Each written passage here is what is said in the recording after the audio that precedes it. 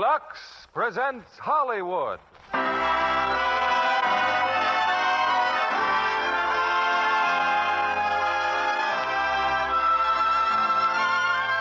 Lever Brothers Company, the makers of Lux Toilet Soap, bring you the Lux Radio Theatre, starring Ida Lupino and Zachery Scott in Saratoga Trunk. Ladies and gentlemen, your producer, Mr. William Keeley.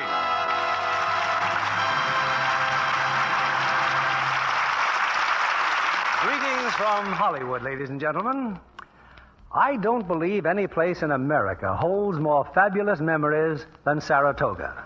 Saratoga, where the Beau Brummels of the 1890s and their fashionable ladies squandered fortunes at the racetrack and the gaming tables, and sipped champagne beneath tall porticos and crystal candelabra. Tonight, we recapture that atmosphere of glamour and excitement with Warner Brothers screen hit Saratoga Trunk, from Edna Ferber's novel of the same name.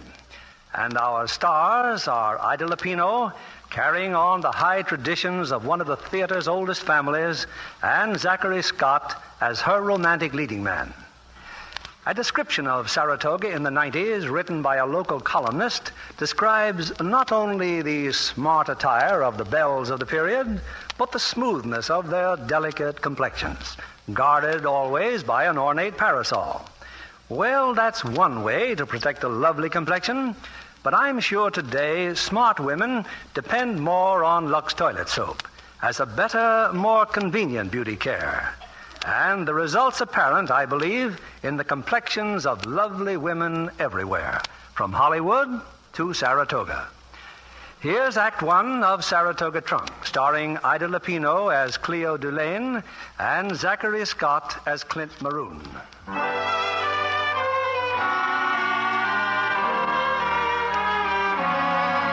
New Orleans, 1896. In a stately old mansion on Esplanade Street, an attorney is calling with important news for his client. Come in, Monsieur José. The ship from France has arrived. Well? Your granddaughter is in New Orleans, Madame Dulaine. You will never call her my granddaughter. Never. I beg your pardon. She arrived with two servants, a negress named Angelique. Angelique and Cupidon. Yes, a sort of clownish dwarf called Cupidon. They went directly to the house on Rampart Street. Rampart Street? No one has lived there since her mother killed my son. That girl's mother murdered my son. Why did she come back? Why? Miss Dulaine's mother died in Paris a month ago. Perhaps she... She came here to cause another scandal, to humiliate us. I will not have it. Do you hear? I will not have it. Madame. That will be all, Monsieur José. Rampart Street. The house on Rampart Street.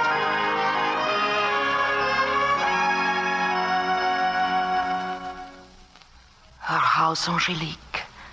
My mother's house, just as she described it to me. It is an evil house now. And we will not stay here, Miss Cleo. We leave. No, we are staying.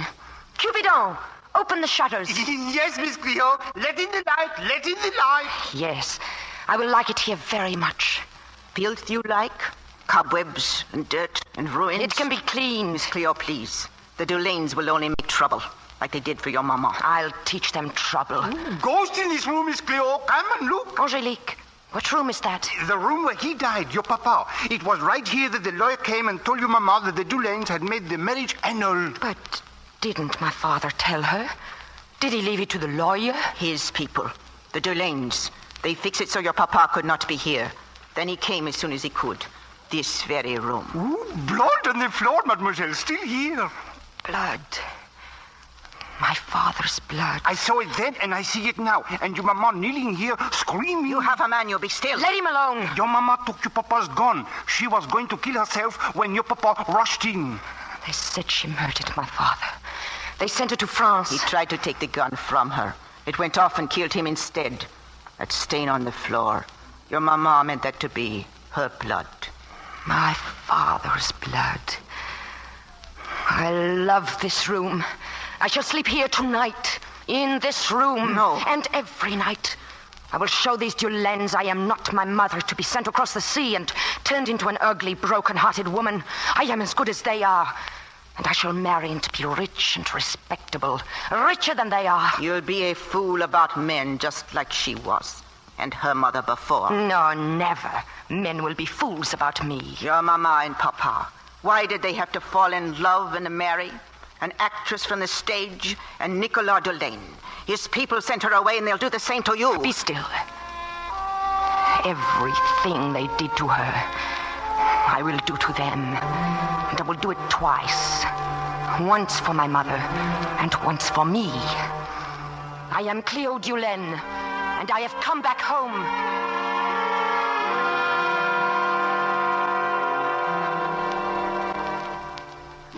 We are all dressed up, Miss Cleo. Where are we going? Cupidon, it is Sunday morning. First to the French market. We'll buy everything delicious. Then to St. Louis Cathedral. Then to Begay's for breakfast. The finest restaurant in New Orleans. Begay's? The Dulaines dine there? Always on Sunday mornings, Cupidon, Maman said. We fix those Dulaines, eh? Yes, we fix them, Cupidon. Angelique, tell me, do I really look like Maman? A scrawny like you, not half so beautiful. Perhaps I'll not even use my right name. No, I will be a countess. Play acting just like your mama. Why not? La Comtesse de Chanfray. And I, the Emperor Napoleon. Oh, stop the nonsense, Cupidon. Now go hire a carriage.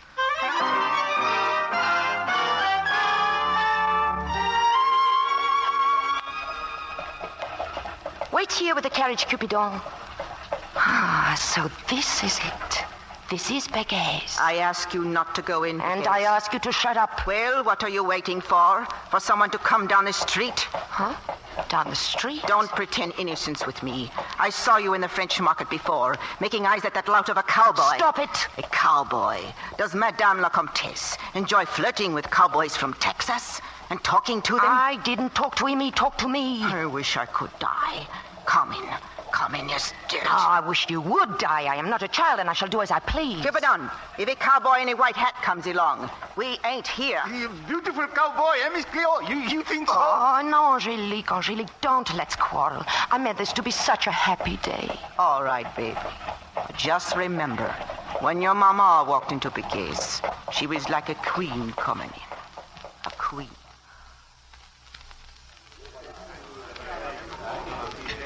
Bonjour, madame. Bonjour. You are Monsieur Begay. Oui, madame. Oh, I've heard my mother speak of you so often, monsieur. Oh, thank you. They say I resemble her. I am La Comtesse de Chanfray. Madame la Comtesse. This table will do very nicely, monsieur. My servant will sit. This table? Oh, madame, it is reserved. The family of Dulaine. But how splendid. They will be delighted. But, madame... You see, I'm related to the Dulaines. Sit down, Angelique. Now, monsieur, I want all the delicious things Mama used to describe to me in Paris. She spoke of my food in Paris. Oh, madame, what a pleasure. Crawfish bisque, followed by poulet chantéclair. Oh, c'est magnifique. Enchanté, je vais préparer tout de suite. What are you staring at, Angelique? They've just come in, the Dulaines. Your father's mother, his sisters, his brother. Monsieur Begay, bonjour. I trust everything is not gobbled up. Oh, Madame Dulaine, bonjour, madame, bonjour. Will they recognize me? Shall I speak to them? Who is that at our table? Why, Madame la Comtesse, monsieur. Madame who? Well, she said she's a relative. Maurice, look. It couldn't be. Come, all of you. We are leaving. You see Angelique running already. Just look at them. As soon as they are gone, we too... This here Begay. Oui, monsieur. Madame Dulaine. Oui, monsieur, please. There has been a great mistake. You told him you'd be here. Told who? What are you talking about? The cowboy, as if you did not notice. Oh, I told him nothing. A fine husband you'll get. Oh, yes. Maybe you've already picked at Texas. Oh, Texas. I am not even looking at him. Then do look. He can't even read the menu. Even the waiter is amused. Oh, if he were mine, Angelique, I would have for him 4 dozen white handkerchiefs of the finest linen. And you would embroider his initials in the most delicate scroll. Me? Embroider for that cowboy? And linen, too, for his shirts, I think. Yes, fine pleated linen. Oh, waiter. What are you going to do? Oh, waiter. The gentleman over there with the white hat and boots. Oui, madame. Tell him if he is having difficulty selecting his breakfast, I should be most happy to assist him. Oui, madame. Carmen is dead. Shut up before I send you away to starve.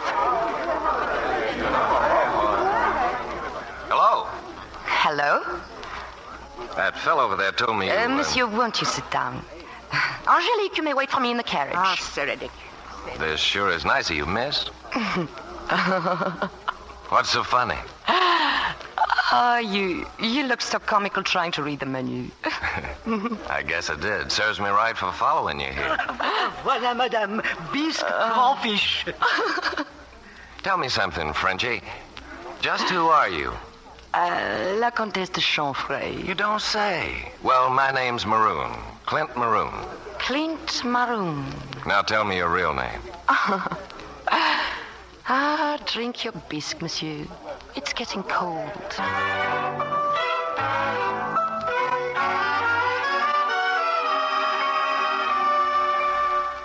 I must be out of my mind. Honey, I'm sure you are. Allowing you to call like this every day this week you have been here. Except I don't know you any better than when I met you in Begay's. Oh, Sherry, you know me lots better. I mean, what are you up to, Cleo? What is it you want? What do you care what I want? Why don't you go back to that little lady in Texas you were talking about? The finest little lady in the world, you said. Yes, she makes you satin ties with forget-me-nots. When are you going to marry you two, huh? I don't aim to marry anybody. Well, I'll marry. Very, very rich and very respectable. Look, what kind of woman are you, anyhow? Oh, you still don't know, Clint? Well, on my father's side, I'm very proper. On my mother's side, well, how shall I say it for your tender ears? Always talking about your ma. What am I doing getting hooked up with you? What am I doing here? La-di-dying around. I'm getting out. Where would you go? Up north. What for? To gamble. I told you that's how I pick up my living. I'm going to Saratoga. Ah? That is a nice place, Saratoga. No place like it in the whole world. Racing and gambling. Millionaires by the bucketful. Why don't you come along? No. What's to keep you? Mama. Mama. What are you setting in that steel trap mind of yours? What is it? Well, it seems there is a daughter, Clint. Daughter? What daughter? The daughter of my father's sister. Charlotte, she is called. She's about to be introduced into society, all very formal and proper. But not so proper if there pops up an old scandal in the family. Now, hold on, honey. You're not trying to try blackmail, are you? Oh, Clint, how can you say such a thing? Because if you are, I'll chuck you out so fast. Oh, no, Clint, you wouldn't do that. Oh, Clint, I am so happy. Say that again. I am so happy, Clint. Clint. Why don't you talk American? I am so happy, Clint. I thought I loved to hear you laugh, except all the time it's me you're laughing at, isn't it? No, Clint, no. Even when you kiss me, you laugh at me. What am I mixed up with you for? When you talk angry like that, I must laugh. Rope tied and branded. Soon I'll be wearing ruffles on my pants. Oh, I just adore you when you are angry. Go put your bonnet on. We're going for a drive. Yes, my master, my lord, my sovereign. Cupidon. Oui, monsieur. Hook up my team. I'm taking her for a drive. Oui, boss. Pronto. Son of my gun. I learned to talk like real cowboy, huh? You talk like nothing I ever heard. Now get. Clint, where will we drive to? Anywhere. Esplanade Street, yes. Again? What's on Esplanade Street? Oh, just some people I know live there. By the name of Tulane.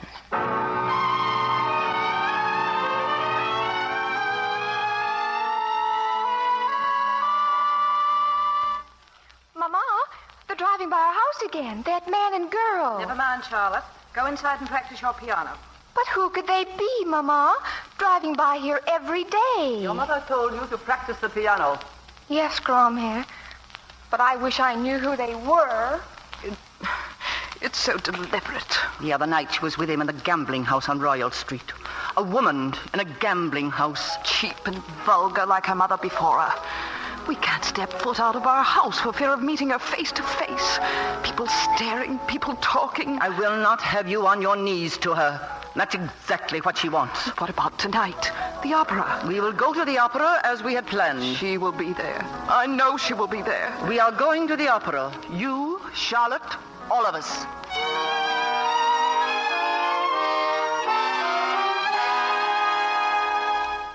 Well, good morning. Came early. Thought you might like to go out for breakfast. Oh, you are too early. Well, sit down. Hey, what's the matter? The opera too much for you last night? It sure was for me. Oh, the opera. I drove them out of the opera house, didn't I? In front of all their friends. This town must be rocking today. You don't seem very happy about it. No, I was too easy with them. How's that? Now I go after those Dulens with bare hands. Cupidon! Coming, Miss Cleo. Cupidon, spread the word all over this town that I am turning this place into a gambling house. The Dulen gambling house. Do you understand? Yes, Miss Cleo, yes. I ought to break every bone in your body, you no-account French cat. You can't talk to me like that. Who are you? A cowboy from Texas, and probably run out, as Angelique said. But not for blackmail. Or for something worse than you killed somebody. Maybe I did, but it wasn't this dirty behind-the-back stuff. It was me or them. They. Trying to teach me how to talk. I aim to make a gentleman out of me, huh? Oh, no, you are perfect. All women want to make their men over. Oh, except you are not my man. You belong to that little woman in Texas. Now, don't go poking fun at Texas women. They could teach you a thing or two. Who could? Any of them. I take my ma. She come all the way from Virginia in a covered wagon. How uncomfortable. Shut up. She and my pa pioneered the land they lived on. They built it up with their own hands, crops and cattle, till they lost it. Lost it? How, Clint? Railroad men, high-binding crooks. They stole pa's land from him like he was a hick at the circus. Ah, poor Clint. Well, you must make them pay for doing that. What in Sam Hill do you think I'm after doing? There you see, Cherie. We are two of a kind. You heard your mother and father talking of the wrong that was done to them. I heard my mother talking the same way. Your mother? Yes. She never hurt a fly, Clint. Well, excuse me, honey, but if shooting a man and killing him ain't hurting him now. It was an accident. If they really thought she killed him, why did the Dulens keep sending money to her? Now they hated my mother, and I am going to get back at them for what they did to her. And they can't stop me, and you can't stop me. Look, let's quit this horsing around. I'm going north. Then go. Like I said before, you'd like it there. No, I must finish here, and I must have money. I haven't got any money either, but I know how to turn a trick. Faro, roulette, poker. Poker. When there are fools with millions? Do you think I'm here to pick up dollar bills? All right, stay here. Anyway, when you think of it, it is downright comical. You and me. Yes. Very comical. So long, Frenchie. It's too bad. I kind of think you'd like Saratoga.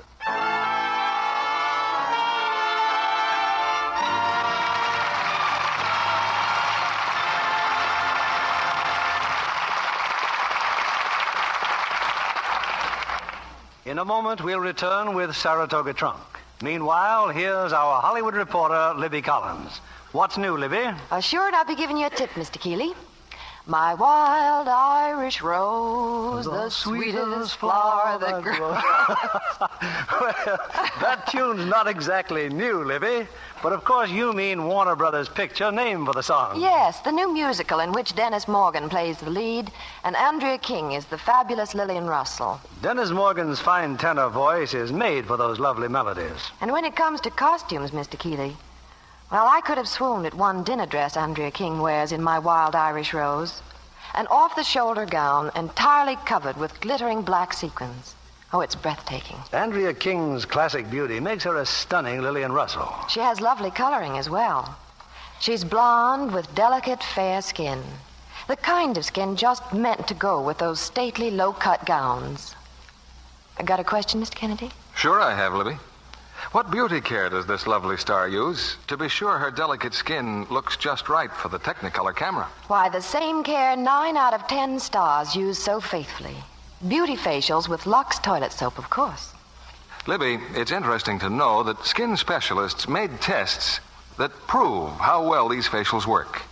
In 3 out of 4 cases, complexions became lovelier in just a short time. Andrea King says, it's amazing the way these Lux soap facials leave skin smoother, softer. She told me about the search the studio made for girls to play the 8 Irish Colleens in her new picture. Over 1,000 pretty girls were interviewed. You can guess what kind of complexions the lucky ones had to have. Was there ever a director who didn't insist on fresh, lovely skin for camera close-ups? So it's easy to see why fragrant white Lux toilet soap is as popular with the ambitious starlets as it is with important stars like Andrea King. Yes, and with women everywhere who want their skin to be beautifully cared for. Remember that in actually 3 out of 4 cases, complexions became lovelier with daily Lux soap care. Here's your producer, William Keeley. Act 2 of Saratoga Trunk, starring Ida Lupino as Cleo and Zachery Scott as Clint.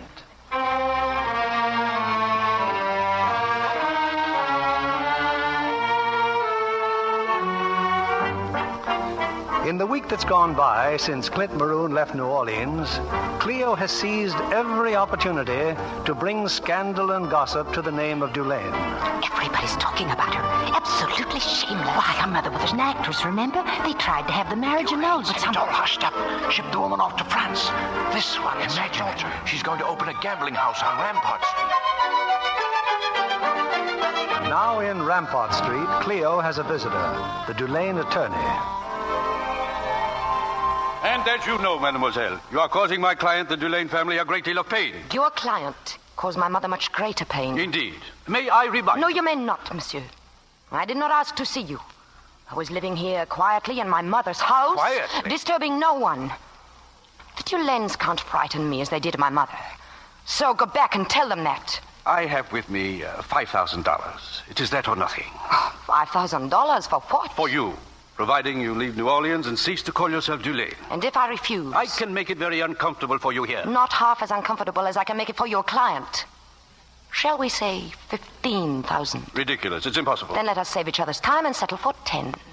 I think that could be arranged. Of course. I, too, have demands. You have demands? Oh, don't be alarmed. The money will be paid to me as if for the sale of this house. Agreed.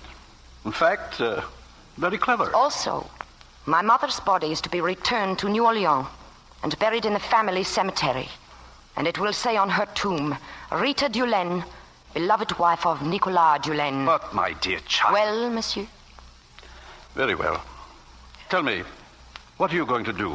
I mean, well, $10,000 can't last forever. I am going to marry a very rich and powerful man as soon as I meet him. You are very beautiful. Yes. Isn't it lucky?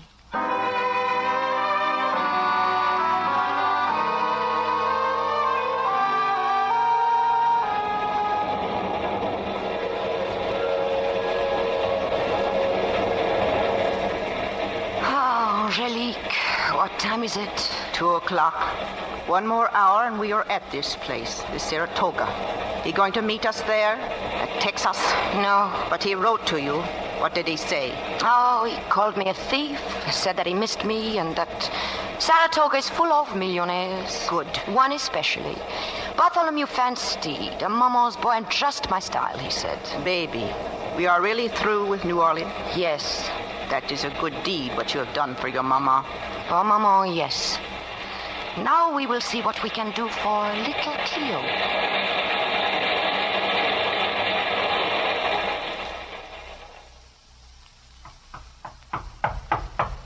Come in. Hello, Countess. Clint. I just saw your name downstairs on the register. Oh, Clint, is that all you have to say to me? The hotel manager sure is impressed. The Countess de Chanfray. Well? Whose late husband, the Count, once stopped here. Honey, how can you keep telling those lies? Oh, it was not all a lie, Clint. I do wish to be known simply as Madame de Chanfray. Now tell me how you did it. Did what? How you met Bartholomew Van Steed the minute you stepped off the train. How in Sam Hill you got him to squire you here to the hotel. So simple, Clint. In New York, I discovered that dear Mrs. Van Steed, his mama, was safely in Bar Harbor. So I sent Bartholomew a telegram to meet me at the station. And he came? Well, I did sign the telegram, Mama. Holy cats. Of course, his Mama wasn't there, but we were. Angelique, Cupidon, and I. So forlorn, so lost. And being a gentleman? He offered to drive us to the hotel. Why did you come here, Cleo? They throw you out of New Orleans? You know why I came. A rich husband, like Van Steed. Well, he might do very nicely. You ain't ever going to be satisfied, are you? Satisfied with what? A little good jewelry, 4 or 5 gowns, money enough to last me through the summer? Oh, no. No, I need more than that. Oh, Clint, I'm so tired. I will lie down here and go to sleep, and you will talk to me. I will, huh? No. No, I am too hungry to sleep. In front of the hotel, a man was selling peaches. I am hungry for a peach. Angelique! All right, I get peaches. And champagne too. Oh, yes, Clint. fresh peaches bubbling in a glass of champagne the way Mama used to drink it. You're not hungry, honey. You're just loco. Oh, don't be angry with me, Clint. Talk to me. Talk to me.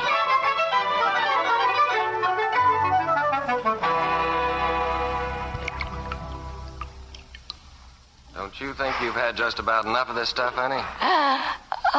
Try some, Clint. Just a sip. It's heavenly. No. Then tell me about the men here at the hotel. These rich, respectable men who sit in the rocking chairs on the piazza. Well, if it's Van Steed who's on your mind, he's going to be too busy to bother with you, honey.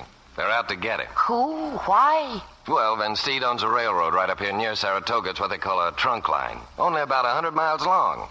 Years ago, his mama gave it to him to play with, his first little railroad. Now it's turned up worth millions. Why millions? Why? A little railroad? You go to sleep, Miss Cleo. How can I sleep when there are such things like this that I must know? Oh, Clint, tell me why millions? Because it's the link to those new coal mines in Pennsylvania. And a fella named Raymond Sewell wants the little railroad. So he's hired a gang to tear up tracks and cut down trestles. Folks won't ride the railroads anymore. It just ain't safe. Sewell figures he'll ruin the line and then buy it from Van Steed for next to nothing. And who is Mr. Sewell? Likely you were too busy making goo-goo eyes when you come in to notice him. But he sits on the piazza with the rest of them. He's big poison. And rich, huh? Rub my foot, Sherry, please. Sue's crowd is hooked up with that same bunch who went through Texas. Oh, Clint, you are hurting my toe. I'm sorry, honey. It's just when I think of that pack of varmints, I itch to get hold of a gun. Oh, poor little Bartholomew Van Steed. No one to save him from Mr. Sewell. Oh, I don't know. He's got some friends here. Railroads. What do I care about railroads? What am I doing here? Who are you? How do I know who you are? Hey, Angelique, I reckon the Countess has got herself tight. Don't, baby, don't. No, go away. Everybody, go away, go away, go away. Stop snorting. First you're happy, then you're tired, and now you're sad, or something. Look, I got big box of flowers. Who from? Who? For you, from Mr. Van Steed. You see, Clint, the man I shall marry, huh? I don't give a hoot who you marry. Oh, he will be expecting me downstairs. No, let him wait. Let them all wait and wonder. I am so tired. So tired. When she like this, ain't nobody who can do anything, Mr. Clint. She sleep perhaps one day, perhaps two. But when she wake up, Zuma, look out.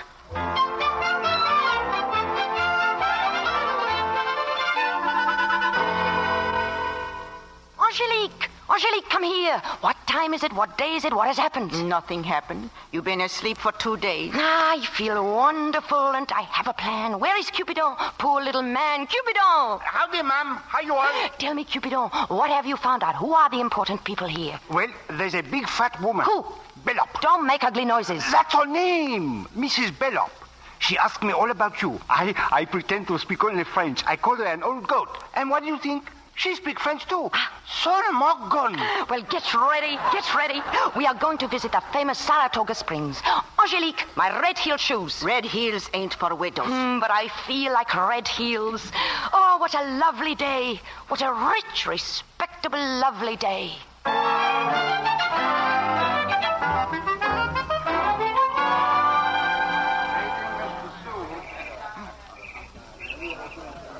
Wait here on Piazza, Miss Cleo. I get carried. We are walking to the springs. Walking? It is part of my plan. Here she come. Who? With the hotel manager, that Mrs. Bellop. Good morning, Mrs. de Chamfray. Good morning. I am Mrs. Sophie Bellop. I was just telling our hotel manager that I had the great pleasure of knowing your late lamented husband. Huh?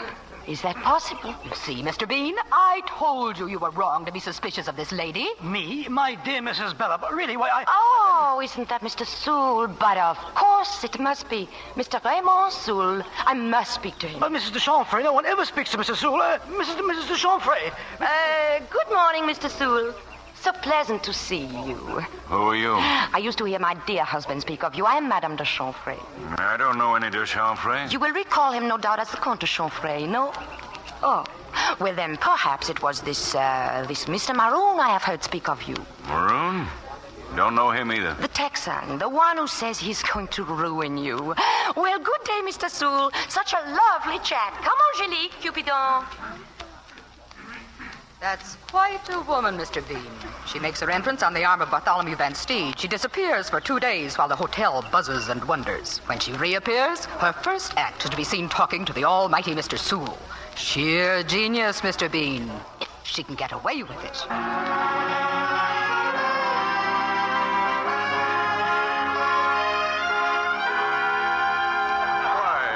Mrs. de Chamfray, how nice to see you again. Mr. Van Steed, good morning. I've been waiting to see you for 2 days.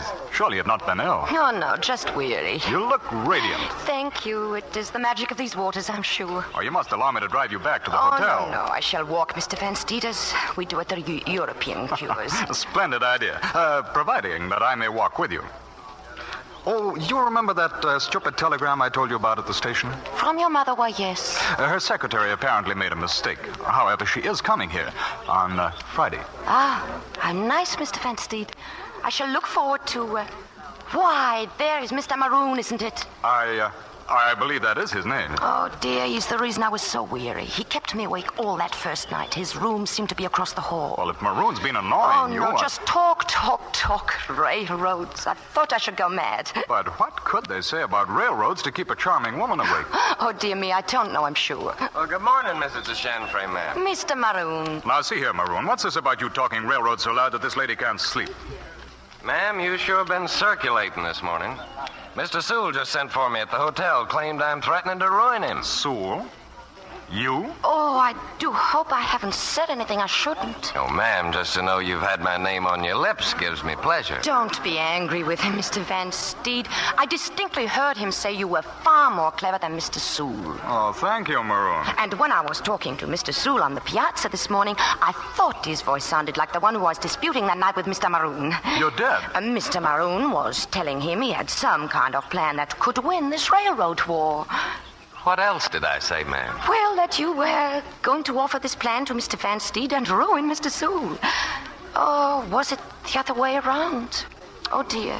I do detest strong-minded women who interfere in men's affairs. Well, Maroon, possibly you could run my railroad better than I do. Now, gentlemen, please, this is no place to discuss business. Why don't we...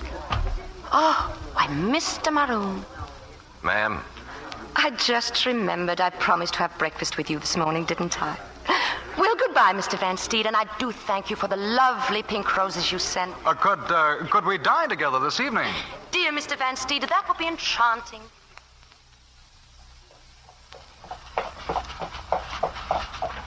What in Sam Hill have you been doing? Oh, Sherry, you are not angry with me. Take your hand off my arm. These ain't steers I'm driving. How dare you talk to me like that? Well, it's time someone did. I have only been trying to help you. Help me? And if you call me ma'am once more, I shall scream. Now, look, I'll try to explain. You should be proud of me. I'm only thinking of your future. You interrupt me again, and I'll hit you right on the nose. I've got some plans of my own, and I don't need you to come busting in. Ah, I see. I am a woman, and I have no right to think. You've got no right to lie. The doggonedest mess of lies I ever heard. Are you planning to keep this up? Yes, better and better all the time. I don't really care what you do, Frenchie, as long as you let me alone. I can be nagged by a woman and fooled and coaxed. But I can't be run by a woman, see? I wear my own pants, understand? Sherry, you know what? I think even when I marry someone else, I shall always love you best. And do you know what? I wouldn't be in his shoes for $1 million. I am hoping he will have much more than $1 million. You will see, Clint. You will see.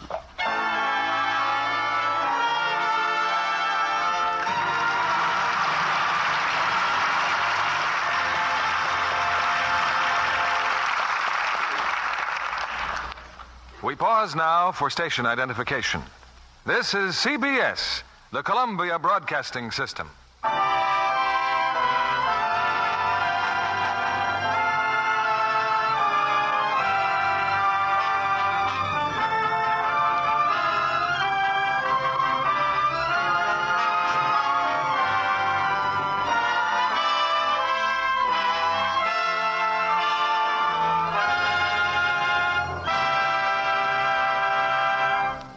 a moment, we'll bring you Act 3 of Saratoga Trunk. Distance never discourages a Hollywood talent scout. It was in London that our guest tonight, charming red-haired Lois Maxwell, was discovered by Warner Brothers. They tell me, Lois, that your chief interest is serious drama. That's so, Mr. Keeley. And that's why I considered myself lucky to be invited to the studio showing of The Treasure of Sierra Madre. An intensely dramatic picture. One of the most exciting I've seen in many moons. And what a cast. With Humphrey Bogart and Walter Huston as the stars. As the title suggests, The Treasure of Sierra Madre is a story of the hunt for gold and what it does to men. The entire picture was filmed on location in the high mountains of Mexico. A rugged setting for a violent, action-packed drama. But it didn't discourage Lauren Bacall, Mrs. Humphrey Bogart. That's right, from going down to be with her famous husband. She told me all about it herself. Such glamour and charm must have brightened the scene for everyone. Well, rather, Mr. Keeley. Even the natives joined in the welcome. It was the Bogarts' second anniversary, and they were serenaded by a band of Mexican minstrels. Well, even in that rugged country, romance received its due. And it was rugged, too. Dust, hot sun, and wind. So Lauren Bacall had to be extra careful to protect her beauty. She told me that down there she appreciated her daily Lux soap care more than ever. You'll be interested in that, Mr. Kennedy. Yes, Lauren Bacall is an enthusiastic Lux girl, all right. She wouldn't be without her Lux soap care a single day. No smart girl would, Mr. Kennedy. I found out long ago that Lux soap facials really work. Actual tests by skin specialists show the effectiveness of daily Lux soap facials. In 3 out of 4 cases, 3 out of 4, mind you, complexions improved in a short time. Thank you, Miss Lois Maxwell, for reminding women everywhere that Lux soap care really makes skin softer, smoother. Why not try daily facials with this fragrant white soap? Remember, it's Hollywood's own complexion care. Back now to our producer, William Keeley. Act 3 of Saratoga Trunk, starring Ida Lupino as Cleo and Zachery Scott as Clint.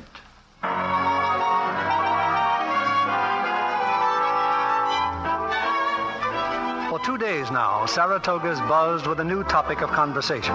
Bartholomew Van Steed's ardent pursuit of the lovely Madame de Chamfray. Again tonight, he's dining with her, while upstairs in the hotel, a poker game is in progress. You're quite a card player, Mr. Maroon. You always this lucky? Always.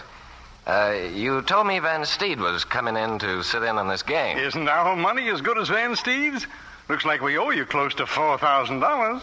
Well, you can hang on to your cash if you'd rather. What do you mean? I mean, I'll settle for a fistful of stock in that Saratoga trunk line of yours. Looks like it won't be worth much nohow when Sewell gets through with you and Van Steed. Then why would you settle for it?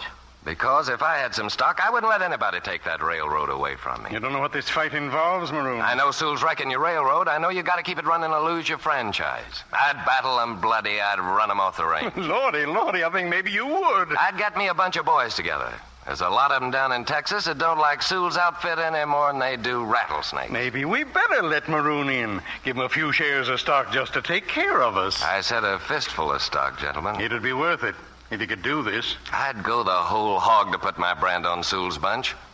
I got a score on my own to settle. You win this fight, Maroon, and I'll take you with me right up the line. Then hang out a sign on Wall Street, gentlemen. You just got yourself a new partner.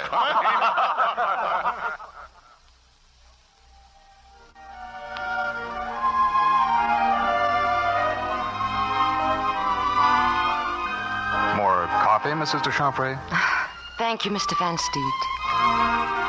Something's troubling you. Oh, please, won't you tell me? But I have no right to burden you. But I must know. Well, do you know what it means, Mr. Van Steed, to be really lonely? Lonely? You? Cleo. Oh, you called me Cleo. How dear, how good, how friendly you are. Emma. Your friendship is the most beautiful thing that has ever happened to me. Cleo, my dear.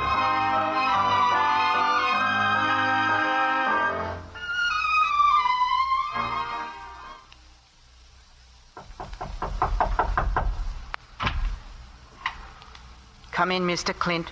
Good morning. Oh, so it is you, Clint. Where have you been? Why haven't I seen you? Business. I'm playing railroad, Countess. Getting along fine, too. Too bad your plans ain't working out so well. Oh, aren't they? I sure hate to tell you this, but Bartholomew's ma has arrived. The Queen of Saratoga, Mama Van Steed. Oh? Yes, ma'am. The lioness has come to defend her cub. When? This morning. The other tabbies are paying court right now on the piazza. I wonder how your pretty skin's gonna look all torn to ribbons. Well, why don't you wait around and see? I will be down on that piazza in 15 minutes.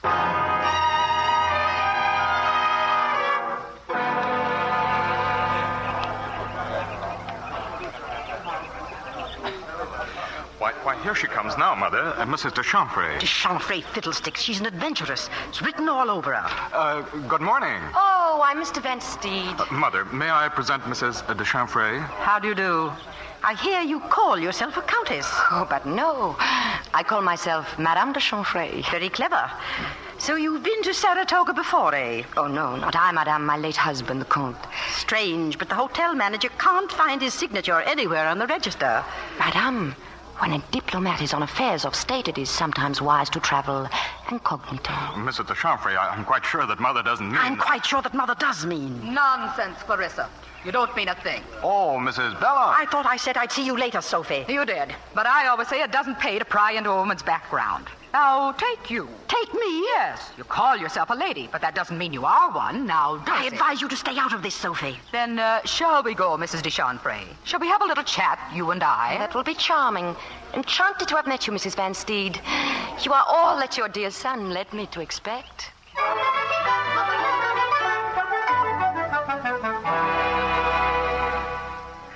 What a lovely suite of rooms, Mrs. de Chamfray. Quite expensive, isn't it? Just what is it you want of me, Mrs. Bellop? Money. But I have no money. But you will have. How? By listening to me. You're in trouble. Clarissa Van Steed. She intends running you out of Saratoga. And don't underestimate her. She will, unless... Unless? Look here, my girl. I know that you're no more the Countess of Choo-Choo than I'm Queen Victoria. I've watched you, though, and I'll say that you've been wonderful, bold and dramatic and believable. But from now on, you're going to need me. I'm the one person old Lady Van Steed is scared of. Oh, I look like a washwoman, but I've got family and influence. And all she's got is money. And you have no money? No. I've lived on nothing for years, but in luxury. How? I pick out a hotel and I live there. And the one I select suddenly becomes very popular. Where I go, the others follow. Naturally, the managements are grateful. I do as I please, and I'm not afraid of anybody. Just what do you know about me, Mrs. Bellop? Everything. I have connections in New Orleans. Your real name is Cleo Delane, and you'd like to change it to Mrs. Bartholomew Van Steed. With my help, I think you can. And for this help, how much? $10,000 on the day you marry Van Steed. I don't want to be grasping. How do you know I can't do this alone? Try it and see. Come in. Well, you two plotting something? You look guilty as all get out. Clint, Mrs. Bellop has just offered to be my, chaperone. A little late, I'd say. Not too late, Mr. Maroon. Oh, good luck, then. I've got a bag to pack. Clint, wait. Clint. Well? Where are you going? Albany, honey. Business. Oh? Now, you don't want to be seen talking to me in the corridor, do you? Albany? Well, maybe I could go to Albany, too. Just when you got Van Steed all roped and tied? Poor little Bartholomew. I'd sure feel cheap being married just for my money. Well, you need never fear of that. You win $100 at poker and you think you are rich. That sweet little woman in Texas has just such ambitions, I'm sure. The one who made that ravishing white tie for you, green forget-me-nots. Yeah. Sure is funny how a woman likes to put a mark on a man with a needle. I look to wake up someday and find a big C branded on my breeches. Shut up. Oh, Clint. Don't leave me, Clint. Don't go, please. Sorry, honey. 100 men from Texas are waiting for me in Albany. But you'll be back soon. I want you to take me to the ball on Saturday. You ain't going with Bartholomew? Well, yes, I was. Well, you better stick with him. So long, Frenchie.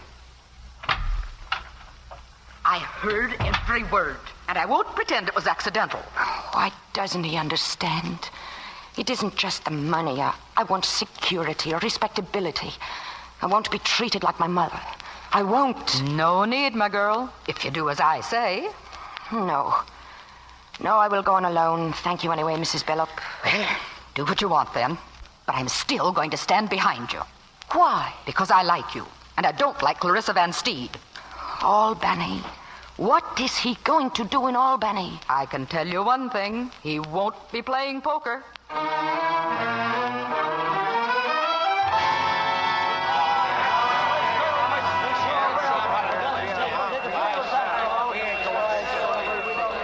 Hold on a minute, boys. Hold it. Hold on, boys. Listen. You ain't rounding up cattle today. You're rounding up a railroad. We're going to take a little ride on this here train. We got a lot of stations to stop at. And at each station are some of Sewell's men.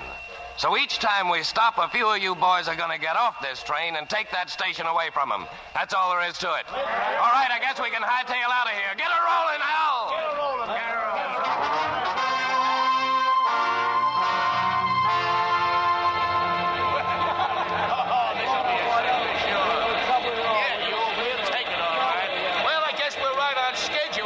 Only one more stop, boys, and we've taken over a railroad. You're gonna like Binghamton. It's mighty pretty country. Excuse me, boys. Guess the engineer's signaling for me.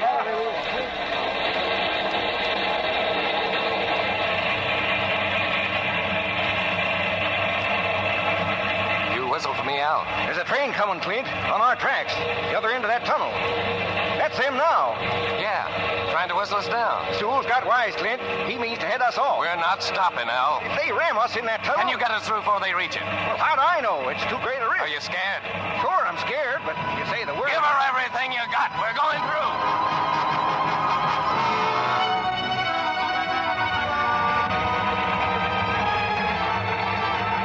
We made it, Clint. We're out of the tunnel. There they are. We beat them by half a mile. Slam on those brakes. Wait, that other train. They're stopping, too. Then you better start running, Al, or grab a shovel. This here's gonna be a fight for the books.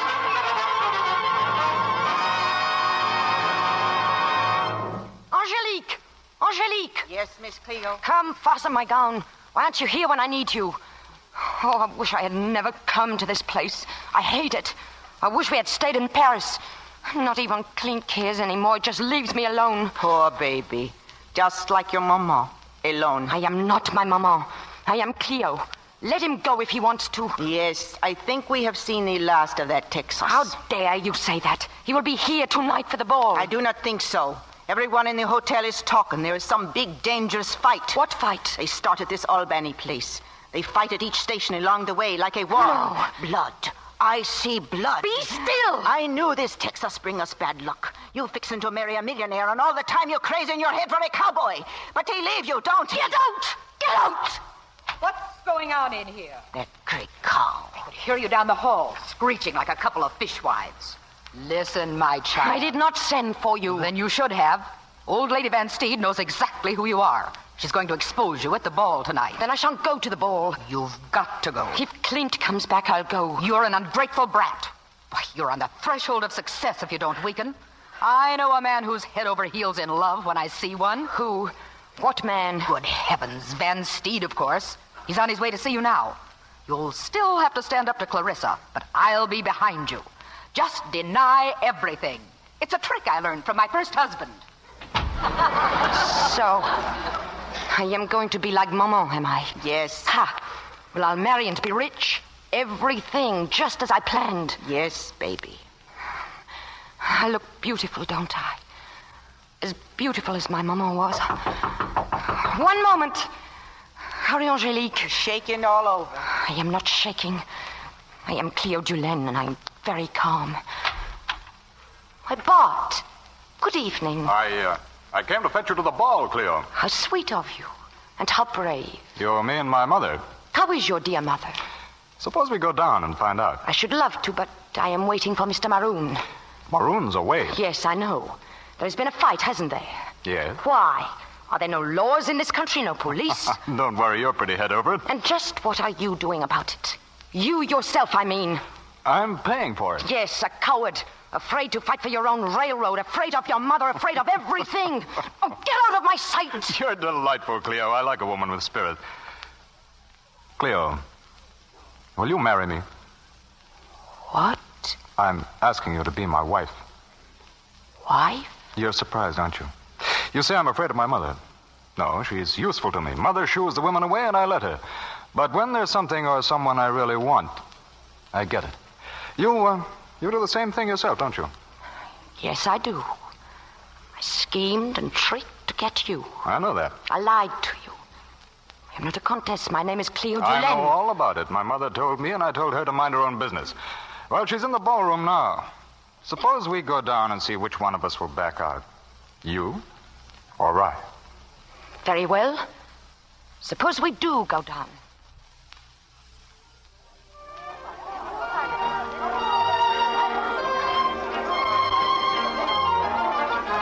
Steve now. Bart, just a minute. Excuse me. Oh, good evening, Reynolds. You've heard the news, I suppose. We've licked Sewell. You've got the railroad back. Yes, it's wonderful, isn't it? That must have been some battle at the tunnel. What battle? How do you know what happened? He sure knocked him sprawling. Didn't think he could do it, but by George, he did. Who did what? Clint Maroon. Clint? Too bad about him, wasn't it? What are you talking about? What happened to him? People are looking. I'll tell you later. Do you want me to strike you? What happened to Clint? He's been hurt. Oh, but you know how he is. He can take care of himself. No, you are lying. Clint's dead. I can see it in your face. He fought for you in a dirty, miserable railroad. And all the time you were... What has happened? What is going on over there? Mr. Van Steen, it's him, Maroon. He's here. Clint? Look at him, bleeding like a stuck pig. Clint! Let me through. Let me through. My, Mrs. de Chanfray, ma'am. Oh, Clint.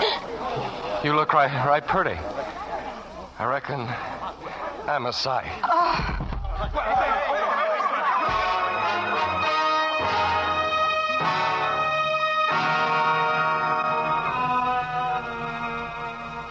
I want to see the cowboy. You stay where you are, Cupidon. Where is he? In her room. Doctor put him in there. Still unconscious? Yes.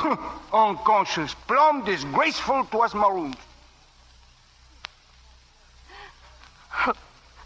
Oh, Clint. Clint. You are going to be all right. The doctor said so. Honey? Oh, yes, my darling. I ain't never gonna go away again. No, darling. Never, never, never. I was a fool. Ought never to have left Texas, honey. What? Leaving you that way. Sweetest little woman in Texas. Oh, Clint. Always so sweet and gentle. Let me wear the pants. But, Clint, it's Cleo. I am Cleo. Anyhow, I kept your tie. I wore it, honey. Don't know what I'd do without that tie. Oh, but I'll make your tie, Clint. Dozens of ties. Green, forget-me-nots. Oh, yes, Sherry, yes. Honey, got myself mixed up with a foreign lady. I'm plumb ashamed. Oh, no. Please don't say that. Please, Clint. French gal. New Orleans. Oh, forgive me, honey. But I told him, Clint. I told Bart. I said I hated him. Got myself rich, too. Ain't that awful? I said I wanted to marry only you. Rich and respectable. That's me. Oh, don't punish me anymore. If you leave me, Clint, wherever you go, I will follow. I'll find you. I'll let you wear the pants. Honey, that's all I wanted to know. Oh, Clint! Clint! Look at them, Angelique. Son of a gun.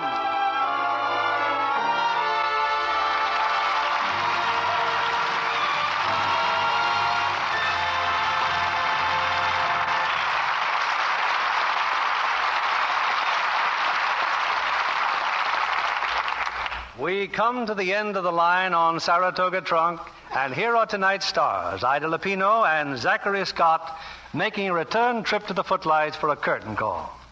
Ida, I understand you've started a new fad in Hollywood. Bill, if you mean bowling, that's right. I operate a bowling alley in the picture I'm about to start, so I practice bowling every night to learn the ropes. Making much progress, Ida? Oh, I'm afraid not, Zach. It seems sort of silly to me just rolling a ball down an alley.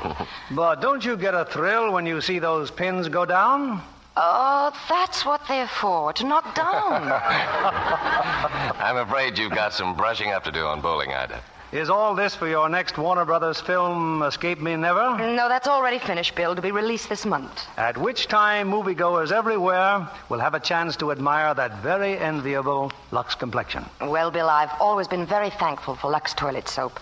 It's my favorite beauty care. And that's praise from one of our favorite beauties. Zachery, I understand you play your next role for Warner Brothers picture Whiplash in a wheelchair. Well, that's right, Bill. While Ida practices bowling, all I had to practice was sitting down. Trade with you any day, Zach. Tell us, Bill, what's on for next week? Next Monday night, I hope our audience is prepared to believe in ghosts, because we're bringing them 20th Century Fox's hit, The Ghost and Mrs. Muir, starring two of Hollywood's finest and most talented players, Charles Boyer and Madeleine Carroll. Madeleine making her first appearance on this stage since her outstanding service in the war. Great combination for a highly entertaining story, Bill. Yes, The Ghost and Mrs. Muir presents a woman torn between an earthbound love and the spell of a highly believable romantic ghost. A play as refreshing as it is unusual. Well, we wouldn't miss it, Bill. Good night. Good night. Good night, and a happy holiday to both of you. This week, Thanksgiving comes throughout America with abundant blessings, not the least of which is peace, however troubled. But for people in Europe, there is little cause for Thanksgiving. Many are hungry for the food to give them strength to work. Children are starving. As we give thanks for favors past, let's not forget the future, ours and theirs. Let's share in every way we can the food that will help them to rebuild a vital, strong democracy in Europe that will help us to preserve the peace.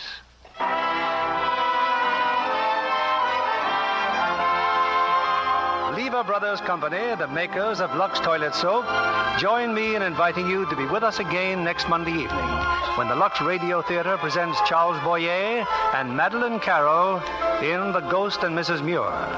This is William Keeley saying good night to you from Hollywood.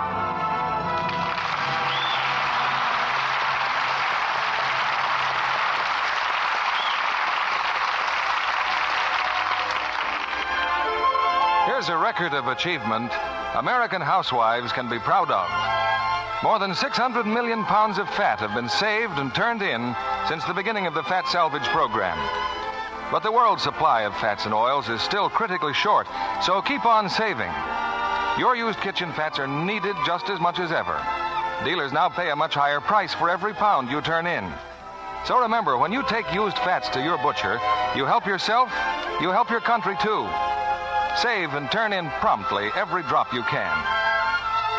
Heard in tonight's cast were Jay Novello as Cupidon, Noreen Gamil as Angelique, Ben Wright as Van Steed, and Margaret MacDonald, Herbert Butterfield, Janet Scott, Regina Wallace, Bill Johnstone, Margaret Muse, Leo Cleary, Norman Field, Tim Graham, Rolf Sedan, Kay Christopher, Eddie Marr, and Stanley Farrar. Our music was directed by Louis Silvers. This program is rebroadcast to our men and women overseas through the worldwide facilities of the Armed Forces Radio Service. Our Lux Radio Theatre production of Saratoga Trunk has come to you with the good wishes of the makers of Lux Toilet Soap, Hollywood's own beauty soap. The complexion care used regularly by 9 out of 10 lovely screen stars. This is your announcer, John Milton Kennedy, reminding you to join us again next Monday night to hear The Ghost and Mrs. Muir with Charles Boyer and Madeleine Carroll. Pepsodent won by 3-1.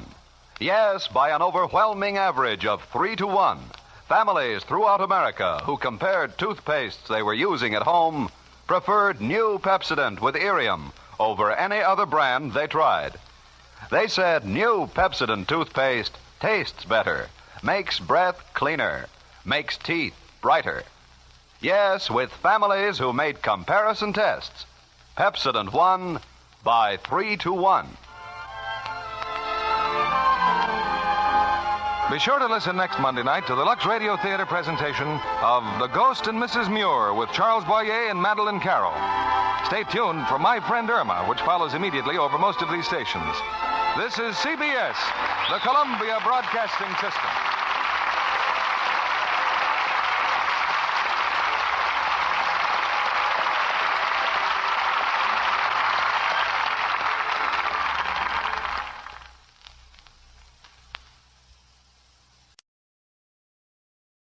Lux presents Hollywood.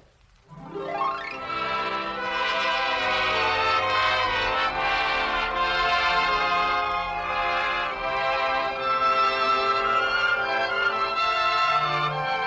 Lux Radio Theatre brings you Brian Aherne, Madeleine Carroll, Louis Hayward, and Josephine Hutchinson in My Son, My Son. Ladies and gentlemen, your producer, Mr. Cecil B. DeMille.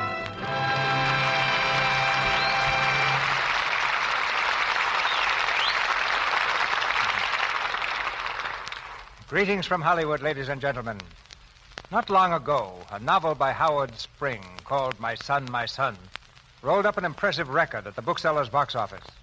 It was a powerful book, a dual love story with characters so real and sharp that the public itself began to cast the motion picture that was sure to be made, and it was made, by producer Edward Small. The picture will be released nationally by United Artists within a few weeks. And tonight we invite you to hear our radio adaptation of My Son, My Son, with the same stars you'll see on the screen. Brian Aherne, Madeleine Carroll, Louis Hayward, and Josephine Hutchinson. It's a real thrill to me, week after week, to invite you who use Lux toilet soap to the radio premiere of plays like My Son, My Son. But the women in our audience know that every week and every day there's another invitation from Lux toilet soap, an invitation to beauty. Two of our stars covered some thousands of miles in reaching this stage tonight. Madeleine Carroll, who came back from Europe to star for me with Gary Cooper in Northwest Mounted Police, arrived just in time to do double duty by recreating her original role in tonight's play. Brian Aherne, after many consecutive months before the camera, had gone to New York on an actor's holiday. He was vacationing on Broadway, seeing plays. With the assistance of the telephone, we persuaded Brian that he was on the wrong side of the footlights. So we saw one more matinee and flew back to Hollywood post-haste to rehearse for tonight's production. Fortunately, Louis Hayward and Josephine Hutchinson were right here in town, so we were able to corral all four stars of the picture for tonight's performance. My Son, My Son is a drama of a father and son and their conflict over one woman. Brian Aherne and Louis Hayward are the father and son, and Madeleine Carroll the girl who innocently comes between them. We give you now a drama of strong wills and the equally strong emotions of people you won't soon forget. The house lights go down and the curtain goes up on the first act of My Son, My Son, starring Brian Aherne as William Essex, Madeleine Carroll as Livia Vaynol, Louis Hayward as Oliver Essex, and Josephine Hutchinson as Nellie.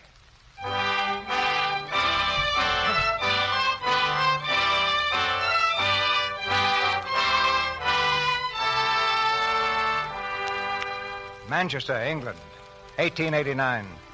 A murky dawn hovers over the smoke-encrusted chimneys of cotton mills and rooming houses and steals slowly through the grimy window of a dreary attic room.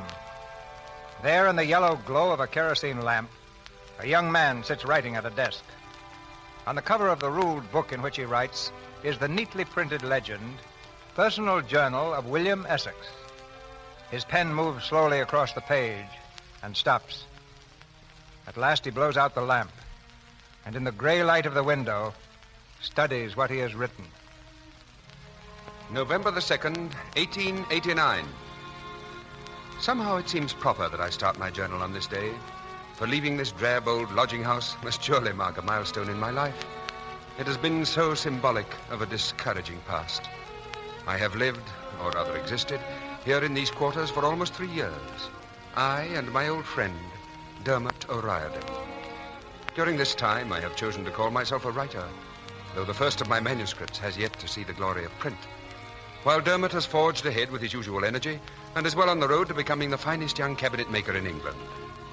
Today, however, our ways must part. For today, Dermot O'Riordan is to be married. It is almost 5 o'clock, and I must wake him soon. Holy heaven of all the days to cut myself shaving. Me own wedding day. Will, my lad, have you a piece of paper to stick in my chin? Yes, of course. Here you are, Dermot. That? I can't use that. It's part of your new book. Use it. It's all it's good for. There you go now. Let an old man discouragement ride your shoulders. Will, you've got talent and imagination. And heart. Why, man, the whole world is open for you to write about. It's easy for you to talk, Dermot. You work in wood, and you get paid for what you do. But who'll pay me to write? I had to take a job in a bakery shop so that I can write on the side. But you've got it in you. Look, Will, a spider spins its web out of its own insides. Now you've got to dig down and pull it out of your heart and your body. The things you know, and you will. Holy heaven, will you hark to the time it is? Are we all packed? Yes, all but the trunk to be closed. That is a wonderful thing I'm doing today. And a sad thing, too. Leaving you all alone, Will Essex. But I'll make up for it, I swear. I'll name me second son after you. Your second son? Oh, the first is after me father, Rory. 'Tis the best I can do for you, Will. That's the thing, eh, Will? The son. A son to teach the beautiful ways of life to. If ever I have a son, he'll not live a life like mine. I'll get him out of here. Out of the slums. Oh, it's not me son's body I'm thinking of, but his spirit. Now, what chance has anybody's spirit in a stinking, starving place like this? My son will have something worth living for. And so will mine. But it won't be money. Well, that's a fine thing to be getting in a rage about. The future of our unborn sons. Isn't it now? I'm ashamed of myself. We won't quarrel, Dermot. And if ever we do, we'll never part without a handshake. Eh? It's a bargain, Will. Well, you better be away now. As soon as I bring Sheila back from Liverpool, I'll come to see you. Oh, of course. Here's your coat. Now, mind you, find a good place for yourself to live. Oh, I'll be all right. Sure, you'll be all right. Both of us will be all right. Remember the lad with the banner. Excelsior! Onward and upward. That's it, onward and upward. Me with my hands and you with your head. Goodbye, Will. Goodbye, Dermot. Good luck.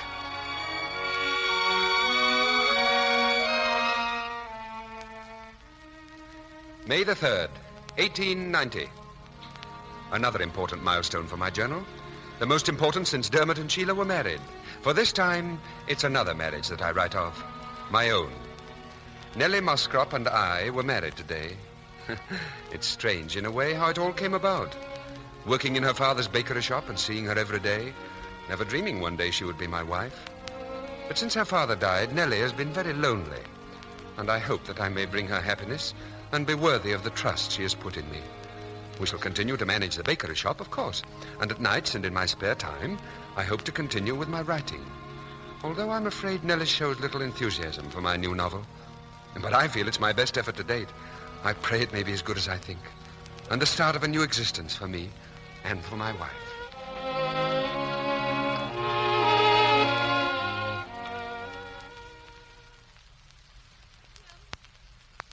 William, there's a parcel come for you. All right, I'm coming. Think the baking's about done, Nellie. Hello, what's this? A parcel from Jordan and Company, whoever they may be. Why, they're my publishers. Oh, it's my book. Oh, why didn't you tell me sooner? It only just came, William. Quick, hand me a knife. Oh, look, Nellie, look. 1, 2, 3, 6 copies. Oh, it's not real. I can't believe it. I'm dreaming. A Lancashire Lad by William Essex. Oh, look at it. Look at it. Feel it. Oh, smell it. Printer's ink.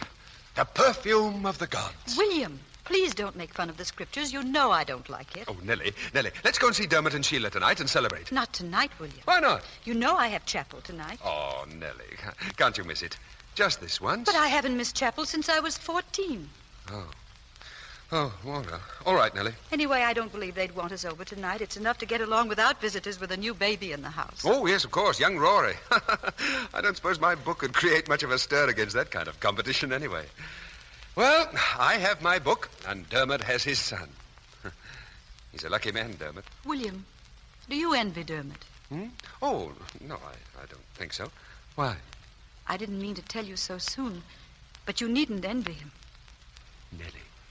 Nellie, do you mean it? Are we really going to have a child? I've prayed for one. I knew how much it would mean to you. Oh, Nellie. William, please. What if someone came in and saw you kissing me? Oh, what does it matter? I think a man might do anything the night he learns he's going to have a son. A son? It might not be a son. Oh, it must be a son. It must be.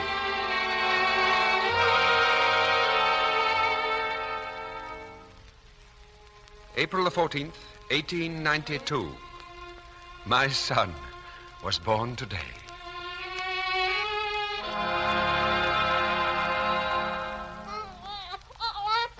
Come on the piper's son. He learned to play when he was young, but the only tune that he could play was over the hills and far away. All right, Oliver, all right, man. All right. Do you mind the day we were at each other's throats over our unborn sons?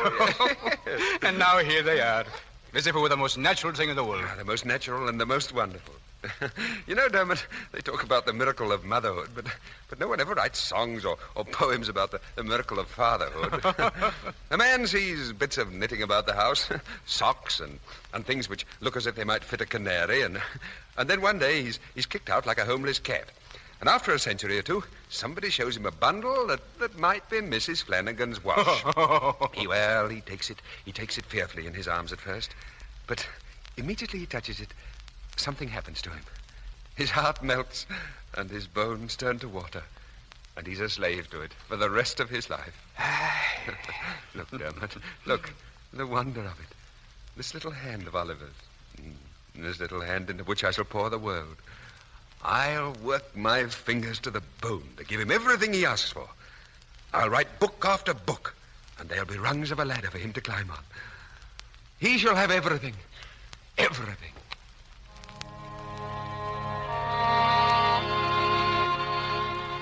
July the 20th, 1901. I suppose I shall be a very happy man today, for my 10th book has just been delivered in galley proofs, and I dare say it's my best to date. But things have not been going too well at home. Nellie is convinced that I am spoiling Oliver, and calls to witness all his minor indiscretions of the last 2 years, which I am sure are nothing but schoolboy pranks. Oliver's a spirited lad, and does at times get out of hand. But I know this is natural with all healthy young animals, and I wouldn't have him otherwise. It's true, I tell you. Oliver stole Rory's book. Stole it. Now, Nellie, please, let me handle this. Oliver, come here. Now, did you steal Rory's book? Steal it? No, Father. Oliver, don't lie to your father. I saw the whole thing myself. But, Oliver, the book was in your bookcase. You must have put it there. Oh, yes, I put it there. But I didn't steal it. I took it because it was Rory's. I don't understand, Oliver. Don't you see? I love Rory, and I wanted to have something belonging to him. Something that he loved. William, can't you see that he's lying? Nellie, please. I didn't mean to do wrong. You do believe me, don't you, Father? Yes. I believe you, Oliver. Oh, Father. Oliver, go into your bedroom. Yes, Mother. What are you going to do about this, William? Well, there's nothing to do. It's all settled. Whether I'm anything to you or not, I am the child's mother. It matters to me if he grows up to be a cheat and a liar. Oh, it's not that bad as that. Oliver has his sense of right and wrong a bit muddled, that's all. These things are easily straightened out with understanding and love. You love the child so much you can't see what's going on under your eyes, I suppose. I found Oliver lying and thieving before, and I've said nothing about it. I've left everything to you. But now, when he commits this crime... Have you lost your senses? I'm not blinded by what you call love. Bringing up a child to think he can do what he likes. Giving him everything. More money in a week than I saw in a year at his age. More clothes than any child needs. Everything he fancies or dreams of. Give it to him. Give it to him. That's your idea of love. Well, it isn't mine. Whom the Lord loveth, he chasteneth. Oliver's mine as well as yours. And I've a right to have some say about it. Very well. What do you think should be done?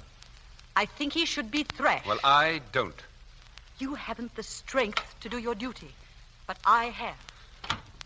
Mother, no. No, Mother, don't hit me, Mother. Stop it, please, Mother. No. Nellie! No. Nellie, what are you doing? I'm doing your work. Give me that cane. William, I'll not have this. Give it to me, I say. Give it to me. No, don't you hit my mother. You... Oliver, I wasn't going to... Let her alone. Get out of here. Get out. Oliver, go to sleep now. Yes, Mother. William, I'm sorry for what's happened.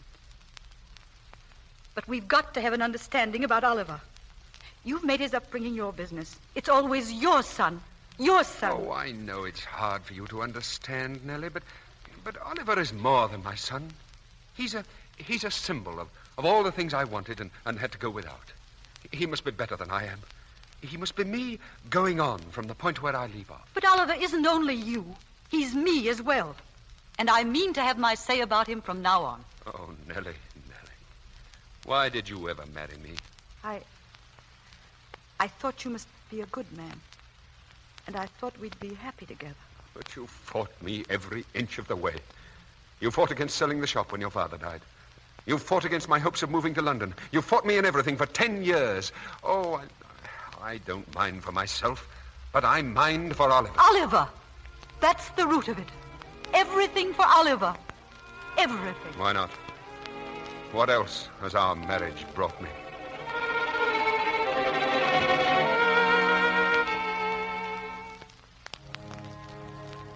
November 1912. This is the first entry in this journal in many a month, and I smiled to myself as I wrote the dateline.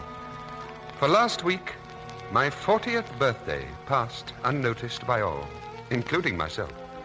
No, I must mend that statement, for I received a belated greeting from Dermot's daughter, Maeva, this morning, with a postscript reminding me that I have promised to write a play for her budding talents as an actress. Am I really 40 years old? A son old enough to be at Cambridge seems to make this truth self-evident. Well, I must face the fact that I am nearing middle age. But now, however, to more amusing matters. I have been spending these past few weeks in Yorkshire, working in the coal mines. I have an idea for a new novel, my 22nd, and I knew that working in the mines would bring me closer to my subject. This afternoon, as I came up with the morning shift, covered with coal dust, and stepping out of the elevator, I was surprised to see a girl sitting, sketching, at the head of the pit shaft. She was young and very pretty. As I passed by, she evidently mistook me for a miner, for she called out. You there, the tall one. Huh? Do you mean me, miss? Yes, come here, please. Would you like to make a shilling? A bob? Well, I might. What do I have to do for it? Well, just stand over there by the wall and let me make a sketch of you. What, all of me? You mean full length, yes. Ah, that would be worth 2 bob. Well, 2 bob, then. Now, don't pose. Stand naturally. Oh, like this? That's it. It'll only take a few minutes. What do you do in the mine? Dig. Oh. Do you like your work? Do you mean to keep on asking questions? It'll cost you another bob if you do. I'm not that interested. Turn your profile, please. No, don't look at me. Look at that shack over there. I beg your pardon, miss. Do you do this drawing for a living, or just to amuse yourself? If I answer, it'll cost you a bob. Even up. You fair got me that time, miss. Yes, I do it for a living. But I was passing through here, and I thought I might like to get some types. You're a type, you know. Well, that's kind of you, miss. There. That'll do for a rough sketch. Like to have a look at it? Ah, I would that. It's a champion bit of drawing, is that? Thank you. Here's your 2 bob. I only took money from a woman once before, when I worked in her father's bake shop.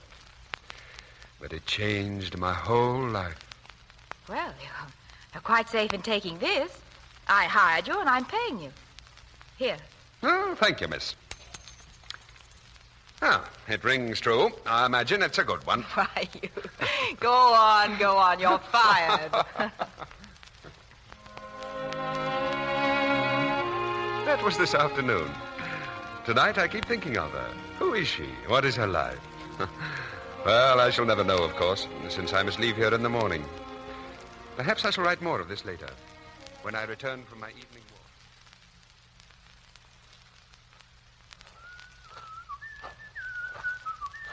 Excuse me, can you direct me to the railway station, please? Oh, yes, certainly. You just follow this road to the bend and... Oh. It's you. You fraud. You miserable fraud. Oh, madam, my head is in the dust. Give me back my 2 shillings. No, I earned them. Not honestly. I thought I was sketching a miner. Oh, so you were. But you see, I'm a writer, too. Oh, a writer. Your servant, madam. I am that humblest of creatures. A man Very interesting, I'm sure, but I have a train to catch. Oh, carry a bag for a shilling, miss? Oh, you're the most mercenary man I've ever met. Don't you do anything unless you get a shilling for it? Well, sometimes I gets 2 shillings, miss. Idiot. Come along, then.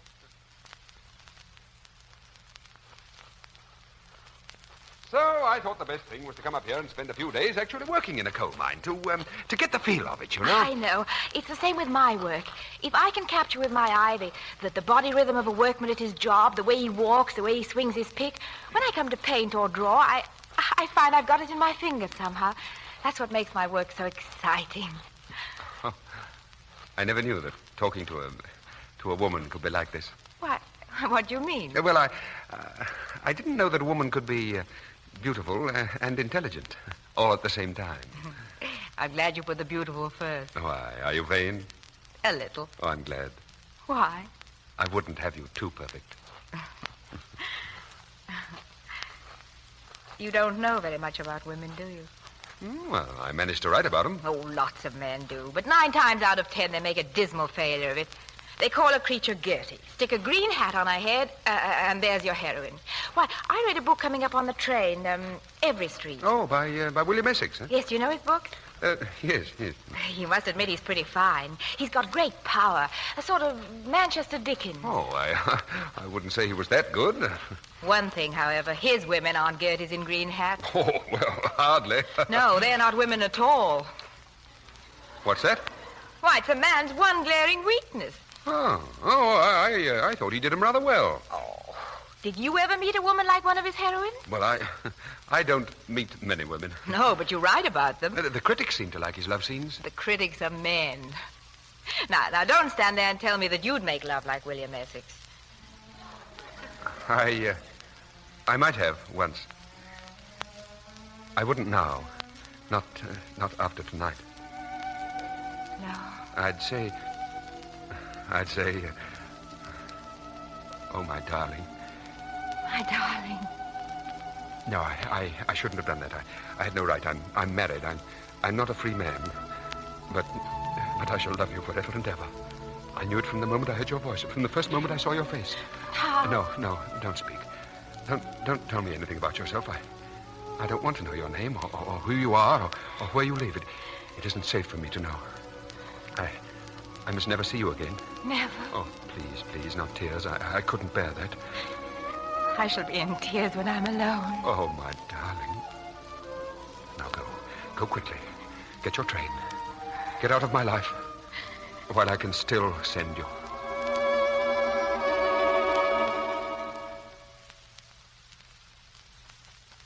Mr. Essex, sir.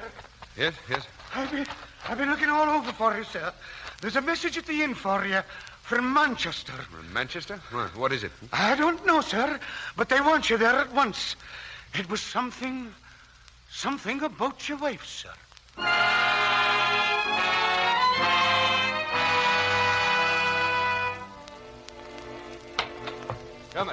Dermot.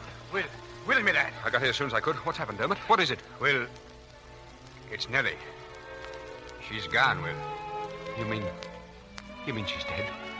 She was run over, Will, by a motor car on her way home from chapel. Poor Nellie. On her way from chapel. God's ways are strange, Will. Strange indeed.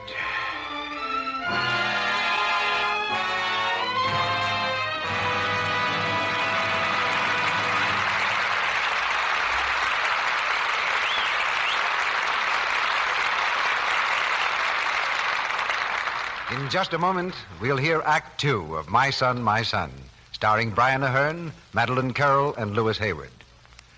Now we want you to listen in on a tiny New York apartment where a visitor from Hollywood was welcomed today. Gosh, Sue, what in the world are you doing in there? I thought you were going right to bed. After that long trip. Oh, that's heavy. Everything's under control, darling. I'm just looking for something in my big bag. Can't I help you, Sue? You ought to be in bed. You can use anything of mine you like. Well, thanks, Anne. You're awfully sweet. I just wanted to I can lend you anything you need. You must be dead tired, Sue. You ought to get to bed. Well, to tell you the truth, Anne, I don't like that soap you've got in the bathroom. You don't? Oh, well, never mind. I'll get you any kind you like tomorrow. There's what I've been looking for. My 6 precious cakes Oh, it's Lux soap you just must have, eh? Yes, ma'am. For my active lather facial that I take every night, tired or not tired. You see, Lux toilet soap has active lather. And that's why it's always... And now Anne is going to learn something from her Hollywood visitor. She's going to learn how to take an active lather facial, the beauty care that famous Hollywood screen stars recommend. As a matter of fact, Anne's complexion hasn't been all it might be lately. She's noticed one or two unattractive little blemishes. Her pores look coarser than they used to. She doesn't know it, but because she hasn't been removing dust, dirt, and stale cosmetics thoroughly, she's letting cosmetic skin develop. The unattractive skin condition that results from choked pores. Lux Toilet Soap's active lather does a thorough job, helps skin to stay smooth and lovely. Use cosmetics all you like, but use this gentle white soap regularly. When you use Lux Toilet Soap every night at bedtime, you give your skin protection it needs for beauty.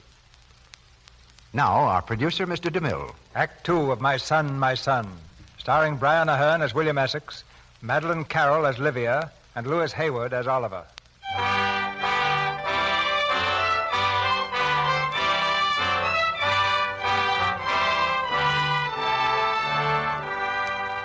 More than 20 years have gone by since the first entry in the personal journal of William Essex.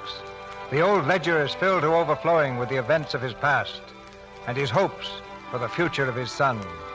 Now on the streets of London, a billboard proclaims the opening of a new play, Every Street by William Essex. In his richly furnished library, Essex hurriedly writes a new entry.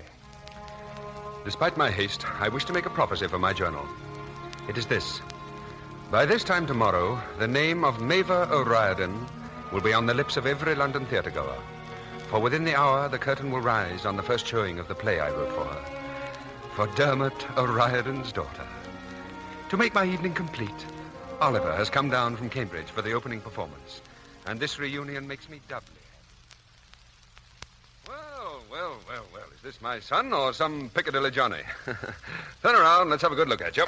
Yes, I thought my tailor did rather well. So he should at the prices you pay. Here are your seats for tonight, Oliver. Thanks. Oh, by the way, I forgot to tell you. I'm taking a girl. A girl? Well, yes, I suppose it is about time you were beginning to think about girls. Anyone I know? I don't think so. I met her in London last time I was down. What's her name? Livia Vainel. Ah, short for Olivia, I suppose. Well, what's she like? I'll wait until you see her. Pretty hard hit, eh? Rather. You bringing her back to the party after? Well, I thought I would, but maybe I shouldn't. Oh, why not? Pretty stiff competition. Competition? Take a look in that mirror. Huh? Would you introduce your best girl to a distinguished-looking bloke like that? Oliver, what is all this flattery leading to? I beg your pardon? Well, in other words, how much is it going to cost me? Oh, Father, you don't think I'd stoop to compliments for any ulterior motive, do you? Think you would? My dear boy, I know you would. Well, come on now, what have you been up to? How much is it this time? Well, it was a card debt. I was a bit too optimistic about filling straights and flushes. It's a little matter of £100. £100? My boy, that was a year's wages when I was your age. Ah, but you see, I'm having a good time for both of us. That's why it costs you double. Remember how you always said, Oliver must have all the things I missed? Well, I've taken on the job, and I'm not doing it by halves. When I'm offered a drink, I say, one for me and one for the governor. Gets to be a bit of a strain once in a while, but I'm bearing up nobly. You young scoundrel. Well, I'll send you a check in the morning. Now, come along. We'll be late for the theater.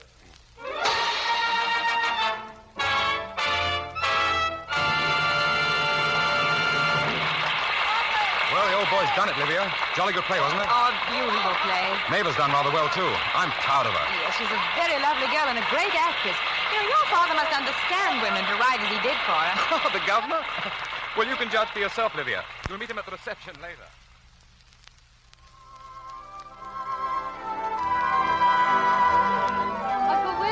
Uncle Will. Mava, my darling. Oh, Uncle Will, wasn't it wonderful tonight? Oh, weren't you wonderful, Mava? But how could I help it with such words to say? And didn't the love scenes play beautifully? I didn't know you could write them. Well, I couldn't once, but I learned. For me? You learned to write them for me, Uncle Will? Yes, Mava, for you. Oh, I love you so. I love you too, my dear. Congratulations, Uncle Will. Congratulations, Mava. Rory, darling, wasn't it marvelous? How are you, Rory? Very proud of my sister, sir. So you should be. She was... What's the matter, Uncle Will? That girl over there. Who is she? I don't know. Excuse me, Mava. I must see her. It isn't true. I haven't found you. You're not my lady of the 2-shilling piece. Yes, I am. Oh, there can't be this much happiness in one night for any man. If I don't reach out and hold you, you'll vanish from my sight. What brought you here? No, don't tell me. Just let me think it was a miracle. Sent from heaven. Oh, my dear. You didn't forget, did you? Forget? Does the moon forget to rise? Do the stars forget to shine? Oh, if you only knew the things I've done to find you. I've pursued helpless females up dark streets, peering under umbrellas and saying, I beg your pardon, madam, I thought you were... And then I never could say who I thought you were. You see, I don't even know your name. What is your name? Livia. Livia? Not, you can't be... Oh, there you are, darling. I've been looking everywhere for you. Hello, Father. You don't mind if we run away a little early, do you? Livia and I have a supper engagement. Oliver, really, please, Oliver, aren't you asking me to be a little rude? I mean, willingly to lose so charming a guest. Livia, you have made a hit. I'm glad you approve, sir. And if I hadn't? I don't believe I could picture my world without Livia. Could I, darling? Oliver. Oh, Father hasn't forgotten what it's like to be in love. Oh, have you? No. No, Oliver, I haven't.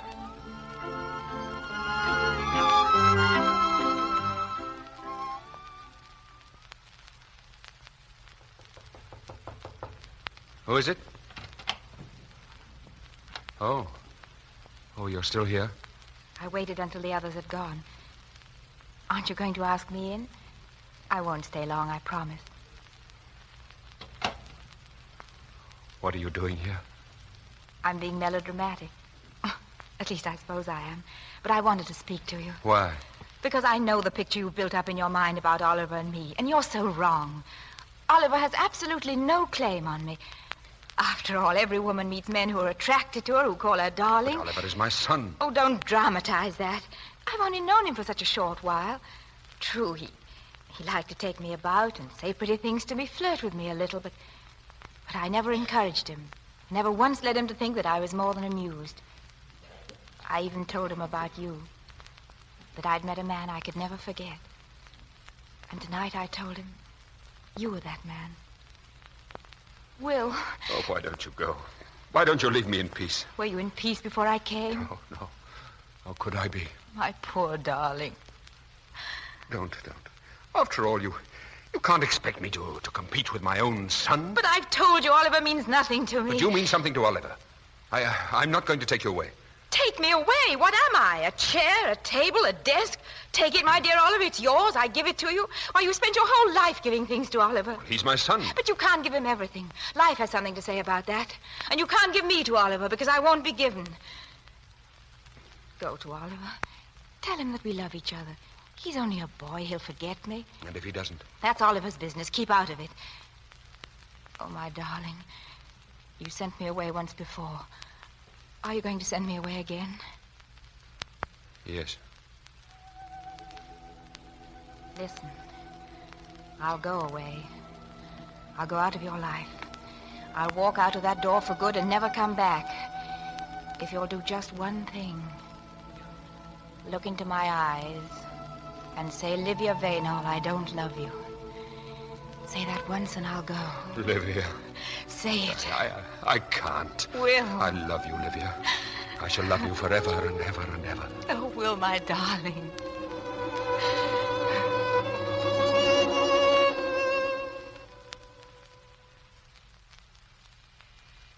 Come in, Will. The door's open. Oh, I thought... Oh. Good morning, Oliver. Morning. Just paying my respects with these flowers to my future stepmama. Your father's told you, then? Oh, yes, we had quite a chat last night after you left. Heart to heart and all that. I gave you up like a gentleman, Livia. Here are, darling, roses. With my compliments, congratulations, and dutiful devotion. Oliver, listen. I know this nonsense is just your way of trying to be nice and to show me you don't intend to complicate things for any of us. And I appreciate it, particularly because of your father. As a matter of fact, I was very generous to the old boy when we talked. But I'm quite happy about the arrangement. Just think what a nice, cozy time we'll have together. The three of us. 3? Papa, Mama, and little Oliver. You intend to live with us? Of course, what else? Oliver. We'll be such a snug little family. Long winter evenings in town, long summer nights at the country house. And when Father's busy with his books, you won't have to worry about being lonely, for I'll be there. And everyone will say, isn't it touching, isn't it sweet how devoted Oliver is to his beautiful young stepmama? You couldn't do it. Do what? You know. You intend to live in your father's house and make love to your father's wife, don't you? Olivia, how can you have such thoughts? Aren't you afraid of putting ideas into my head? I didn't know anyone could be so vile. Get out! Get out!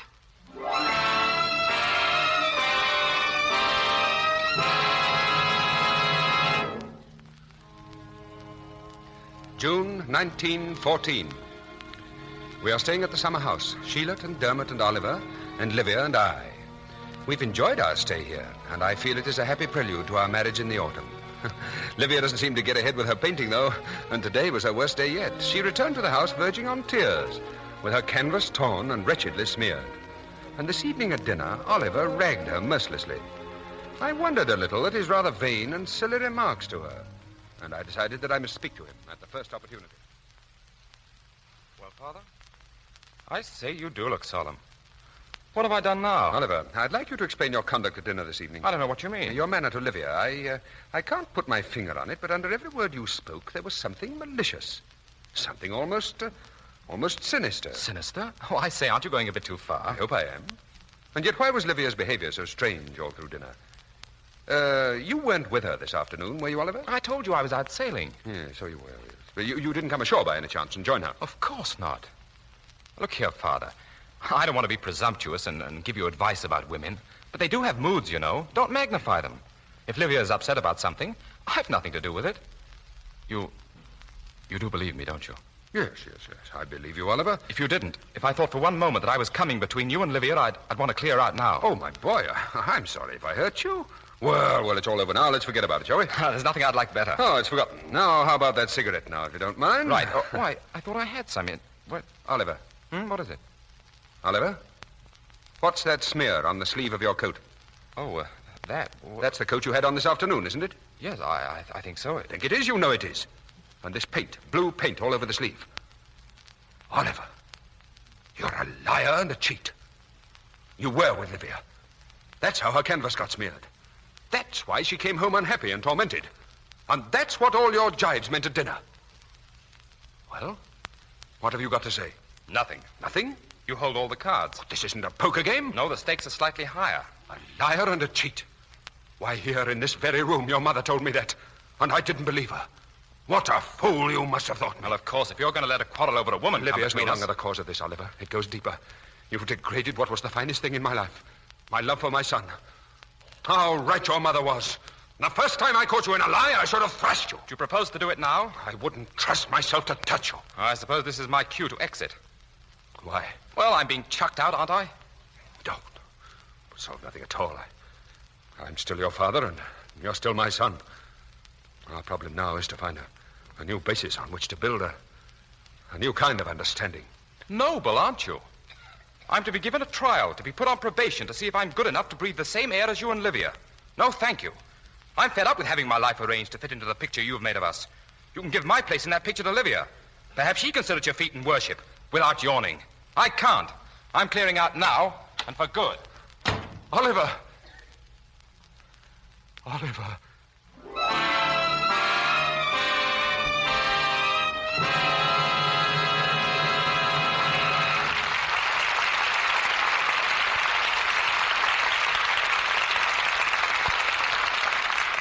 After a brief intermission, our stars, Brian Aherne, Madeleine, Carroll, and Louis Hayward, will return in Act 3 of My Son, My Son. Now, for just a moment, I want to ask Sally a few questions. Sally, who's your favorite movie star? Why, Mr. Ruick. Now, isn't that just like a man? Just like a man? Why, what's wrong with asking who's your favorite movie star? Why, Mr. Ruick, you know perfectly well it wouldn't do for me to stand up here and tell your audience that any one star is my favorite. Uh-oh. Well, Sally, you're perfectly right. Why, aren't women wonderful? Such tact. Well, anyway, Sally, here's one you can answer. Do you know what top-flight screen stars are taking care of their complexions with active lather facials? Active lather facials? Why, that means Lux toilet soap. Of course I do, Mr. Ruick.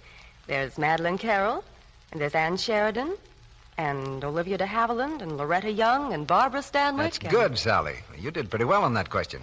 But then it was easy, because after all, 9 out of 10 screen stars use Lux toilet soap.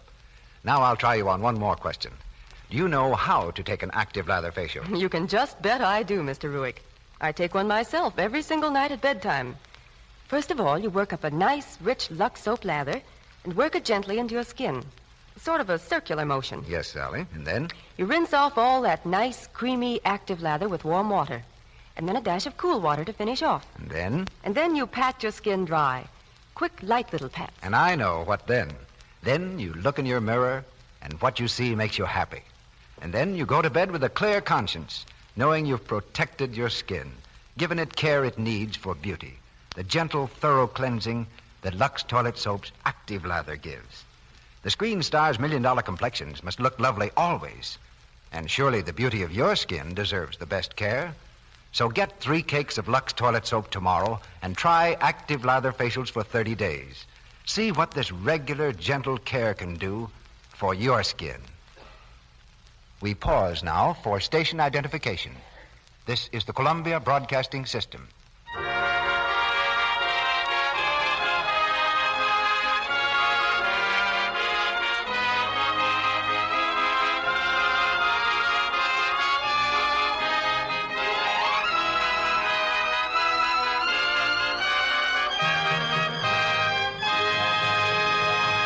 The curtain rises on Act 3 of My Son, My Son.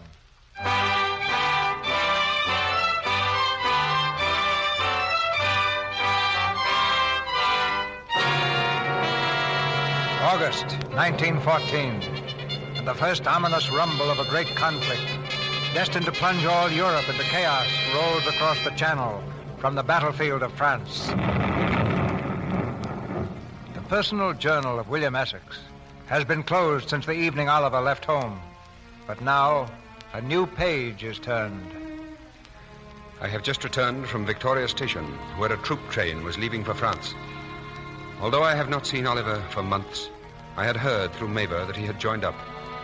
Mavor has been seeing a good deal of him, and she telephoned me tonight to tell me that he was being sent out at once. The train was almost ready to leave when I arrived. I could see Oliver through the gate. I called to him. He turned and saw me. And then, without a word, he disappeared into the crowd. Oh, Oliver, I know you meant to hurt me. You have succeeded, Oliver.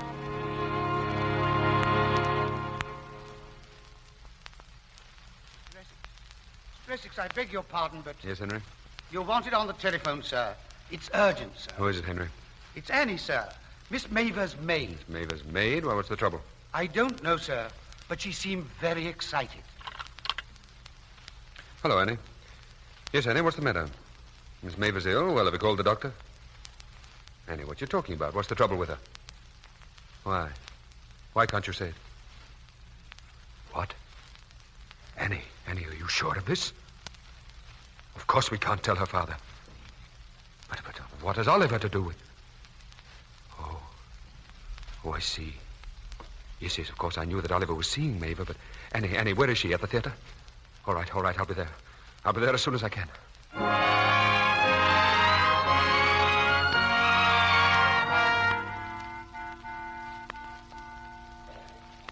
I can't believe it, Mavor. I can't believe it. This doesn't seem possible. But it's good theater, isn't it?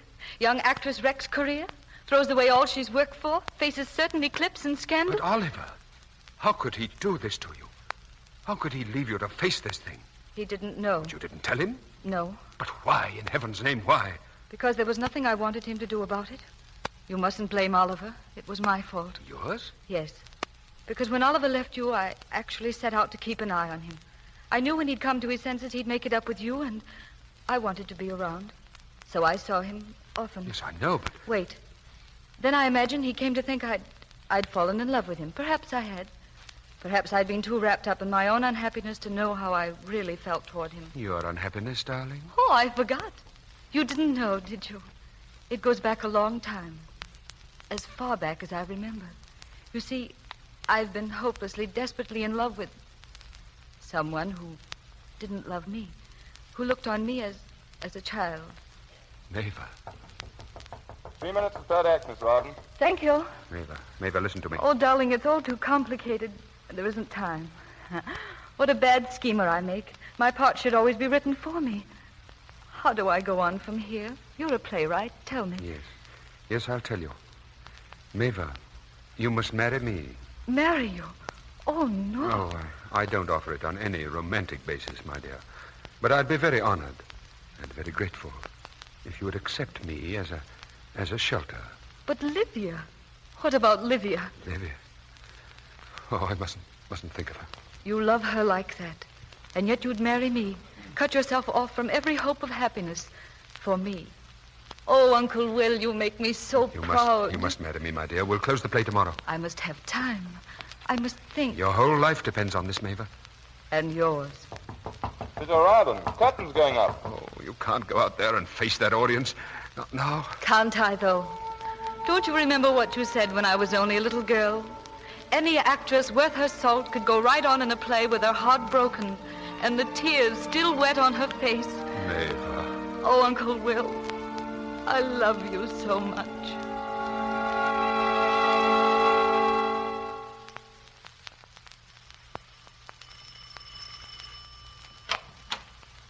Will, come in. Oh, Will, I'm so happy to see you. Here, let me take your coat. No, Olivia, I'm not staying. Oh. I must go back to the theater at once. It's been a long time since I've been here. A very long time. There's been so much I wanted to tell you, to show you. Look, there's a charcoal drawing I made of a man once. A miner. An impudent fellow, but I thought his face had character. Character? I don't see it. I'm afraid you wasted your time. No, I didn't. I never forgot him, Will. Better if you had. Oh, no. Oh, Olivia. I've never brought you anything but unhappiness, and I never will. So that's what you came to tell me. Yes.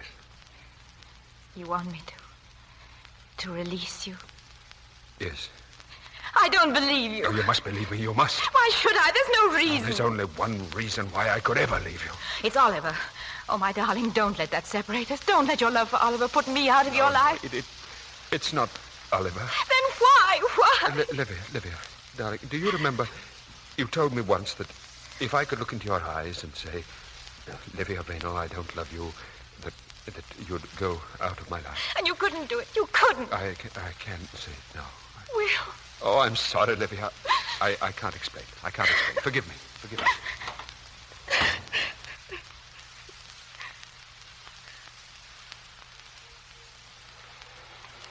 Paper, sir. Evening paper, sir. Evening paper. No. Read about the suicide, sir. Actress commits suicide. Huh? What's that? Suicide, sir. Actress in the dressing room drank poison. Who? What was her name? Oh, it's right here, sir. Miss Maeva O'Riordan. Maeva.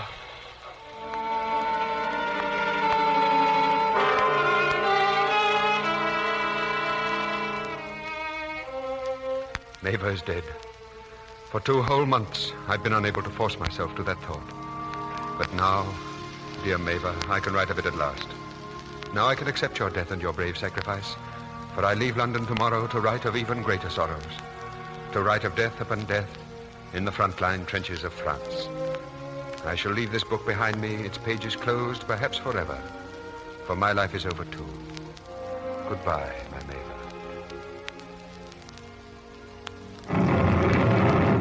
Come right this way, sir. These are our field headquarters. Not much to look at, but we'll try to make you comfortable. Oh, thank you, Colonel. My junior officers, good soldiers all. Well, by the way, sir, did you say your name was Essex? Yes, that's right, Colonel. William Essex. You're not related to Oliver Essex by any chance? Oliver? Yes, I'm his father. Why? I'll show you why, sir. Captain Essex. Yes, sir? Come here. Oliver. Good evening, Colonel. Did you... Oh. Little surprise, eh, Essex? Yes, quite a surprise. Well, Mr. Essex, how does he look to you? Has he changed much? Well, sir, what's your verdict? You know me pretty well. No, I don't think he's changed at all. It would take more than a war for that, wouldn't it, sir? Dinner, sir. Ah, dinner. Sit down, Mr. Essex. Sit down, gentlemen. I say, somebody's missing. Who is it? Mr. O'Riordan, sir. He's been home on leave, but he's expected back tonight. Better be. We're short of officers as it is. I'm back now, sir. Oh, evening, O'Riordan. Evening, sir. Oh, hello, Rory, my boy. Uncle Will, I didn't expect to find you here. It's a little surprise, Rory. I'd like to see you, Oliver. Upstairs. What, now? Now. What about? I'll tell you. Upstairs. All right.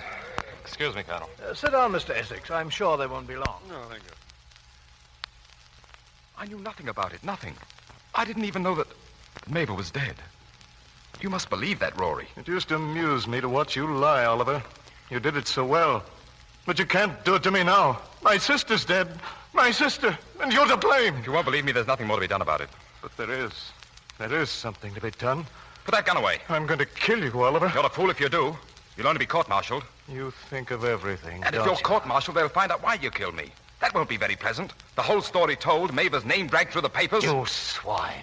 You'd even dig poor little Maver out of her grave to save yourself. Well, it won't save you. It won't. Rory, put down that gun. Keep out of it. You can't save him now. Get out of my way. I'm not trying to save Oliver. I'm not even sure that he's worth saving. It's you I'm trying to save, Rory. Why, you'd be blasting your life to bits, my boy. What does that matter now? Not a great deal to you, perhaps. But it would to Dermot, to your father. And even if I've lost my son, I can't let your father lose his.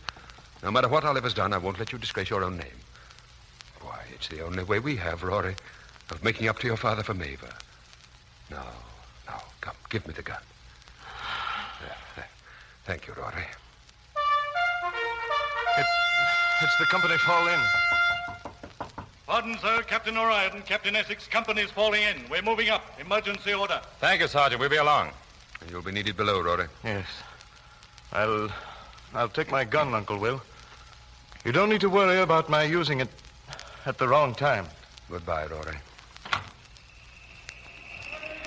I imagine this is the big push we've been expecting.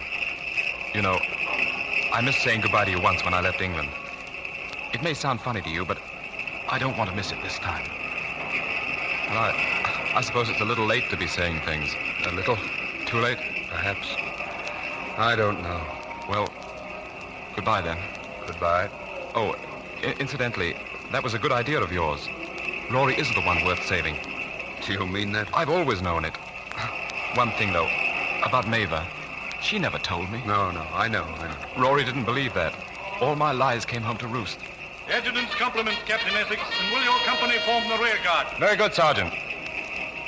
You know, I ought to be dead by rights. Rory's a good shot. Being alive now is, well, it's something that I'm not quite entitled to. Don't blame yourself too much for the way I've turned out. No matter what you'd done, I couldn't have turned out any better. Wasn't in the cards. Oh, don't say that. It's the truth. I was never any good. You were too good. That's the story. You can't dismiss yourself like that. That's not true of anyone. I suppose you mean I must have some redeeming virtues and all that. Yes, of course. Well, now that I think of it, perhaps I do have one. I can see how decent you are. If that's a virtue, put it down on the credit side of the ledger. It won't be crowded. Oliver, I wanted so much for you. Too much? Don't you see, I couldn't live up to you. I didn't know you wanted to. Neither did I until it was too late. Oh, it's not too late. It's not too late. You could change. It's not in me to change. No, but you could. You're young. Your whole life's before you. Is it? You can't pour a quart into a pint measure. One more thing. Whatever I may have done, I've never doubted you. I've always known that you were there. Goodbye, Father. Goodbye, Oliver. God bless you, my boy. Father. My son. My son.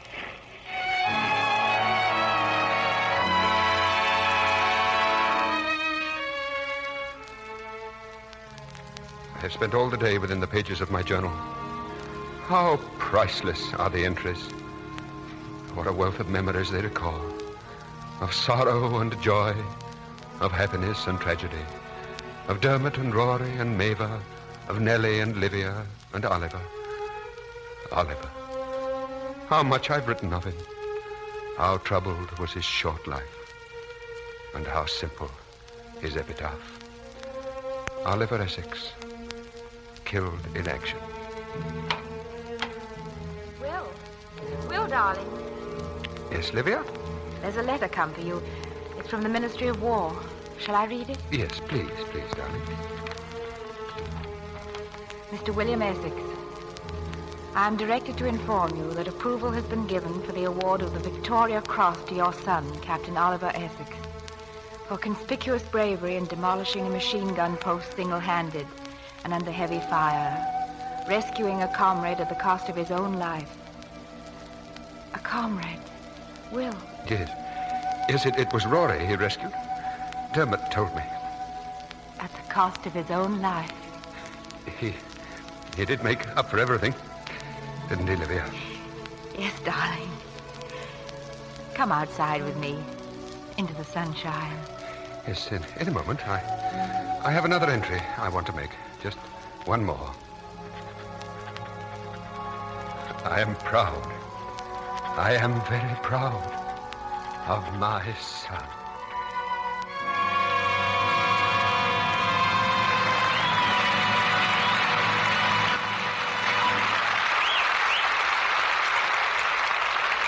The curtain falls on My Son, My Son. Brian Aherne, Madeleine Carroll, Louis Hayward, and Josephine Hutchinson are returning to the microphone. And a little lightning calculation reveals that they traveled about 9,000 miles to get here. Well, I think Madeleine takes top honors with 6,000 miles or so by land, sea, and air. 3,000 by air for the Flying Brian. That's 9,000 already. The rest of you must have come from somewhere. Best I can do is about 8 miles. It almost sounds as though you didn't want to come, Josephine. I traveled a full 15 myself. What's your mileage, Mr. DeMille? Well, it's a little embarrassing. About 2 miles, I think, but I walked. Well, you aren't much help statistically, CB. But that makes our total combined mileage 9,025. The performance you four just gave was worth every mile of it. Thank you for all four of us, Mr. DeMille. I always enjoy appearing in the Lux Radio Theatre, and I think women everywhere are grateful for the product behind it, Lux Soap. It's a grand complexion care. I know that from my own experience because I've used it for years. I'm another Lux fan, Mr. DeMille. The thing I like about Lux Soap is that it has such a gentle way of caring for your skin. Mr. DeMille, it's up to you to bow to both ladies at once. And after the bow, you can tell us about next week's play. I think we'll take a bow on next week's play, too, Louis. A week from tonight, we're going to do The Rains Came.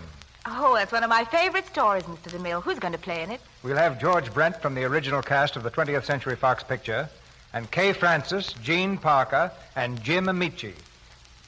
Louis Bromfield wrote the novel, and it soon became a fixture on the bestseller list. Later, the picture was one of the hits of the year. The Rains Came is the story of a group of very modern people in India and the way they react to sudden violent disaster, a flood that sweeps aside their own petty troubles and unites them in a common purpose. It's a stormy, turbulent drama in both action and emotion, with Kay Francis, George Brent, Jim Ameche, and Gene Parker fighting a catastrophe on the edge of civilization. Oh, with that cast and play, you have a surefire hit, CB. Good night.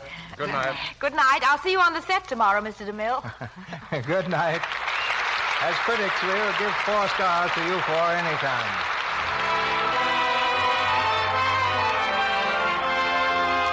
Our sponsors, the makers of Lux Toilet Soap, join me in inviting you to be with us again next Monday night when the Lux Radio Theatre presents George Brent, Kay Francis, Gene Parker, and Jim Ameche in The Rains Came.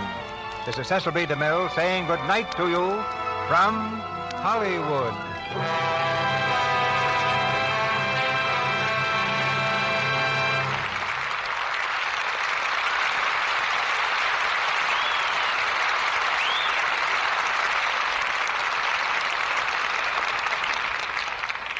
Heard in tonight's play were Kathleen Fitz as Mava, Warren Ash as Dermot, Scotty Beckett as Oliver the Child, Ted Bliss as Rory, Eric Snowden as Colonel, Jack Lewis as Sergeant, and Lou Merrill, Barry Steele, Thomas Mills, and Celeste Rush.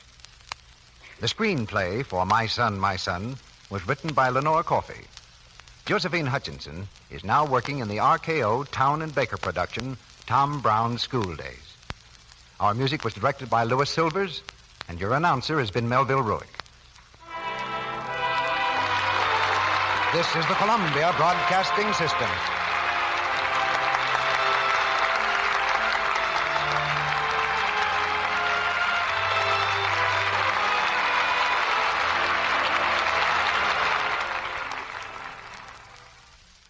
Lux presents Hollywood.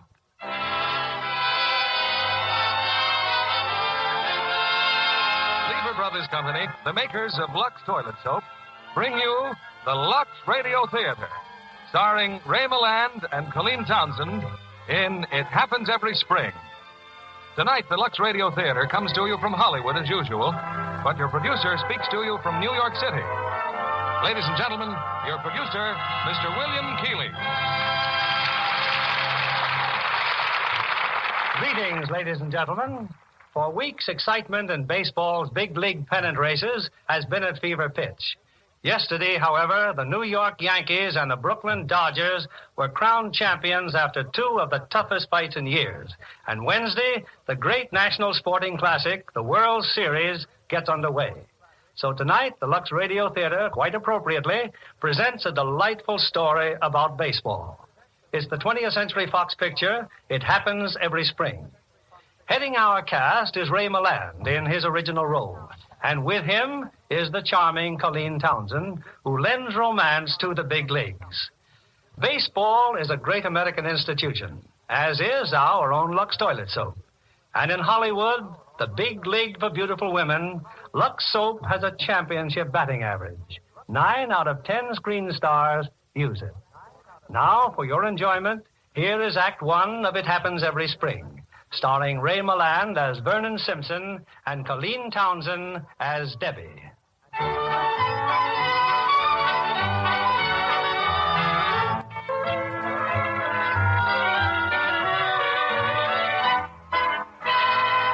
It's a fine spring afternoon, and on the campus of a Midwestern college, the daughter of the college president is walking with her favorite professor. Oh, yes, by far her favorite professor. But what is it, Vernon? Don't you feel well, darling? Well, you're acting so strangely. I am? And what was the idea, bringing your portable radio to class, tuning in the baseball game in the middle of your lecture? Well, Debbie, I wanted to find out how St. Louis was doing. Now, why? Oh, I don't know. Just an impulse, I suppose. I'm not that interested in baseball. I didn't know you were even remotely interested in baseball. Oh, Vernon, you've become so terribly vague lately. Oh, not about you, Debbie. Why, you're almost everything I ever think about. Almost? What else can I say? Something definite, Vernon. Something positive. About us. Oh, but that's been out of the question. As a professor of chemistry, I make barely enough to live on. And your father, well, he's made it quite clear that for anyone in my financial situation to even discuss marriage... Vernon... And he's right. Any man who thinks of getting married on an income like mine is a menace to society. But just wait until your father finds out. Finds out what, dear? My experiment in the laboratory. Oh, Vernon. Vernon, you mean you've done it? It's finished? Just about. And I haven't told you the best part, Debbie. My nitrocyclohexane compound will have great commercial value. You'll finish your postgraduate work in 2 months. We'll get married, Debbie. We'll buy a house, maybe even a car. Oh, Vernon. But who's going to pay you all this money? The Norworth Laboratories. For years, they've been trying to develop a chemical that will keep insects away from wood. A biophobic, they call it. Well, they seem to think that my compound's the very thing they've been searching for. Vernon Simpson, the man who discovered the biophobic. Oh, darling, I'm so proud of you. Of course, we can't expect any positive results right away, but we... Hey, wait a minute. Look, over there in back of the lab building. They're playing baseball. Well, the boys play baseball there every day. They do? Oh, well, I guess I've been too busy to notice. Well, you're not going to stop to notice them now. Come on, Vernon, we're going to that lab. Debbie, look. It's even better than I thought. Oh, it is? Look, the white precipitate. Hallelujah, it's there. Oh, Debbie, you just don't realize what this means. Right here in this flask is the result of 5 years of work. That flask holds my fortune, Debbie. It holds you and money and everything I ever hoped to... Vernon! No, it couldn't happen. It couldn't. A baseball. They knocked it through the window. Oh. Oh, Vernon, look, it smashed half your equipment. Give me a rag, darling. Oh, let it alone. Well, Vernon. Don't you understand? It's smashed, destroyed. Everything. No, I don't understand. You still have your formula. Now, how long would it take to make another solution? How long? Why, just one of those compounds alone took 5 weeks to crystallize, and they're all in sequence. I can't make the second till I finish the first. Oh, darling, I'm so sorry. Why, I ran some of those reactions 30 and 40 times before I could get enough stuff to make the next step. Now I've got to start from scratch again, do it all over, step by step. It'll take months. And that wonderful precipitate. Isn't there any way you could filter it out and save it? That liquid? Why, it's just a hodgepodge of compounds. I couldn't even figure out what's in it, let alone filter it. Well, I suppose I better clean up this mess. Can't I help? I'd rather you run along, Debbie. Vernon. It's just another bad break. There's nothing you can say, nothing I can say. Now, darling, you mustn't feel that way. Oh, Debbie, please, not now. I'm just not up to it. All right, Vernon. I'll see you later. It isn't fair. It just isn't right. Just because some kids knock a baseball through a window. Why my window? Why couldn't it have been... That's funny. What sort of a baseball is this? Oh, now, wait a minute. Now I'm starting to see things. But it's doing it again. This baseball is allergic to wood. What's happened here? What's happened? Notes regarding amazing reaction of baseball. Baseball had become saturated in mixture of chemicals. As I started to clean laboratory, placed baseball on metal table. Baseball started to roll down the table. On table was wooden filing box. As baseball rolled toward box, it suddenly veered off, away from wooden box. A repeated process with all sorts of wooden objects. It appears that chemical has made baseball repellent to anything made of wood. Have salvaged enough liquid to fill 2-pint bottles, and I'm arranging very interesting experiment for tomorrow morning.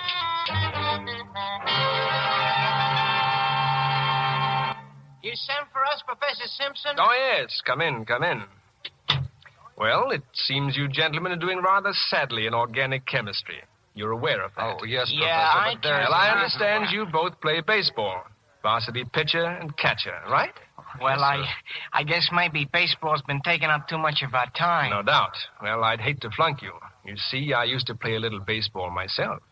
Oh, you did, huh? Oh, just a little. We had sort of a sandlot team back home, and then, of course, in the Army. Anyway, I thought I'd better give you boys a little tutoring, see if we can't improve your grades. I say, that's sure swell of you, And in Professor. return, I was wondering if you'd do something for me and keep it strictly confidential. Oh, we'd be glad to, Professor. All right, then meet me on the baseball field tomorrow morning at 5 o'clock. 5 o'clock? In the morning? You heard me. Oh, and bring a lot of baseballs. Now, sit down. I'll try to teach you a little chemistry.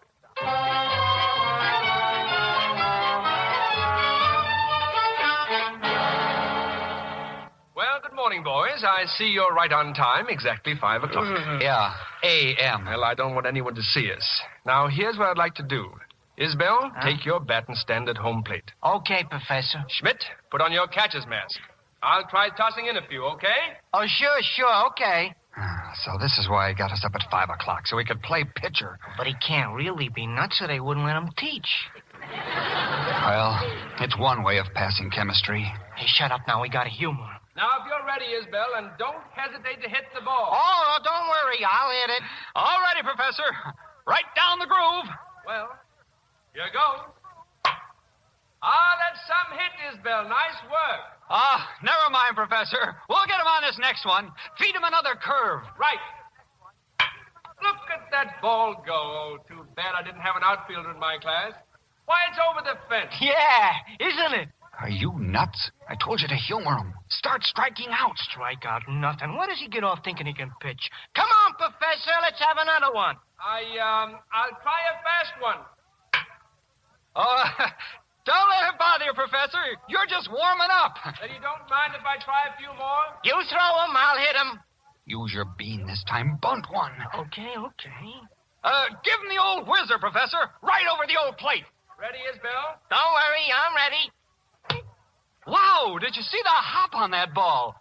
Hey, that's a regular dipsy-doodle you got there, Professor. How'd you do it? Result of a great deal of scientific research. Okay, give him another. Let's see the old pepper in there now. Right down the old groove now, Professor. Well, missed it again. Wow, that's making it hop in there, bravo, boy, old boy. He certainly swung at it, didn't he? Hit this one, will you? Now he thinks you're faking. Who's faking? I'll try a nice slow curve, Isabel. And hit it, will you? Hit it. Well, how do you like that? Calls his pitch and strikes them out. Now, let's see, Isabel. You hit 3 consecutive pitches, and you missed 3. Statistically, therefore, I've obtained all the information possible, unless, of course, I pitched several hundred more balls. Thank you, gentlemen, and good day. Statistics yet? And how do you like that, Doc? Proving that the test was eminently successful. Of course, what Isbell and Schmidt did not know was that before making the last 3 pitches, I had placed in my pitcher's glove a little pad of cotton soaked with the chemical solution, and that in my glove is a small hole allowing contact of the chemical with the baseball. Well, I'd better call on Dr. Greenleaf right away.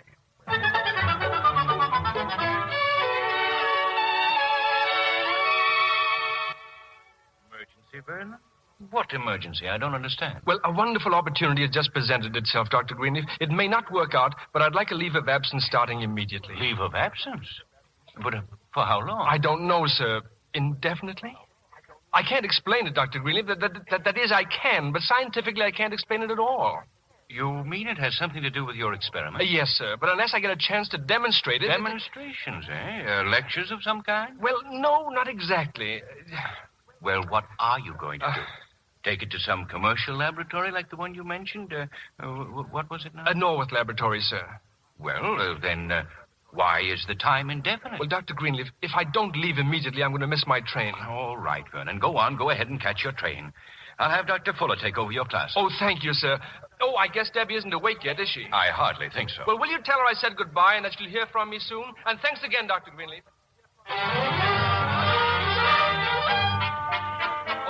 Taxi. Where to, mister? The baseball park, and hurry, please. What's your rush, mister? The game don't start till this afternoon. Well, I didn't come all the way to St. Louis to watch a baseball game. Take me to the manager's office. Jimmy Dolan, huh? Hey, you a friend of his, chum? Well, I hope to be, and be careful of that suitcase. There's some bottles in it.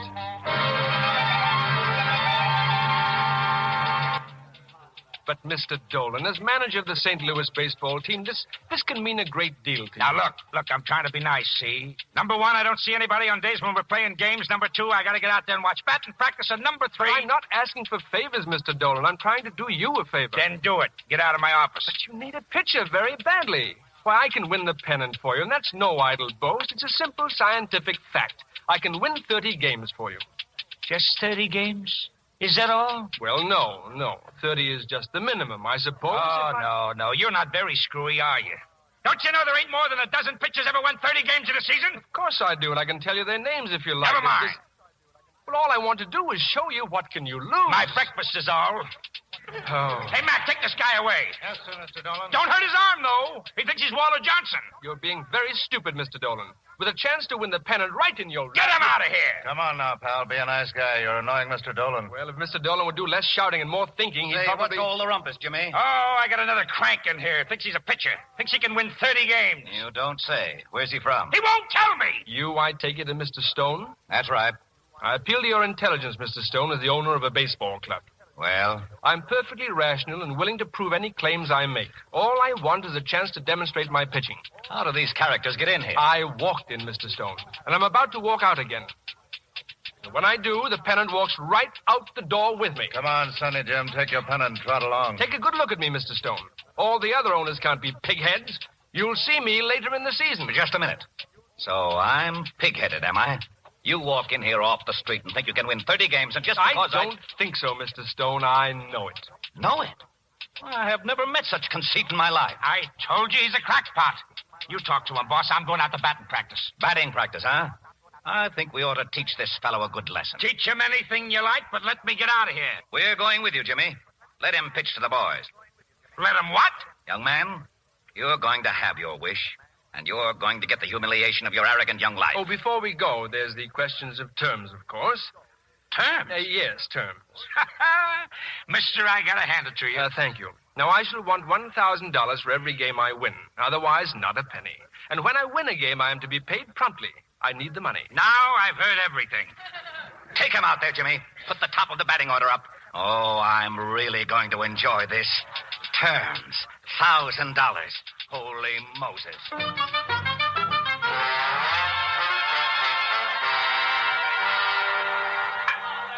It ain't my idea, Monk. It's his, Mr. Stone. Give him a uniform, he said. That guy's a pitcher? But he ain't got a prayer, Jimmy. Look at him warming up. Well, get him over here. Let him start pitching. And make sure he leaves that uniform when I throw him out on his ear. Okay, you. Dolan says you can start pitching now. Oh, thank you. That's fine. Look, let me tell you, kiddo, this baseball racket ain't so hotsy like maybe you read about. It's got its crummy side, too. Dirty trains all the time, cheap hotels, umpires. It'll be a change, though. I'm rather looking forward to it. Well, don't.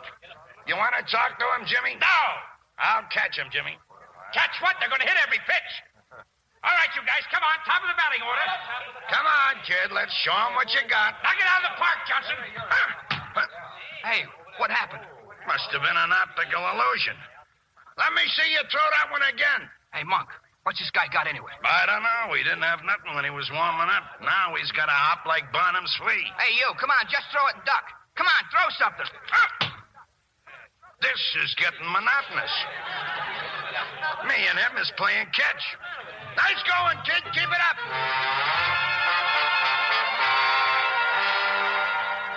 Why, this is incredible, Jimmy.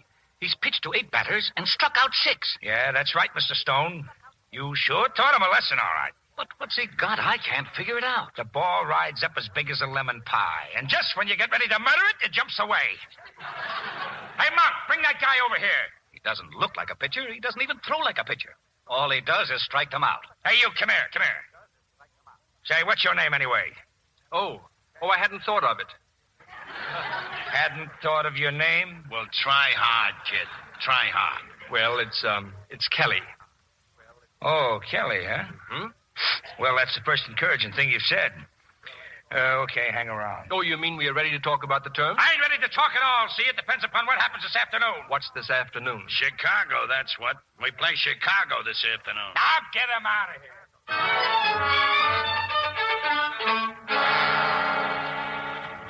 And this morning, Mr. Dolan allowed me to participate in the batting practice. I again concealed a little pad of cotton inside my glove, saturated with the formula, and had no difficulty in striking out most of the batters. I find it a source of great amazement as I watch the ball evade the bat. The players seem to have a similar reaction. But my real test will come this afternoon, if Mr. Dolan allows me to pitch against Chicago. No one, of course, has the slightest suspicion that my skill as a pitcher is due almost entirely to the chemical formula. I must exercise every precaution that no one can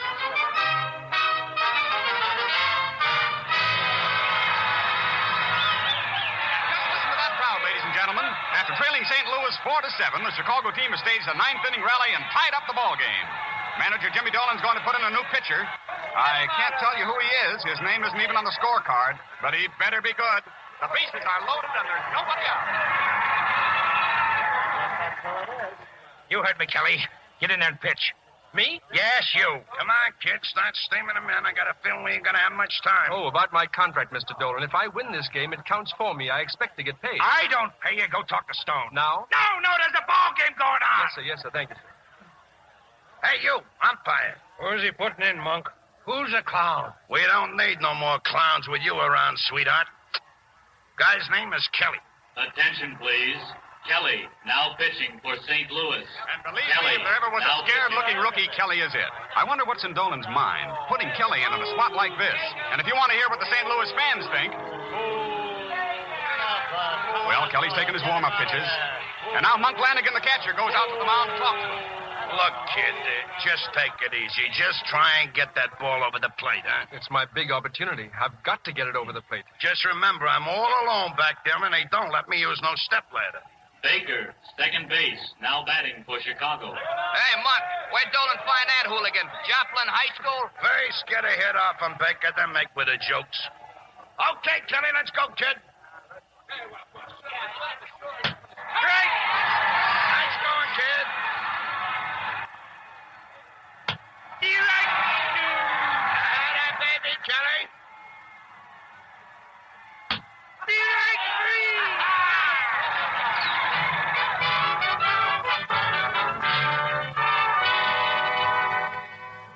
After one of the most spectacular exhibitions of relief pitching we've ever seen, with the bases loaded and nobody out, this unknown rookie pitcher struck out the side, and St. Louis went on to win the ball game 8-7. For St. Louis, 8 runs on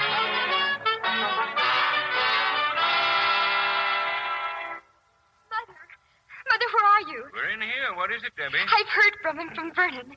And look what he sent me. An engagement ring. Verna? Something wrong somewhere. Why, a diamond like that must have cost... Now, Father, please. When Vernon left here 4 days ago, I assumed he was going to the Norwood Laboratories. And you know as well as I do, he never got there. That's why the police are searching for him, dear. Well, what does he say in that letter? He's so sweet. He's upset because he didn't get to say goodbye to me. But where is he? Well, he says, I know you will have faith in me and do what I ask without asking why I ask it. Oh, that's Vernon, all right. He even writes double talk. Oh, and then he says he hasn't disappeared as the newspaper claims. Oh, but he has. Please call the police and tell them to stop their search at once. I cannot overemphasize the urgency of this. Why, that in itself is suspicious. He's tangled himself up in some... Now, let me finish the letter, Father. My associates are rather rough and ready. He practically admits But it. their peculiar skill is a constant source of astonishment. Skill at what, dear? I don't know. The work is strenuous and exciting, but the financial rewards are quite fantastic. Yes, they must be. That ring. Vernon's mixed up with some kind of a racket. Oh, That's now, what it is. Father, don't jump at conclusions. Well, he certainly got his leave of absence under false pretenses. I can't forgive him for that. Well, I'm sure we'll know all about it very soon. No, I don't think so, Mother. He says I won't hear from him again for months. But why not? Well, he says it would be too risky. Risky? Oh, dear, this is all very strange and frightening. The box the ring came in. It's labeled Marks and Company. In St. Louis. Well, I'm going to St. Louis tomorrow. I'll take it to the store and find out exactly what he... No, Mother, you won't. Why not? Well, because I don't care if it's glass or not. I'm going to wear Vernon's ring.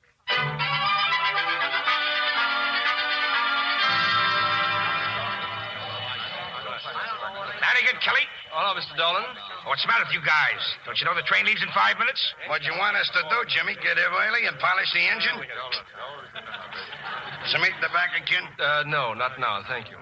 Well, me and the boys were just talking about the guy they're putting up against us in Chicago tomorrow. Walensky? You ain't scared of him, are you? Well, he's still got plenty of stuff. Last week the bums knocked him all over the lot. Just wait till tomorrow. We'll kill him. I'd sure like to knock him off.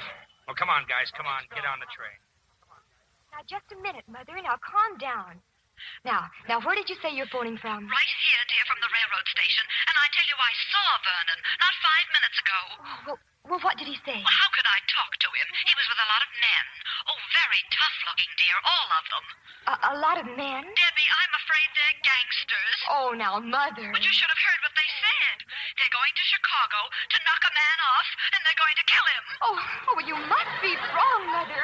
Oh, it may have looked like him, but I know it couldn't be Vernon. Well, my train's leaving, dear. I'll see you at dinner. Well, yes, Mother. Goodbye. Oh, Vernon. A gangster. Oh, it couldn't have been you, Vernon. It just couldn't.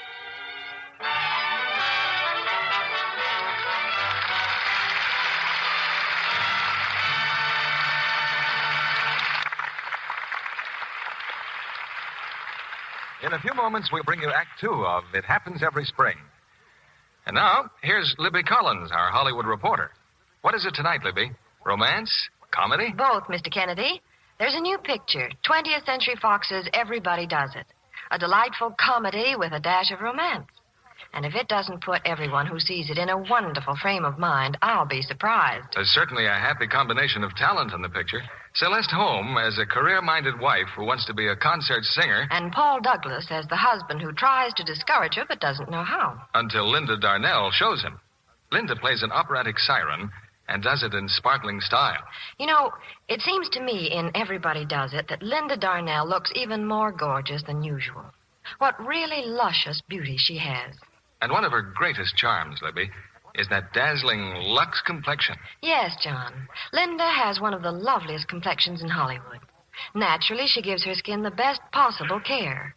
Like 9 out of 10 other screen stars, she finds Lux soap facials really work. Tests by skin specialists prove that daily Lux soap care does wonders for the skin. In 3 out of 4 cases, complexions improved in a short time. Lux soap facials are quick and easy, too. You just smooth the creamy, fragrant lather well in, rinse, and pat with a soft towel to dry.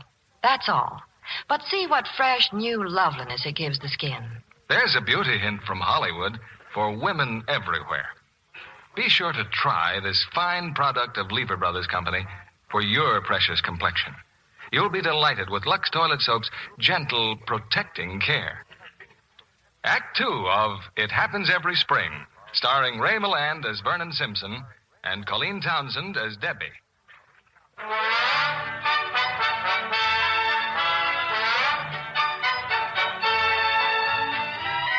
Thanks to his chemical formula, Professor Vernon Simpson has become the ace pitcher of the St. Louis baseball team.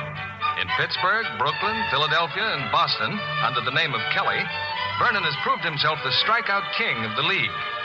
Now, in New York, he finds that manager Jimmy Dolan has assigned him a roommate, Monk Lanigan, the catcher. So that's how come I'm sharing the room with you, Kelly. They kind of want me to keep an eye on you. Dolan thinks you're somewhat of a screwball or something.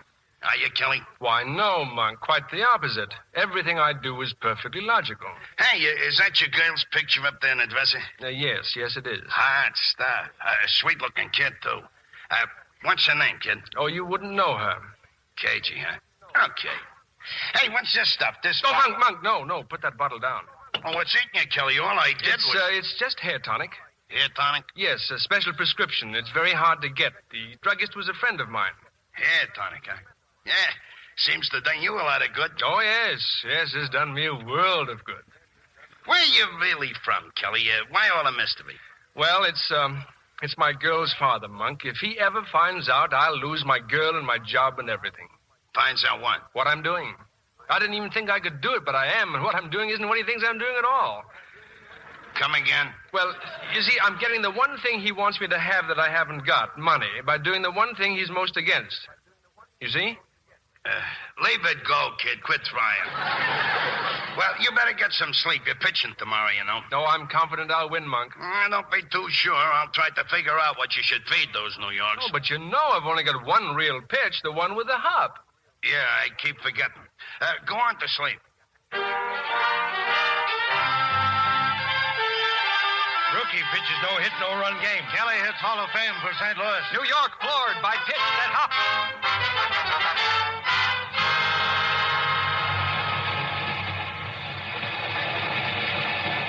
Well, kid, I was just talking to Dolan. He still thinks you're nuts.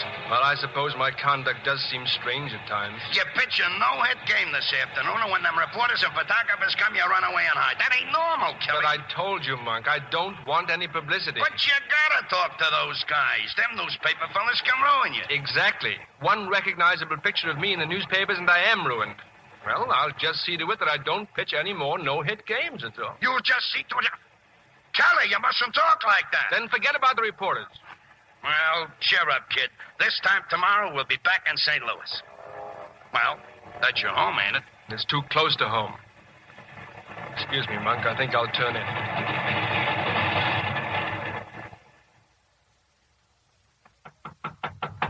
Hey, Kelly, come on, open up. And good morning to you, Mr. Dolan. Where's Kelly? He went downtown, but don't worry. He just said he had something very personal to do downtown. Well, don't let him forget he's pitching this afternoon. 3 days in our home park, and we haven't won a game. We will today. Hey, what do you think you're doing? I'm getting dressed. I'm brushing my hair. Since when do you use hair tonic? This bottle? Oh, this ain't mine. It's Kelly's. Just thought I'd bother you a little. Holy Moses! Take it easy. Kelly won't care. You big ape, look at your hair there. Look in the mirror. My hair. It's standing straight up. It's vibrating. But he uses it. Kelly says he uses it all the time. Let me smell that bottle. Well, it ain't booze. That's all I was worried about. Me hair. It's still standing up, just sort of waving. Well, see that Kelly's in shape to pitch. Give his arm a good massage and make sure he takes a nap. Oh, it's you, Mr. Kelly. I didn't recognize you, sir. Dark glasses and all? Well, I came in to pay the balance on that diamond ring I bought. Here you are. Thank you, sir. Did the lady like the ring? I don't know. I hope so. Oh. Well, would you care to look at some wedding rings? No, thank you. Not until the end of the season. I mean, not until October. I hope you won't forget us, Mr. Kelly. Good day, sir. Vernon. Oh, Vernon, it's you. Debbie. Meeting you on the street after all these weeks. And what were you doing in there? In that jewelry store? Well, if you must know, No, don't tell me. I know already, Vernon. Oh, I read about what happened in Chicago. You did? But you're not going to try the same thing here. They've got guards and policemen. Debbie! And don't pretend you're so innocent. Besides, Mother heard you plan the whole thing in the station. You and your Confederates held up that jewelry store in Chicago, and now you're here looking this one over. Debbie, but that's absurd. Did you or did you not go to Chicago? Well, yes, Now, you asked me to trust you, to believe in you. And you do. You're wearing the ring. Oh, Debbie. Well, now, trust works both ways. If you won't trust me enough to tell me what this is all about, well, perhaps you'd better take the ring back right now. All right. All right, Debbie, I'll tell you. If you must know what I've been doing, well, I'm a baseball player. That's not very funny, Verna. If you don't want to tell me the truth, just say so. Look, buy a morning newspaper. Look at the sports page. Big headline, Kelly to pitch against Boston. Well, I'm Kelly.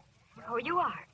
And I'm Aherne. When you're ready to tell me the truth, Vernon, you know just where to find me. Debbie, wait, please.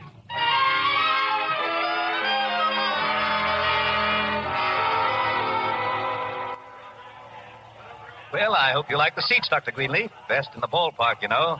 That's what happens when you're with the man who owns the ball club. Well, this is fine, Mr. Stone, just fine. Do you know this is the first baseball game I've seen in years? Sit back and relax, Doctor. Enjoy yourself. I'll relax after you've agreed to give that donation to the college research fund. I'm afraid this is going to be an expensive afternoon for me. I certainly hope so, Mr. Stone. Who's pitching today? Why, the best pitcher we have, Kelly. That's Kelly warming up over there. Oh? He's good, is he? Good. He's incredible. A strange thing, Dr. Greenleaf. He doesn't act like a ball player at all. I'd like to have you meet him. Oh, Lanigan. Yeah, Mr. Stone? Tell Kelly to stop by, will you? There's someone here I'd like him to meet. Say that again, will you, Kelly? I don't think I heard you right. I said that I can't pitch today, Mr. Dolan. Why, you prima donna, that's mutiny.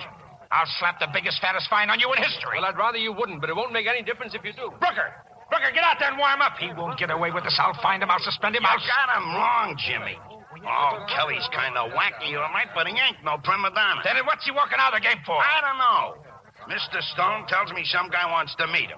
Kelly starts walking toward the grandstand, and all of a sudden he ducks like he'd seen a ghost. Just wait till this game's over. Just wait till I get... Look, if you get tough with him, there's no telling what he'll do. We got along without him before, didn't we? Look, let me talk to him. Let me see what it's all about. It wasn't just a whim, Monk. I had to get off the field. I saw someone in the stands. You mean a copper or something? No. Just someone who knew me before I joined the ball club. But you gotta take that chance, kid. It's liable to happen anytime. I know, and when it does, I'll have to do exactly what I'm doing now. I'll see you at the hotel.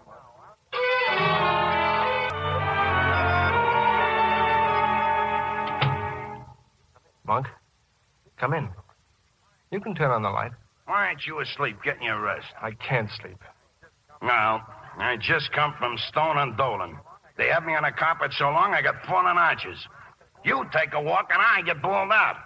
I guess I'm fired, huh? No, they're letting you off. You can thank your old Uncle Monk. Now, what happened, Kelly? Was it that guy in the stands? Oh, it doesn't matter. It's my girl I'm worried about. She's going to find out about me. Why? How come? Because I told her. Only she didn't believe me. But she's bound to know, and so is her father. Her father? If he ever learns the truth, I'm really finished. He'll never take me back, and I can't say I blame him after what I said. What did you say? Oh, I was desperate. I certainly gave him a false impression. He thought I was doing something entirely different. That's the only reason he gave me my leave of absence. Leave of absence? Where did he have you, in a pen or something?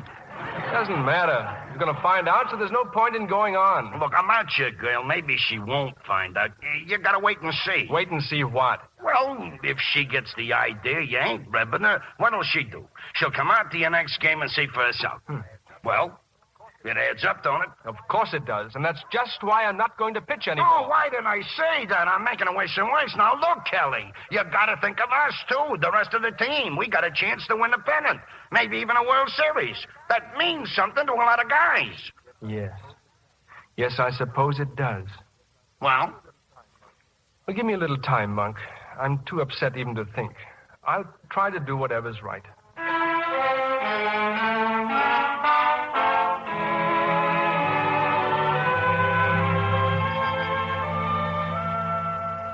Forgive me for being nosy, Debbie, but would you mind telling me what you're doing? Oh, just reading the newspaper, Father. The sports page? You? Well, I was interested in a wild statement someone made. Father, do you need the car today? I think I'll drive into St. Louis. Oh, another shopping spree? No, all I want to do is some looking around.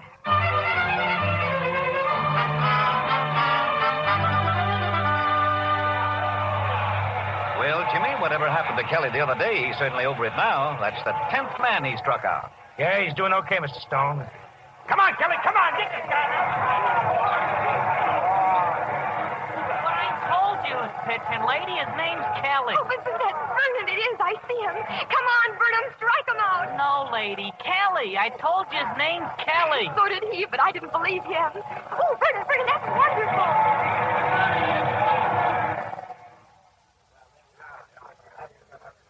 Just a second, miss. Where do you think you're going? Well, in there. I want to see Mr. Kelly. I'm a friend of his. That's the dressing room. You better wait for him here. Oh, yes, of course. Hey, it's you. You're Kelly's girl. Well, ain't you? Well, who are you? Jumping Jupiter, some luck I seen you first. Come on, sister, we're grabbing a cab. Hey, wait a minute. I want to see him. I'll tell you all about it in the cab, lady. Just get out of here. So you're Mr. Lanigan.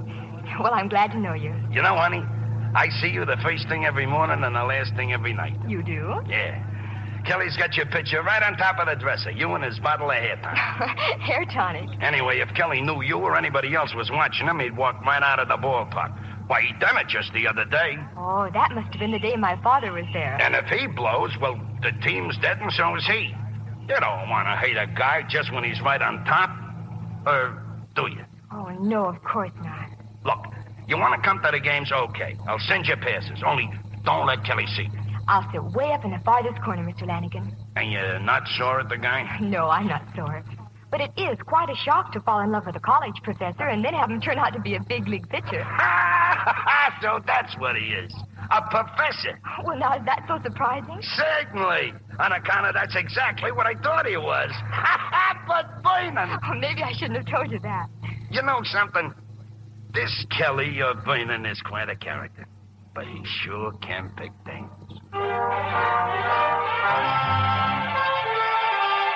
St. Louis takes pennant. Kelly won 30th game of season. St. Louis to face New York in World Series. Some World Series.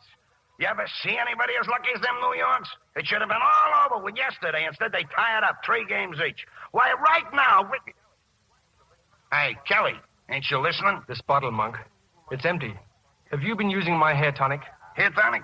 Oh, yeah. I'm growing a whole new crop. Ain't you even noticed the difference? I had another bottle, but that's gone, too. Monk, this is serious. Without that bottle, I'm sunk. It's just hair tonic, ain't it? Never mind. What did you do with it? Well, I give it to Jimmy Dolan. He's getting a little thin on top. Jimmy? I've got to get it. Now, right away. Well, come in. What's the idea? All the noise. Well, I'm sorry to bother you, Mr. Dolan, but it's you, Kelly. In here. I'm just washing up. Well, kid, how do you feel? I hope you ain't nervous like I am. I'm counting on you. Well, at the moment, I am rather nervous. You see, A few hours from now, we'll be world champs. Or New York will. Yes, that's right, Mr. Dolan. Mr. Dolan, I know this is going to sound a little Look at my hair, will you? Even my hair's nervous. Keeps jumping up. Must be a lot of electricity in the air. Well, what's on your mind, Kelly? Well, it's my hair tonic. Huh? Did Monk give you a bottle of my hair tonic? Well, yeah, that's right. I just now tried a little. I was losing a few. Mike said it'd grow hair on a billiard ball. Kind of an insult. Well, you see, it's a very rare solution, Mr. Dolan, and I cannot duplicate it. Well, okay, I'll pay you for it. Oh, How much? No, it isn't that. It's my last bottle, and I need it. You need it. With that mop? Who do you think you're playing for, the House of David? Well, it's just a little idiosyncrasy of mine, and sort of a superstition, and especially today. Well, know. I've heard of everything from a rabbit's foot to an elk's tooth. But hair tonic, that's a new one. Please, Mr. Dolan, have you got it? Sure, I got it. Oh. Right here in the medicine cabinet. Oh, no. No.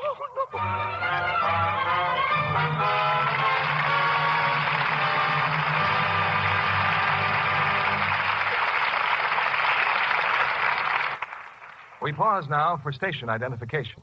This is CBS, the Columbia Broadcasting System.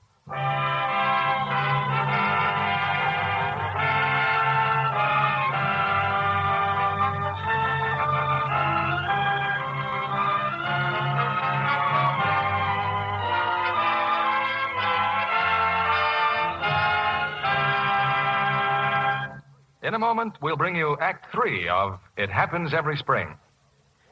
Our guest tonight is blonde, blue-eyed, and 22. At that tender age, Miss Jean Ruth is a veteran of more than one stage hit and has appeared in several pictures. I take it you like Hollywood, Jean? Very much, Mr. Kennedy. And it was such fun to be on the Paramount lot when they were shooting the Hal Wallace production of My Friend Irma. All of us were weak from laughing when they'd finished. I can understand why. Our neighbor on the radio is equally entertaining on the screen. The picture, My Friend Irma, is based on that popular Lever Brothers Company radio program, which follows immediately after the Lux Radio Theatre.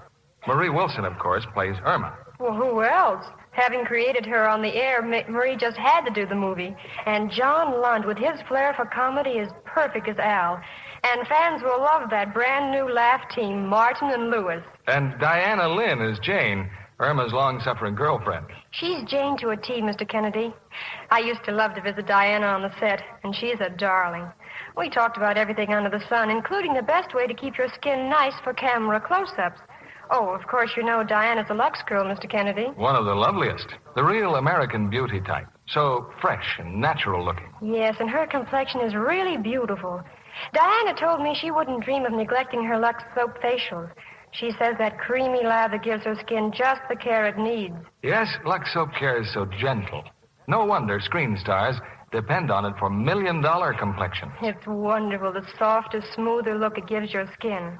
Oh, I know, because I use Lux toilet soap every day. Thank you, Miss Jean Ruth, for reminding us that this beauty soap with the delicate perfume is the choice of lovely women everywhere. So, if you haven't tried it, get a supply of fragrant white Lux toilet soap tomorrow.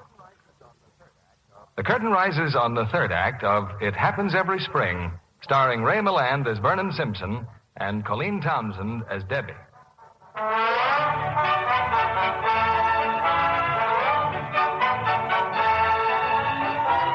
Well, the World Series is tied 3-3, and the issue will be decided this afternoon when Vernon Simpson, the year's most sensational pitcher, faces New York. Unfortunately, all Vernon's skill was contained in a little bottle marked hair tonic. But the bottle just smashed in Jimmy Dolan's wash basin, and Vernon's career as a pitcher has gurgled down the drain. Miles away from St. Louis, in the Greenleaf home, Debbie's in something of a spot. Going around here like the cat who just swallowed the canary. You're a grown girl, Debbie, and you're quite entitled to live your own life. It's just that Father and I, These trips you've been making. Well, Debbie, where have you been going? To St. Louis. Why? To see Vernon, Father. Vernon? Well, what has he got to say for himself? Well, I don't know. I haven't talked to him. That is, not for some time. Oh, Debbie, you're being very difficult. Well, all right, I'll tell you. Now, Father, you're going to get terribly angry, but, well, I guess you'll both have to find out sooner or later. Here, look at this. Well? Read it, Mother, the headline. Dolan gambles on Kelly to Cup World Series. Mixed up in gambling, huh? Who's Dolan? Who's Kelly? Well, you should know who Kelly is, Father. Oh, yes. The pitcher Mr. Stone wanted me to meet that time. Well, Kelly's more than a pitcher, Father. He's Vernon. What? Vernon? Vernon Simpson? Now, don't get excited, Father. Oh, no, it's impossible. Well, Alfred, don't you have anything to say? I think it's outrageous that he never pitched here for the varsity. Oh, Father, then you don't mind. Well, of course I mind. He lied to me, didn't he? Left his classes here, left his laboratory to play baseball. What are you going to do, Alfred? Do? I'm going into St. Louis and see that ball game. Oh, they're all sold out, dear. But it just happens that a friend of mine, a Mr. Monk Lanigan, has given me some tickets. So here we are, ladies and gentlemen, top of the 8th inning in this deciding game of a neck-and-neck World Series. The score remains 6-6, but something has happened to Kelly. He's definitely not himself today. He's been in trouble constantly, but those St. Louis hitters have come back strong to save him. Well, he's towing the rubber now. Hopkins at the plate, Marconi on second. Here comes a pitch. It's a hit. It's a clean single right through shortstop. Marconi scores, and Hopkins is safe on first. And listen to that crowd. Vernon's doing fine, isn't he, dear? Why, he threw the ball and made it hit the bat. Oh, no, Mother, no. No, he's not doing fine at all. Oh, I can't understand it. What's happening? New York leads now 7-6. There are 2 outs, but Kelly's in real trouble again. And there goes Monk Lanigan out to the mound. Talking How about it, kid? Where's the old hop? I haven't got it anymore, Monk. It's gone. You see this little pad in my glove? Huh? What about the little pad? Dry as a bone, not a drop left. I'm just a sandlot pitcher again. What are you talking about? Are you feeling all right? I feel awful. Look, steady down, kid. So they hit a few. There's 7 men behind you. They can handle it. They're a great ball club. They better be. Come on, play ball. Again, it's a strike as Wilson lets a fastball get by him. I don't know what Monk Lanigan told Kelly, but Kelly's pitched 2 successive strikes now. And here comes the next one. And he struck him out. Wilson goes down swinging and the side's retired. But it's another run for New York, and they're out in front 7-6.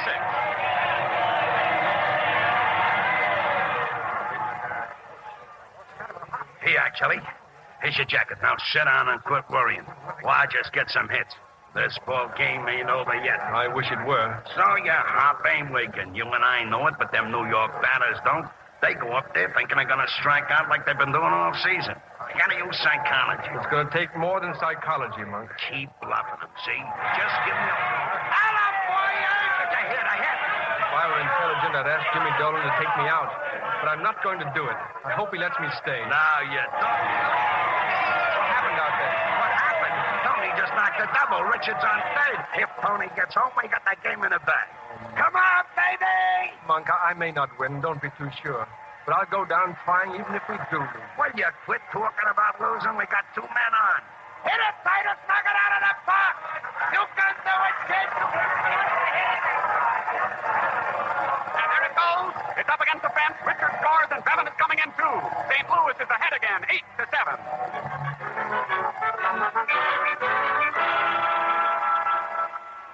With a long fly to center field that retires the side.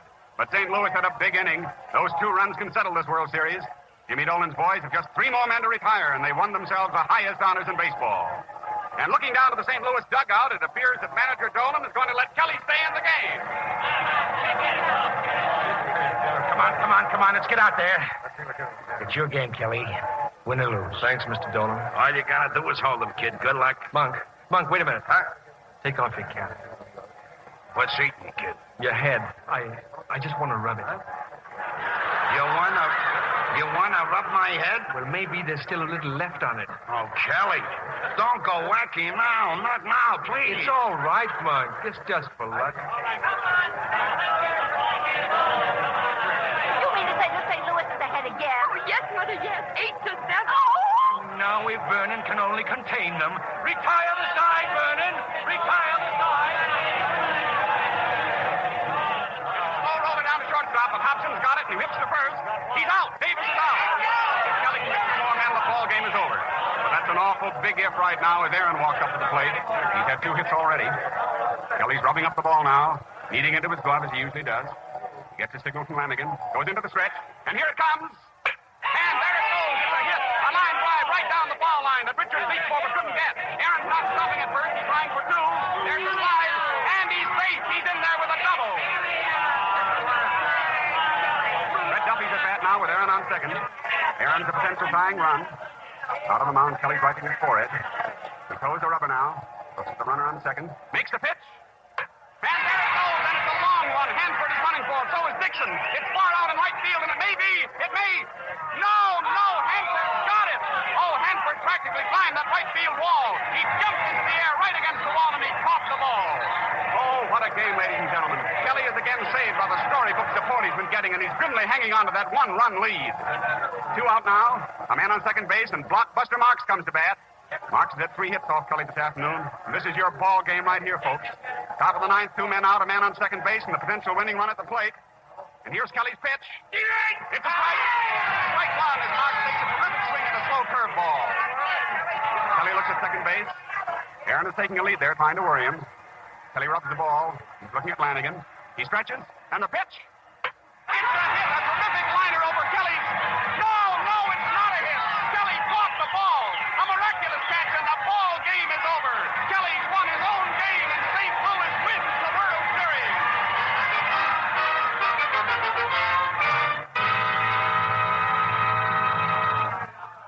Hey, Kelly, how come you ain't with the boys? Go on in the dressing room. in a minute, Mr. Dolan. So you're the guy I call the crackpot. Oh, I want to shake hands with you, Kelly. Thanks, Jimmy, thanks. Oh, hey, what is this? Let me look at that hand. How's it feel? Well, it's rather painful. When you caught that ball, huh? Come on, we better get that x-rayed. Hey, Monk, find the doc, will you? We'll be in the examining room. How's it feel, kid? Doc fix you up okay? Hurts, huh? Oh, it's not too bad. Where'd Doc go? I don't know. Well, what did he say when you and Dolan talked to him?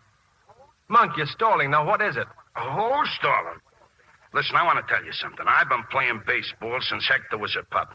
But what's it got me? I mean, it don't matter how long you're up there. It's what you do. Oh, you've done all right. Well, I'm talking about you. You had a season, Kelly. A season like nobody ever had before. Well, I guess I was lucky. Why, you could pitch for 20 years, you'd never do no better. You've done it all, kid. You know, you got nothing to look forward to. Now, what's this all about? What did the doctor say? He says you're all washed up. Your hand, you can't pitch no more. Oh. Well, I never dreamt my career would end this way. You and me both. I ain't never gonna forget it. I'm gonna spend the rest of my life going around bragging how Kelly was my roommate. Well, I guess I'll go on to the station, Monk. I can get a train in 30 minutes. Well, give me your bag. I'm going with you.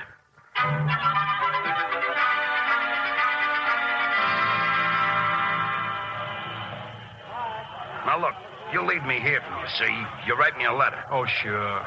All right. What do you figure you're gonna do, kid? I don't know. I'd like to get my old job back at the college, but I don't think there's much chance of that. Right. No, not after the way I left and what I've been doing since. Well, jumping Jupiter, you ain't murdered nobody or nothing. All you done was play ball. And I only did it to get enough money to marry my girl, but even so, I haven't much hope. But you ought to know that. I don't get it. It don't make no sense to me. Well, a lot of things don't make sense, Monk. I was a chemistry teacher. I can tell you that now. And the sum of money I received for teaching science to the youth of this state for an entire year was a little less than I got this afternoon, tossing a 5-ounce sphere past a young man holding a wooden stick. But that ain't right. If it weren't for professors teaching kids, everybody'd turn out to be dumb clucks like me. Oh! You're doing all right. I hope you keep on. Thanks, Kelly. Well, I guess I better be moving. How's the hand feel now? Oh, it's fine. Monk, you know, I never had many friends, but you've been a real one. You've done a lot for me, and I just want to say that I just don't know how to say what I want to say. Me neither, so don't leave us try. Well, I'll get in touch with you, Monk, as soon as things are straightened out. So long, kid. So long. She gave me her phone number. I know she did. Yeah, it's right here. Debbie Greenleaf, Westlake 8813. I hope she's back home by now. She's got to be home.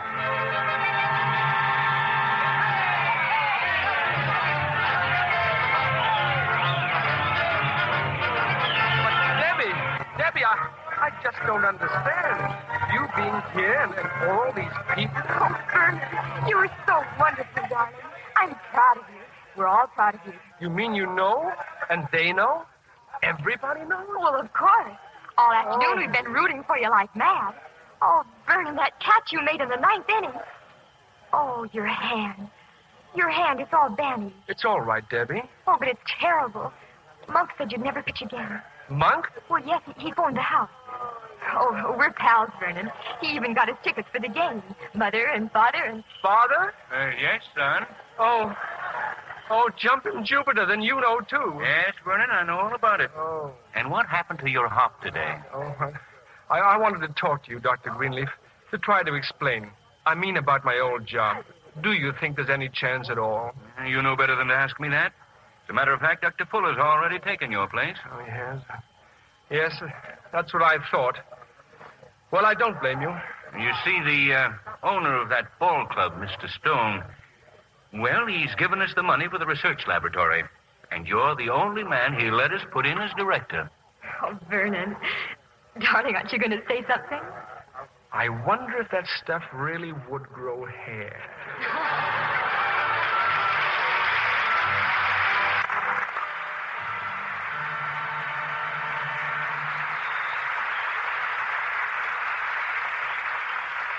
The stands are still cheering the performances of tonight's stars, and here are Ray Milland and Colleen Townsend for a curtain call. Ray, I suppose you'll be leaving tonight for the World Series. Well, not exactly, Bill. I know it's hard to believe, but both the Yankees and the Dodgers seem to think they can win without me. I suppose Casey Stengel figures he can muddle through with fellas like Joe DiMaggio. Well, just in case he's listening, I want to say in all modesty, Casey, I am available. Well, while Ray is throwing a curve to Casey Stengel, I want to ask Colleen Townsend about her recent tour of Veterans Hospitals. Well, it was really a thrilling experience, Mr. Keeley. The boys in the hospitals gave us a wonderful reception. I'm sure they're always glad to see a Lux girl as lovely as you are, Colleen. Well, thank you. Naturally, I take Lux soap with me on a trip. It's always been my complexion care. I wonder if I should wire Casey. Oh, Ray, let's face it, you struck out. Oh, well. What's the play next week, Bill? Next week, we guarantee a home run, Ray, because our play is RKO's smash hit, Mr. Blandings Builds His Dream House. And the stars will be Cary Grant and Irene Dunn. The motion picture comedy delighted audiences everywhere. And next Monday night, Irene Dunn and Cary Grant build their dream house right here. A wonderful show, Bill. Good night. Good night. Good night, and thank you.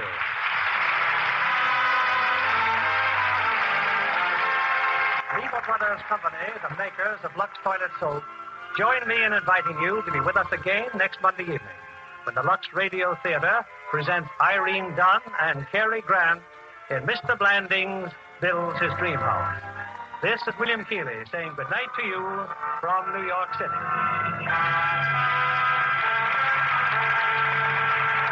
Ray Milland appeared through the courtesy of Paramount Pictures, producers of Song of Surrender, starring Wanda Hendricks and MacDonald Carey. Colleen Townsend appeared through the courtesy of 20th Century Fox, producers of Prince of Foxes, starring Tyrone Power. Heard in tonight's cast were Ted DeCorsia as Monk, Wally Mayer as Dolan, Ed Begley as Stone, and Bill Johnstone as Greenleaf. Our play was adapted by S.H. Barnett, and our music was directed by Louis Silvers. This is your announcer, John Milton Kennedy, reminding you to join us again next Monday night to hear Mr. Blanding Builds His Dream House, starring Cary Grant and Irene Dunn.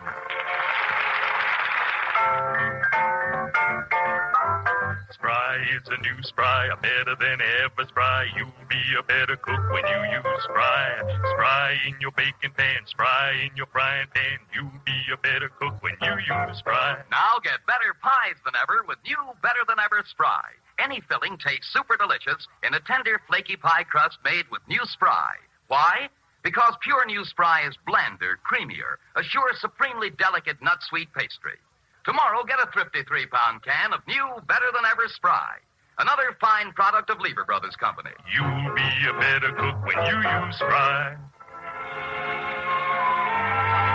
Be sure to listen next Monday night to the Lux Radio Theatre presentation of Mr. Blanding Builds His Dream House, starring Irene Dunn and Cary Grant. Stay tuned for My Friend Irma, which follows over these same stations. This is CBS, the Columbia Broadcasting System.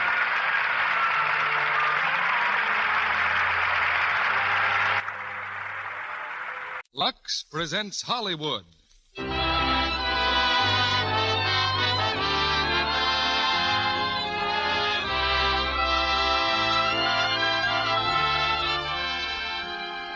The Lux Radio Theatre brings you Bing Crosby and Dorothy Lamour in Dixie with Barry Sullivan. Ladies and gentlemen, your producer, Mr. Cecil B. DeMille.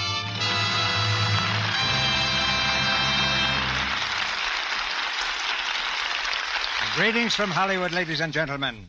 This town has given me many unforgettable memories, but none clearer than the sight of Bing Crosby in blackface and sideburns, wearing a shirt that might have been made from one of Dorothy Lamour's sarongs, bicycling down a street on the Paramount lot, puffing gently on a pipe and warbling one of the tunes from Dixie.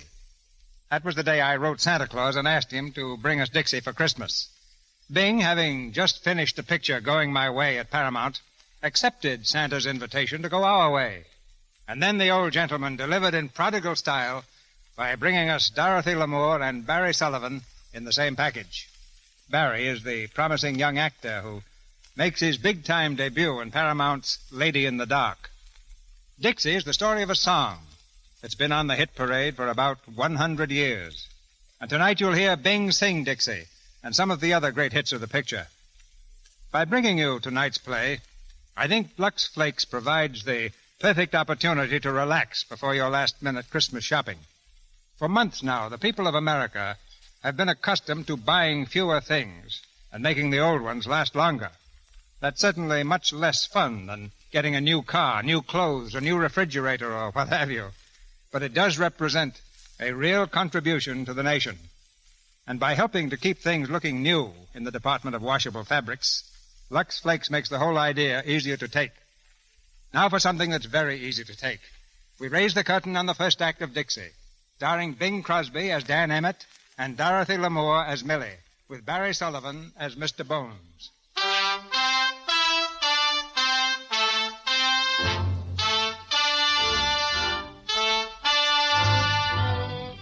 In the period before the Civil War, a new form of entertainment flashed across the American scene, the minstrel show.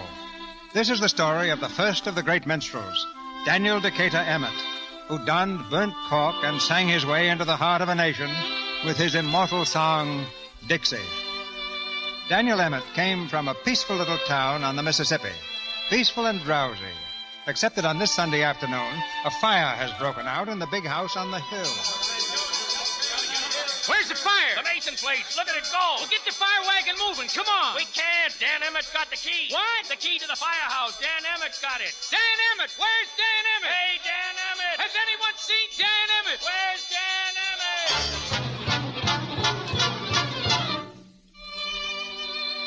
The key to the firehouse is resting comfortably in Dan Emmett's pocket. And Dan Emmett himself is resting comfortably on the riverbank with his banjo on his knee. And there's a girl beside him, listening with shining eyes as he sings.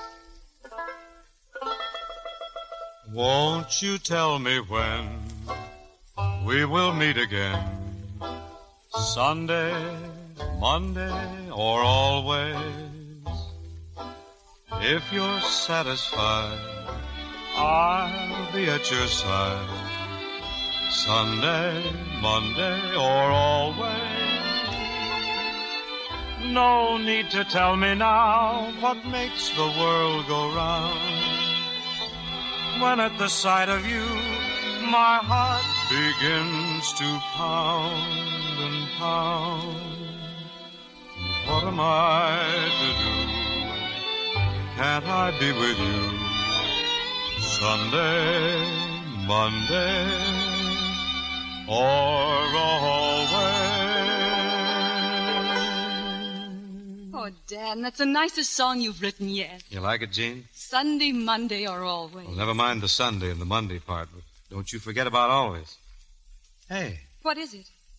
Thought for a second I smelled smoke. Oh, Dan, you're always smelling smoke. Yeah, I guess it's being head of the volunteer fire brigade. Job like that carries a lot of responsibility. Yes, sir. You got to be right up on your toes every second. Dan, look. It is smoke. Where? Up there on the hill. Dan, it's my house. Your house? Well, come on. I got to get over there. I got the key to the firehouse.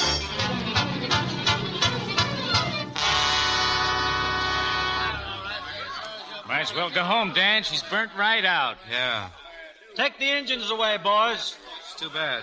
Well, you certainly were a dang long time getting here. Now look at my house. Just look at it. We couldn't help it, Mr. Mason. Dan had the key to the firehouse, and we couldn't locate him. What, Dan Emmett? Yeah, I'm sorry, Mr. Mason. There's not much left, is there? Oh, yes, there is. Your pipe, Dan Emmett. I found it in what was the hall. Let's see that. Well, it's my pipe, all right, but I don't remember leaving it there. Oh, I'm sure he didn't, Father. He certainly did. That's where the fire started. Oh, I'm sorry, Mr. Mason. I'll pay you back when I can. Well, the house happens to be insured. Oh, then everything's all right. All right. With me and my family out in the cold, you irresponsible pup, you're no good, and I don't ever want to see you around here or around my daughter again. Father. Now, Mr. Mason, I guess this isn't a very good time to bring it up, but I can't very well never see your daughter again. I'm planning on marrying her. Marry my daughter? Yeah. How could you support her? Well, I'm not exactly destitute. I got $500. That's no credit to you. Your uncle left you $550 8 years ago. Well, I'm quitting my job in the feed store. I'm going to be an actor and a composer. What? Father, Father, please. Now, play actors make a lot of money, Mr. Mason. Yes, the good ones do. But you start play acting, and in 6 months, you won't have a cent left. Oh, I think you're wrong there, Mr. Mason. In 6 months, I'll have twice as much money. Well, you come back here in 6 months with $1,000, and you can marry Jean. And I'd rather cut off my right arm than have that happen. So you can see what I think your chances are. All right, Mr. Mason, but you better start saving rice. You're going to need a lot of it 6 months from now. Dan. I'll be around tonight to say goodbye, Jean.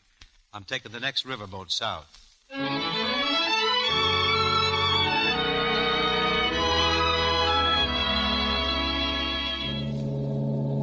Keep those stevedores moving there. Get that Cotten aboard.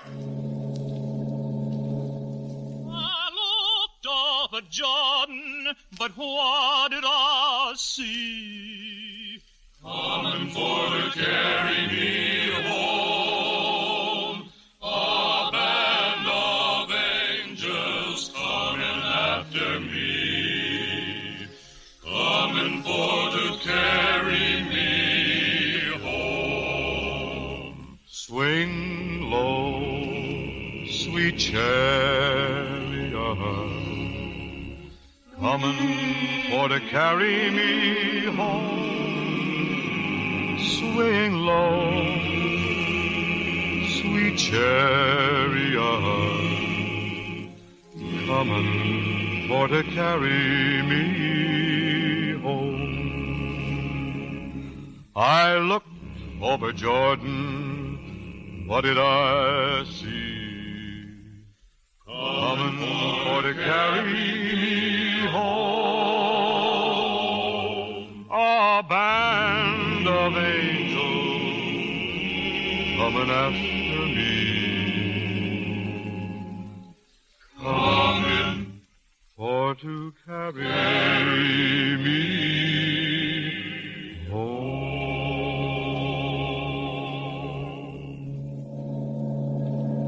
Yes, Tom?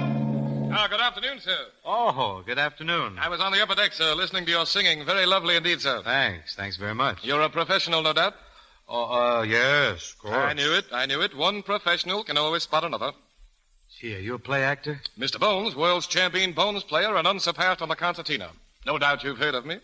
Yes, of course. I see you were foresighted enough to bring along a box lunch, sir. Mm-hmm. My girl did it up for me. Where you been appearing lately, Mr. Bones? Huh? Oh, I've been abroad the last 2 years, touring the continent. Command performances before royalty. Yes, a box lunch is a handy little thing to have on a boat, yes, indeed.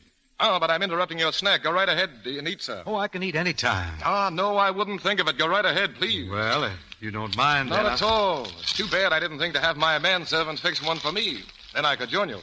Oh, say, I don't suppose you Oh, no, of course you wouldn't. May I inquire, sir, what I wouldn't do? Well, I was going to ask if you'd care to dine with me. No, thank you, sir. I'm dining with the captain. Oh, I'm However, sorry. if you insist, I won't disappoint you, sir. Chicken. Chicken, sir, is the thing I am fondest of in all the world.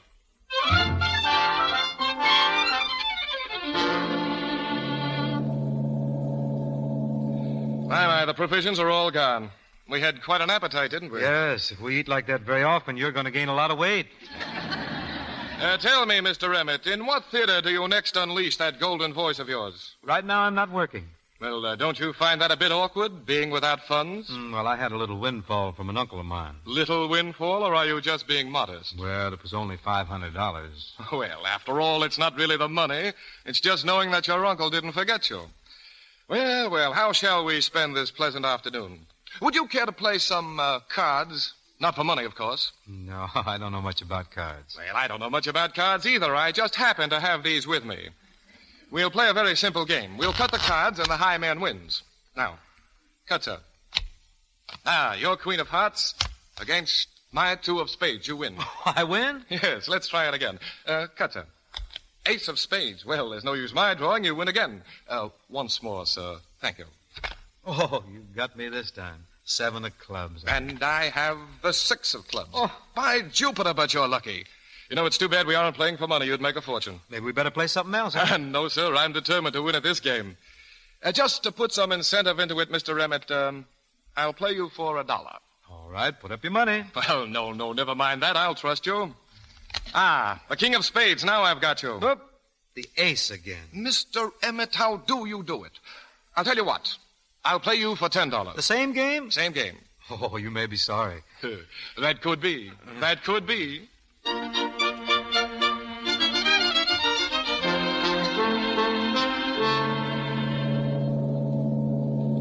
Evening, sir. You seasick, sir?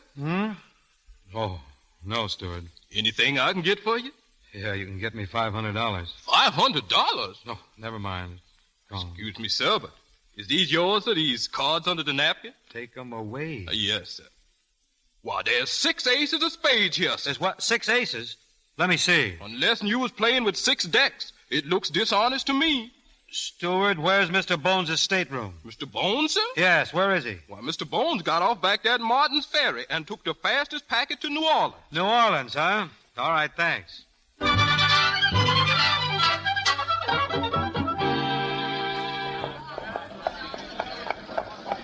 Mr. Bones!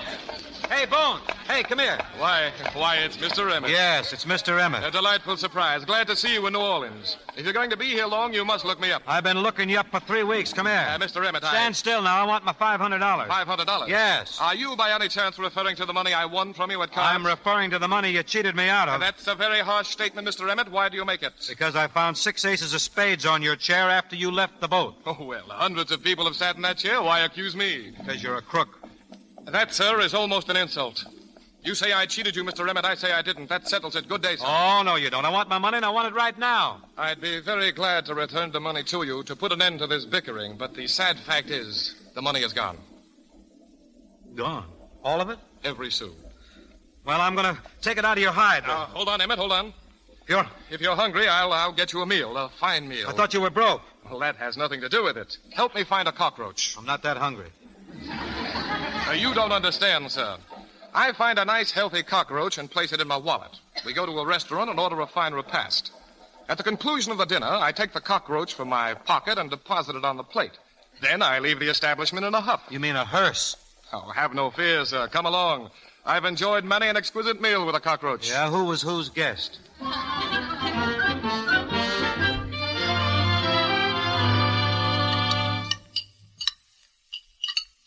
It's a delicious meal, wasn't it? Now, if there's anything else you want, we'll order it. I want you to be perfectly satisfied. Don't you get the idea this cancels the $500 you owe me? You're going to pay back every cent? You got to go to work on the levee to do it. Shh, Mr. Emmett, if you'll cease this petty persecution, I'll sponsor you in the theater. I'll make a place for you in my act. How's that? I'd rather have the $500. Come on, get the cockroach out. Let's go. Yes, Oh, wait, dear. Huh? What's the trouble? I can't find it. Can't find what? The cockroach. He's gone. Perhaps he's crawled on you. What are we going to do? Did you lose something, gentlemen? Why, yes. As a matter of fact, yes, waiter. I seem to have misplaced my wallet. And me, too. Both of you have lost your wallets? I think we've been robbed, yes. That, gentlemen, you should be ashamed to use. If I were going to steal a meal, I would have a more original approach. Well, we did have. I'll be glad to sign the bill and send you my check in the morning. It won't be necessary. We can work out something right here. Oh, come on. Let go of me. No money, eh? Oh, unhand me, you. No wallet, Let go of me. Yeah. Robbed, eh?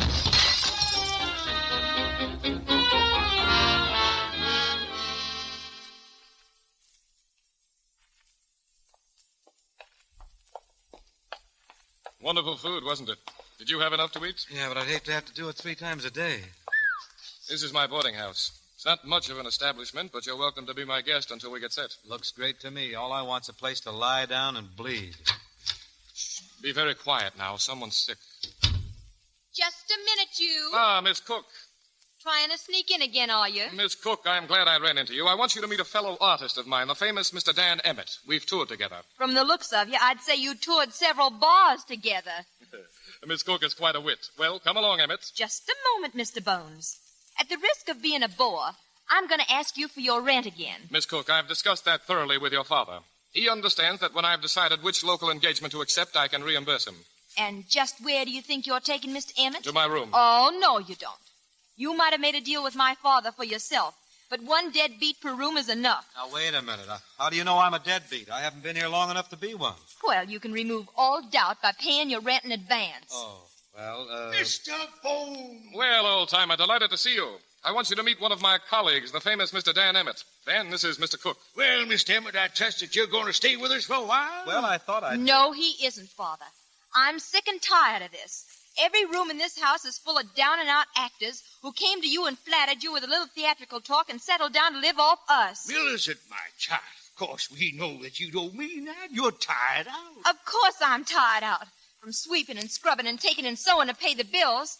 We got to draw the line somewhere, and we might as well draw it through Mr. Emmett. I'd like to draw it right through Mr. Bones, too. He not only doesn't pay his rent, but he tries to kiss me every time he catches me in the back hall. My dear, you forget you're very attractive, and actors are emotional people. Besides, Mr. Bones said he would pay us when he had an engagement. Now he has one. Where? While you were out this morning, a messenger came from the Maxwell Theatre. The manager wants to try out your act tonight. They've always loved me here in New Orleans. I imagine this engagement will be sensational. Well, come on, then. Let's start putting our routine together. Our routine? Mm-hmm. And why do you use the plural pronoun? We made a deal. You agreed to take me in with you. Oh, that was a hypothetical case. Sometime in the future, yes. Tonight, however, I am doing a single. If you do, you'll be doing it in your underwear. And what do you mean by that? This is too good a chance to miss. We can get 2 jobs instead of 1. In fact, we can get 4. By using those 2 broken-down actors in room 6. That means 4 actors paying rent instead of none. So, Mr. Bones, you better change your mind if you don't want your clothes locked in your room. Well, what do you say, Mr. Bones? Do we go with you, or do we lock you up? Wait. What are you going to do about those black eyes you're wearing? Makeup won't cover those. Well, don't expect a solution from me. I know what you could do. You can't change the color of your eyes, but you can make your faces up to match them. Go as darkies. Miss Cook, if you think the audience would stand for our masquerading as Africans, why, we'd be run out of the theater. Well, I'd rather be run out of it than never get in there at all. Come on.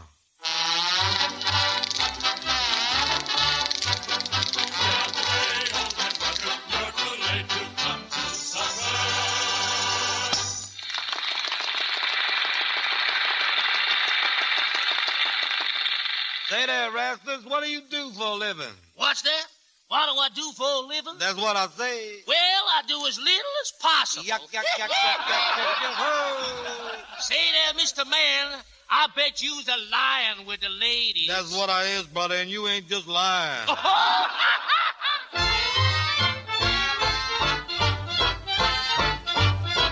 She's from Missouri. You'd know it right away. She's from Missouri. Be careful what you say.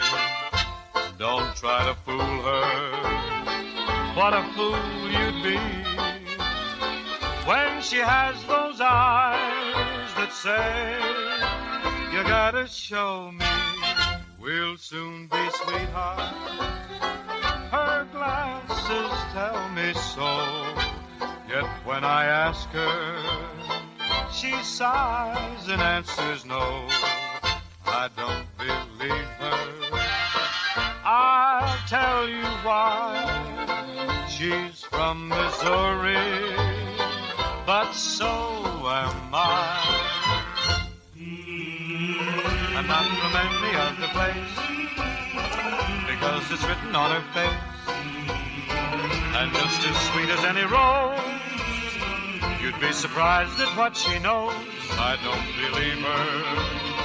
I'm gonna tell you why. She's from Missouri, but so am I.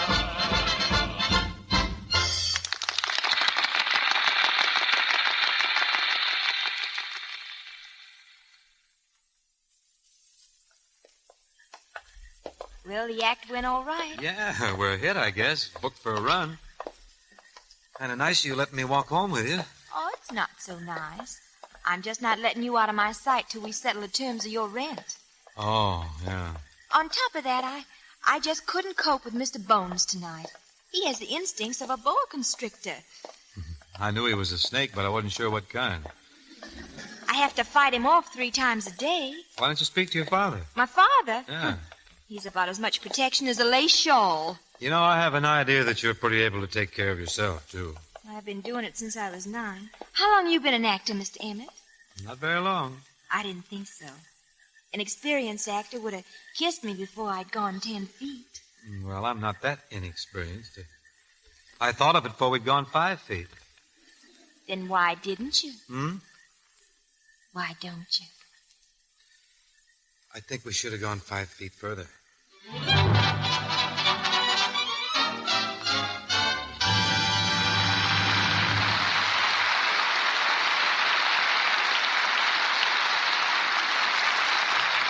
a moment, Mr. DeMille presents Bing Crosby, Dorothy Lamour, and Barry Sullivan in Act Two of Dixie. During this brief intermission, Sally wants to introduce a special guest. For an impossible interview. He certainly looks impossible to me, but this was your idea, Sally. He's your friend. My friend? I should say not. He hasn't a friend in the world. Well, speak up, man. Who are you? Well, you know how stockings pop into runs sometimes, for no reason at all, like this. Well, I'm the guy who pops them. You wouldn't have a chance if some people weren't careless about washing stockings, rubbing them with cake soap or using strong soaps. Then the threads get weak. Then I come along and pop them, and they never guess what happened. Boy, oh boy, is that fun. You're a mean man. Stockings are so precious these days. That's what I like. A run. Makes people complain about their stockings. And all the time, it may be because they've been washing stockings the wrong way. You don't do much business when girls lux their stockings every night. No, I don't have any fun. Stockings last twice as long when they're luxed every night. Of course they do. They stay elastic so they can stretch and spring back into place without breaking into runs. Yes, that's why it pays to lux stockings nightly and never risk strong soaps or cake soap rubbing. Actual strain tests prove Lux cuts down runs over 50%. That's twice the wear with gentle Lux care. Don't waste Lux Flakes. Use all you need to get rich suds, but no more than you need. We pause now for station identification. This is the Columbia Broadcasting System.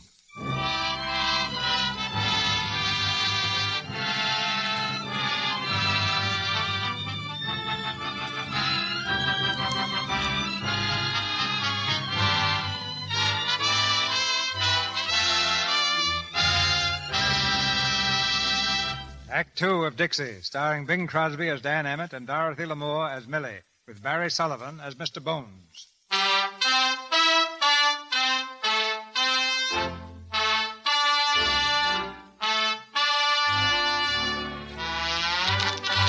The minstrel show has been born in New Orleans. It's still only 4 men and burnt cork, but the idea is catching on. Dan Emmett has plans now. 24 men on the stage at one time. Costumes, dances, funny sayings, and brand new songs. Bum, bum, bum, bum, bum, bum, bum, bum, bum, bum, bum. Hello. Oh, morning, Millie. I hear you had standees at the theater again last night. Well, we haven't had a vacant seat for, last 2 weeks. Bum, bum, bum. Don't you ever get tired of working? You're at the theater all night. I shouldn't think you'd want to be writing songs all day. Well, I'm not getting anywhere with this one. The tune keeps running through my mind, but I can't think of any words for it. What you need is to relax. Why don't we take a walk this afternoon? It's a wonderful day. Well, I don't know. That walking maybe it isn't so good. Hey, I smell smoke. Smoke? Hey, look out. It's my pipe on those papers. Oh, Dan, don't burn yourself. That's all right. Hey, that was close. I got into trouble like that once before. Let me see your hand. Did you burn it? Just a little. Let me see. Oh, Dan, I'm so sorry. No, it's not bad. Look. Here, let go, will you? Let go of my neck. Dan, kiss me. Well, here we go. Good morning.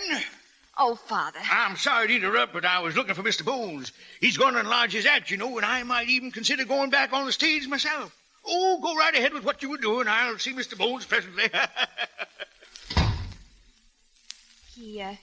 He said for us to go on with what we were doing. Millie, I think it's a pretty good thing he came in. See, I don't know what's the matter with me. I'm in love with Jean, and I'm going to marry her. If that girl really meant anything to you, you couldn't kiss me like that. Well, you sort of sneaked up on me. Oh, did I? Well, I'm not going to sneak up on you anymore. Hey, Millie.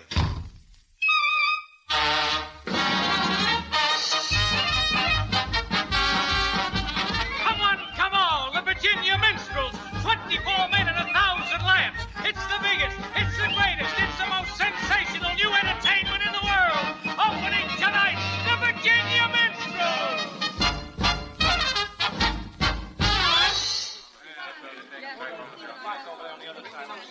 Good luck, Father. Thank you, my dear. Thank you. Good luck to all of you. Thank you, my sweet. Thanks. And I suppose, Mr. Emmett, if you are successful tonight, you'll be racing back to marry that girl of yours. Yeah, or sending for her to come here. Oh, won't that be nice? Perhaps we can make it a double wedding. Mr. Bones and I are getting married, too. We are? When did I ask you? You didn't. But if you weren't leading up to it, you're a cad. Well, I don't mind. At least we can try it for a while. Well, aren't you going to congratulate us, Father? Well, my little girl married. Seems only yesterday that you were in pigtails. My congratulations to both of you. Which ones you say you were marrying? I believe she designated me. Oh, really? On stage, ready for the curtain. Good luck again, Father. Goodbye, my dear. Bye, Goodbye. Millie. You didn't congratulate me, Emmett? Congratulations. Your enthusiasm overwhelms me.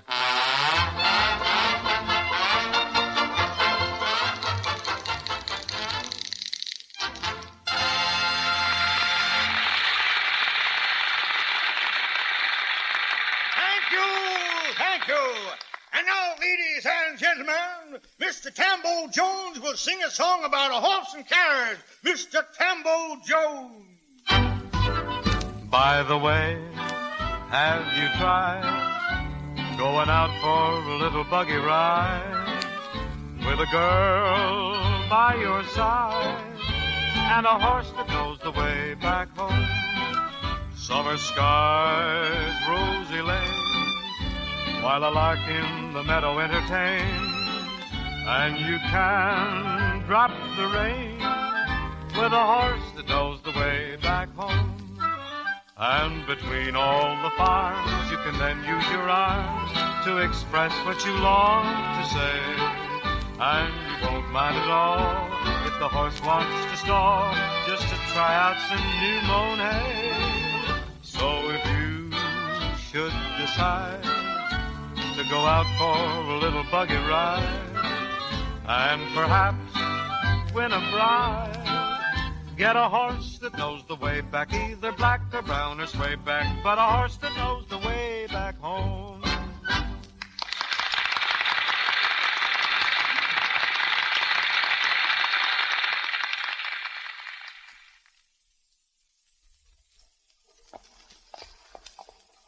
Will Antoine's be all right, Millie? It's all right with me. We really ought to celebrate this occasion, you know. The show of success, our engagement. Driver, Antoine. Yes. Wait, hold that cab, driver. Millie, could I see you a minute? I'm sorry, we're just going to... Well, this is important. What is it? Well, I can't tell you here. Couldn't we go some other place? My fiancée is already going someplace. Millie, you can't be engaged to Mary Bones. You don't love him, and I know it. Really? Look here, Emmett, your conduct is unforgivable. Don't try me too far. Millie, the minute I heard you say you were marrying him tonight, I knew I couldn't let you go. Emmett, in a very few moments, you're going to have a fight on your hands. Oh, don't bother to brawl with him, Bones, darling. Have the cabbie throw him out. Millie, I don't blame you for feeling hurt after the way I treated you, but I'm sure of myself now. It's you I want. Get your elbow out of my stomach and quit proposing to my fiancée. Millie, please listen to me. What do you want to do, start a harem with me and that girl of yours? I'm just trying to put over the idea that I want to marry you. Dan. Emmett, my patience is almost exhausted. Oh, Dan, darling, I'm so glad you said that. I'll marry you tonight if you want me to. Darling. Millie, this transcends decency. I demand an explanation. Well, how can we make it any clearer to you? Oh, Millie. Oh, Dan. Well, I must say, this was the shortest engagement on record. Listen, there's a fire somewhere. Oh, there it is. Good heavens, it's the theater. The theater, Oh, Dan. Hey, I can't find it. What? I thought I had it with me. Had what? My pipe. Oh, Dan.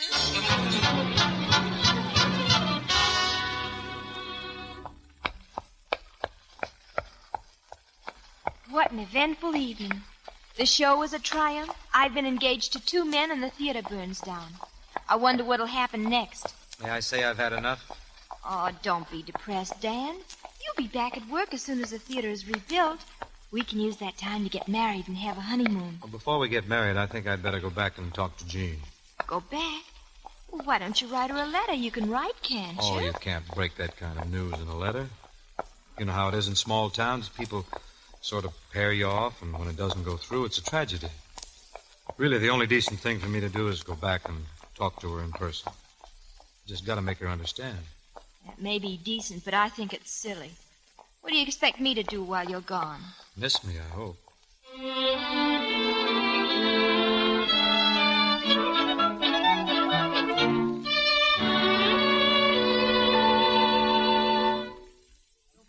Mr. Mason, I come all the way from New Orleans just to see... I'll tell you again, Jean doesn't want to see you, Dan. Well, why not, Mr. Mason? I got something important to tell her. I can give her any messages. Not this one, Mr. Mason. I've got to speak to her myself. All right. Come here to the window. There's Jean in the garden. Why, she's... Yeah, she's in a wheelchair. She's been in it for weeks. What happened to her? She have an accident? Jean has the paralyzing sickness. She'll never walk again. So that's why she didn't want to see me. She doesn't want your pity, Dan. She ought to know better than that, Mr. Mason. You see, I came back here to marry Jean.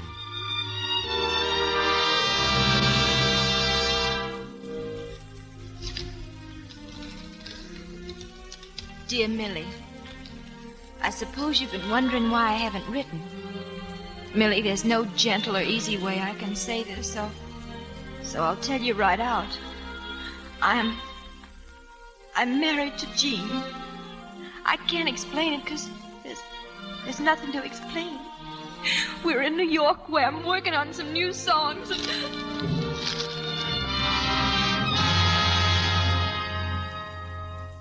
Come on now, you're going to hear this new song. Oh, I feel like a baby the way you carry me around. Oh, you married a strong guy. Oh. Now, you just sit there and listen. All right, Master.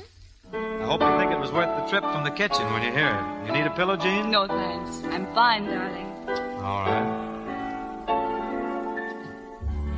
Did I see moonlight and magnolia trees? Smile again, my darling, if you please. Did I hear music on a warm spring breeze? Speak again, my darling, if you please. Did I feel cool September rain just then? If you please, touch my cheek with your hand again. When you are near me, I can dream with ease, and I'm yours, my darling, if you please.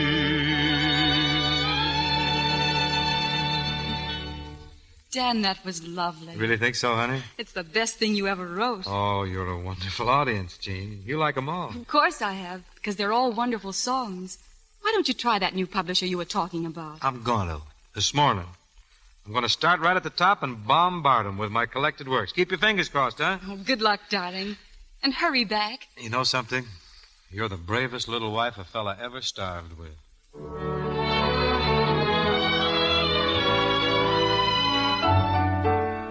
And I'm yours, my darling, if you please. Well? No, it ain't a good season for ballads. We're looking for something like The Farmer Pitched Hay All Day. Oh, then I got just the song you want. Turkey in the Straw. We don't want any songs about animals. It's not about an animal. It's about a turkey. Turkey? Yeah. That reminds me, it's time for lunch. Now, wait a second. I've played you 10 songs. They're all good numbers. You must like one of them. All right, I'll give you $100. For which song? For all of them. That's only $10 a song. I can add 2. Do you want it? I don't want it, but I need it. All right. I'll get you the money in an hour. Look, I got one more song. It's my best. I've been working on it for a long time, but I just got the words today. Listen. Oh, I wish I was in the land of cotton. Old times there are Hold it. Well? I'll give you $1 for it. $1? That's the trouble with you fellas. You have no foresight, no vision. I bet you haven't had a song success up here in years. Now, that's the reason we can only give you $1 for it. Thanks. I'll keep the song.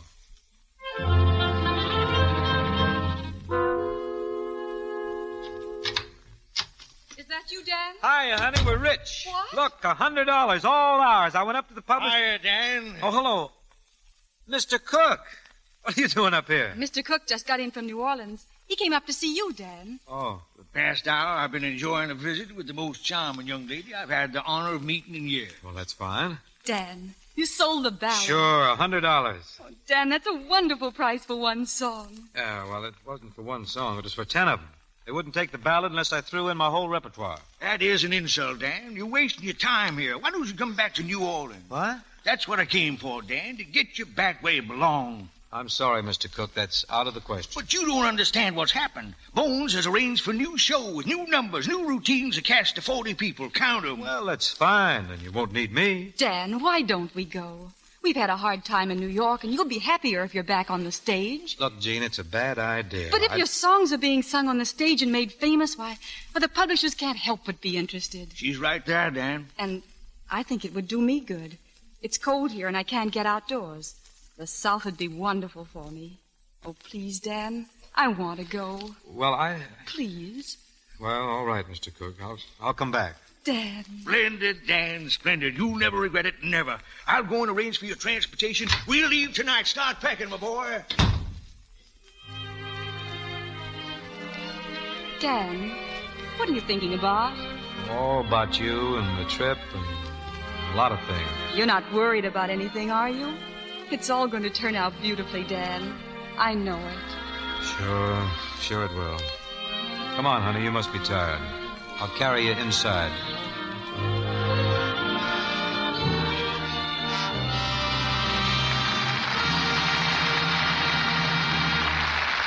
Mr. DeMille will return in a moment with Bing Crosby, Dorothy Lamour, and Barry Sullivan for Act 3 of Dixie. We have a special guest here tonight, and I'd like her to say a word now. She's Lieutenant Junior Grade Helen Rhodes of the Navy Nurse Corps, who served with our Navy at Pearl Harbor.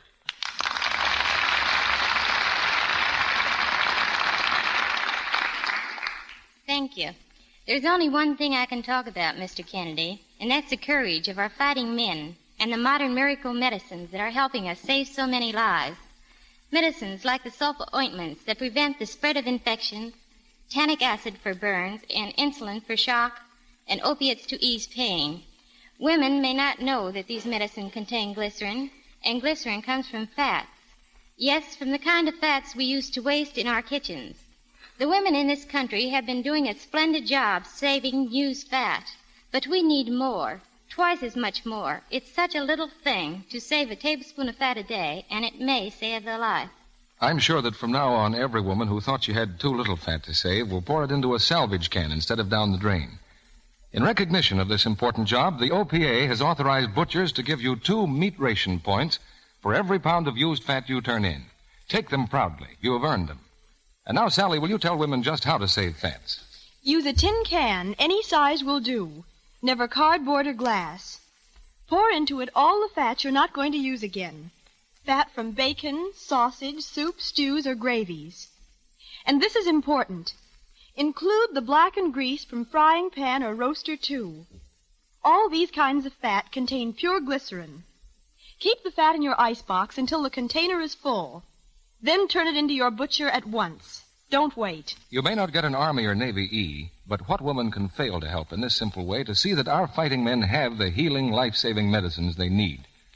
Now, our producer, Mr. DeMille. After the play, we'll meet Dorothy and Bing without the blackface. Now here's the curtain for the third act of Dixie, starring Bing Crosby and Dorothy Lamour, with Barry Sullivan.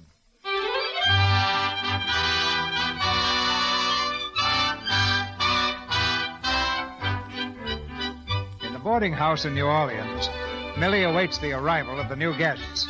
With broom and dustpan in hand, she's sweeping the hall savagely when our father bursts through the front door. Well, Millie, here we are. So here you are. What about it? Millie. I told you when you left here that I wouldn't have him back again, and I meant it.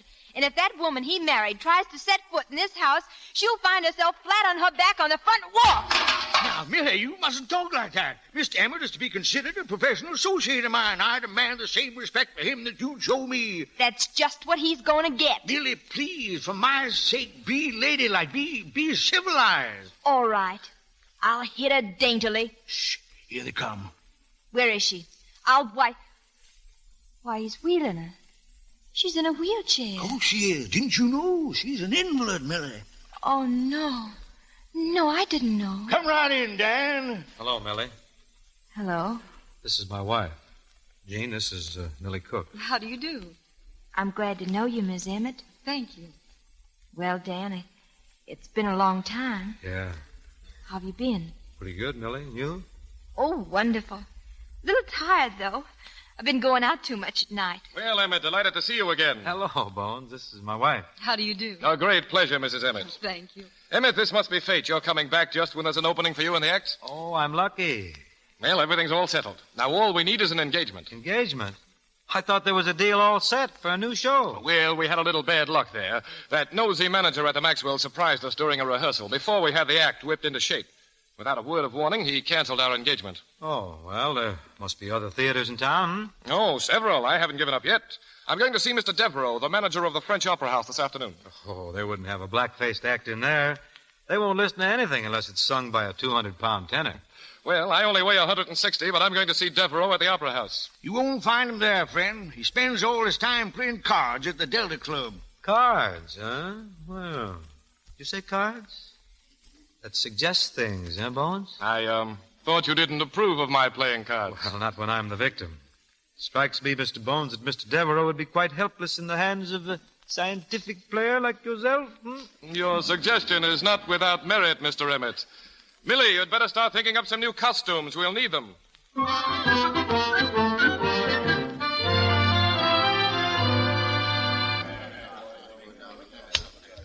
There you are, sir.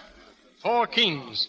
Beat that if you can, sir. Very nice, Mr. Devereaux, but not nice enough. I have 4 aces. Again, huh? Rake in the chips, Mr. Emmett. Would you care for another game, sir? Not tonight, Mr. Bones. I fear I've overpaid myself to the extent of a couple of $1,000. I trust an IOU will suffice, sir? As a matter of fact, it won't. Why, sir? You're inferring my word's not good enough for you? I prefer cash. Egad, you're a cheap horse trader. In the South, sir, a gentleman's word is unquestioned. An insult like this demands satisfaction. You'll get it, sir. Wait, sir. Mr. Bones, sir, you're forgetting that I accompanied you here at the request of your wife to prevent you from dueling.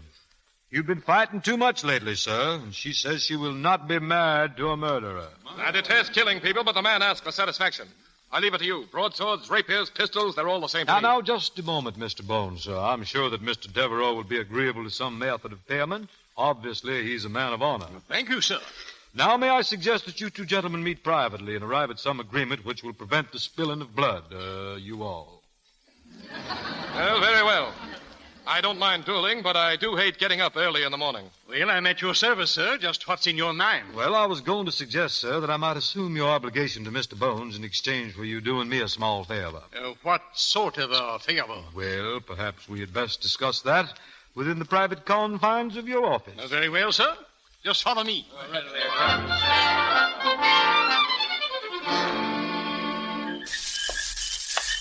Hello, Dan. Oh, hello, Millie. Are you going back to the house? Yes, I just... I'll walk with you. Fine. Well, what kind of a card player was Devereaux? Not nearly as good as he thought he was. We're booked to open at the Opera House. Oh, wonderful. Isn't that great? Where are the others? Oh, they're celebrating with a couple of beers. Remember the first night we walked home together? Huh. I guess I was pretty silly that night trying to get you to kiss me. You weren't so silly. I did it, didn't I? But it was harmless enough, though. What happened since then has proven that. Mm-hmm. I certainly appreciate the way you've treated Jean. Don't give me too much credit, Dan. When you came back today, I was furious. Then when I saw her, I began to understand. You like her? She's a very sweet girl. It's wonderful not being mad at you anymore, Dan. I guess there isn't any reason why we shouldn't be as good friends as we ever were. Oh, yeah. Well, we'd better go in. Oh, hello. Oh, hello, Jean. Didn't see you sitting there. I asked Mr. Cook to wheel me out. It's such a lovely evening, isn't it? Yeah. Yes, it's beautiful. Well, good night. Good night.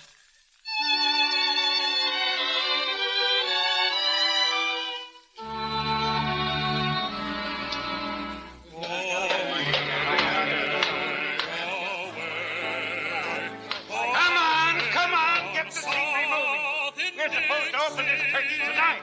Don't ask me why.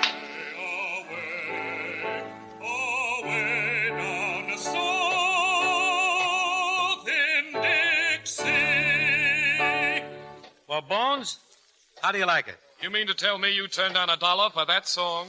What do you think, Mr. Cook? Dan, my boy, you know I've been in the theater all my life. My feeling is entirely negative. I have to sing it, Dan, and I don't like it either. Well, then I'll sing it myself.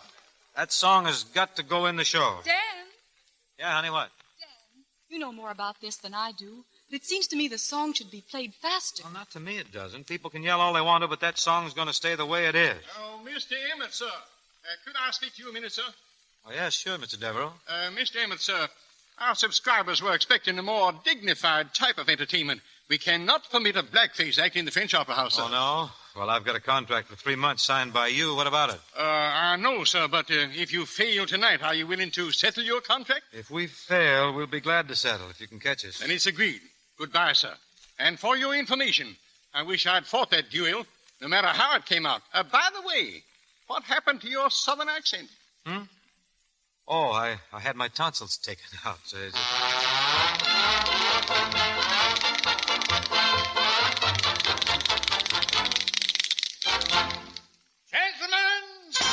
be seated.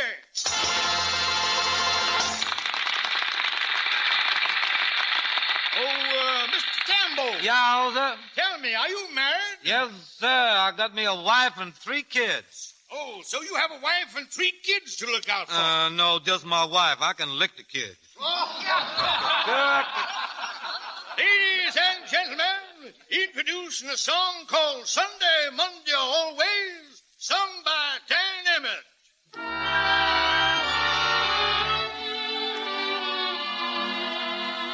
Won't you tell me when we will meet again?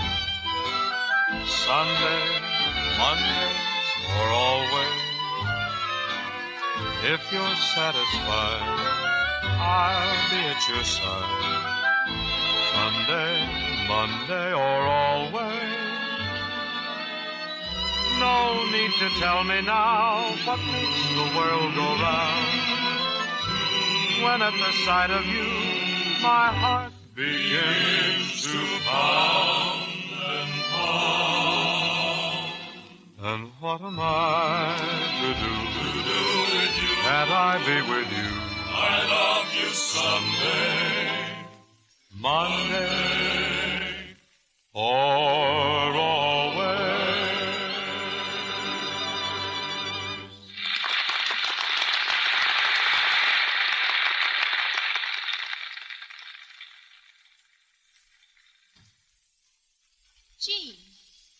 Jean, aren't you going to watch the show? What are you doing down here? I had someone wheel me to Dan's dressing room. Jean, what's the matter? Nothing. Why, Millie? Well, the doorman told me a boat ticket was delivered to you just before the show started. 1 ticket. Where you going, Jean? I thought I'd go home for a while.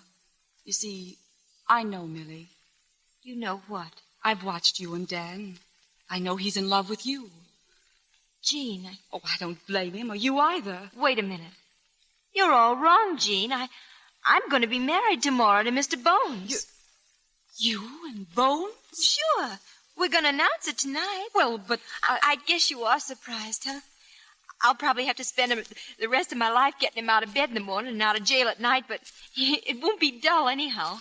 You made up your mind rather suddenly, didn't you, Millie? Oh, no, just announcing it suddenly.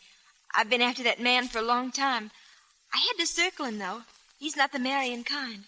I had to use Dan to make him jealous. Millie, that's wonderful. Now, come on up and watch the show. And send that ticket back right away. All right, Millie.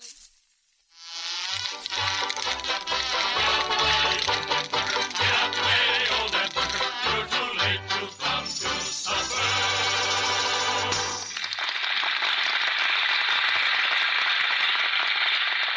Mr. Campbell. Yeah, sir? Why are you always broke? Don't you take your salary to the bank every week? Got to. It's too small to go by itself. I hear you have a dog, Tambo. Yes, sir. I done got me the smartest dog, most expensive dog in the world. But I done sold him. You sold your dog? For how much? $100,000. Cash money? No, I got me 2 $50,000 cats. Mr. Cook. Yes. I smell something. What? I smell smoke. Good gracious, the theater's on fire. Well, play something. Play something quick. Play something a fast tempo. Hurry up. Play Dixie. Yeah, sing it, Dan. Sing it loud. Just keep your seats, folks. Keep your seats. I wish I was in the land of cotton. Old times are not forgotten. Look away, look away, look away, Dixieland. In Dixieland, where I was born in early on a frosty morning. Look away, look away, look away, Dixieland. Then I wish I was in Dixie. Hooray, hooray. In Dixieland, I'll take my stand to live and die in Dixie. Away, away, away down south in Dixie. Away down south in Dixie.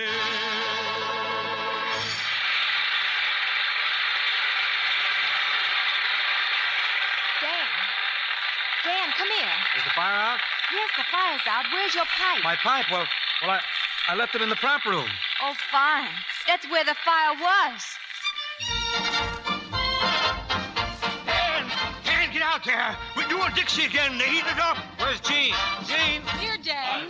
Hey, darling, you were right about the way Dixie should go, but it took a fire to make me believe you. Come on, Dan, come on. Yeah. So long, darling. I'll see you after the show. So long, darling. Bones, come over here. Yes, what is it, Millie? Listen, don't make any appointments for tomorrow. Hey, why not? Because we're going to be married. Married? Well, this is very sudden, Millie. Well, at least you can say thank you. Oh, yes, of course. Thank you. You're welcome. Away down south in Dixie. Away, away, away down south in Dixie.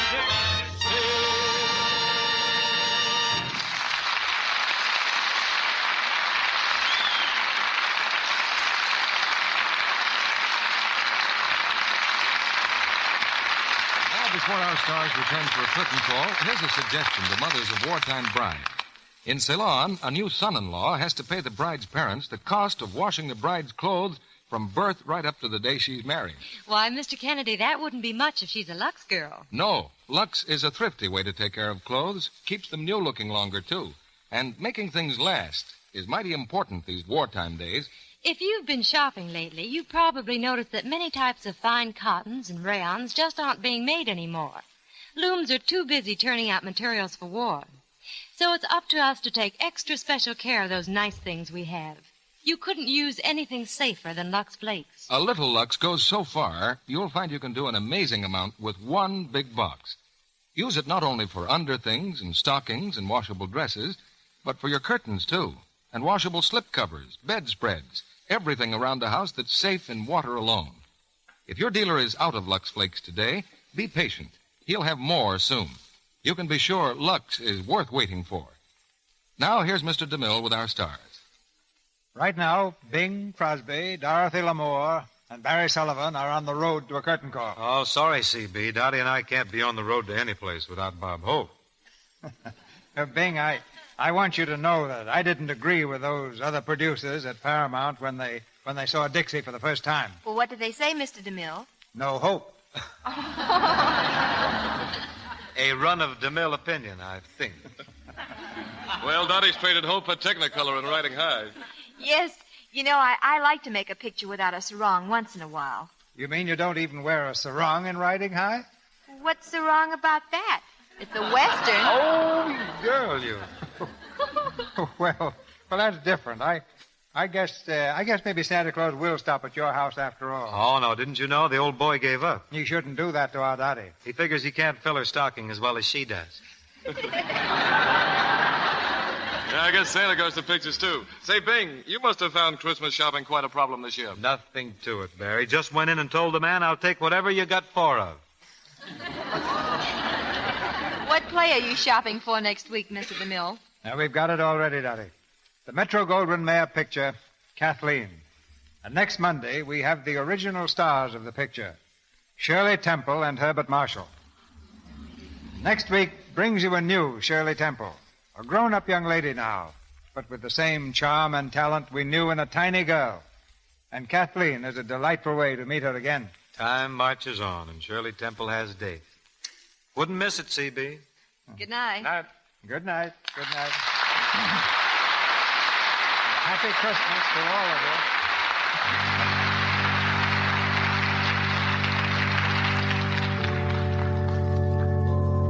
Ladies and gentlemen, as our third wartime Christmas draws near, it seems to me that we are closer to the true Christmas than for many years past.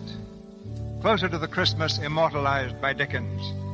The holiday our fathers knew on snowbound farms. And to the Christmas of the little inn of Bethlehem. The false trappings have fallen by the wayside. A warmer kinship joins us all together and brings us, here at home, close to our own out there. From an American Army sergeant has come a message that is especially fitting for this week. The sum of all his experience in battle is in these few simple words. There are no atheists in foxholes. May we at home profit by that thought.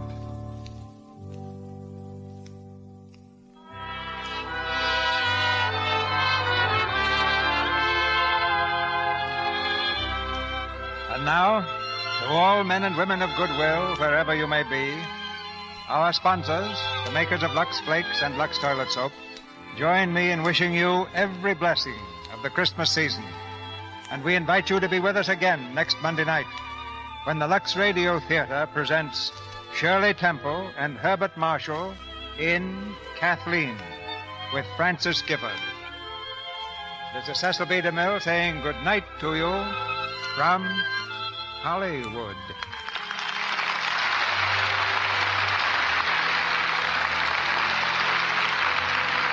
And folks, here's a date to remember. It's next Wednesday, December 22nd. That's the day when once again you can hear one of radio's proudest moments. That traditional Yuletide treat, Lionel Barrymore in his best-loved role of Old Scrooge in Charles Dickens' immortal story, A Christmas Carol. It will be broadcast on Wednesday, December 22nd, over the Columbia Network. See your local paper for time and station. Dorothy Lamour and Barry Sullivan will star together in the Paramount picture Rainbow Island. Heard in tonight's play were Leo Cleary as Mr. Cook, Louise Arthur as Jean, and Cliff Clark, Norman Field, Ed Emerson, Charles Seal, Horace Willard, Eddie Marr, and Griff Barnett. Our music was directed by Louis Silvers. This program is broadcast by international shortwave to our fighting forces overseas through cooperation with the Armed Forces Radio Service. This is your announcer, John M. Kennedy, inviting you to tune in again next Monday night to hear Shirley Temple and Herbert Marshall with Francis Gifford in Kathleen.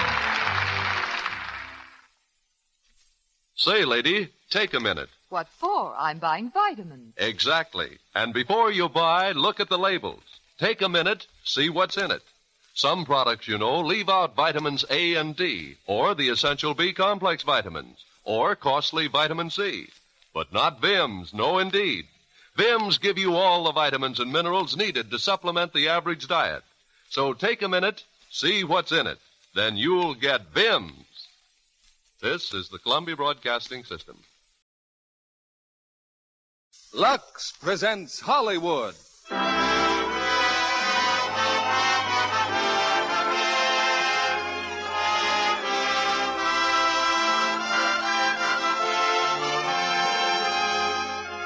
The Lux Radio Theatre brings you Loretta Young and Joseph Cotten in Love Letters. Ladies and gentlemen, your producer, Mr. William Keeley.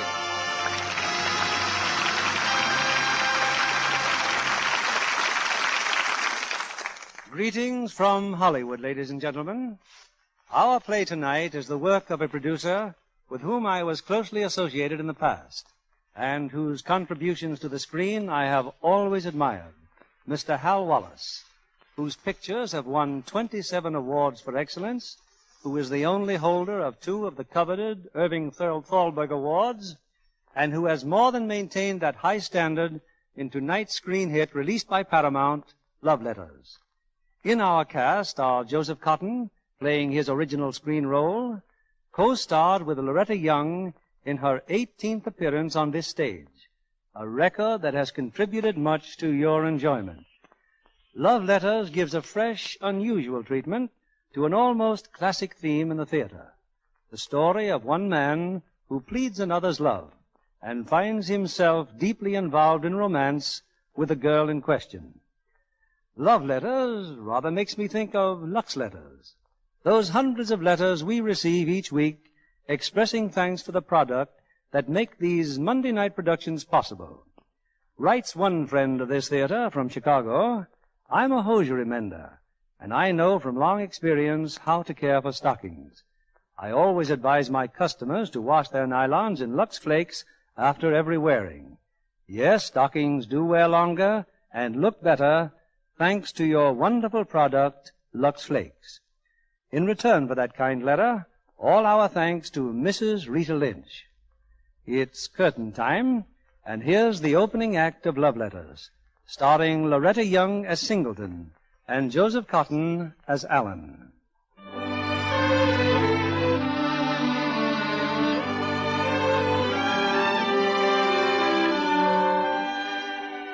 London, a few weeks after the end of the war.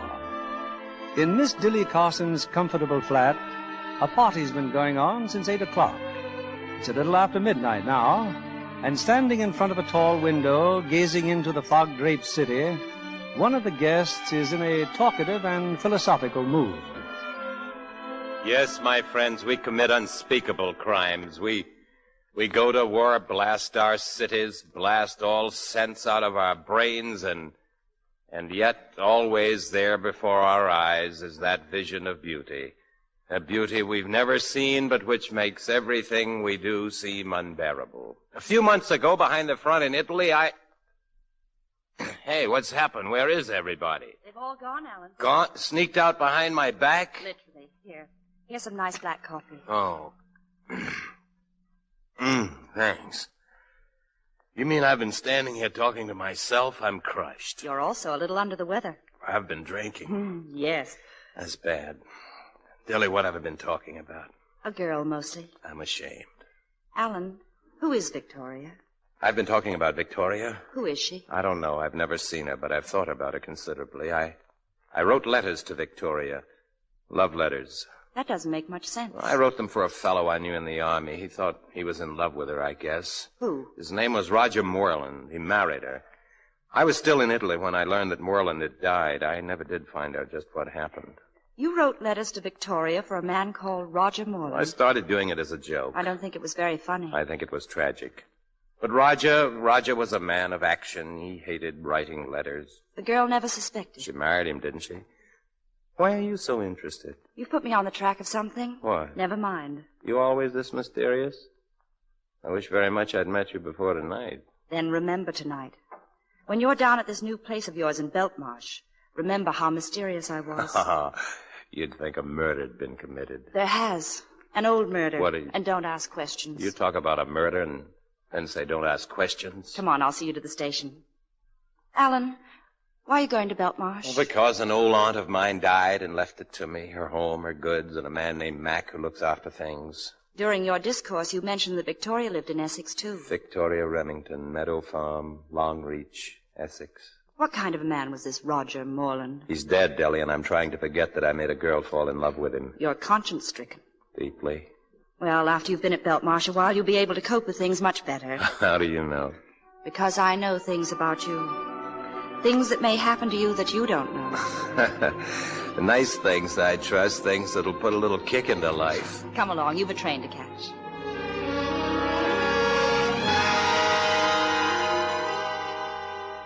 Well, Mr. Allen, so you like the house, do you?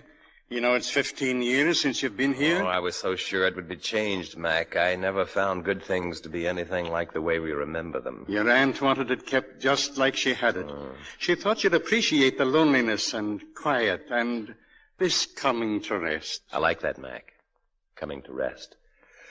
Which reminds me that I could use about 8 hours of it right now. What time breakfast, sir? Not too early. I want to take a walk before breakfast. This is for you, Mr. Allen, this envelope. What is it? 10 golden sovereigns. Your aunt left them for the girl you chose for yourself. For the girl I choose? You haven't chosen. No, I haven't chosen. Good night, Mr. Allen. Good night, Mac.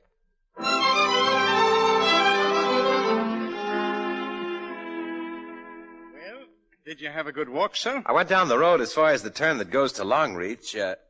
Have you been to Longreach lately, Mac? Oh, no, not since before the war, sir. Do you happen to know anyone there named Remington? Remington? No, I can't recall. Wait, though.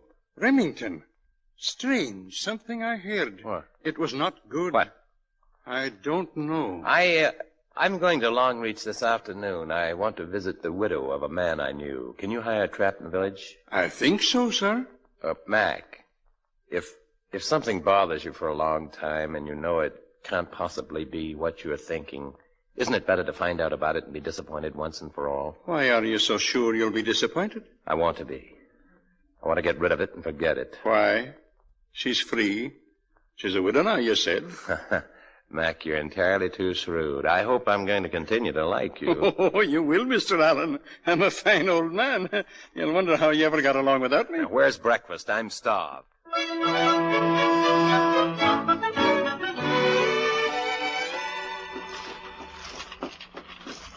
This is Meadow Farm, Mr. Quinton.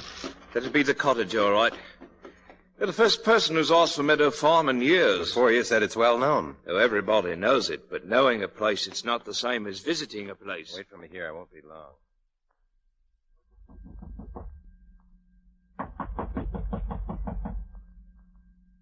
You want something? Oh, I didn't see you come up. What business? I want to know if Victoria Moreland still lives here. She's gone away. Could you tell me where? London, maybe. I don't know. Somewhere in London. I was a friend of her husband. Him? He's dead. Yes. There's nothing you can tell me about Mrs. Moreland? Nothing. Who's in the house? Nobody's in the house. I'm Jupp. I look after the farm. I'm sorry I troubled you. It's all right. It's all right. When you're in Beltmarsh, remember particularly how mysterious I was. An old murder. I know about things that may happen to you that you don't know. Mr. Quinton! Is something wrong, Mr. Quinton? Oh, no, driver. Nothing's wrong. You can take me back now. Yes, sir. No, wait. I've changed my mind. Take me to the railroad station instead.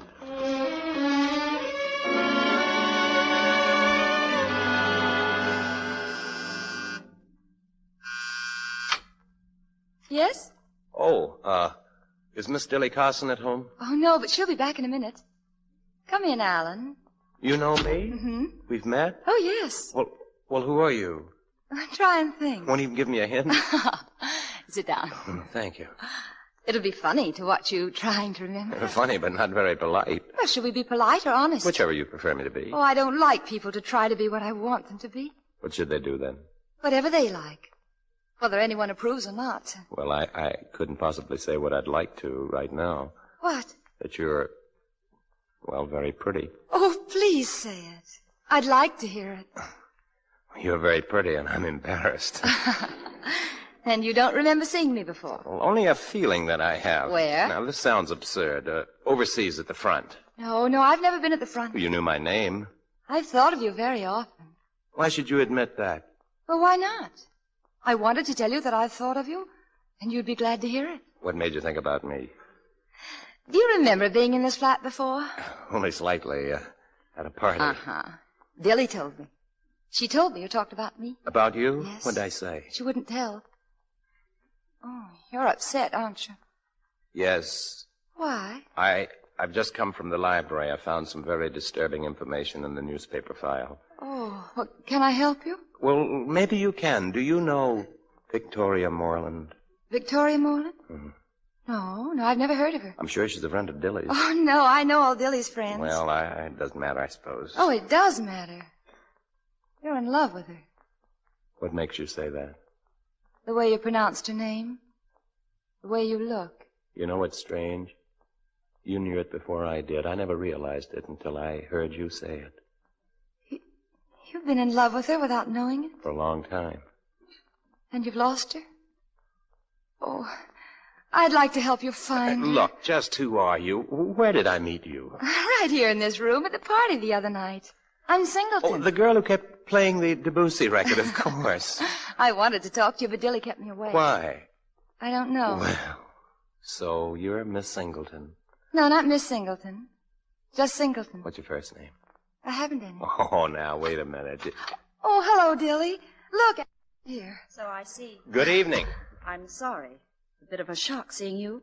I didn't think you'd be back so soon. I want to talk to you, Dilly. I've been going through some old newspaper files at the library. We've had a fine time, Dilly. Alan likes me. Yes. Dilly, who's Victoria Morland? You know her? No, I don't, Singleton. Why? Well, Alan thought you knew her. Well, I don't. We must try to help him find her. Why? Because I don't want Alan to be unhappy. Bother. Here I am with a basket full of groceries, and the thing I wanted most I forgot. Why, Dilly. Darling, run down to the store before it closes. Oh, of course. A large package of Pearson's Oats. We haven't a thing for breakfast. Yes, Pearson's Oats. Oh, and don't let Alan get away before I come back now. So you forgot Pearson's Oats? Yes. No, you didn't, Dilly. No, I didn't. But I had to get her out of it. You don't have to explain. I came here only to ask you one question, and you know the answer. Where is Victoria Morland? Victoria Morland just walked out of that door. Singleton? Yes. I don't believe it. The name meant nothing to her, and she wasn't putting on an act. What were you doing at the library? Looking for an account of a murder. Did you find it? Yes. You can't make me believe that Singleton is a murderess. Not Singleton. Victoria Morland. Alan, how much do you know about Victoria's past? Nothing. Well, she was a foundling. Brought up in an orphanage in Canada. They gave her a name there, Victoria Singleton. When she was 12, Beatrice Remington brought her to England. Who's Beatrice Remington? A lonely old maid who owns Meadow Farm. She adopted Singleton, brought her up as a kind of goddess, guarded her ferociously.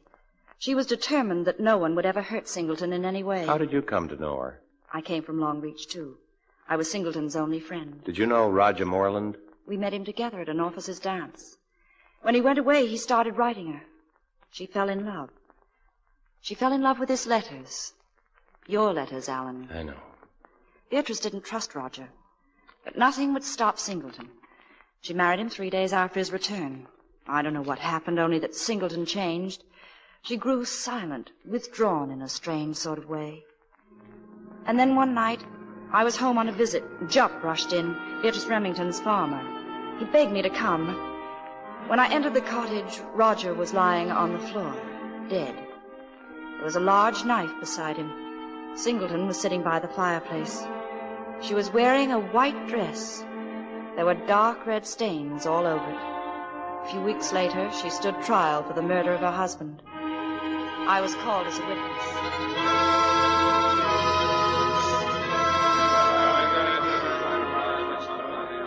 And now then, Miss Carson, upon seeing the body of Roger Morland, exactly what did you do? I spoke to Victoria.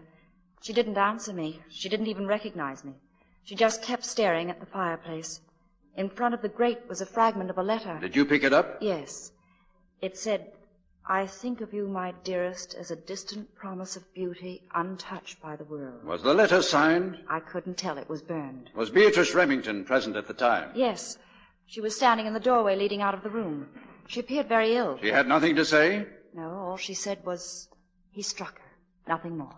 If it pleases the court, the defense would like to call Dr. Albert Peters to the stand. Dr. Albert Peters. Dr. Peters, on the night of Mr. Morland's death, you attended Beatrice Remington? I did. I found Miss Remington in a comatose condition. She had suffered a stroke of apoplexy, doubtlessly induced by shock. She was unable to speak or to move. Thus obviating the possibility for even writing down what she might have witnessed? That is correct. Miss Remington is still in a hospital, still unable to speak or use her hands to write. Dr. Adams and Dr. Wiley have concurred in the findings of my signed statement to this effect. That is all, Dr. Peters. If it pleases the court, I should like to recall Mrs. Roger Morland to the stand. Mrs. Roger Morland, please. Mrs. Morland, do you remember your husband striking you? Who was my husband? Oh, please, Mrs. Morland, please try to think.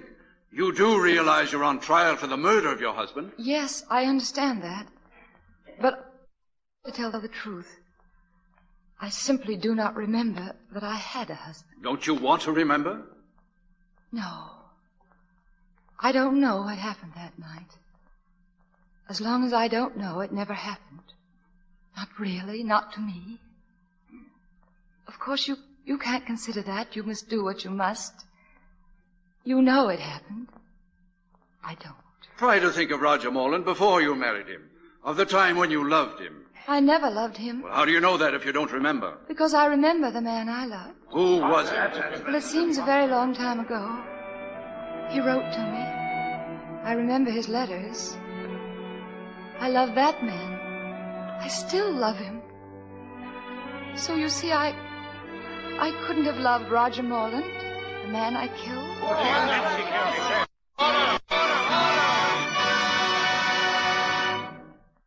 She was found guilty of manslaughter. The fact that Roger had struck her was the mitigating circumstance. Several doctors examined her. She was perfectly sane. She'd lost her memory, but not her mind. Amnesia victims are not insane, you know. She was sentenced to a year imprisonment. They sent her to jail? Oh, I don't believe she suffered. I don't believe she knew where she was. She must have known. If she did, she's forgotten it now. Forgotten everything? Everything. Even her own name. The only thing she remembers is her childhood in the orphanage and the name they gave her there. Singleton. She remembers you? Only because I visited her regularly. What about Beatrice Remington? Singleton has no recollection of her. Where is Beatrice now? Here in London, at a nursing home. She's getting better. She can speak again. Will Singleton ever recover? What did the doctor say? They've warned me never to speak to her about her past. If anyone told her about her past now, the shock could be so terrible she might easily lose her mind. Don't you see why I was so terrified just now when I found you questioning her about Victoria Morland? Dilly, that party here the other night. Why was I invited? Roger had spoken about you. Then when the war was over and you came home, well, I wanted someone to help me, someone I could trust. Now I'm not so sure I did right. Anyway, that's the whole story. Except you haven't told the worst of it. You know who the real criminal in the story is, don't you? I didn't until you started talking the night of the party. I'm the guilty one. I made her a murderess. You're the man she loved. You're the man she thought she married, but she doesn't know it, and you can never tell her. Does she remember my letters? No, I don't know. If she does, she's still in love with me. If she finds that out, she'll despise me. And you? What do you feel for her? Hopeless, isn't it? Yes. But you couldn't be happy with a ghost, and you won't be able to face the day when she ceases to be a ghost. Dilly, I'd better leave now while she's still out. What will you tell her when she comes back? Oh, I'll think of something. Tell her I left. Tell her I left because I'm in love with Victoria Morland.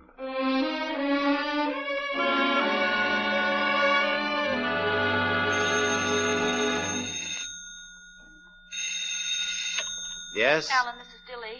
Hello, Dilly. Alan Singleton has disappeared. Disappeared? She went out this morning without saying a word, and she hasn't come back. Is she at your house by any chance? Well, Mac and I've been out all morning, but... No, of course, she isn't here. Alan. Look, I'll come right into London. There's a train in about an hour. Oh, I'll wait here, Alan. Thank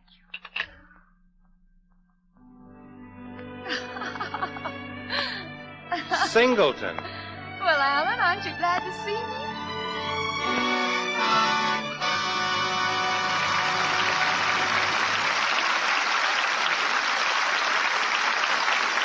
In just a moment, we'll return with Act Two of Love Letters, starring Joseph Cotten and Loretta Young. Here's Mr. Keeley at the microphone. We continue with Act Two of Love Letters, starring Joseph Cotten as Alan and Loretta Young as Singleton.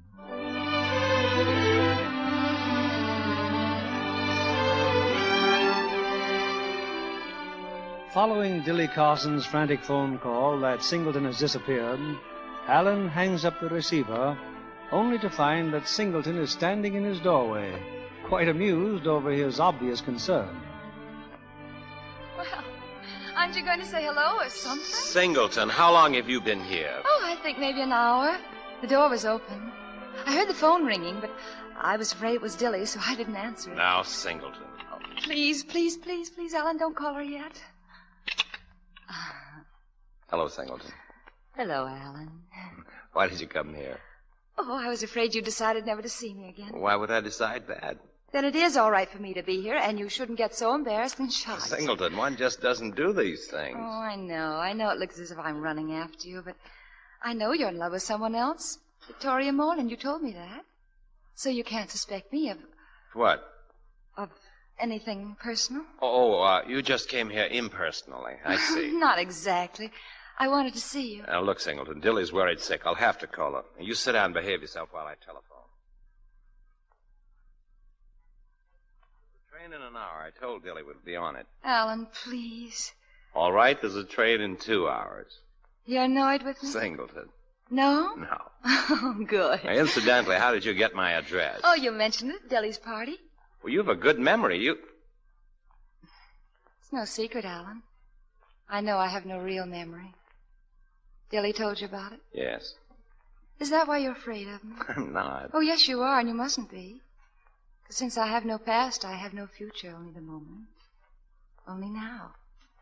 So you see, Alan, we can enjoy it without any obligations or regrets. Singleton, ever since I came back from the war, I've wanted to be alone. I've been miserable with other people. Oh. You're the first one with whom I feel at peace. Oh, that's 'cause you're all broken up inside, almost the same as I am. You've been through the war and you can't bear to look back. I've forgotten, and you don't want to remember. That's the only difference between us. But you're so calm about everything. I'll tell you my secret. What? Well, they're just 2 words. Be yourself. Oh, you... There, you see, you're afraid of it, and so is everybody else. But I have no choice. I can't be anything but myself. What are you laughing at? I thought you needed protection. Oh. We can be good friends, can't we, Alan?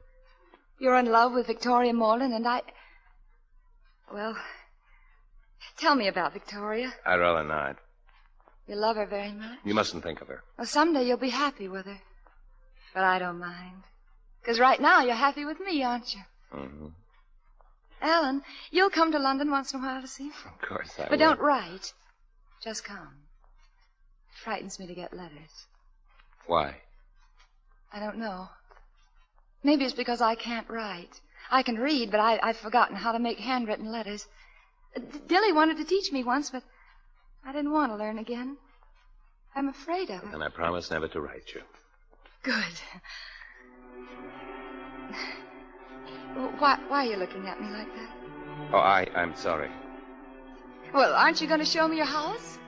Can't we even walk around your grounds? Well, I'll be very happy to show them to you, Singleton. Oh, Mac, will you call the village? We'll be needing transportation to the station.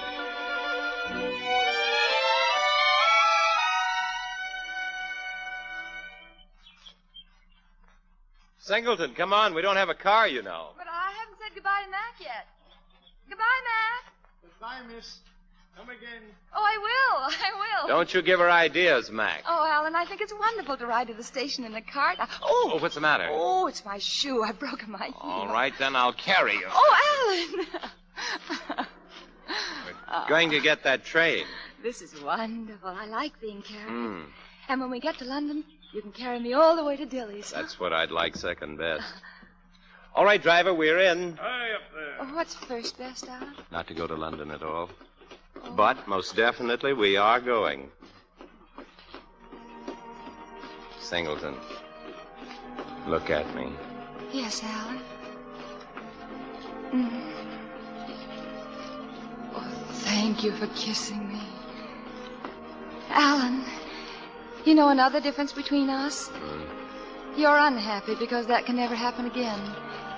And I'm happy because it happened once.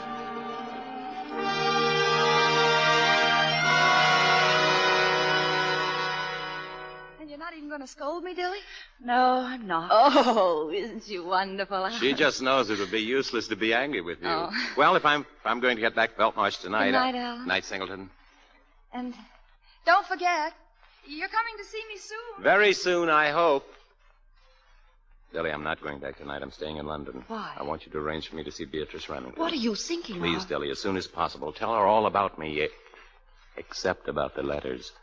I'll be at the Hotel Berkshire. You can call me there anytime tomorrow.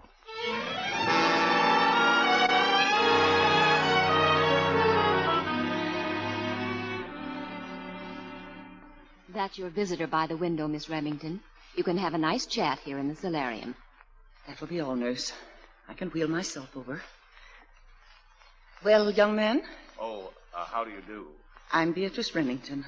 I'm Alan Quinton. I was a friend of Roger Morland. I'm not concerned with the past.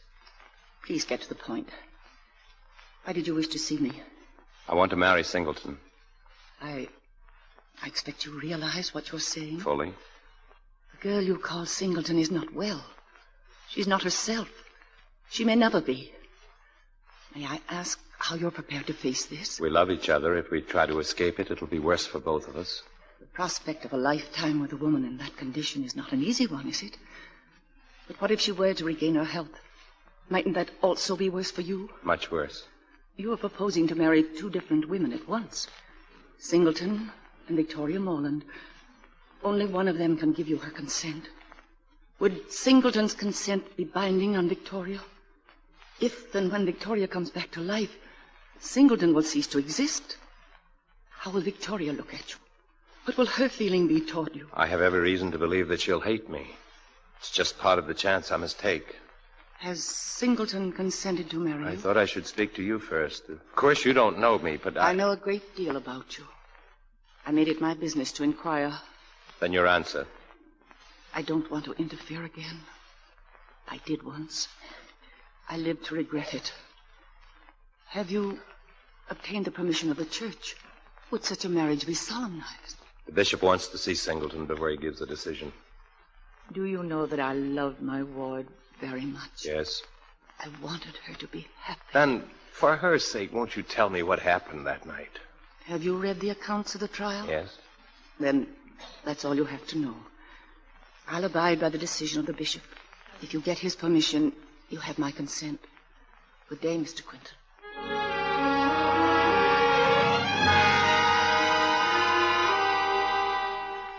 May I pour you some more tea, Singleton?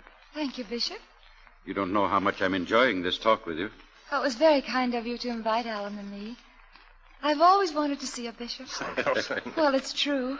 Tell me, are you quite content to be called Singleton? Don't you sometimes wish for a Christian name? Oh, no, I don't mind, really. Lots of people in the Bible get along with one name, and some others not so well with two. You read your Bible? Oh, yes, I do. I particularly like one sentence. What shall it profit a man if he shall gain the whole world and lose his own soul? I always feel as if it were written for me. Why? Well, because, as you must know, I've lost the whole world and gained my own soul. You see, now I can look at the whole world through my own eyes, as if it were a new world, seen for the first time, and I love it. I love everything, especially the countryside. I've never lived in a country that's so full of surprises, like your garden out there must be. Would you like to see my garden? Oh, very much. Mary, this is your department. She will show you through, my dear. Oh, thank you. Aren't you coming, Alan? No, I'll wait here. Have you come to a decision? Her mind is clear and her soul's innocent. Both of you have a great deal of courage. I feel safe in entrusting Singleton to your care. I shall permit your man. Thank you, sir.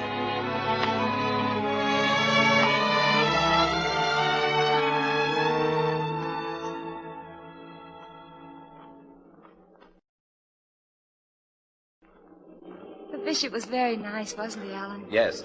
Singleton, hadn't we better get a cab? Oh, no, don't let's hurry. Couldn't we just sit here in the park? If you like. Alan, I'm sorry about the difficulties. What difficulties? Oh, about me, the ones you had to discuss with the bishop. How do you know what I discussed with the bishop? I like to think of you as being so kind. You went around and consulted people to make sure they permit it before you spoke to me. But, Alan, what about Victoria Morland? Singleton, that's gone and finished. My past is as dead as yours. We're both making a new beginning. I want you to trust me. I trust you, Alan. I know you love me, but you can't really know it until you find her again. If you don't, you'll never be sure. I am sure. Singleton, if you love me, you'll forget that name and never think of it again. Oh, I love you. Enough to marry me. Alan? What's the matter? I don't know. I knew what you were going to say, and yet when I heard you say it, when I heard you say, enough to marry me, something happened. It frightened me. I don't know why. Something out of your past. Oh, Alan, there is something in my past.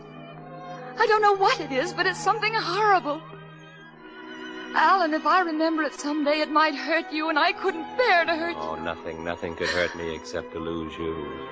Oh, say it again. Say it again. I want to see if it frightens me again. I love you, Singleton. Will you marry me? Oh, yes, darling. Yes.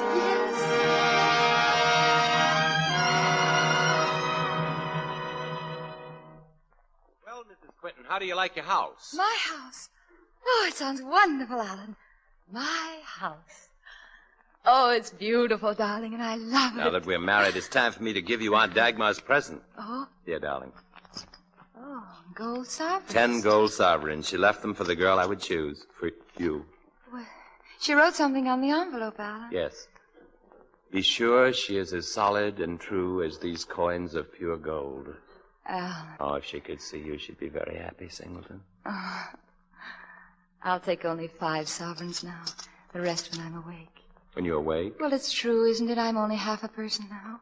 Singleton, do you think it would make any difference to you or me if you did remember the past? Darling, there's no answer to that question. I love you, and I think I'll always love you. But I must try to remember. Don't you want me to? Oh, I do very much, but you mustn't force your way into the past. Let it return or not just as it will. Well, I didn't care before. But I do now. I want to be your wife, a real wife, completely. Alan, I must tell you something. Yes, darling. Well, this morning, in the church, when the vicar told me to repeat after him, I, Singleton, take the Alan. Take the Alan. There was another name in my mind. It wasn't yours. Roger. The name Roger. I almost said it, Alan. Oh, you were nervous. That's all. So was I. Yes, but why Roger? I don't know anybody by the name It's of Roger. not an unusual name. It was just the first one you thought of. It could have been Jack or Tom or... I don't know how I happened to come to think of it. Helen, was there someone in my past named Roger? Don't you worry about that. No. No, I don't want to worry about anything today. No, darling. Oh, it's taking such a risk to be as happy as this. I'm so afraid of losing it. We won't lose it, Singleton. No, darling. We won't lose it.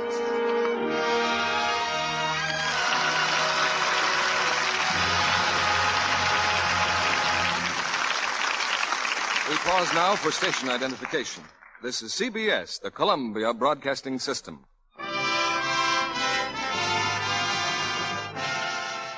You're listening to Same Time, Same Station, the best of old-time radio. And I'm your host, Jerry Hendigas.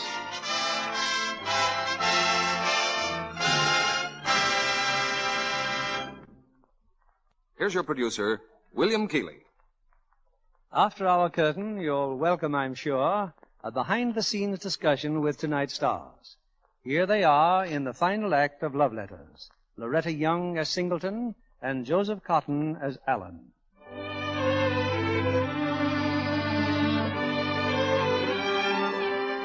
2 months have passed, wonderfully happy months for Alan and Singleton. But Alan realizes fully that each new day brings them that much closer to the moment when Singleton's memory will return. When she'll remember Roger Morland and a murder and love letters signed with Roger's name, but which he never wrote. It's the 21st day of June now, and Singleton is observing her birthday. Darling, it was a wonderful idea, picking the first day of summer for my birthday. That's the advantage of not knowing when you really were born. You had the whole calendar to choose from. What will happen if I remember my actual birthday? Oh, I'm counting on that. That's why I didn't buy you a present. Oh, that was mean of you, Alan. Because I have a present for you. Have what? I've been learning to write. Mac's been helping me all these weeks. Here, I've written a letter to you. Thank you, darling. Well, aren't you going to read it? Of course. Dear Alan, there are many things I want to thank you for, but I'll just name one because it covers all the others. Thank you for seeing life not as a burden or... Not as a burden or punishment, but as a dream and beauty which we have made real. Alan, what's the matter? Don't you like my letter? It just surprised me, that's all. Oh? How did you happen to write that, dear? Oh, I don't know. The words just came as if I remembered them from somewhere. You see, I'm remembering things every day. What things, darling? Well, I remember a beautiful white dress with red stains on it. When was that? I don't know when. But there was music and men in uniform, officers, and officers danced. Go on, Singleton. Well, there was a young man, quite witty and handsome. It was he. He was the one. He made me laugh, and I spilled strawberry punch all over my dress. Oh, don't think about him, Singleton. I've something much nicer for you to think about. What, Alan? Oh, you did get me a birthday present, didn't you? Look out the window. Down by the road. A car. A new car. Well, not exactly new, but it runs. And it's mine? Happy birthday, Oh, sweetheart.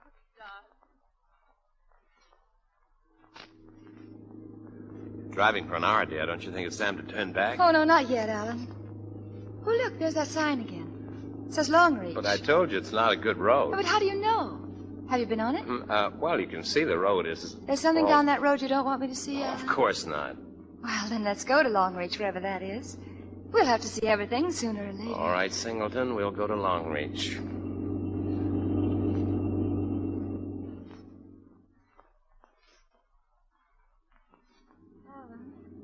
That cottage there. Yes, darling? Oh, it's such a dismal place, isn't it? Just don't look at it. But it fascinates me, Alan. I'd like to stop. I want to look at the cottage. If you wish, dear. It looks so neglected and so desolate. People just don't let this happen to a house without a reason. I wonder why. Now, wait a minute. There's a man. He's looking at us. Oh, maybe he knows. Good morning. Good morning. Alan, look at him. He seems terrified. I know we're trespassing, but my wife wanted to see the place. Could you tell us whose house this is? I mean, who owns it? You ask me that? Yes. The owner of the cottage has gone away. We don't want any visitors. Oh, I'm sorry. Please go away. Looks like a haunted house. I'm sorry we bothered you. We shouldn't have stopped. I mustn't be so curious. Now, you see what happens when you talk to strange men? Oh, darling, take me home. We have a wonderful house. I want to go home to my wonderful house.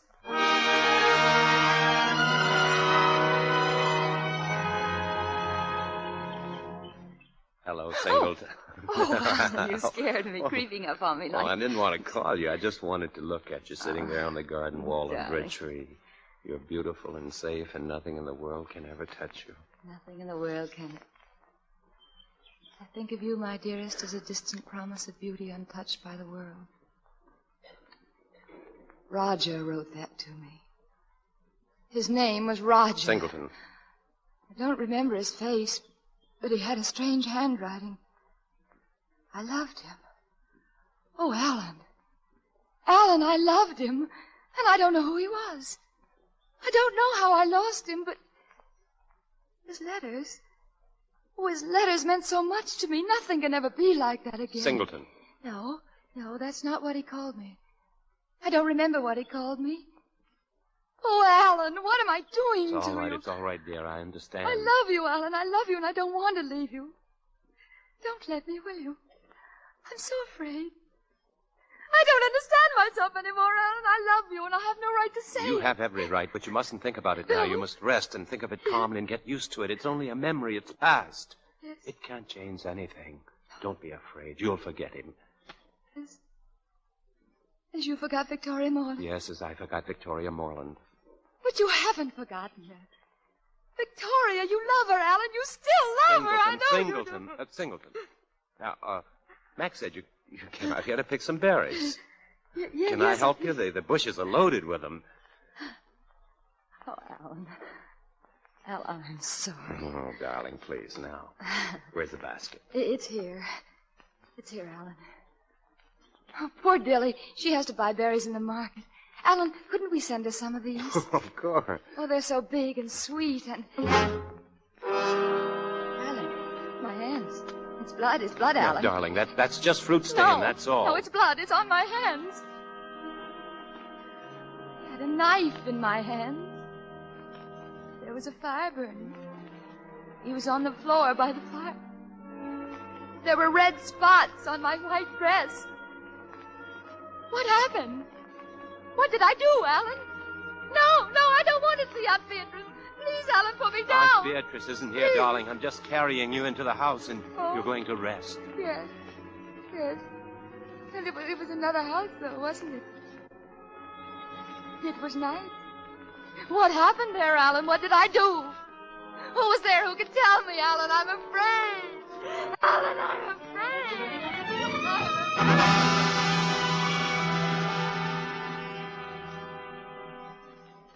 Resting now, is she, sir? Yes, she's asleep, Mac. Poor little thing. Take good care of her.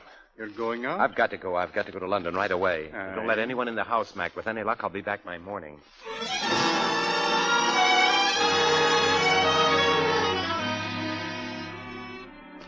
I'm very sorry, sir, but this is a nursing home. You must observe visiting hours. But I've told you, nurse, I must see Miss Beatrice Remington. Miss Remington is not here any longer. Here? She left 2 days ago, against medical advice. Where did she go? I'm sorry, sir. She didn't say. I see. Thank you.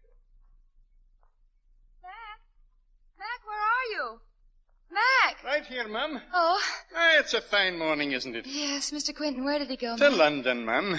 Oh. He left last night while you were asleep. You feel better this morning, don't Why you? did he go to London, I Mac? don't know, Mum, but he'll be back soon. Oh, he shouldn't. He should never come back. Here now, Mrs. Quinton, that's no way to talk. Oh, you think there's something wrong with me, don't you? But I'm quite all right. You don't have to watch me. Aye, Mum. That's the postman coming, isn't it? I'll get the name. No, Mum. I'll get it. I'm not afraid of letters anymore. Just one letter, ma'am, from Mr. Quinton. Thank you. I'll be in the kitchen, Mum. Breakfast in a minute. Yes, thank you, Mac. Just one letter for my husband. It's from Longreach. Beatrice Remington. Meadow Far, Longreach.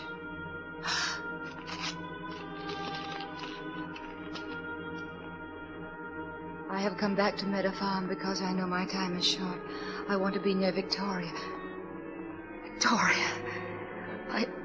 I saw her yesterday. I must see you about her. I know that you love her as deeply as I do. I know that you love her. I know that you love her.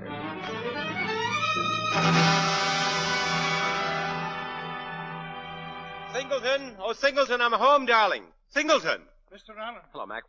Where's my wife? She's gone, Mr. Allen. I've looked everywhere. She's gone. What happened? I don't know. I kept watching her, but she seemed to take offense. I left her alone. I'll phone Dilly Carson. Maybe she... Mac, this letter, what is it? It came this morning. Mrs. Quinton opened it. It's from Beatrice Remington. She read it.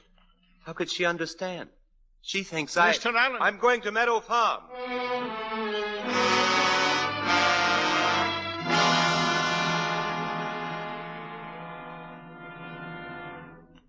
She's Miss Remington. Mrs. Morland. She wants to see you. Let her in, Jup. You can come in. Thank you. Why do you come here? Oh, please forgive me. I'm Mrs. Allen Quinton, and I need your help. I must find Victoria Morland. I don't know Victoria Morland. Oh, but you do. I read your letter. You know where she is. Why do you want to find her? Because my husband loves her. Then it's jealousy that brings you here. Oh, no. I want to give him up. I want to bring Victoria Morland back to him. She'll forgive him. He'll find a new happiness with her because I can't stay with him anymore. You don't love him? Oh, yes. Yes, I love him very much. But I have no right to remain with him. Why? Oh, don't ask me why. I don't know. I can't explain it. I don't remember. But I do remember a knife. The white dress in a courtroom. They say I killed my husband. Oh, I don't want Alan to know that. Please help me save him. Let me find Victoria again. Then he'll forget me and it won't hurt him so much. Yes. Yes, I can help you find Victoria Morland. You will? Yes, she was my adopted daughter. All my life I had nothing until I found her. She made up for all the empty years. You loved her too? Yes. You must never forget that. I tried to give her all the happiness I had missed. I tried to protect her. But I couldn't save her from Roger Morland. Roger Morland? Roger Morland wrote letters? Yes. Victoria thought she loved him. I was against their marriage. But they were married anyway. He wasn't like his letters. No. She soon discovered that. Night after night I would hear her in her room sobbing. And then she'd sit for hours, never moving. I couldn't stand to see it. And then one night they had a quarrel. It was in this room. They didn't hear me come in. A white dress. I was wearing a white dress. I was sitting there by the fireplace reading my letters. And Roger was there at a table, drinking. I asked him to stop.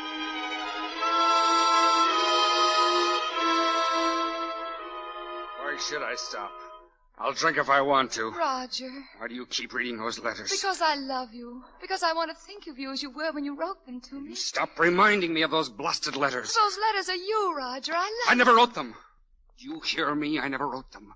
Another man wrote them for me, and you meant nothing to him, just as those letters mean nothing to me. Now give them to me. No. I'm sick of competing with a ghost. Roger, don't, please. You're burning them. Shut up. Don't burn them, Roger, please. They're mine. Oh, please, please. They're gone now. See? And I'm your husband, and you're going to love me for a change instead of a lot of idiotic letters. Look at me. I said look at me! My letters. My letters. My letters. My letters. He raised his hand to strike her again. The blow never fell. I had seized a knife and come into the room. I killed Roger Morland. Beatrice. And Beatrice. You lay on this floor next to him. My letters, over and over again, that's all you could say. Suddenly there was a terrible pain in my heart. I tried to speak, and I couldn't. I tried to move, and I couldn't. I just stood here watching you, and your hands touched the knife and the blood. And now you know, Victoria. Now you know. I didn't kill him. I didn't kill him. I who did could neither speak nor write. I couldn't tell them the truth in time. When I regained my voice, it was too late. You had served a year in prison and were released. I wanted to go to you and tell you, but you didn't know me. I had to keep silent to protect your sanity, and I only made it worse. A lie never works, no matter what our motives. I can't even ask you to forgive me, Victoria. It wasn't your fault. It wasn't. It was because I loved a man who didn't exist. Who was he? Who wrote the letters? We'll never know. I hope you'll never find him. He is the man we should hate. Hate? Victoria. Alan! Come here, darling. Alan, you heard. Everything. Oh. You wanted to find Victoria Morland for me. For you, Alan, for you. Darling, nobody can build happiness on a lie. Beatrice Remington learned that, and Roger Morland learned it, and I. Tell me, if you found the man who wrote the letters, would you hate him? I don't know. I think of you, my dearest, as the distant promise of beauty untouched by the world. Alan. Do you think you can forgive me? It was you. You wrote them. Yes, Victoria. Oh, darling. You forget what else you wrote, do you? I don't want to remember. Oh, but I do. I'll remember forever now. It was terrible waiting for you. The finding you was such a great miracle that everything I suffered seemed only a small payment in return.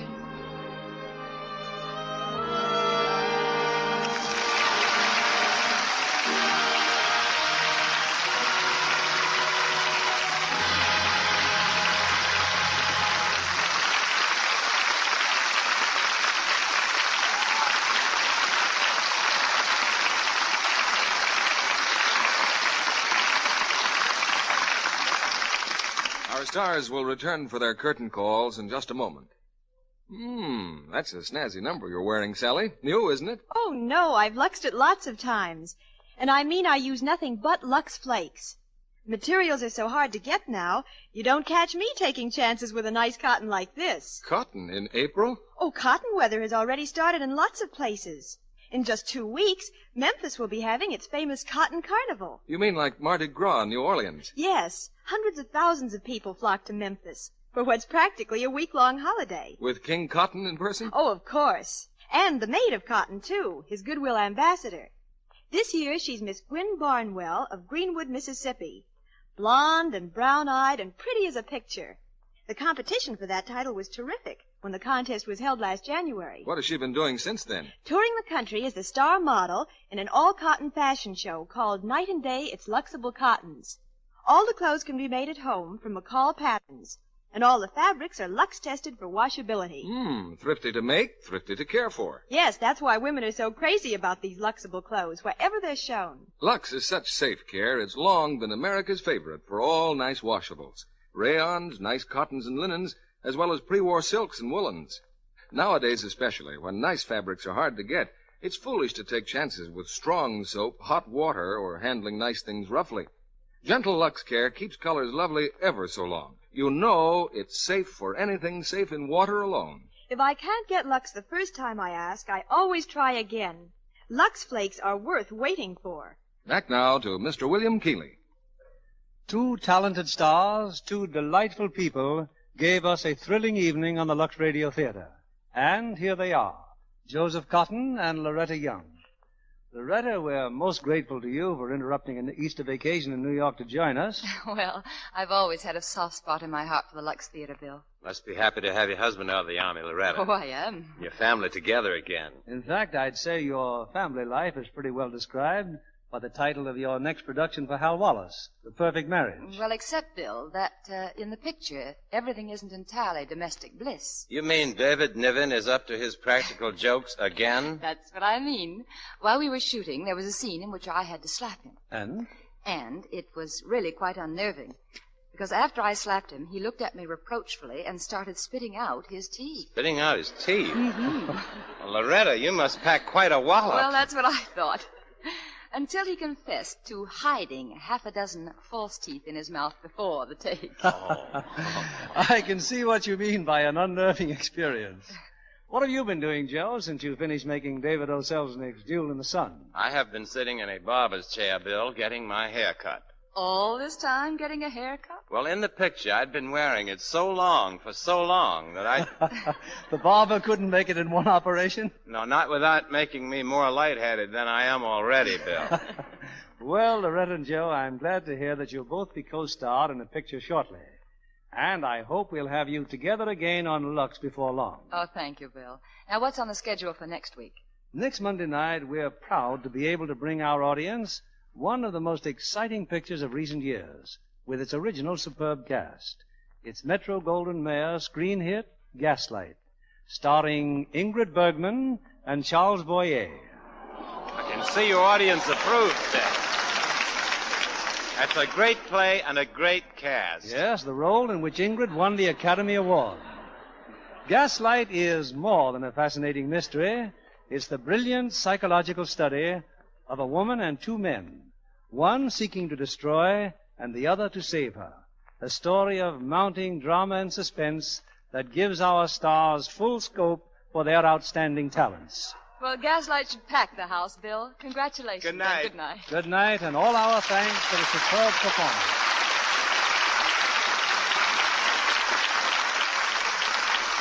Tonight, we congratulate KMBC of Kansas City, who this week marks 25 years on the air. This is one of the pioneer radio stations carrying the Lux Radio Theatre.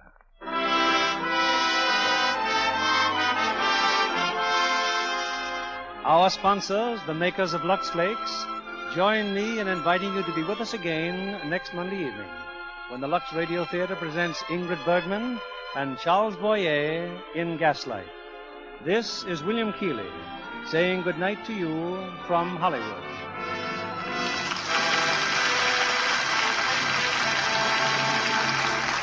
Working to save American lives, the motion picture industry has mobilized its many powerful resources to contribute to the drive on cancer. This week, collections will be taken up in every motion picture studio and theater to help check this dread affliction. You are asked to do your part by contributing to this vitally important drive, promoted throughout the theaters of America by the Hollywood motion picture industry. Our music was directed by Louis Silvers. Next week, part of the country goes on daylight saving time. If your area remains on standard time, you'll hear the Lux Radio Theatre 1 hour earlier. This is your announcer, John Milton Kennedy, reminding you to tune in again next Monday night to hear Gaslight with Ingrid Bergman and Charles Boyer.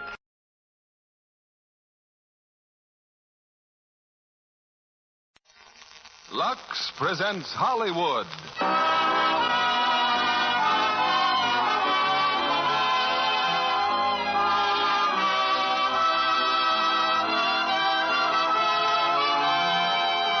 The Lux Radio Theatre brings you Olivia de Haviland, Don Ameche, and Dick Foran in Guest Wife.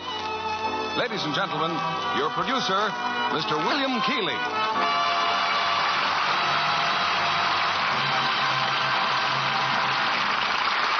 Greetings from Hollywood, ladies and gentlemen.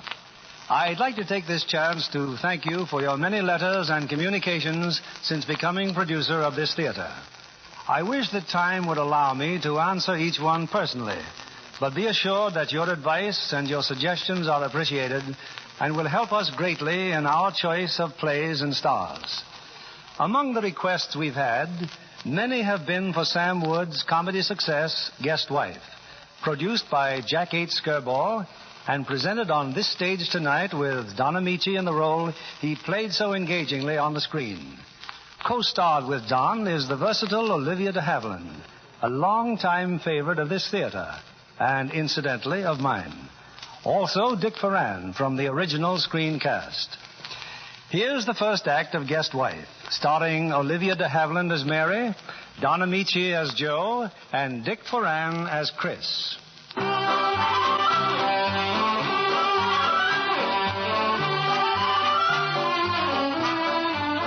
There's probably no happier married couple in the world than Mr. and Mrs. Christopher Price of Keetusan, Ohio. Well, why shouldn't they be happy?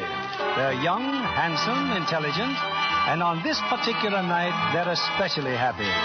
In just 40 minutes, they're boarding the train for New York for 2 wonderful weeks, a second honeymoon. Chris! Oh, Chris, do you want to take this suit along? Well, if there's room, honey.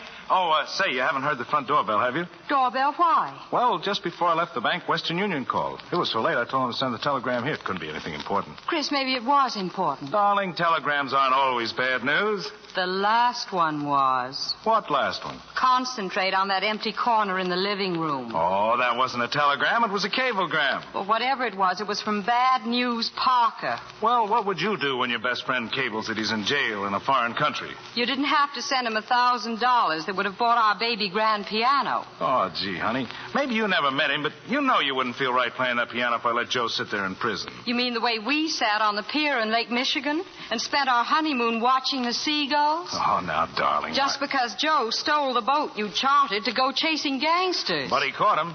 Yes, sir, that story was responsible for making him a foreign correspondent. And look at him today. His picture's on your desk. You look at him. Yeah, to Chris. The best pal a man ever had. Nevertheless. Honey, now look, stop worrying about Joe. Do you know where he is right now? In India. Maybe he's run out of curry. Chris, how much time have we? Plenty of time. I'll get it. Either our cab's early or that telegram. What was it, dear? Western Union. See? Just a plain old telegram. Go on, open it. I've got that awful feeling. You open it. All right, I will. 10 to 1, it's about Taylor's loan at the bank. If you ask me... Go on, dear. Mary, it is from Joe. It can't be. He's in India. Listen to this. Arriving 8:30 tonight. Can't wait to meet Mary. Important. Isn't that swell? He's coming here. I think it's awful. Oh, now, Mary, just wait till you meet him. I'll wait till it's time to catch the 9-2 for New York. Joe Parker or no Joe Parker, I'm going, and I'd love to have you along. Oh, Chris, fun's fun, but it's almost 8:30 now. Don't worry. We'll wait 15 minutes and not a second more. Good. Now let's finish packing. Oh, look. Do you like it? Huh? Do I like what? This. My new hat, Chris. Your new hat? Oh, no, Mary, no. Well, what's the matter with it? It looks like a lamb chop. Honey, what if Joe's a little late? Just pin a note on the door. You've run off with the woman you love. We could leave in the morning. Tonight. Oh, yes, ma'am. What a hat. Why, women insist on... Chris! Joe! Just open the door and barge in, Parker. Chris, let me get a look at you. Boy, am I glad to see you. Hey, darling, he's here. Joe. Oh, how nice. And I thought you were in India. I was last Thursday. Uh-oh, here she comes. Sweetheart, this is Joe. I suspected that. Mary at last. Oh, my, you are a sight for sore eyes. Say, that's about the prettiest hat I've ever seen. Oh. And look, you got shoes on. Oh, you don't know how good it is to be back in the country where women wear shoes. Well, it's a little late, but I guess the guy's entitled to kiss the bride, eh, Chris? Well, I don't know, Joe. Mary never quite forgave you for not showing up at our wedding. Ah, yes, I know. Unforgivable. Especially when I think of all those lonely hours Mary's brightened for me. You know, Chris, she's the picture of that picture you sent me. Oh, yes. Darling, I sent him one of your pictures. You know, that hat really gets me. Say, Mary, how did he ever get you to marry him, you lucky, lucky guy, you? Well, it's 18 minutes to 9. We're supposed to catch a train. You see, we're going to New York. Yeah, make yourself at home, Joe. We'll be back in 2 weeks. Do that. Here's our cab, Chris. Goodbye, Joe. Gee, pal, I hate to run off and leave you like this. Oh, forget it. I'll ride out the station with you. Chris, our grip. I'll get him. Joe. Yes. It's really very sweet of you, but why bother going to the station? Why don't you just make yourself comfortable? Oh, I insist on going. Besides, I wouldn't think of imposing on your hospitality. Hey, wait a minute. I got a great idea. Oh, no. Joe, why don't you come with us? Well, that's a wonderful idea. It is? Except I can't possibly go to New York with you. Oh, what a shame. Take the grips, Chris. I'll lock the door. Outside, everybody, outside. Hey, Joe, why can't you go to New York? Oh, that's a long and bitter story, Chris. I'll tell you on the way to the station. All right, Joe, start explaining. Well, I've been in lots of jams, but nothing like this before. And it all started as a kibble. A what? Kibble. That's the word Chris and I made up in college. You see, honey, if Joe tells you something that isn't true, he's kidding you. But if I confirm it, I'm kibbling you. Yeah, and this time I kibbled myself a wife. Oh, great. You see, all I wanted was a few days off, but I just had a few days off, so I had to think up something pretty good. I cabled the boss I got married. Married? Yeah. He not only gives me a vacation, he makes me Far Eastern manager for a wedding present. This kibble racket pays off. Only sometimes it backfires. The boss, that's Mr. Worth, starts writing letters to my wife, so she had to answer them. Naturally. That is, I answered them. He bought us a house in New Delhi. More letters back and forth. He sent us presents. Once I tried to kill off my imaginary wife with fever. If I only had. Can't you see the mess I'm in now? Look at this cable he sent me. Give it to Chris. I never touched them. Report immediately, New York. Bring Mrs. Parker. Important she be here. Hey, T. Worth, you're not worried about this. Well, of course. Oh, it's simple. All you have to do is get a hold of some girl. No. Unfortunately, I sent the boss a picture of my wife. Chris, I thought you said this man was smart. Well, if it's somebody you know, maybe she'll... I don't think so, Chris. Chris, I've got that horrible feeling again. I'll roll down the window, honey. Joe, this girl. Does Chris know her, too? As a matter of fact, yes, he does. I think I know her, too. Hey, I get it. The girl is Mary. Yes. You sent Mary's picture to your boss. Oh. All you have to do, Mary, is pop into the office with Joe and meet the boss. You're Mrs. Parker. Then you pop right back to me and you're Mrs. Price. Easy as that. Sure, it'll be a lark like some of the stuff we used to pull before we were married, when we were young. You mean way back before we lost our sense of humor? She's gonna do it, Joe. Mary, you are saving my life. Oh, don't thank me. Why, you've given me a chance to recapture my youth. If I do this for you, Joe Parker, will you go away and hide? I promise you won't see me the entire time you're in New York. Well, just you remember that. Oh, I will, Mary. I will.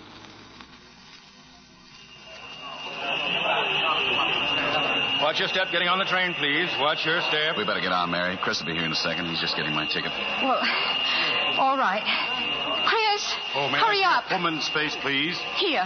Oh, there'll be one more, my husband. You better get aboard, lady. We're running late. Chris! Oh, Mary, my wallet. I gave it to you with the tickets. I haven't got any money. Oh, come on, get aboard. Chris will pay the conductor. Good. He can't get on. There are no accommodations left. We're booked solid. Stop the train. Joe, get off. Chris, jump on. I've got to talk to you. It's all right. Let Joe stay on. I'll catch the first train in the morning. No, Chris, no. There's something I've got to tell you. See you in New York tomorrow night. Chris!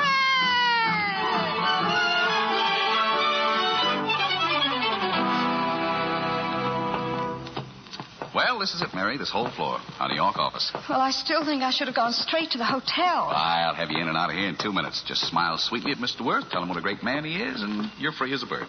Well, here we go. Well, hello, everybody. Hello.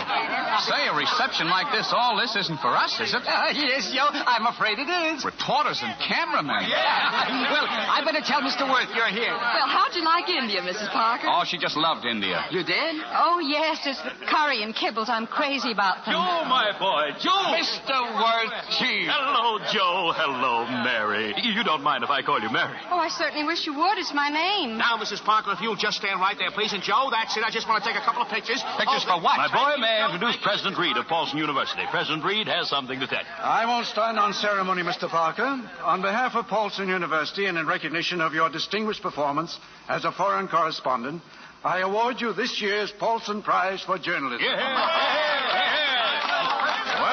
And with it, $1,000 in cash, which I dare say I'd better hand to Mrs. Parker. Joe, my boy, I think that's wonderful. You certainly Well, I assure you, I never expected anything like this, and I'm sure Mrs. Parker didn't either. I'll cherish this award as long as I live, and as for that $1,000, I hope Mrs. Parker's going to give it to me. Oh, no, gentlemen. I think I'll use this money for something I've wanted for a long, long time. Well, if that's all you want of Mrs. Parker, she'll be in my office. Come in, Joe, after you've said hello to everybody.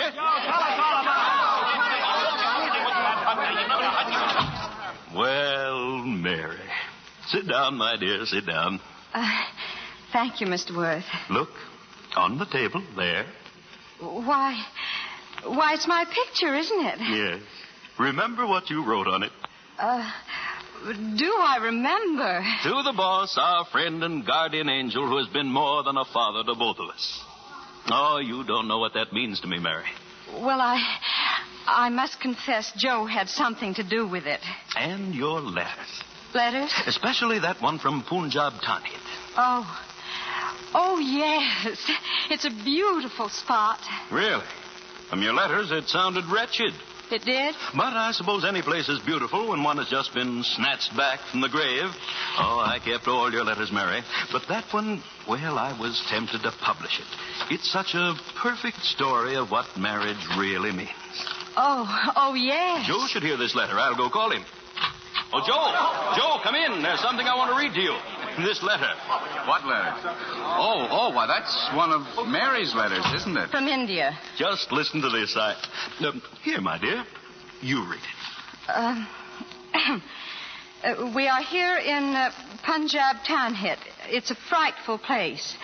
But as I lie in this native hut, I am the happiest woman in the world.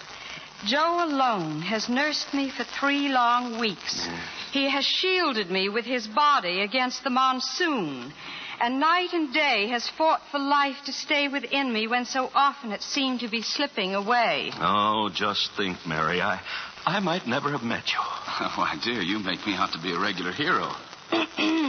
In the darkest hours, his voice kept begging me not to go, and his big brown eyes, looking down at mine, made me want to live. And now, as my strength returns, I know we have something that binds us closer together than ever before. And this I wanted to share with you, Mr. Worth, our dearest friend. To me, that letter is a classic. Mary, you don't realize what a close call that was. I don't think I ever will. And now, if you don't mind, Mr. Worth, I'd like to go to the hotel. Oh, but we're due at the university for lunch. Oh, Dennis, what time is that luncheon? 1:45 AT, and Mr. Parker's talk to the School of Journalism is at 3, followed by the cocktail party here for all members of the staff. Oh. Mary, my dear, what is it? Chris. What about Chris? Chris? Oh, that's Christmas shopping. Oh. She's just dying to get into the stores, aren't you, dear? Joe Parker, if you don't... Now, darling, it's only for the rest of the day. Remember, tomorrow's another day. It's another day. That's just what I'm afraid of. Oh, well, let's go to the luncheon. Chris,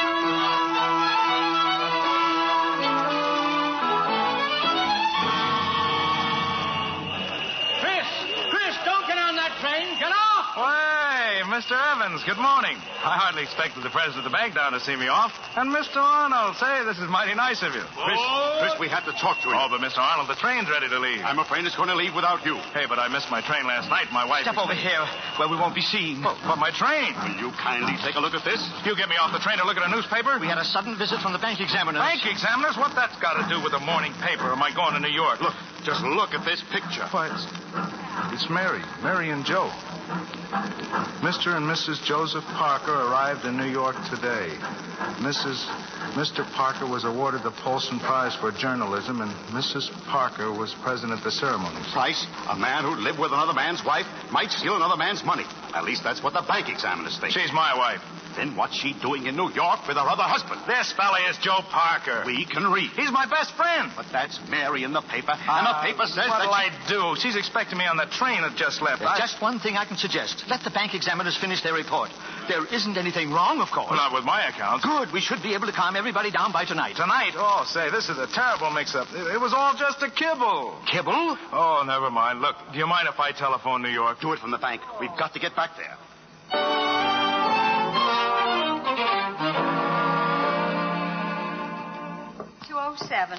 207-209-211. Well, this is it, Mr. Worth, my hotel room. Our hotel room. Won't you come in, Chief? Well, just for a minute, perhaps. I'm sorry, but I think I'm on the verge of collapse. Oh, it must have been a very trying day for you. Oh, well, thank you for showing me New York, Mr. Worth, and if you're in the neighborhood sometime, You just rest, Mary. I'll get the phone. Hello. Well, Chris! Chris! Where are you? Well, what are you doing in Catoosin? Give me that phone. Hello? Chris is still in Catoosin. He is? I thought you were on the train. He's our closest friend, Mr. Worth. He promised to meet us here. Oh, that's nice. Well, I don't care. This is supposed to be our second I'll handle old Chris, honey. Oh, for heaven's sake. Hello. Chris, Mr. Worth is here. You know my boss? Yes, he's right here now. Oh, okay. He wants you again, Mary. What? But we haven't been in the hotel all day. Tried to get us on the phone all day. You don't say. I knew it would turn out like this the minute that telegram came. But why can't you explain it to me? Oh, this is terrible. I don't think you want to come. Oh, all right, then. I'm so unhappy I can't talk anymore. Well, then give me a whack at it. Now, Chris, you see what happens when you don't show up? What? Take her dancing. Kiss her goodnight for you. I don't think she'd like that, Chris. Yeah, I'll do what I can. So long, old man. I'm so mad I could cry. Mary, dear, you are crying. Yes, boss. You see, it's been like this ever since that time in Punjab town. Oh. Whenever Mary is disappointed, she gets hysterical. Poor kid, it hasn't been easy. Well, under the circumstances, I think I'd better just run along. Yeah, perhaps that'd be better. Take good care of her, son. Good night. Good night, Mr. Worth. Mary. Go away. If there was a fire axe here, I'd heave it at you. Now, Chris must have had a good reason for missing that train. Look, get yourself all draped out and we'll do the town. Then when Chris gets here tomorrow, probably, you'll know all the spots to take him. How about it, huh? No. Oh, now, Mary, come on. We can have a lot of laughs. No. Wait a minute. I will go. Well, no, that's better. Who does he think he is? On our first honeymoon, we sat on a pier in Lake Michigan. No. And now on our second honeymoon, he stands me up.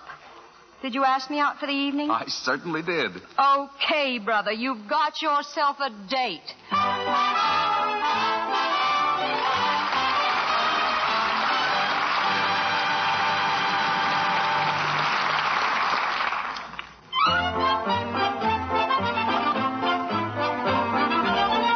It's 3 hours later, and in one of New York's more exclusive nightclubs, Joe Parker gazes across the table with complete satisfaction.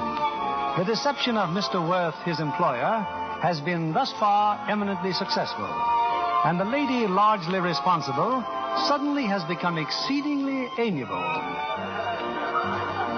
Well, now isn't this nice? Very nice, thank you. You're feeling better, aren't you? Better? You know, about this whole business. About me. You are a conniver, Mr. Parker. Oh. Don't look so hurt. You are. I know. I just thought that... That I'd forgiven you? Well, maybe I have. Well, thank you, Mary. You see, Chris phoned me again. He explained why he was delayed, and, well, he'll be here tomorrow afternoon. Oh, good. Fine. Your flowers, Mr. Parker. Oh, yes, thank you. Orchid. Yeah, just a few turnip greens. Why, I haven't had an orchid since I got married. You mean Chris doesn't buy... I mean the wives of small-town bankers don't wear orchids. It makes the depositors nervous. Well, I'm glad to hear it's not Chris's fault. If he turned out to be that kind of a heel, I'd say it's a good thing you left him. What? Joke. Just a joke. Well, let's drink to the grandest guy in the world. My husband. To Chris. You know, I've been wondering how you'd feel if I went around introducing you as Mr. Price. I'd feel like a very lucky guy. Mm-hmm. Chris told me you had a good line. Yeah. Chris is part of the best line I ever had. At college, football. How'd you think I ever made 2 touchdowns against Notre Dame? You probably talked your way down the field. No, it was Chris. Took out their end, 2 backs, and a safety man. But he never made a touchdown. No, that's the fate of the linesman. Do all the work and the glory goes to the ball carrier. If I were Chris, I'd want to carry the ball once in a while. Well, he got you, lady, and I'd say that's pretty good ball toting. By the way, how did Mr. Worth ever let you get away tonight? Oh, he called back. Wanted to be sure you were all right. I told him you were resting comfortably. I'm resting beautifully. That's the trouble. I'd like to dance. Oh, well, let's. Only, please, make allowances. Arthur Murray hasn't got a branch in Punjab town. Or in Ketoosan, Ohio. Well, what have we got to lose?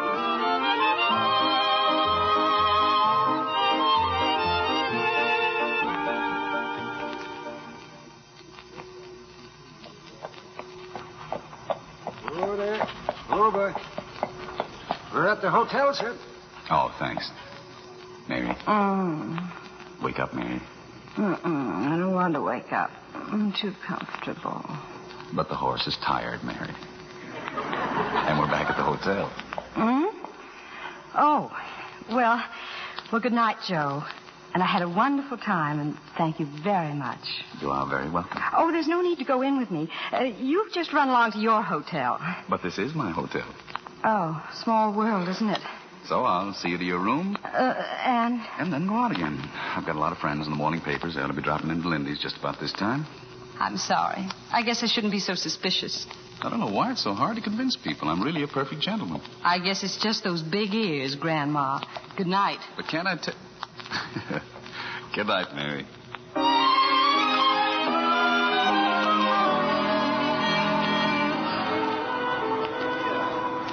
Did you call the desk for me, Harry? Yes, sir, Mr. Parker. I said, did anybody come in the hotel looking for you this afternoon? You was here in the bar.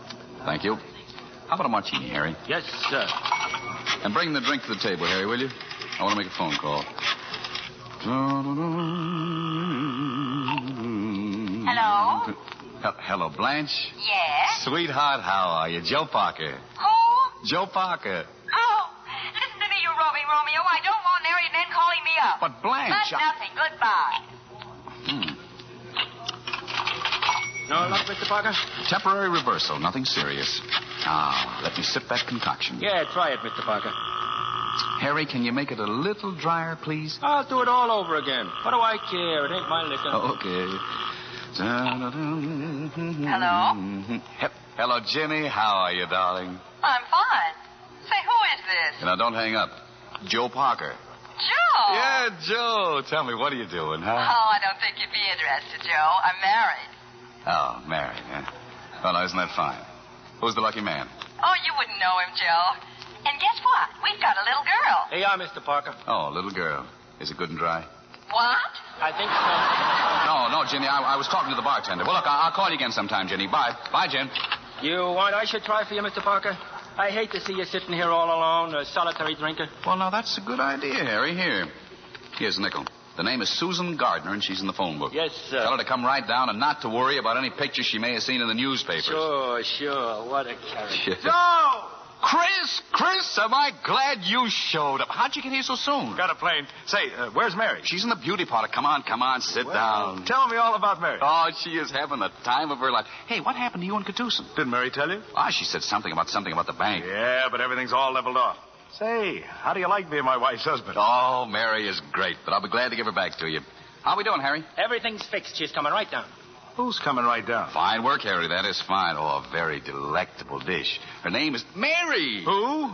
Yeah, turn around. Our wife has just come in. Darling. Oh, Chris. Well, go on. Give the man a big kiss and sit down. Darling, you must have flown here. Matter of fact, that's just what I did. And here I've been stalling at the hairdresser's. Oh, honey, I think maybe Joe'd like to shake us off. He's waiting for somebody. Mr. Worth? Susie. Say, Chris, I have a room upstairs in your name right across the hall. Yeah, I know. My bag's up there. Joe, who's Susie? Oh, very special. Very special. Look, Mary, if I have any trouble selling Susie a load of clams, may I count on your cooperation? Oh, I'll be delighted to cooperate. Chris, no, stop. But I missed you, honey. But you know it tickles when you kiss the back of my neck, Chris. Afternoon, folks. Afternoon, Mrs. Parker. Good afternoon. Be seeing you, Harry. Yes, sir, Mr. Mills. Hey, who in the world was that? I haven't the slightest idea. Oh, just a house detective. He's always buzzing in and out of here. Chris, we're going to get all dressed up and do the town. I know all the places to take you. Oh, swell.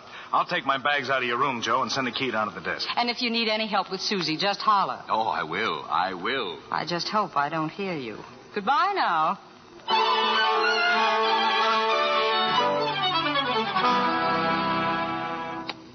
Well, there you were. Picture all over the paper. You and Joe, just as big as life.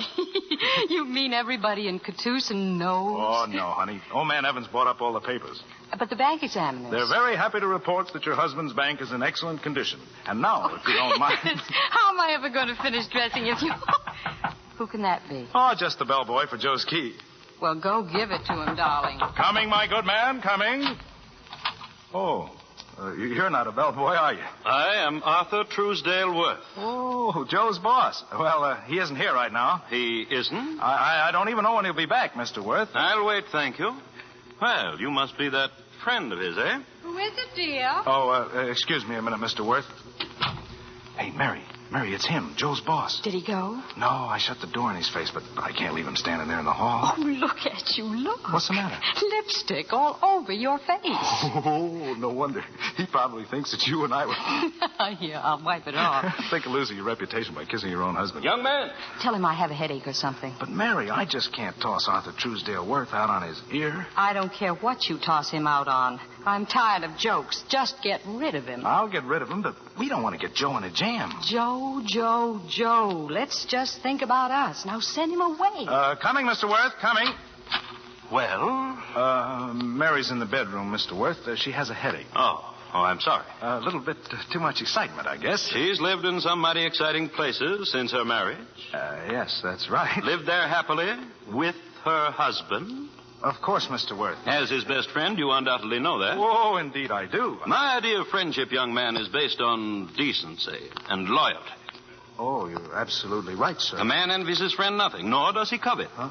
You've read the 10 Commandments, I suppose? Oh, yes. Well, I guess we'd better run along, huh? Let her get some sleep. I think that's a good idea. But aren't you forgetting something? I am. That's your bag, isn't it? Oh, so it is. Thanks. We're leaving now, Mary. Goodbye. You know, young man, I'd like to get better acquainted with you. Well, thank you. But there must be some better places for that than right here in the doorway. Why don't you run down to my place on Long Island tonight? Oh, but I couldn't tonight. I have a big date. Too bad. Well, goodbye. I'll tell Joe you were here. What? I've decided to stay here for a while. I'm not going to leave that poor girl alone in there. Good afternoon, Mr. Price. Did you get rid of him? Yes, I did, my dear. Oh. I'll just wait here for Joe. Try to sleep, Mary. Oh, how do you feel? Awful. Waiting for the elevator, Mr. Price? Well, what about it? Now, son. I've seen a lot of things after 20 years as a hotel detective. Huh? Take my tip. Don't start stealing other men's wives. But I could... It'll only bring you to ruination and disgrace. You're all wrought up now, but someday you'll thank me for this advice. Who knows? You might even check in with your own little wife. You go across the street, get a room. Women won't worry you over there, son. Oh, what's over there? YMCA. Good luck.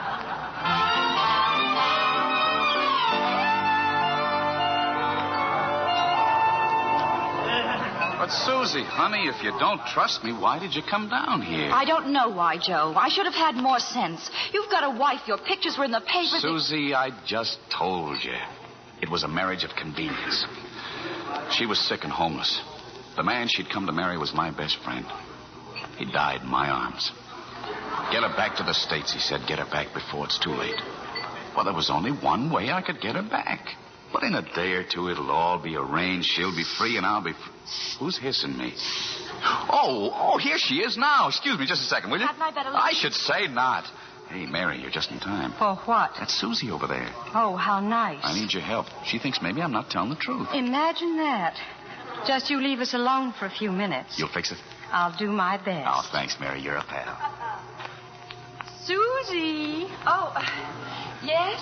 I'm Mrs. Parker, Susie. Joe will be right back. Joe and I are old friends. Yes, he told me.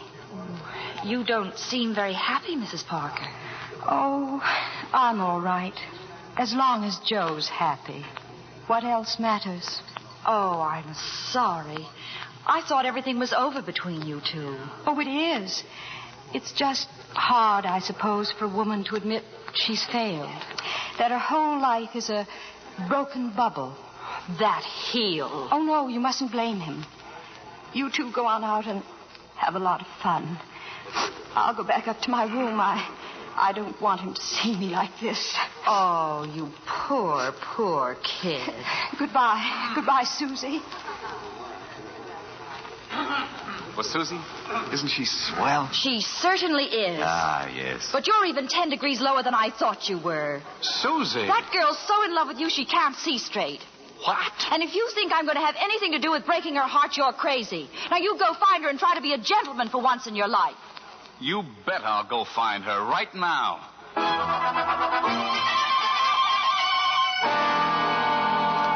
Mary. Wait a minute, Mary. Quiet. Mr. Worth's in there, and I don't want him to hear me sneaking back in my room. Are you out of your mind?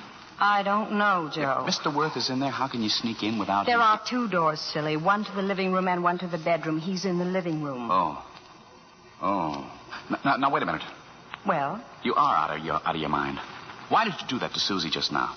Why? Oh, I just don't know, Joe. I guess it was just, well, seeing you with another woman. Mary, you can't be serious. Oh, Joe, I just don't know. I just don't know anything anymore. You better go in there and see Mr. Worth. Mary. Someone out there in the hall? Hello, Mr. Worth.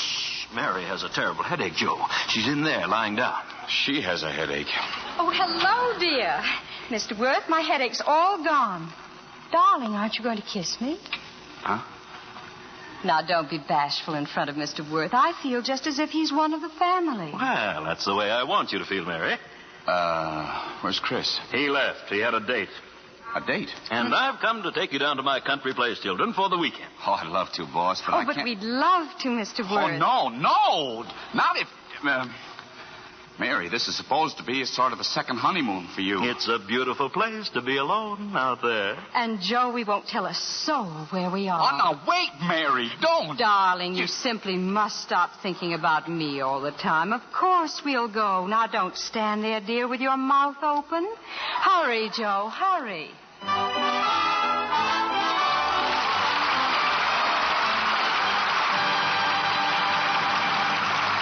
We pause now for station identification. This is CBS, the Columbia Broadcasting System.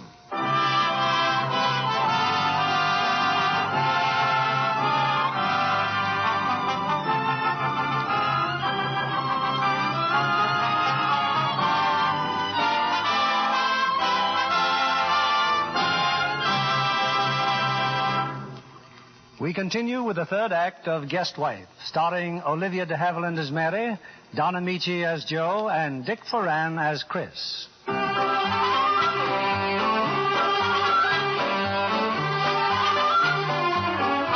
What started out as an innocent kibble now finds Joe Parker being whisked to Long Island with an overly paternal boss and his best friend's wife.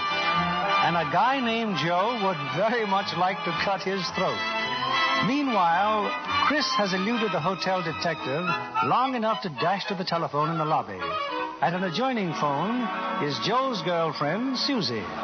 Mrs. Price, please. Mrs. Joseph Parker, please, 211. Mrs. Joseph Parker, please. What?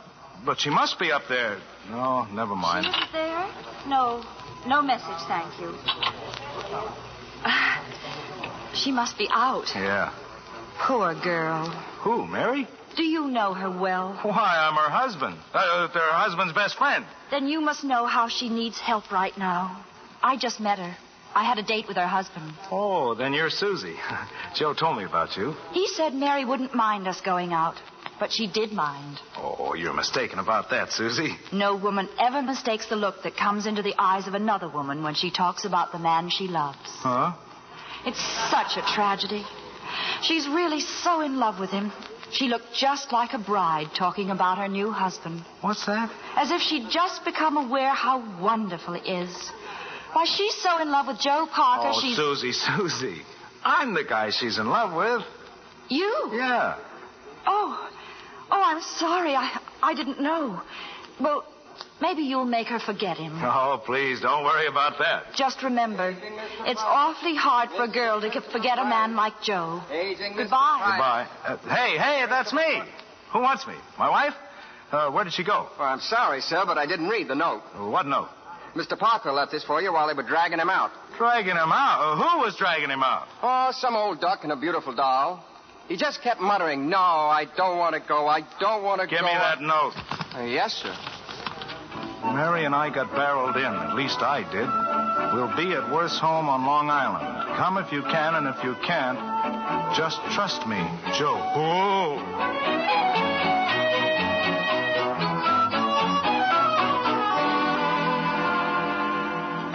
this will be your room, children. Oh, thank you, Mr. Worth. Isn't it lovely, Joe?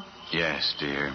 Boss, I was intending to work after dinner. I thought maybe you might give me a smaller room so I won't disturb Mary. Oh, nonsense. Nobody's going to work. Oh, darling, look, a balcony and a full moon.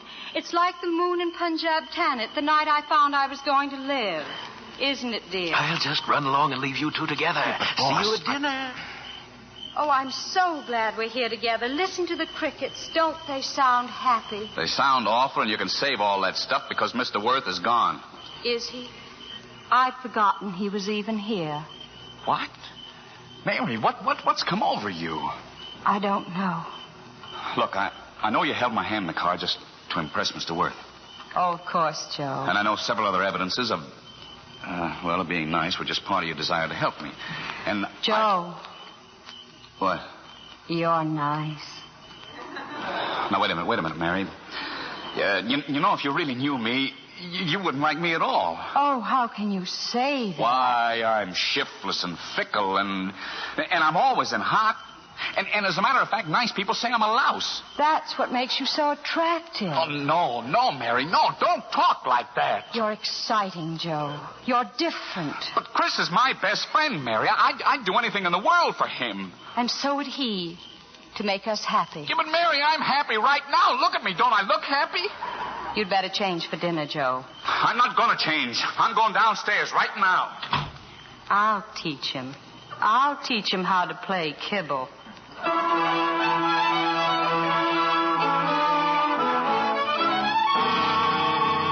Sit down, Joe boy. Something troubling you? Oh, not a thing. Not a care in the world. Joe, you and Mary haven't been having a little tiff, have you? Oh, no. Have you?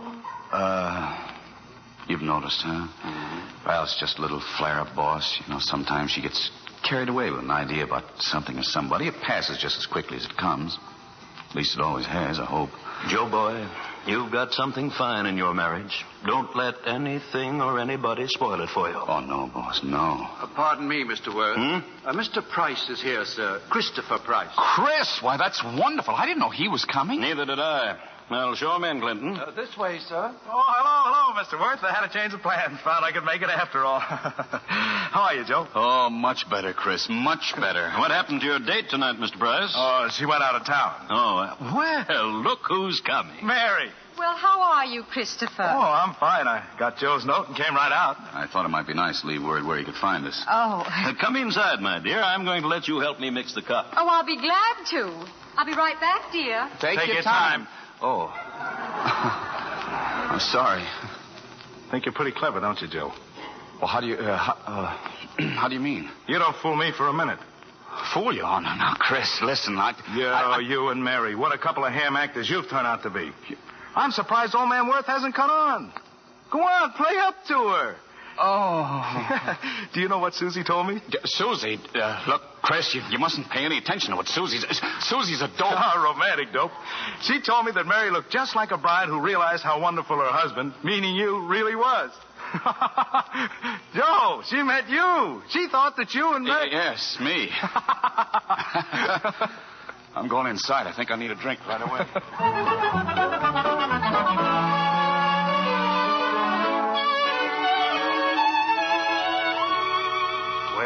Well, exactly 20 seconds to 11 o'clock.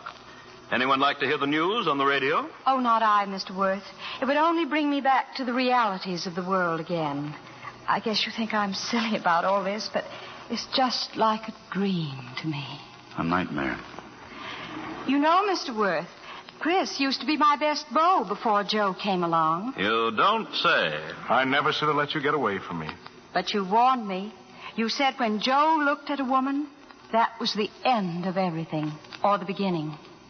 Boss, do you think I could have a little cup of coffee? Why, certainly. Let's go into the study, shall we? You know, Joe, it's a funny thing about... Keep it up, honey. You're doing great. I just hope Joe appreciates it. Oh, I'm sure he does. Say, look, after we go upstairs, I'll slip into your room. Oh, I don't think you better, dear.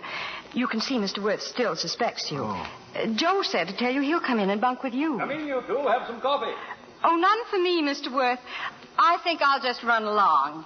Good night. Good night, my dear. We'll all be turning in a minute. Yeah, I think I'll amble along, too. Good night, Mr. Worth. Wait a minute. You're going to have a cup of coffee with Joe and me. And then I'll show you to your room. Oh, well, that'll be nice. Well, good night, Mary.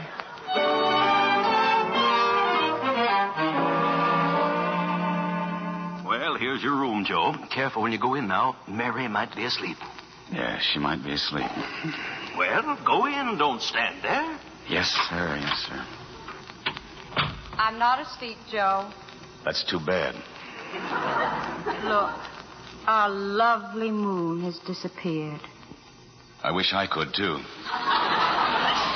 Joe, I've been sitting here on the balcony ever since I came upstairs. Well, I hope you enjoy it. I came here for my toothbrush, and now that I found my toothbrush, I'm going to Chris's room. Oh, no, Joe. I told Chris you were going to stay here. You what? On the balcony. Just so the servants won't think it's odd. And what did Chris say? Oh, he seemed to think it was a fine idea. He did? Well, I'm having a little talk with Chris right now. I'm going, too. We might as well be together when I tell him. Tell him what? How I feel about us. He trusts me, Joe. I can't be dishonest with him. What are you talking about? I have to do it, Joe. We'll have to face it sooner or later, and it'll be easier facing it together, darling. So come on. No. Then I'll go and talk to him alone. Mary, this is insanity. I'm going now, Joe. I may not have the courage to do it tomorrow. Mary, you are not going to do this. Yes, I am. There. I've locked the door. You can't go. I didn't ask to fall in love with you. You're my friend's wife, and I am not in love with you, Mary. Oh, you're so loyal to Chris. You're everything he said you were, a real friend. Mary, it is not loyalty. I am not, will not, and never could be in love with you.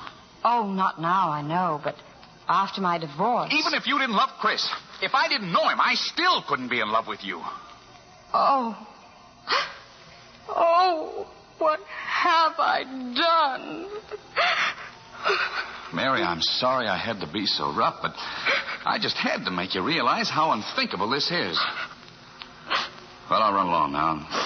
Tomorrow you'll laugh about this. Tomorrow? Tomorrow's a long way off sometimes.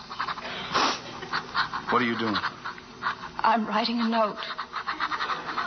A note? Goodbye, Joe. I'll see you in the morning. I won't be here in the morning. This note will explain everything. Oh, no. No, I'm not going. I'm not going to leave you. Oh, Joe, say that again. Say what? That you're not going to leave me? Oh, Mary. Mary, this is madness. I know it, and I can't fight it. Well, now, that's done. Mary, I'm not going to give you this key. I don't need it. I'll just go out along the balcony. All the rooms connect with the balcony. Oh, no, you don't. There. I've got the key to the balcony doors, too. Now get in the room, Mary Price. Yes, Joe. And sleep if your conscience will allow it. I'm spending the night on the balcony. With both these keys. Joe, I'm afraid it's going to rain. Well, let it rain. Good night. Good night, Joe, dear.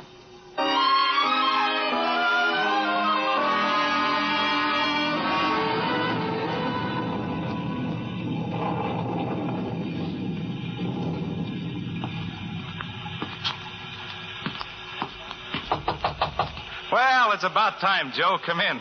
You know, I was beginning to get a little nervous. It's almost 1 o'clock. Must you pace the floor all night, Mr. Price? Oh, Mr. Worth. I always exercise before I go to bed. You know, some people do knee bends. I just go for a walk. In your room? Oh, naturally. Do you happen to have the right time? You were correct before. It still is almost 1 o'clock. Good night.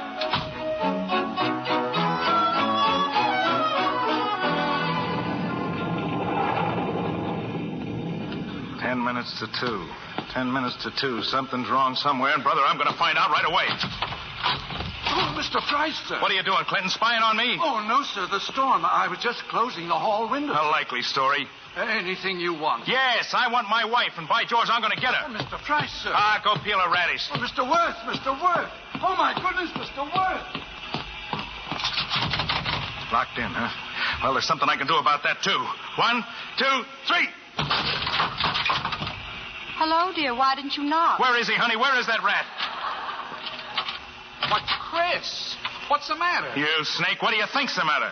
But, Chris, I've been out there all the time, out on the balcony. Locking my wife in here. Well, what did you say? Out on the balcony, huh? Well, then why aren't you wet?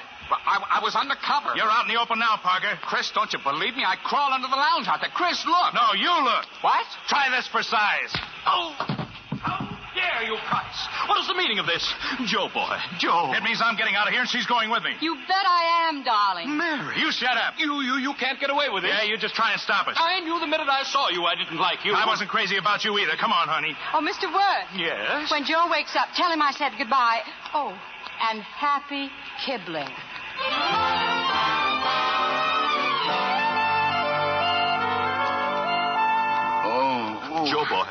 Joe, boy, speak to me, Joe. Hello, boss. Come on, boy.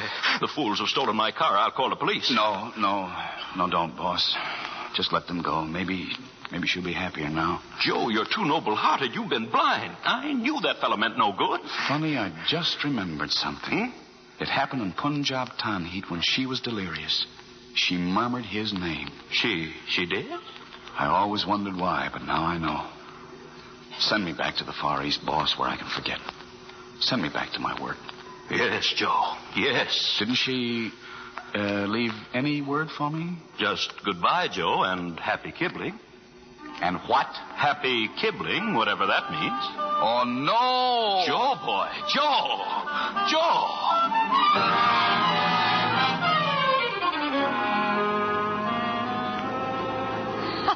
Now, laugh. Go ahead and laugh. You of all people, you and Joe. You don't know what you've done. I finally made you carry the ball. You made me lose faith.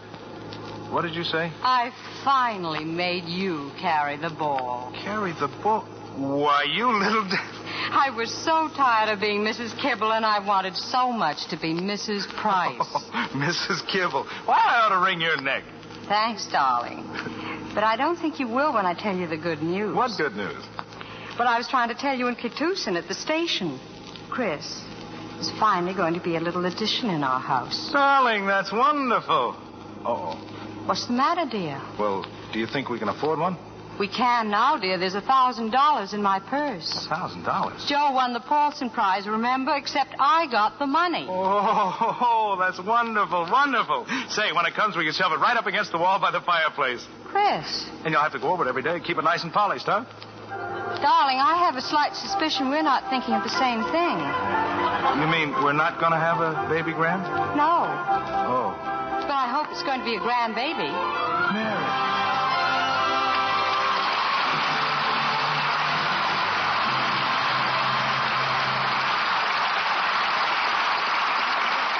Stars return for their curtain calls and a word with our producer in a moment. Here's Mr. Keeley with our stars. Having settled their marital complications, here are Mary, Joe, and Chris in real life. As Olivia de Haviland, Don Ameche, and for the first time in this theater, Dick Ferran. I must say, Olivia, you're looking very lovely with that suntan. Well, Bill, I've spent the last 10 days sunbathing and resting up. Well, we don't begrudge you the rest, Olivia, but isn't it time we had another picture from you? Well, that's why I've been relaxing. I've just finished making a picture called To Each His Own for Paramount. And I've seen you on the lot at Universal, Don, inventing something for us on the screen again.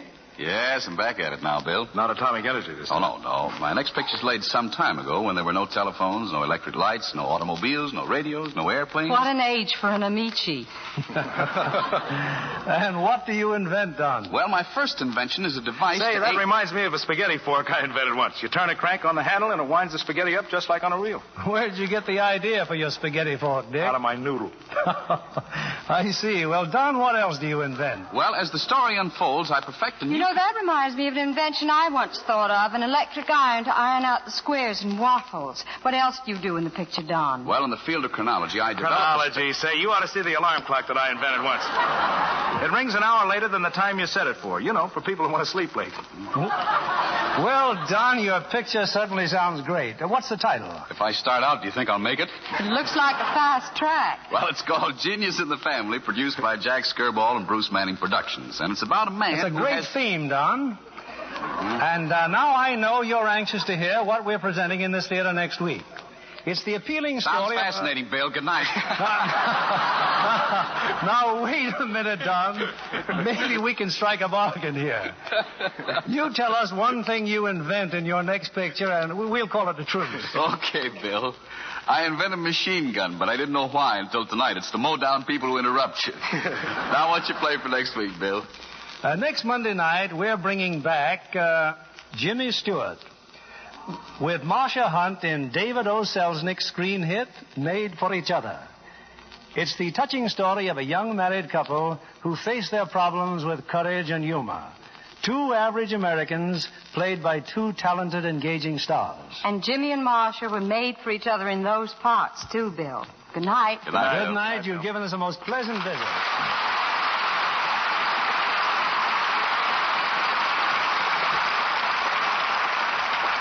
May I leave you with this seasonal reminder. A menace at home, not dispelled by victory, is tuberculosis. Help fight this dread disease. Buy Christmas seals generously so that you can share with the National Tuberculosis Association in stamping out this constant threat. Buy Christmas seals. Use them on all your Christmas mail.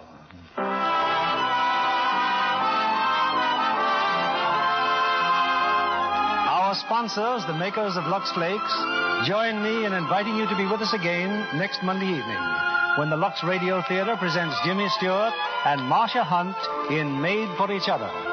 This is William Keeley saying good night to you from Hollywood.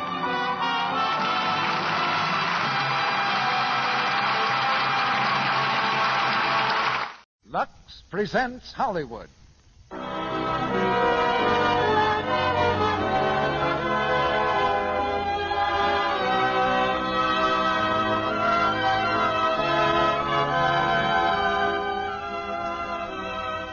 The Lux Radio Theatre brings you Bob Hope, Constance Bennett, and Ralph Bellamy in The Awful Truth.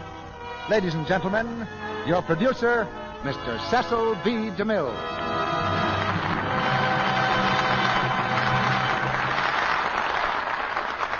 Greetings from Hollywood, ladies and gentlemen. In the spring, a young man's fancy lightly turns to thoughts of love.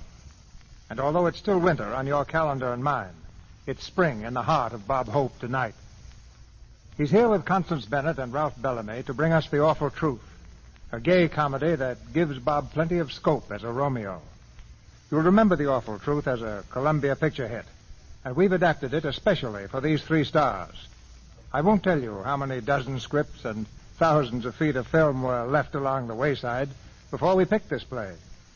But it was worth all the trouble when the irrepressible Mr. Hope began rehearsing his romantic role with Miss Bennett for inspiration and Mr. Bellamy for opposition. It's a brand new chapter in the Hope saga. In fact, I think we're making history. Bob's success story is amazing even for Hollywood. But there's another success story that concerns the Lux Radio Theatre, too. It happened in Hollywood, and it's happened in just about every other city, town, village, or crossroads between here and wherever your loudspeaker is. And it's happening still in every day. That's the success story of Lux Toilet Soap. And the stars of this particular success are listening to the Lux Radio Theatre right now. I say stars because it's not a single person. It's every one of you who uses Lux Toilet Soap. And that must be almost as many stars as are visible on a clear California night. Now we give you the story of Jerry and Lucy Warner and their stormy voyage along the course of true love, one of the happiest hurricanes that we've ever sailed with. You see, it takes more than a singing teacher, a dog named Mr. Smith, and an oil millionaire to stop Bob Hope. The house lights are down, the curtain goes up, and here's the first act of The Awful Truth, starring Bob Hope as Jerry Warner, Constance Bennett as Lucy, and Ralph Bellamy as Dan.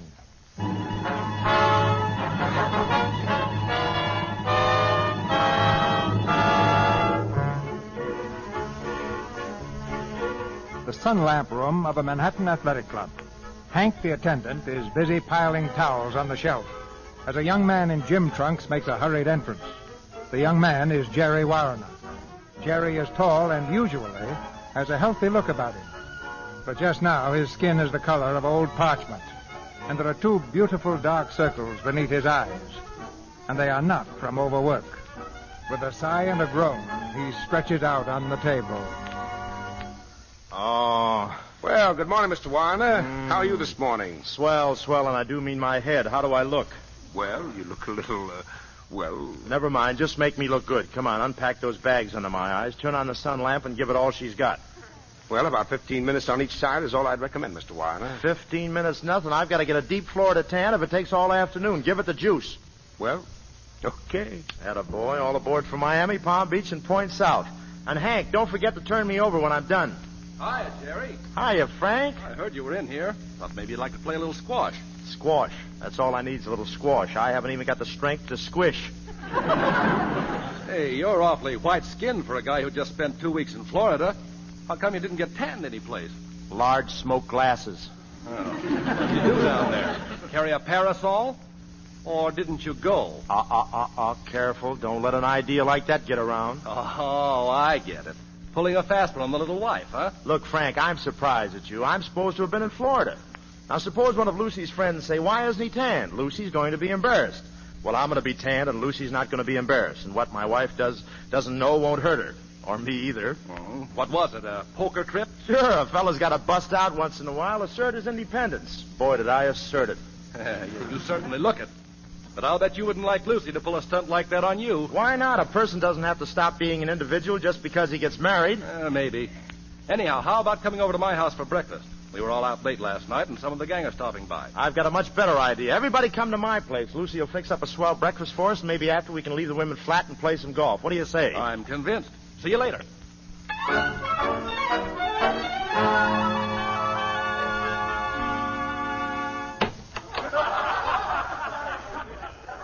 Okay, ladies and gents, come on in. The joint is yours. Jerry, that sunburn, for you're positively vermilion. Wait till Lucy sees what Florida did for you. Hey, where is she? Lucy, it's your brown as a berry Jerry. You-hoo, Lucy, surprise. You-hoo, Lucy. Why, Lucy, how you've changed. Hello, dog of mine. How you been? Where's Mama? Where is she? Welcome back, Mr. Warner. Well, hello, Celeste. Will you tell Mrs. Warner I'm here? I'm sorry, sir. Mrs. Warner is not at home. She's not at home? Wait a minute, folks. Quiet. Say, where'd she go? Well, I don't know, sir. She said she was going to a music recital. Well, when did she leave? I'm not sure, sir. I think last night. Last night? No one could take that many encores. You mean she hasn't been home since... Okay, never mind. What's the matter, Jerry? No welcoming arms to greet you this trip? Oh, mind your own business, will you? Come to think of it, she probably ran up to her Aunt Patsy's cabin in the mountains. She usually does if she gets lonely. She's got beaver blood in her. Suppose her Aunt Patsy wasn't home. I get it. Very funny. I'm up to my neck in funny people. No, seriously, I wish Lucy would go out and get some fun for herself now and then. Do her good. That's the trouble with marriage. People are always imagining things, and the next thing you know, they end up in a divorce court. The broad-minded man from Miami. Well, if you think you're going to get a chance to prove my broad-mindedness, you're crazy. She's up at Aunt Patsy's cabin, and I'll bet on it. Saying, is that a spot? Hello, everybody. Oh, up at Aunt Patsy's cabin, eh? Well, there's Patsy now. Some fun, huh? Oh, shut up. Hello, Patsy. How did you get here? By invitation. Lucy invited me yesterday on the phone. Say, what is this? Lucy invites me? No, Lucy. Where is she? That, it seems, is a $64 question. Hello, everybody. Lucy. Hey, Lucy. Hello, Jerry. Hello, darling. Gee, it's good to see you. Oh, darling, it's grand. You're looking marvelous. Oh, I nearly forgot Amo. Amo, come on in and meet everyone. Amo's the best music teacher a woman ever had, aren't you, Amo? Thank you, my dear. Jerry, you know Amo Laval, of course. Oh, yes, I never forget a toupee. So you teach music, huh? Yes. I didn't know there was any left. Everybody else, this is Amo. How do you do? How do you do? Well, now that we're all introduced, I can relax. Oh, Amo and I have had the most terrible time, Jerry. I imagine you must have. Where was the recital? Silly, what do you mean? Well, I didn't know they had recitals in the morning and that you went to them in evening clothes. Pretty formal, isn't it? Armand does look silly in tails at this time of the day, doesn't he? On the contrary, I think Armand would look natural with a tail any time. He had such an awful night. Why, did somebody sing Fantasy? Oh, stop it, darling. You don't know what happened. Armand's car broke down 1,000,000 miles from nowhere. He had to park me at a farmhouse and hike to the nearest town to get them to tow the car, and he had to stay there and hang around garages and things to pick me up in the morning and bring me home. Oh, it was dreadful. We were coming home from a party. You stole that plot from Philadelphia Story. Jerry, you understand, don't you? Oh, sure. But just to make sure, I'm going to run upstairs and write a letter to Dorothy Dix. Mr. Warner, you have the continental mind. Sure, that's it. I've got a continental mind. Oh, Lucy, dear, I'm so sorry. I'll have to run. So soon? Oh, stick around. The party hasn't even started yet. We're going to open a bottle of 7-Up. Oh, sure. We know. You probably want to talk to Lucy. Come on, people. Give you all a hit. Okay. Bye, everybody. Well, Mr. Laval, why didn't you let Frank give you a hitch? I wanted to explain. You see, Mr. Warner, the next time I take your wife out, I hope you buy a new car, or else I'll loan you mine. Are you hungry? Why, yes, I am starved. Well, why don't you run out and get some breakfast? A fellow like you should take care of himself, sitting in drafty garages all night. Mr. Warner, what have I done? That's what I'm going to find out. Jerry, you don't believe that... We'll discuss this in private, please. That is, if Mr. Laval can remember where we keep our door. Very well. Perhaps it is best this way, Lucy. Will I see you soon? Of course. It has all been so perfect.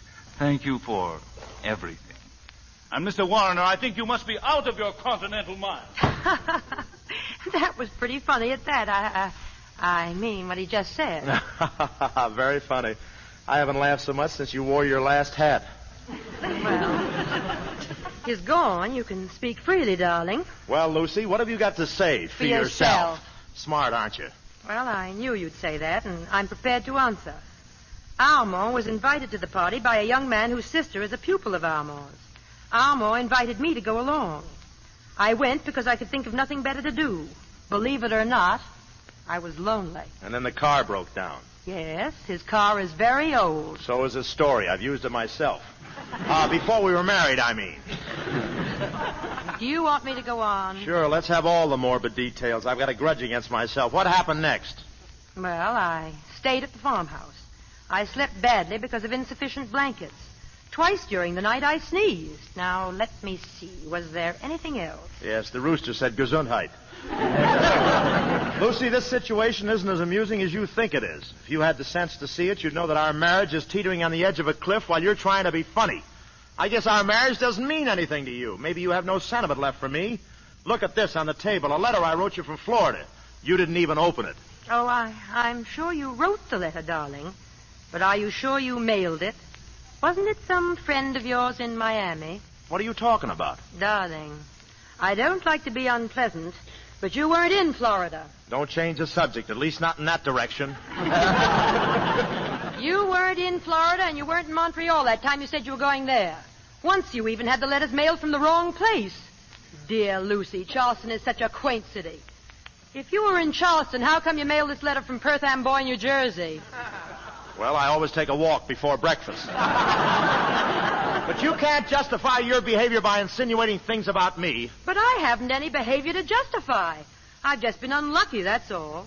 You came home and caught me in the truth, and, well, it seems there's nothing less logical than the truth. Oh, a philosopher, eh? You don't believe me? How can I believe you? Listen, Jerry, don't you see that there can't be any doubt in marriage?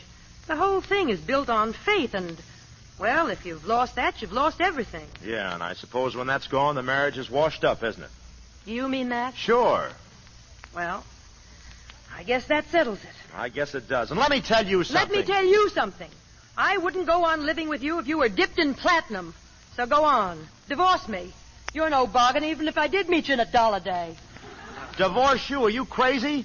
You think I want people to think you preferred that 8-bar rest to me? All right, then, I'll divorce you. That's customary anyway. It has something to do with the husband being a gentleman. Never mind the gentleman stuff. Just get going on it. Fine, I'll call a lawyer right away. And, by the way, darling, what's the most convenient day for you to be divorced? And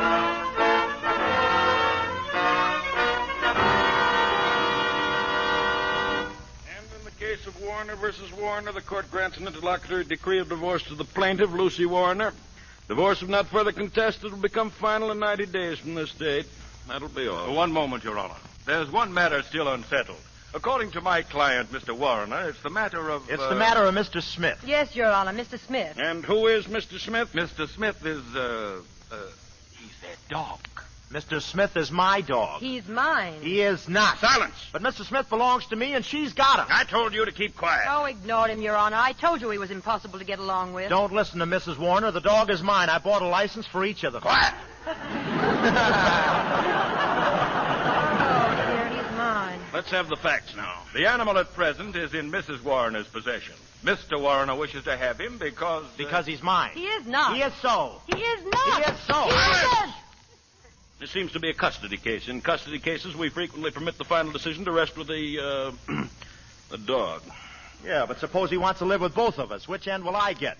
As if I didn't know. Bailiff, have the dog brought in. The custody of the dog will depend upon his own desires. And let me warn you, neither of you must use any false means of influencing the animal's decision. Unfasten the dog, please. Now, you may each call the dog. Come on, fella. Come on, Mrs. Come Smith. to me. Come to Mama. I'm taking over a can of dog food. Come to Papa, to boy. Mama. Here's Here. Mama, boy. Never mind, Mama. Come to Papa. Baby. Here. Hey, come back here. Come back here, Smith. You know who's good for you, don't you?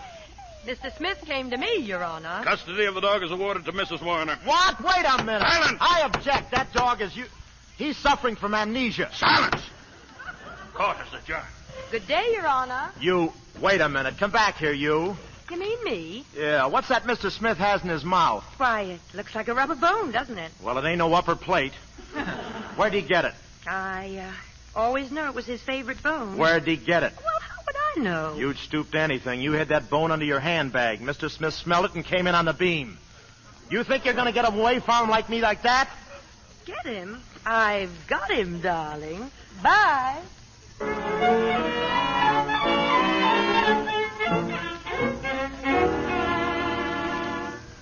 Rain, rain, rain. Look at that rain. Why, Aunt Patsy? Is it doing anything besides falling? I don't think so. Nothing unusual ever happens around here. If I'd known we were going to be buried side by side, I'd never have consented to take an apartment with you. But I needed you, Aunt Patsy.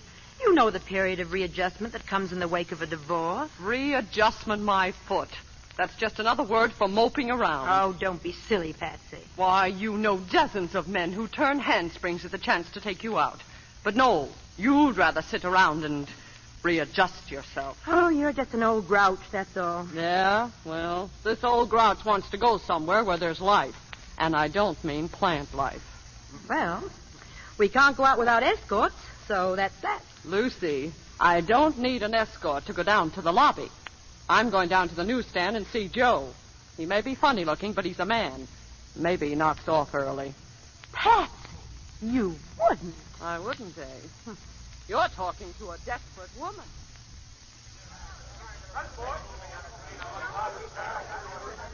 Well, I guess I've read pretty nearly everything here, Joe. Oh, gee, I'm sorry, ma'am. And I'm so bored. It's too bad they stopped printing zippy stories. Yes, ma'am, that's what my wife says. Oh, your wife. Well, that settles that. Pardon me, but did that copy come in of the Tulsa, Oklahoma Bugle? Sorry, Mr. Leeson. I guess maybe there's something wrong with the mail. Oh, that's too bad. Shucks. Looks like I won't find out how we did at the rodeo. Oh, how do, ma'am? Oh, how do you do? Hope you don't think I'm fresh, ma'am. My name's Dan Leeson, room 1214. Me and my ma see you coming in and going out sometime. Oh, we've noticed you, too. No fooling. Well, say, who's that beautiful girl who's with you sometimes? She has a dog and, well, she's beautiful. That's my niece, Lucy. She's just a little homebody. No. Say, I wonder if you'd do me a favor. Why, of course I would, Mr. Leeson. What is it? Well, I'm a stranger in town, and me and my ma don't know any folks.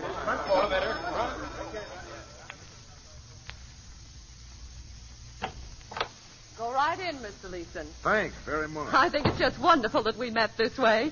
Oh, Lucy, may I present Mr. Leeson? Mr. Leeson, this is my niece you were so anxious to meet. Her name is Lucy Warner. How do you do?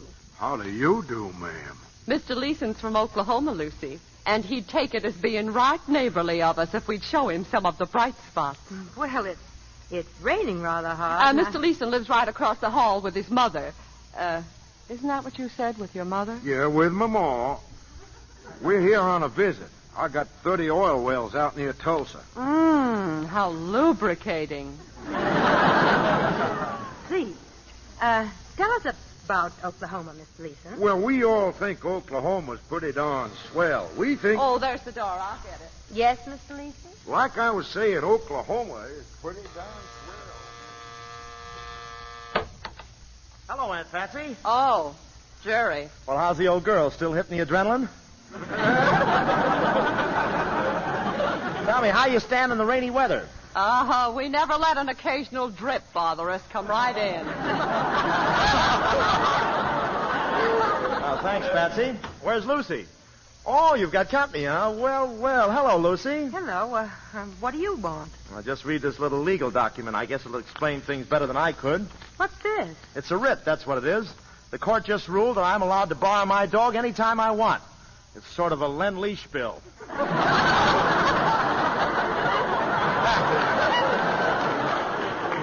The order reads that I can visit with him and entertain him in any form or manner that does not endanger life or limb. Oh, so now I suppose you've come to take him bicycling.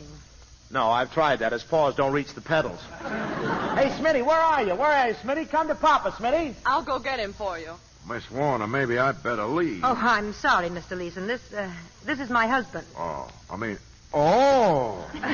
Well, he's only my husband for, how much longer is it? 60 days. 59. How are you, Mr. Leeson? Howdy. I'm glad to know you. Excuse me, what'd you say? I said I'm glad to know you. Well, how can you be glad to know me? I know how I'd feel if I was sitting with a girl and her husband walked in. I'll bet you do. What's that supposed to mean? Oh, nothing. Nothing at all. Anyway, I'm glad to see you, Mr. Leeson. You known Lucy very long? Lucy? Yeah, Lucy, my wife. Well, no. As a matter of fact, I'm a stranger here. I'm from Oklahoma. No. That's right. I'm in oil. What's that? I said I'm in oil. Oh, marinated, eh? Well, I thought so. Jerry, why don't you go play with the dog? Oh, sure. Where is he? Hey, Mr. Smith. See his master's voice. Gee, old fella, it's good to see you. Oh, stop licking his face, Jerry. Look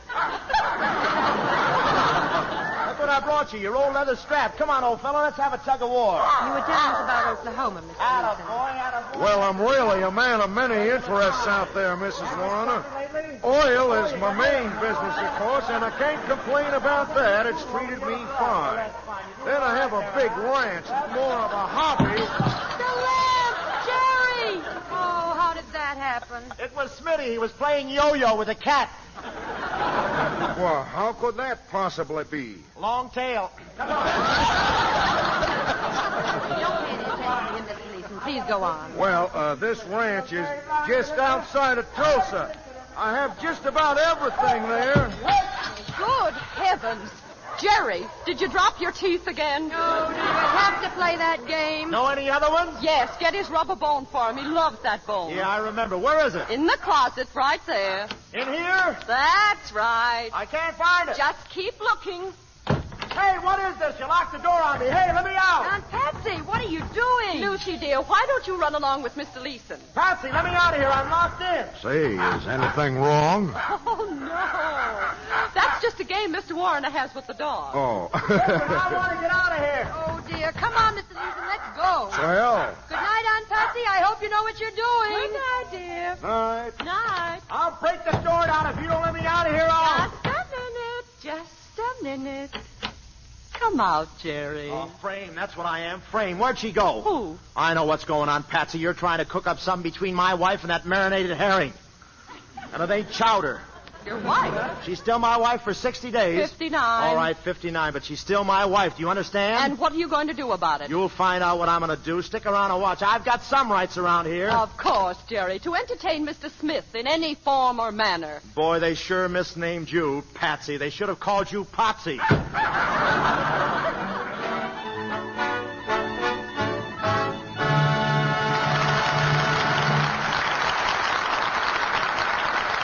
In just a moment, Mr. DeMille and our stars, Bob Hope, Constance Bennett, and Ralph Bellamy, will bring us Act 2 of The Awful Truth. Meantime, let's reenact a little scene that took place in a big office just after lunch the other day. Hello, Sue. Well, what's got you looking so starry-eyed? Boyfriend take you to lunch? Mabel, who do you think was in the elevator when I went down to lunch? Madeleine Carroll. Really? No kidding. I heard she was in town, though. I was standing right next to her. She got on at the 8th floor with a couple of very important-looking men. And, Mabel, she was dressed just as plain as you or I. I mean, she had on a tailored suit and a little felt hat. Oh, but Mabel, I'm telling you, she certainly has got glamour. Is she as good-looking right close as she is on the screen? I got a wonderful chance to see, standing so close. Real blonde hair, big blue eyes, and Mabel, what a complexion. Smooth, and I mean smooth. Mabel, you know what I'm going to do tonight on the way home? What? Get some Lux soap. Madeleine Carroll always uses it, you know. And from now on, I'm not missing a single day on my Lux soap care. And I don't mean maybe. Smart young Sue. It's a fact, you know, that Madeleine Carroll, like 9 out of 10 other Hollywood stars, cares for that exquisite complexion of hers with regular use of gentle, white Lux toilet soap. In her own words, this is what she says. Complexion beauty should be cherished. I've found the right care for my skin. Active lather facials with Lux soap really work for me. And if you were to ask Madeleine Carroll how to take a Lux soap active lather facial, here's what she'd tell you. Pat the Lux soap lather lightly into your skin. Rinse with warm water, then with cool. Pat dry with a soft towel. Now see how fresh your skin looks. There is a simple, inexpensive beauty routine any woman can follow, and right in her own home. It takes just a few minutes, you know. So why don't you try these Lux soap facials for 30 days? Just see if this gentle care doesn't leave your skin feeling smoother, softer. Remember, a soap used by famous screen stars, the world's loveliest women, just has to be something special. So, get 3 cakes of Lux toilet soap tomorrow. Now, our producer, Mr. DeMille. Act 2 of The Awful Truth, starring Bob Hope as Jerry Warner, Constance Bennett as Lucy, and Ralph Bellamy as Dan.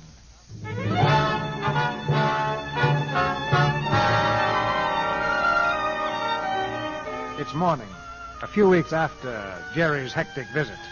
Across the breakfast table in their lonely apartment, Aunt Patsy's looking at her niece with an expression of growing horror. What did you say, Lucy? I said, of course I like Dan Leeson. Why shouldn't I? He's sweet and thoughtful. Well, you should be the last one to object. You introduced me to him, after all. Only because he was a man who could take us out. I didn't expect you to get silly about him. Is it silly to like a man who's sane and considerate? I was married to one of those gay, romantic types, and one is enough. Your toast is burning. Lucy, do you know what rebound is? That business of trying to get over one love affair by bouncing into love with somebody else? It's fine, except the rebound is rarely the real thing. There's the first bounce, the second bounce, and, well, look at me. You wind up like an old tennis ball. I tell you, I'm serious about Dan Leeson. He's a fine person. I like him very much. And I'm all through with Jerry. He doesn't mean a thing to me, not a thing. I don't love him, and what's more, I probably never did. I guess that surprises you, doesn't it? I hate Jerry Warner. And I like Dan Leeson very, very much. I can hardly wait to see him tonight, and I hope he's just as mad about me because I think he's the finest man I've ever met. Lucy. I know. My toast is burning.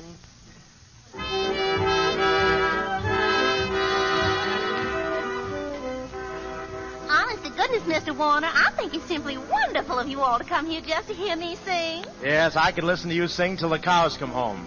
What time do they usually get here? Oh, Mr. Warner, you're awful sweet and all that, but you always seem to have your mind on something else.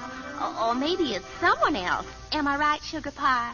Yes, I'm in love with love. In the spring, a young man's fancy lightly turns to what he's been thinking about all winter.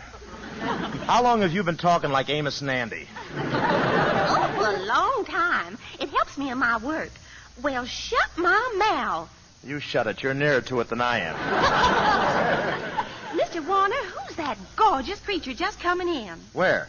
Oh, that creature. Well, you've heard that gag that's flying around town. Who was that lady I saw you with? Oh, you mean that's no lady? That's your wife? Uh-huh, that's my wife. I guess this is our table over here, Lucy. Sit down. Come on over and meet my better half before the odds drop. Hello, folks. Oh, hello. This is Miss Dixie Belle Lee. This is Mrs. Warner, and this is Mr. Leeson from Tulsa. Flowing gold Leeson. He's a big oil man. Oh, an oil man. Crude? I wouldn't know. Ask my wife. Mighty proud to meet y'all. Now, you're sure we're not intruding? Huh? Well, what do you mean? Well, wouldn't you like us to have a drink? Why... Thanks, Dan. I will. Why, yes, of course. Sit down, Dixie. Well, now, isn't this cozy? So you two are going to be married, eh, Lucy? Well, I always approve of marriage. I think it's a wonderful way to spend a few weeks. And I was glad when I heard about it. I said to myself, that Leeson's just the man for Lucy. And then I said to myself, you're nuts. Oh, pay no attention to him. He's always talking to himself. This is a charming place, don't you think, Miss... Dixie Belle Lee. Do you like it, honey? I'm so glad, because I kind of feel the place is mine. Oh, do you come here often? Oh, I work here. Didn't you all know that? No. Say, you're from the South, aren't you? Now, isn't he just the cleverest yet? How'd you all ever guess that, Mr. Mayor? Oh, he's pretty fast on his feet, this fella. But you see, folks, Dixie Belle Lee isn't her real name. No? No, she changed it because her family objected to her going into show business. You see, it was quite a shock to them because they made all their money tilting pinball machines. Isn't that right, Dixie? That's right. Well, I guess I better go now and get into my costume. Reckon y'all can stay to see my act? Of course we'll stay. Nothing could drag us away. Well, see you later, sugar pie. I'll be here, sponge cake. She seems like quite a nice girl, Jerry. Oh, she is. But wait till you hear her sing, a golden throat. That's what. I keep coming here all the time just to listen to her. How faithful of you. Does she really sing awful good?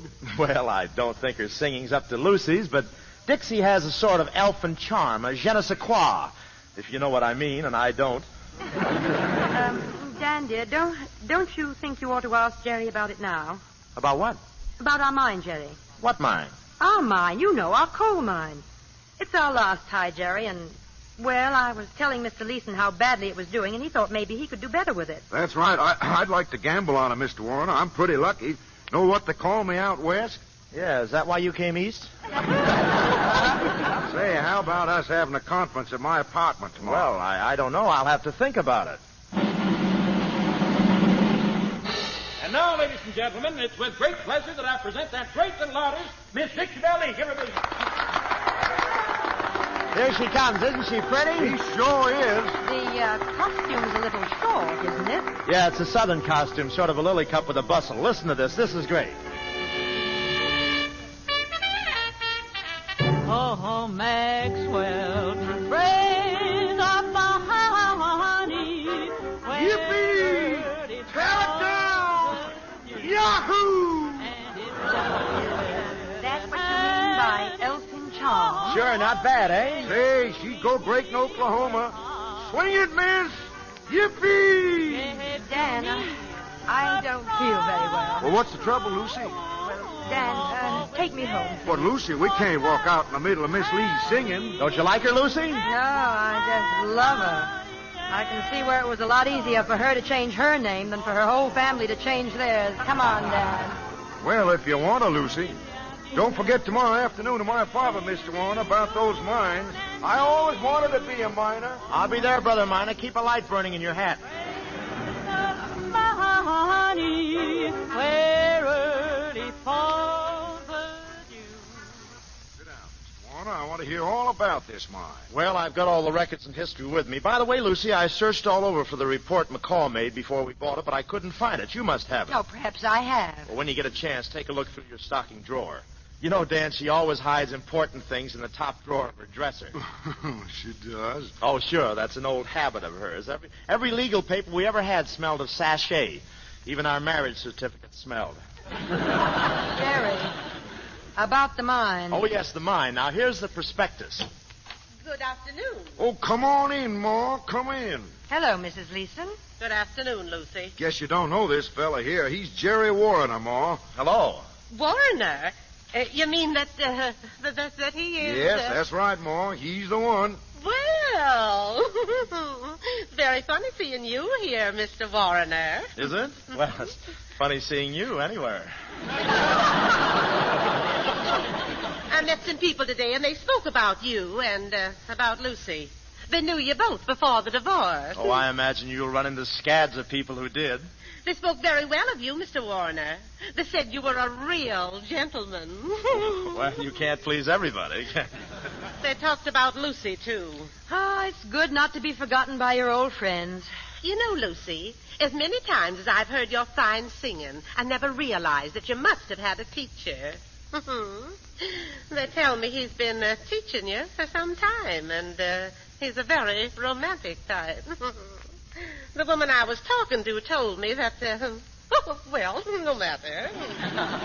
What's that? Now look at this map, Leeson. You see, there's a new opening in the northern side. Here, I'll show you the prospectus. Jerry, Now- I think I ought to tell you that nobody's listening to you. Well, for me, that's a large audience. But what could possibly be more interesting than the Warner mine? The Warner divorce. The gal's name needs clearing, partner. That's ridiculous. Is it really? Mrs. Leeson, our divorce was one of those tragedies you read about in the newspapers. A trusting woman and a worthless man. Lucy is above suspicion and always has been. She is as pure as the driven snow and as faithful as she is fair. I tell you, something wonderful went out of my life when I lost her. It's an awful feeling. It's like not being home when the pot of gold calls. I know just how you feel, Mr. Warner. How do you know? How can you know how I feel to have used up the best years of a woman's life? Well, folks, that's the way it goes. I'll be leaving now. Excuse me, ma'am. You're sitting on my prospectus. Oh, sorry. I'll be going now. Well, take good care of her, Dan, won't you? I'm sure you'll be happy out where the West begins, all three of you. Goodbye now, and give my regards to the Lone Ranger.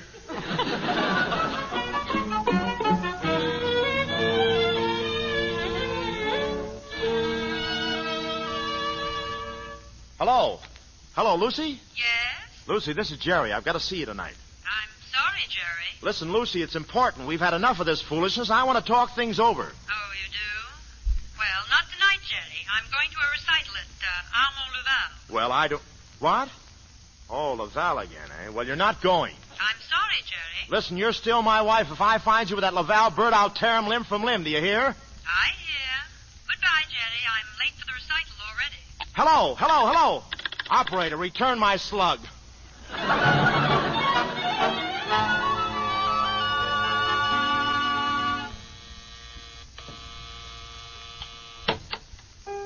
Oh, good evening. Good evening. I want to see Mr. Armand Laval. Oh, I'm sorry. Recital going on. Is my wife in there? Oh, plenty of people. I don't know. Well, let me go see. Oh, no. Sorry. You cannot go in.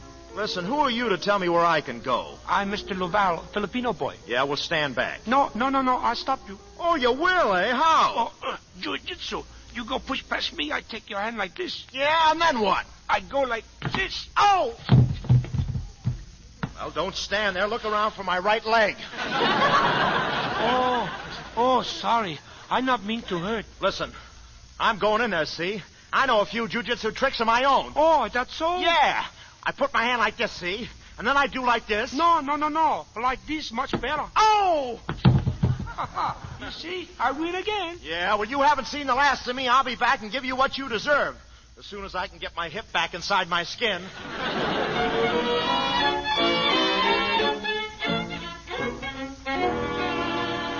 All I want to know is, what has Armand Laval got to do with this? Why is he coming here? Because I sent for him. You said that. I still say why. He ruined your last happy home. He'll bust the Oklahoma deal wide open. That's just it. There isn't going to be any Oklahoma deal. Huh? I'm not going to marry Dan Leeson. Why not? Because I'm still in love with that crazy lunatic Jerry Warner, and there's nothing I can do about it. I'm a gibbering idiot. I'm a mad woman. Patsy, stop it. There he is now. Oh, good evening, Armand. Good evening, Lucy. I got your call. What is the trouble? Look, Armand, sit down. It's about Jerry. Yes, your husband. He's a very funny man, yes? Yes, he is. But I'm convinced he still cares about me, or he wouldn't do the funny things he does. Yes, but he does not care much about me. No, he doesn't. And that's just what I'm getting at. You know everything was all right that night. I want you to convince him that everything was just as we said it was. I will be glad to. Does he carry a gun? Well, you're not afraid of him. Oh, of course not, but you know husbands. Then you'll do it as soon as possible, won't you? And he mustn't know that I've had anything to do with it. Very well. As soon as possible? Open up. It's my day to see Mr. Smith. It's Jerry. Oh, but this is much too soon. Yes, isn't it? Well, do something. Oh, what shall I do? Well, you just can't stand there. Go on in the other room. Hurry, and don't come out. Oh, I do not care for this. Oh, let him in, Aunt Patsy. Oh, dear. You said it. Greetings, Patsy. Oh, hello. Hello, Lucy. Hello. Hello. What's the matter? Oh, nothing. Well, I guess you two want to be alone. No, Patsy. I'll whip up a little omelet in the kitchen. Smart girl, your Aunt Patsy. I did want to be alone. Oh, yes? Now, look, Lucy, let's get right down to it. I've been a sap. Have you? I just said so. About this whole business, I got so jealous that, well, I saw red. But it's all blue now. Get it? Black and blue, isn't it? Yeah. Lucy, I want to apologize. I know that sap Louval couldn't have meant anything to you. Guys like him just make me murderous. I just want to say I'm sorry for everything. Oh, yes? And what about this Barbara Vance girl you've been running around with? Huh? That's society blue blood. The morning paper said you were going to marry her. Oh, that's nothing. A misprint, you see. Never mind explaining. Let's meet later and talk it over. Goodbye, Jerry. Yeah, but I just... Here's your hat. Goodbye, Jerry. Yeah, but I'll call you later. Goodbye. Say, are you trying to get rid of me? Of course not. Why should I try to get rid of you? Here's your hat. My hat? That isn't my hat. Oh, no. Isn't it? No, look, comes down over my ears. Well, isn't that funny? Did you get a haircut, maybe? Not since I came in here.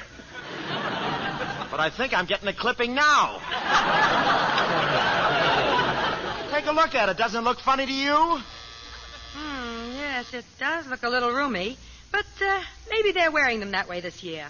No, I don't think so. Not as big as this. My chin is resting on the sweatband. Aunt Patsy, the bell. All right. Look, if you've got company... Oh, it's nobody. Just Dan Leeson, probably. Leeson? Well, I don't want him to see me here. I've caused you enough trouble. I'll just duck in the other room. No, Jerry. Oh, but I want you to be happy, Lucy. I'll wait in there till I've gone. Jerry, listen, wait. Oh. Hello, Miss Adams. It's Mr. Leeson and his mother, Lucy. Hello, Lucy. Lucy, dear, I've come to tell you something. Oh, hello. We've come to tell you, Lucy. Yes? Well, what have you come to tell me? I want to apologize for those awful things I accused you of, Lucy. Yes, go on. What's that? I think somebody's cleaning up in the other room. Lucy, I don't want you to be angry with me for repeating what that awful woman said about your divorce. No, of course not. I'm not. What nonsense. What is that? Let me alone. Don't kill me. I'll break your neck. I'll tear you apart. Don't kill me. Don't kill me. You hide her behind closed doors. I'll break every bone in your body. Don't forget to touch second, boys.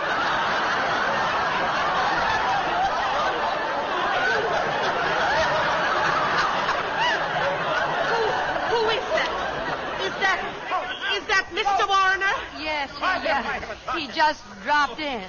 Dan, I think we'd better go. 2 men hiding in the other room. Just a minute. Well, Mrs. Warner, I guess a man's best friend is his mother. I certainly learned about women from you. Come on, Ma. Wait a minute. You can't fire us. We quit. I'll teach you, you little mouse. Oh, let me go. Jerry, let him alone. Stand still and fight. Be careful now. Jerry, stop it. You break her up of homes, I'll kill you. Let's go. Jerry. I'm going to teach you once and for all. I'm sorry to do this, Mr. Warner. You're sorry to do what, you little rat? This. Oh! My Filipino boy taught me jujitsu. Madame Lazanga told me there'd be nights like this.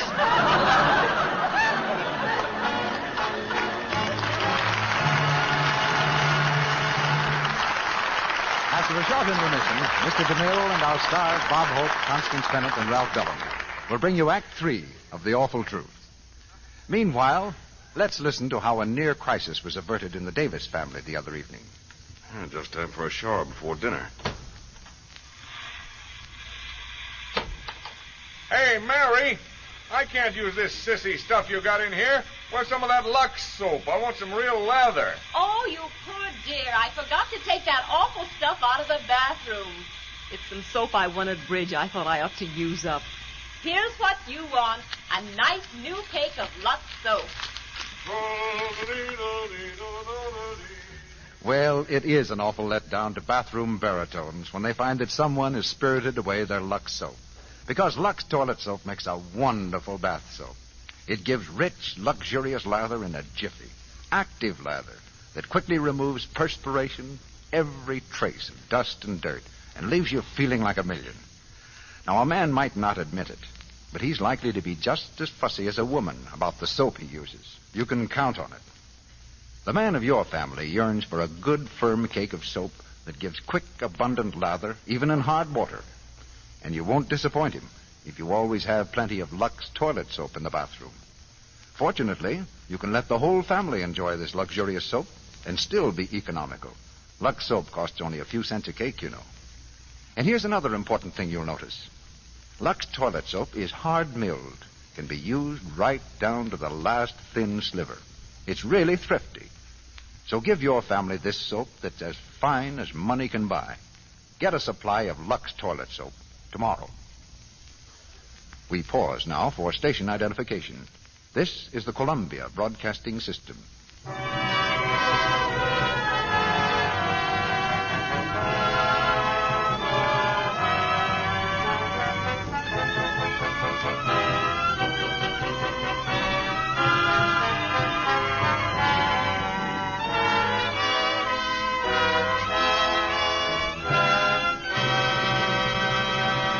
The curtain rises on the third act of The Awful Truth.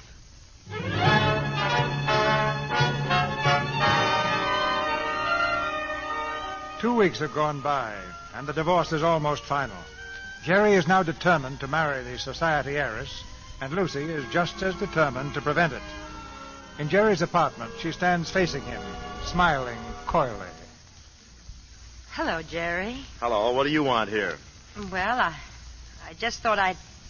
You know what today is, don't you? Certainly. Our divorce becomes final tonight at 12 o'clock, and tomorrow we'll both be back in circulation. That's right, so I just thought I'd drop up to wish you a lot of luck. Well, that's very nice of you, but I'm just on my way out. Where to? If you must know, I'm on my way out to a pre-engagement dinner for me and Barbara at the Vances. Jerry, you can't. Why not? I'm hungry. You can't because you love me. Of course I loved you. I said love, not loved. Oh, you're so stubborn. You're throwing away our happiness. Barbara's a fine girl. We'll get along swell together. But that isn't necessarily happiness, Jerry. You and I fight, and we disagree on every subject under the sun, but we were happy. I was happy with you, yes, but Armand and I are incompatible. Jerry, for heaven's sake, you can't go through with this. You'll be miserable.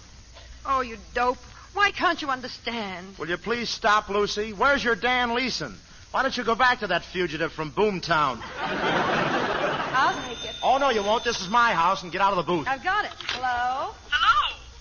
Oh, hello. Well, who is this, may I ask? Give me that phone. Jerry, I think it's what's her name. Hello? Hello? You have to answer my telephone? I only said hello. Shut up. Now, what am I going to tell her? Tell her to call you back. Yeah. Oh, shut up. Hello? Hello, darling? Well, it took you long enough. Have you made up your mind who the woman is? Oh, that's very funny. I knew you were going to ask me that. Oh, so did I. Who was she? Oh, it's really very simple. That was my sister. Really? I didn't know you had a sister. If I could only be drafted right this minute. Oh, sure, honey. She just got back from Chicago. Dropped in to see me, you know. How sisterly. Oh, I'd love to meet your sister, Jerry. Why don't you bring her along tonight? Oh, no, I don't think she can come over this evening. She has a previous engagement. Oh, I'm sorry. Well, naturally, she's very anxious to meet you, too, dear. Yes, tell her I'd love to meet her. Tell her to wear boxing gloves. Shut up. Barbara, I'll do my best to fix it up so the two of you will meet very soon. Goodbye. Goodbye, dear. Hurry over. I will. Now I'm in a fine fix. She wants to meet my sister. Well? You're a big help. If I had a sister like you, I'd have my parents get an injunction. Well, you know me. Anything I can do. Yeah, to break it up? I see what you mean. I'm in a fine mess. Oh, I wouldn't worry about it, Jerry. She trusts you, doesn't she? Of course she does. Sure. But she'll learn. Just give her time.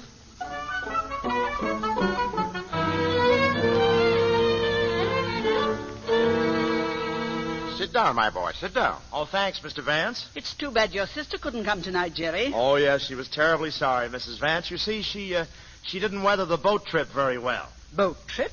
I thought you said she just came from Chicago. Yeah, the hard way, I mean. Well, you can imagine my surprise when I heard a woman's voice on the phone. Well, you can't blame me for being suspicious, Jerry, darling. Oh, certainly. I mean, of course not.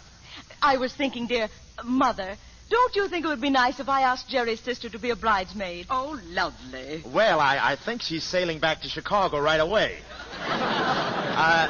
You'd like my sister, though, Barbara. She's very much your type. Where did she go to school? Well, she did what?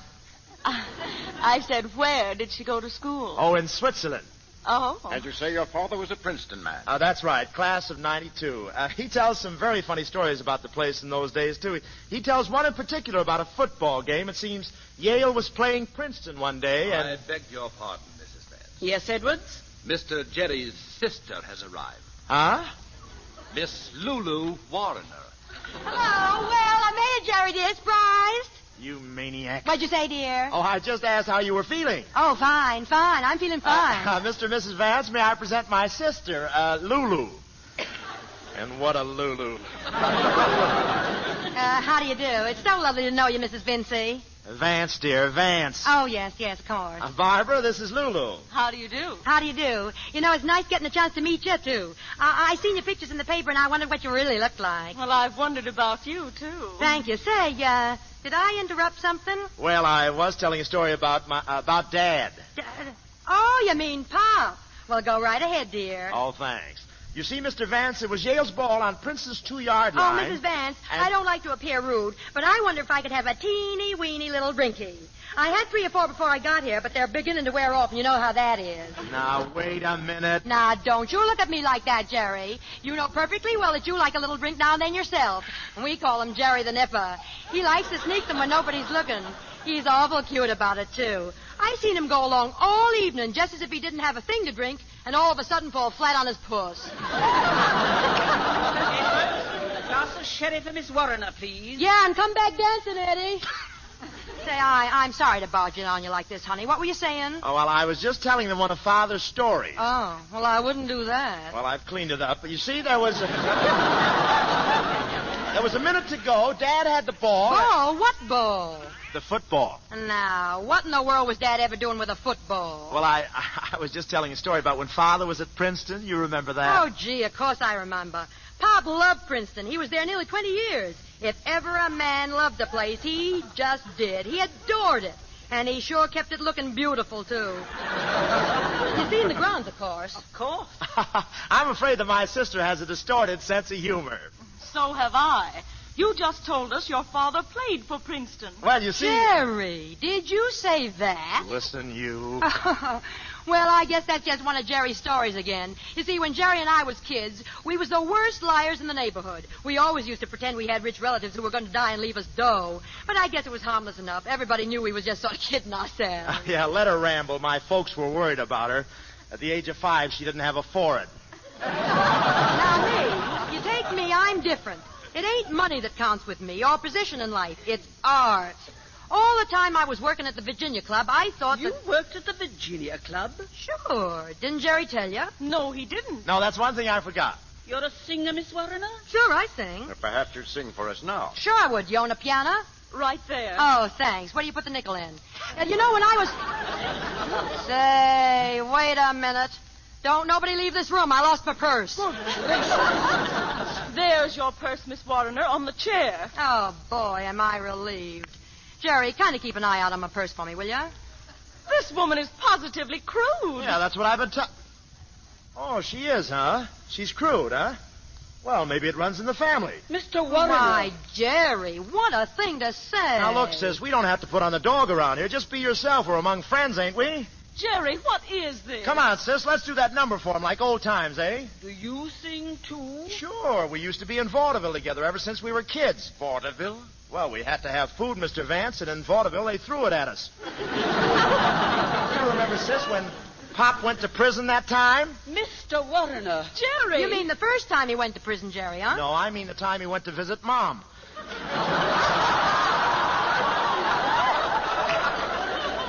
But it was no disgrace. She was innocent. I don't believe she ever stuck up that grocery store at all. Of course she didn't. She was innocent. Sure, and so was Grandma. Grandma? Yeah, but her record was against her, and they hung her for spite. Jerry, perhaps you'd better leave. Oh, not until we do our number. Swing it, Lucy. This'll kill you, folks.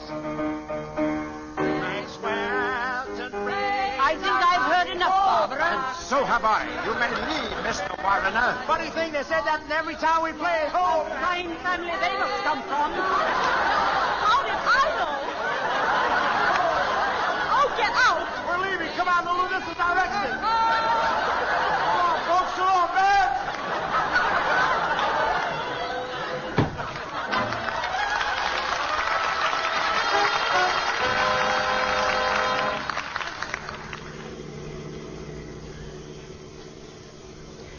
Jerry?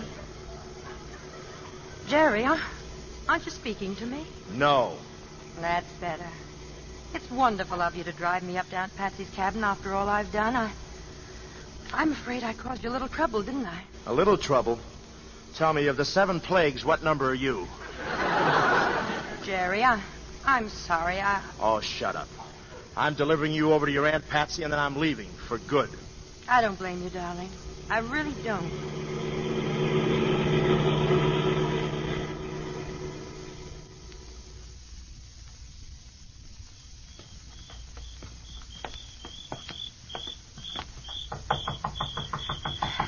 You can leave now, Jerry. I want to see you safely in the door where you can get out of my hair and into your aunt's. If she hasn't hung it up for the night. Mrs. Warner. Hello, Ed. I wasn't expecting anybody tonight. Well, we'll tell Aunt Patsy I'm here. Why, she ain't here, Mrs. Warner. She ain't been here for weeks. Oh, I get it. Another one of your little tricks, eh? You thought you could get me up here on a cold night and ply me with a hot fireplace. Well, it won't work. I'm going back to town. I'm going alone. Good night and goodbye. Goodbye, Jerry. Be careful driving, dear. Hey! What's the matter? The keys to the car, where are they? What? The keys to the car, the ignition key, where is it? I don't know. Did you have it when you came? How do you think I drove? You think I got galley slaves in the fan belt? Now listen, Lucy. You took that key and I want it back. I haven't got it. You have so got it. Oh, poor darling. I guess you're stuck here all night. Isn't it a shame?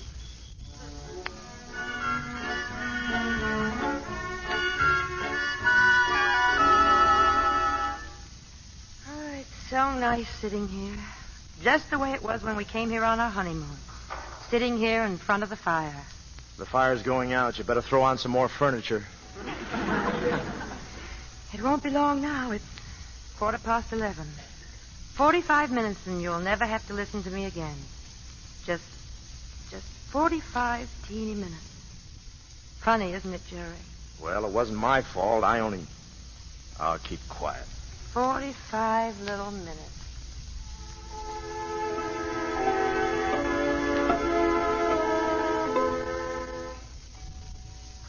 You'll be happy, I expect.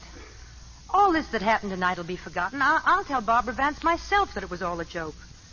And that I want you to be very, very happy. Well, it's only 30 minutes now, Jerry. Lucy, listen. What, Jerry? Nothing.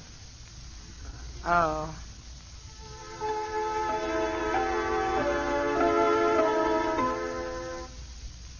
And you must never think of me. Never let me spoil your happiness, Jerry. I'll get along all right. Just be happy, darling. I'll get along all right. No one will ever know that. Oh, but I shouldn't say these things, should I, Jerry? But I'll get along all right. Wait a minute. Listen. Yes? Listen, Lucy. What? Listen, it's all off. I'm not going to go through with it. I don't care whether you love me or not. You're married to me and you're going to stay married. Do you hear? Jerry. Call the caretaker. No, I'll call him myself. Ed, come in here right away. Anything wrong, folks? Listen, you're a witness, see? The divorce is off. Huh? Oh, Jerry. We're calling it off on account of darkness. At exactly 30 seconds before 12 o'clock, we called off the divorce. Can you remember that and swear to it? You betcha. And you're pleased? You betcha. All right, then, get out. You betcha. And stop ad-libbing. Jerry. Oh, Lucy. Oh, Jerry, listen. 12 o'clock. Wedding bells, darling. And every second that passes, I love you twice as much. Say it, Jerry. I love you, Lucy. I love you, Jerry. I love you. I love you. I love you. I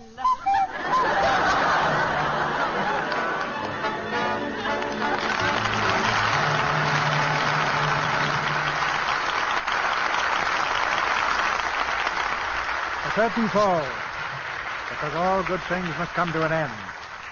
But returning now to the footlights are Constance Bennett, Ralph Bellamy, and Bob Clark Gable Hope. Hear that, Ralph? Bob Clark Gable Hope. Yes, I heard it. Good. Now I got to find somebody who believes it. Why don't you tell Bob what you're looking for in a leading man, Mr. DeMille? Well, Bob, let me describe the one I want for Reap the Wild Wind. To begin with, he should be handsome.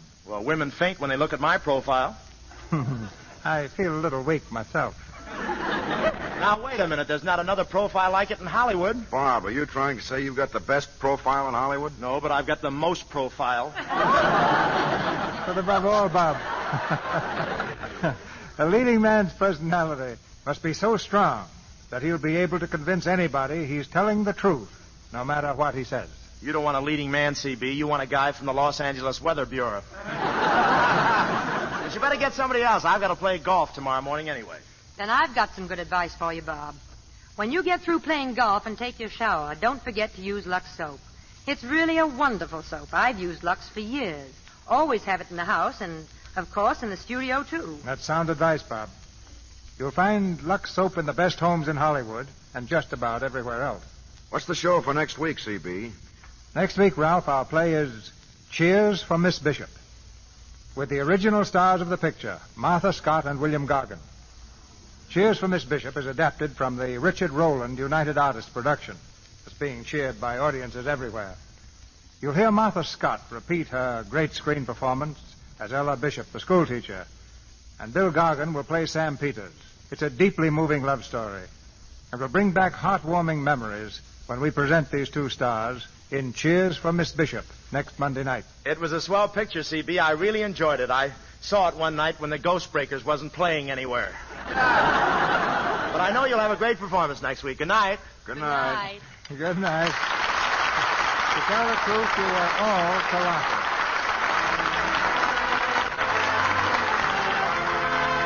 Our sponsors, the makers of Lux Toilet Soap, join me in inviting you to be with us again next Monday night when the Lux Radio Theatre presents Martha Scott and William Gargan in Cheers for Miss Bishop.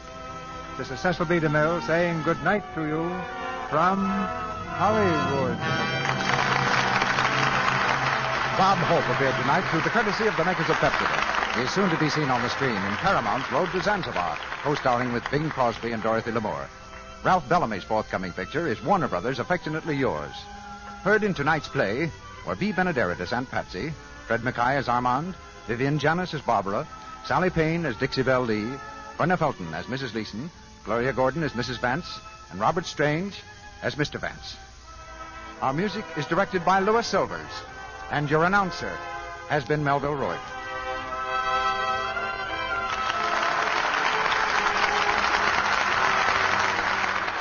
This is the Columbia Broadcasting System.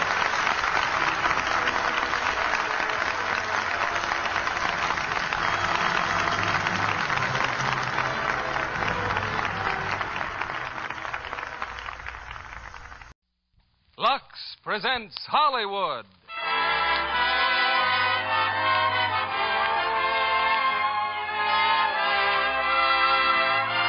Lever Brothers Company, the makers of Lux Toilet Soap, bring you the Lux Radio Theatre, starring Gene Tierney and Cornell Wilde in Leave Her to Heaven.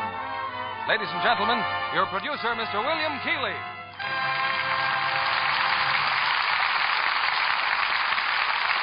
Greetings from Hollywood, ladies and gentlemen. Tonight you hear for the first time on the air 20th Century Fox's powerful screenplay, Leave Her to Heaven. More than 19 million people read Ben Ames Williams' book. Millions more have seen the motion picture, starring the glamorous Gene Tierney, who appears tonight as the over-possessive wife who stops at nothing in her desire to be loved as greatly as she loves. Also, from the original screencast, we have a star whose appearance has been requested in so many of your letters, Cornell Wilde. In fact, you might call it the luck of the Irish that enables us to bring you this fine drama on St. Patrick's Day. And speaking of St. Patrick's Day, we received a letter the other day from Mrs. Maeve O'Reilly Finley, a veteran's bride who arrived here in California from her native Ireland just 5 months ago. She says, it's a long way from the River Shannon to Hollywood and Vine, but a pleasant change from the strong soaps I've been using to Lux Toilet Soap, which I discovered on my first week in America. I not only use it for my complexion, but I put a cake of it in my bureau drawers as a sachet because I like the perfume. All our thanks to Mrs. Finley and our sincerest wishes for a happy future in America. Here's tonight's play, Leave Her to Heaven, starring Jean Tierney as Ellen Bennett and Cornell Wilde as George Holland, with Kay Christopher as Ruth.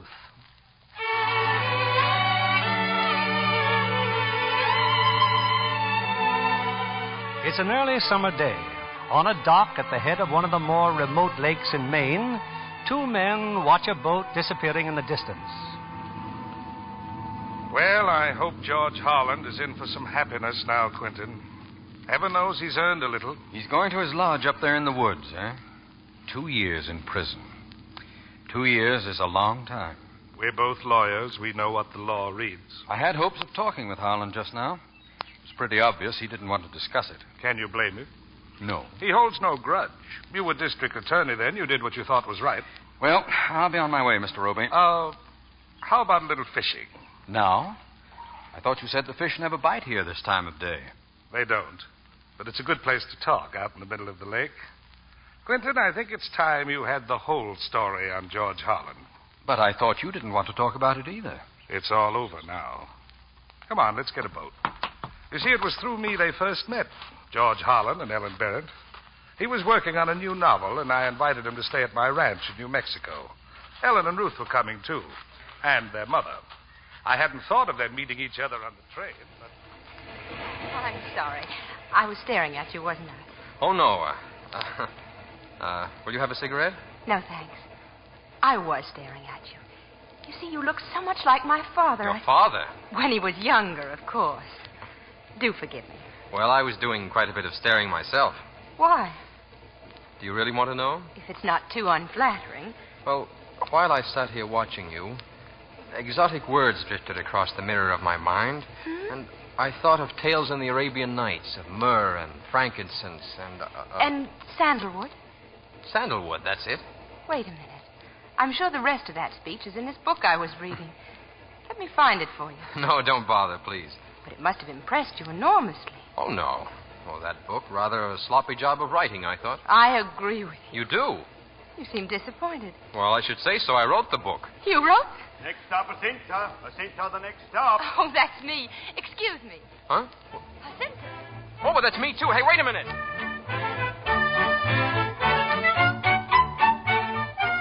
We all had quite a laugh about their meeting when they ran into each other an hour or so later at my ranch. Ellen introduced George to her mother and sister, and then she made rather an odd statement.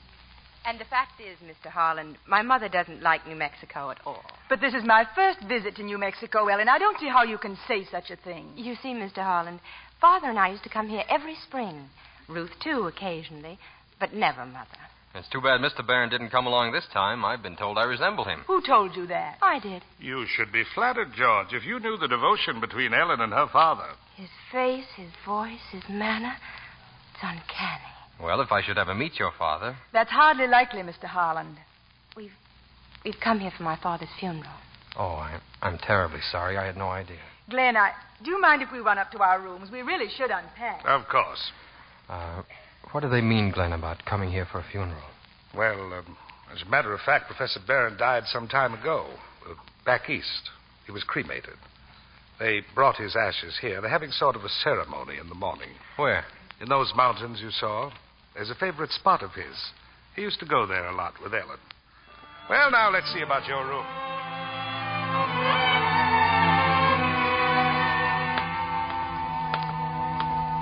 Hello? Oh, Ruth. Hello. Ellen's going for a walk. Well, how did you know that I'm quite psychic. Is your sister psychic, too? Oh, much more than I am. I'm not her sister. I'm her cousin. But I've lived with the family ever since I was a child. Mrs. Barron adopted me. Ellen started toward the swimming pool. Try that door there by the terrace. Am I intruding? Not at all. I was just about to go back, though. Well, I owe you an apology, speaking of your father that way. Oh, please. You couldn't have known. You were very close to your father, weren't you? We were inseparable. I imagine dinner's ready, isn't it? Well, after dinner, do you suppose I'd like to... I'm really quite tired. And I'll have to be getting up at 5 in the morning. Oh, of course. That ring, is that an engagement ring? Yes. Yes, it is. Better come along, Mr. Holland. Glenn's quite fussy, you know, about being on time for dinner.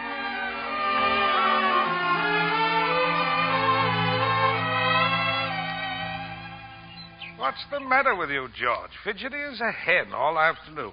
Well, it's getting dark. Don't you think somebody ought to go and look for Ellen? What for? Well, it's pretty wild in those mountains. She may be lost. Ellen knows her way. Oh, but it's been hours since the... Please say it. Since the funeral. This scattering of the ashes up there, well, that was my husband's wish, and it makes my daughters and me happy to have been able to fulfill it. Oh, thank you. Do you suppose Ellen would mind if I rode out and looked for her? No, I don't think she'd mind at all. Run along if you like.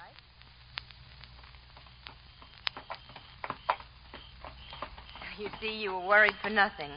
I just wanted to be alone for a while. Well, I'm the one who could get lost around here. We'll be home in a few minutes. Have you forgiven me yet?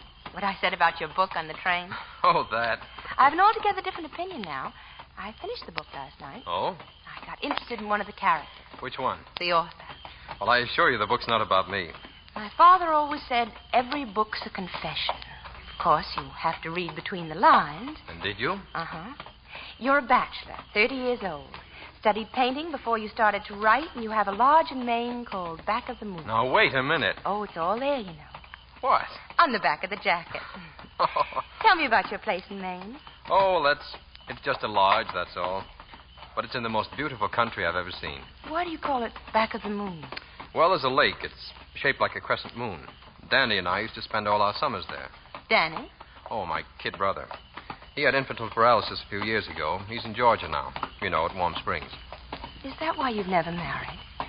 Because you have to take care of him? No, not exactly. I just never married, that's all. Well, there's the ranch house. While we're still alone, there's a question I'd like to ask you. Why did you ride out after me tonight? I don't know. I guess it was just an impulse. I like people who act upon impulses. They're usually more honest. Ellen, you knew I was coming up there, didn't you? You were waiting for me. That you, Ellen? George? Hi. I said you were waiting for me, weren't you? Yes. You see, I'm honest, too.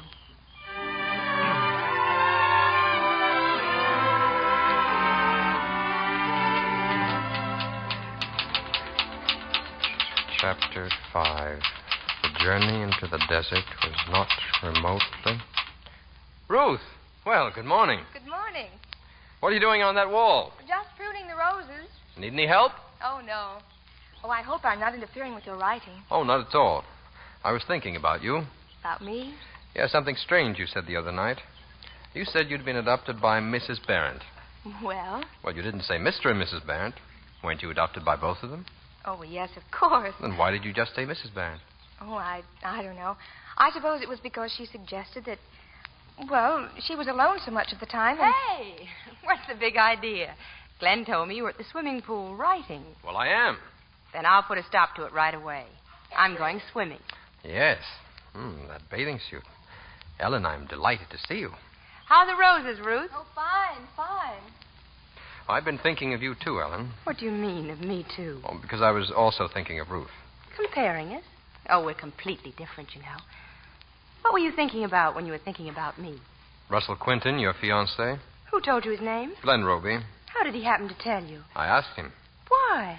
Because I dislike Quinton intensely. Do you know him? No. Then why do you dislike him? Because he knows you. That's nice.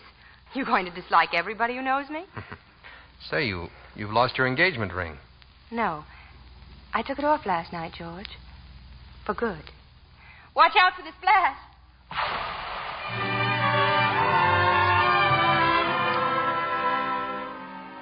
He wasn't being very fair to you, was he, Quinton? But George was falling in love, not to be judged too harshly. That night we had a visitor at the ranch. You, Quinton. Quite unexpectedly. You. Russell. Well, hello. What in the world brought you here? Your telegram, Ellen. Why all the rush? I wanted to be among the first to congratulate you on your forthcoming marriage. Well, we hadn't planned to announce it for a while, but... Oh, George, darling. Yes? This is Russell Quinton. Russell, my fiancé, George Harlan. Well, how do you do? Ellen, might I have a moment with you alone? Certainly. Mother, Ruth, look who's here. Russell. Alone, Ellen. Come on, we'll go in the library. Mrs. Barrett, Ruth, excuse us, please. George, is this true? What true? What in the world is Russell? You didn't know either. George and Ellen are engaged. Engaged? But when and how? Well, and... Was sudden, believe me, very sudden. It seems that Ellen wired Mr. Quinton last night. Sorry, Russ. I never expected you to come here in the midst of a political campaign. When do you plan to be married, Ellen? As soon as possible. I'm running for district attorney. It's not going to do me much good for the news to get out that I've been jilted. Oh, Russ. Surely there's no political significance in the fact that a lady has changed her mind. I don't understand it, Ellen. I always knew you'd never marry me while your father was alive, but... Ellen, what happened? I'm in love. We intend to be married at once. Tomorrow. Now, don't look so downcast, Russ. I'll still be able to vote for you.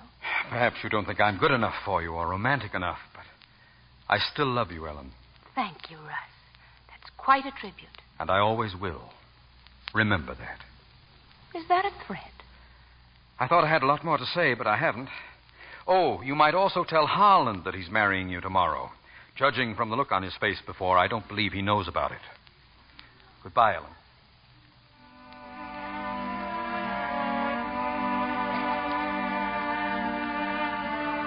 He's gone, Ellen. Quinton, I mean. Come here, darling. Are you really so surprised? Well, that's not the word for it. I had no idea he'd come here. I only knew how much I love you. And I hoped you loved me. I lied to him. We're not engaged, are we? We're not going to be married tomorrow either. Why, you unpredictable little... Ellen. Oh, darling, of course we are. Just let me stay in your arms, darling, like this. Always. I'll never let you go. Never, never.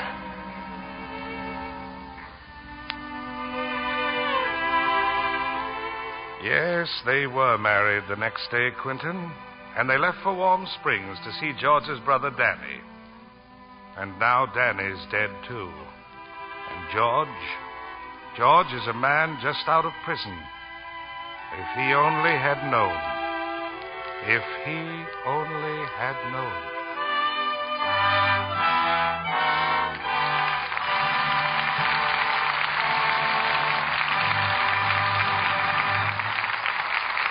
In a moment, we'll return with Leave Her to Heaven, starring Gene Tierney and Cornell Wilde.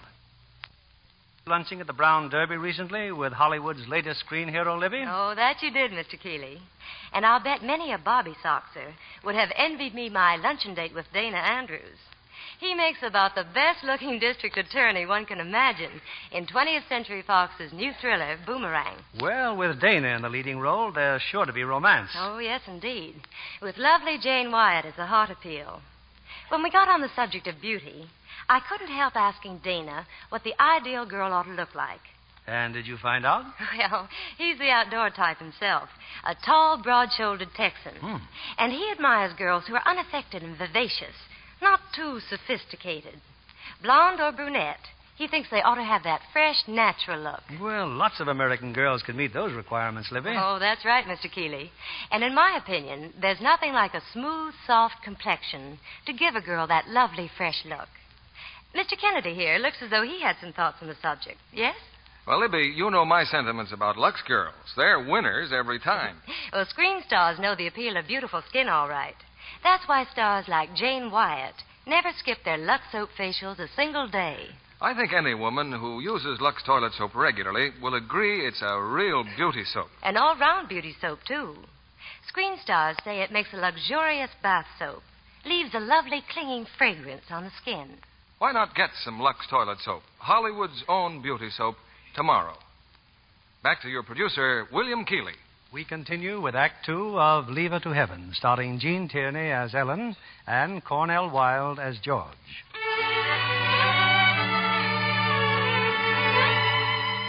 Well, Quinton, apart from the newlyweds themselves, I don't suppose anyone was more happy about the sudden marriage than George's younger brother, Danny.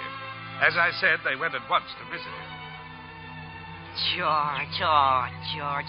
And Ellen. Oh, gee, gosh, I'm glad to see you. Do you like her, Danny? Because if you don't, we'll send her right back. Oh, don't let him fire me, Danny. I like this job. Don't worry. If he fires you, I'll hire you. Thank you. Gee, I sure hope you can stay a while. You see, I think I'm going to be able to get out of this wheelchair soon. Danny. Well, that's what the doctor says. Of course we're going to stay. We're renting a cottage right here in Warm Springs. It was her idea, Danny. That was the way she wanted it. Ellen. Oh, gee, Ellen, thanks.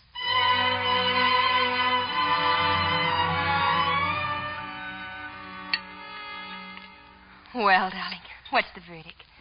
How's the soup? Wonderful. When you hire a cook, be sure and teach her the recipe. Oh, I have no intention of hiring a cook or any other servant. Why not? I don't want anybody else but me to do anything for you. I want to keep your house and wash your clothes and cook your food.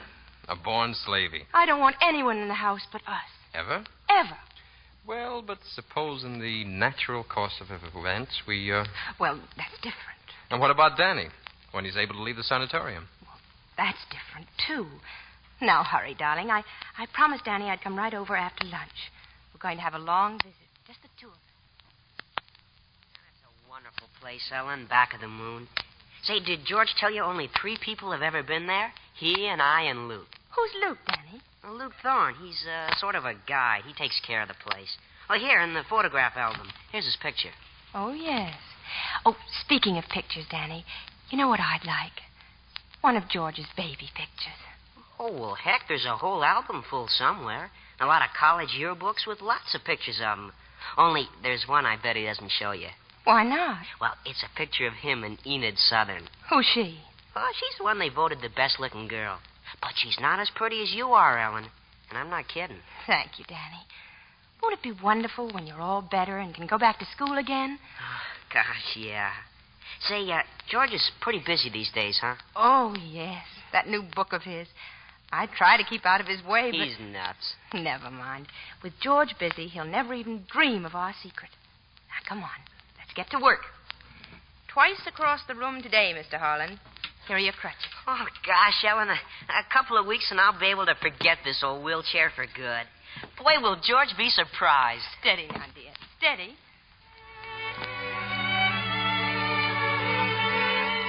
Yes, they got along just famously, Ellen and Danny. George wrote and told me all about them. Then came that wonderful day when Dr. Mason said Danny could leave the sanatorium. Well, it's true, Mrs. Holland. Danny can leave here any time now. I suppose you'll be going directly to Maine, eh? Frankly, Doctor, that's what I wanted to see you about. Yes, we had planned to go, my husband and I. He wants Danny to come with us, and of course I do, too. Well? But it's so wild and remote there. There isn't even a telephone in case we need a doctor for Danny. I'm quite sure he won't be needing a doctor. What about his school? School can wait. You're better for him than school, Mrs. Holland. I don't know how you did it, but you practically willed that boy to get out of his wheelchair and walk. But don't you see, Doctor, my husband will be busy writing, and with nobody else around... No one else? Well, I thought Danny spoke of a caretaker. Oh, yes. Well, he's leaving, and, well, I'm only thinking of Danny, and No. I'm thinking of myself, too. I know you'll understand, Dr. Mason. I gave up my honeymoon so that my husband could be here with his brother. But he's been working, and the burden's been on me. I've been glad to do it. I love Danny, but after all, he's still a cripple. Mrs. Holland. I'm sorry. I didn't mean to say that. I'm sure you didn't. I'm afraid I haven't been too well lately myself. Mrs. Holland, what do you want me to do? I want you to tell my husband that it would be better for Danny to stay here. But that isn't so. But surely it could do no harm for him to stay here, and if you'll only tell my husband... Why don't you tell him? Because coming from you, it would... Excuse me. Yes? George, darling, come in. Danny's nurse said you were here, so I... Oh, George, I've got such wonderful news. Dr. Mason has just consented to let Danny come with us to Maine.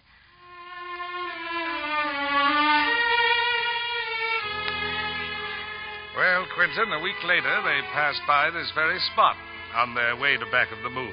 What you just told me about Ellen's talk with Dr. Mason... You don't believe it? I have a letter from Mason. If you'd care to see it sometime. No. Anyway, they settled down at the lodge. Ellen was quite a busy girl. She was always the first one up in the morning. That is, except Luke Thorne. Thorne? I thought you said he was leaving. Yes, he was. But not yet. Well, morning, Miss Harlan. Tell me, Luke, who gets up first? You or the sun? Oh, I just thought you'd like me to fix breakfast this morning. Oh, no, that's my job. Well, Gosh, missus, I'm beginning to feel like a fifth wheel around here. You mustn't feel like that. Why, George considers you part of this place. You know, you two must have had wonderful times together. Tolerable.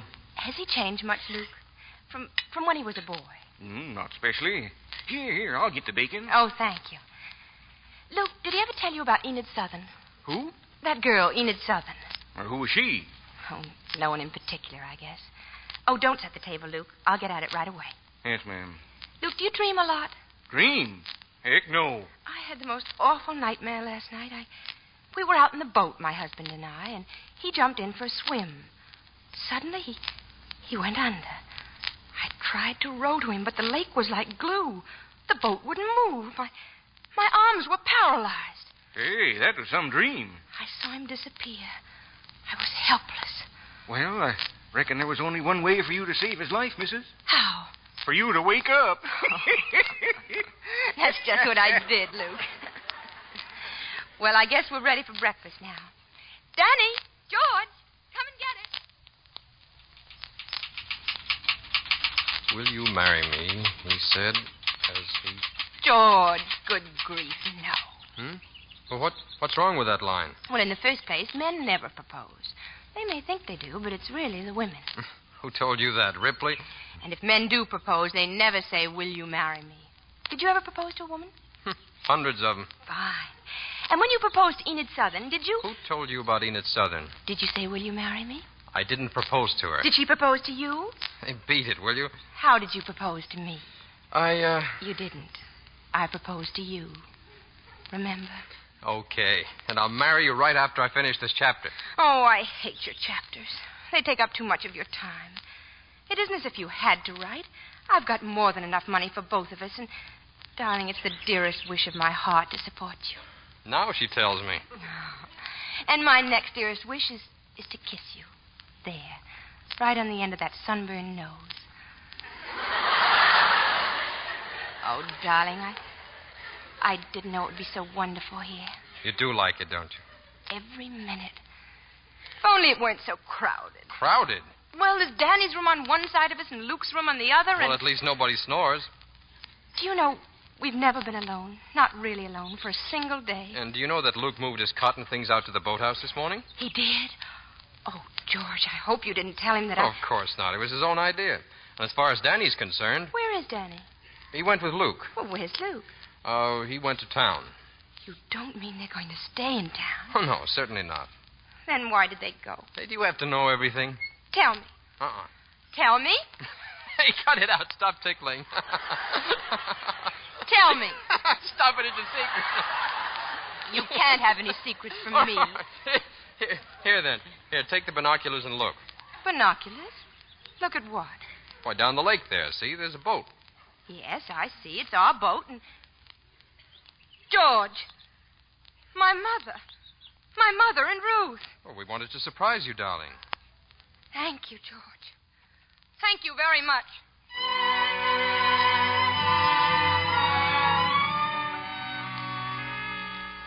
Well, enjoy your swim, Ruth? Oh, it was wonderful. Everything's wonderful here. Oh, Ellen, you should see Danny in the water. He's sensational. Yes, I know. What were you saying, Mother, about Russ Quinton? Oh, just that his election as district attorney is assured. The other candidate withdrew. How nice for him. George, Danny and I found some wild wisteria. Do you suppose we could plant some around the lodge? Of course. I'll tell Luke to... Darling, I'm afraid Luke has his own work to do. Oh. Hey, look what I can do. Luke taught me. What are you doing with your crutch, Danny? Never you mind. Now, give me your shoulder, George. Now, watch everybody. I can balance my crutch on one foot. Hey, look. Now, watch it, Danny. What? It's okay. I didn't fall. Well, I'll try it again. Now, Excuse me, please. I'll see you all later. Darling, what's the matter? Ellen! Did I do something? Of course not. Danny, come on, kid. Show me where that wisteria is. Mother? She's losing no time, is she? Oh, now, wait. Ellen didn't expect us. It was a surprise. We shouldn't have come, Ruth. We shouldn't have come.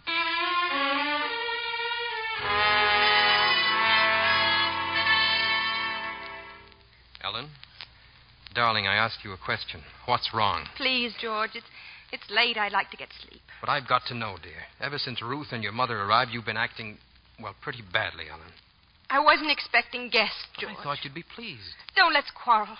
And then at dinner tonight, Luke. You treated him like a servant. Well, isn't he? Certainly not. He's one of my best friends. Is Ruth one of your best friends, too? Ruth is your own sister. She is not my sister. All night long, you devoted yourself exclusively to her. Well, someone had to make her feel at home. Maybe you're in love with her. You're in an awful mood, Ellen. Maybe that's why you invited her up here. Please, do you want her to hear you? I keep forgetting you can't draw a deep breath in this room without being heard all over the place. I mustn't disturb Mother and Ruth, must I? Or wake up Danny. Ellen, what's got into you? I don't know. I don't know. Oh, darling, forgive me. I'm sorry. I can't help it. It's only because I love you so. I love you so I can't bear to share you with anybody. Ellen. Oh, it's all right, darling. It's all right.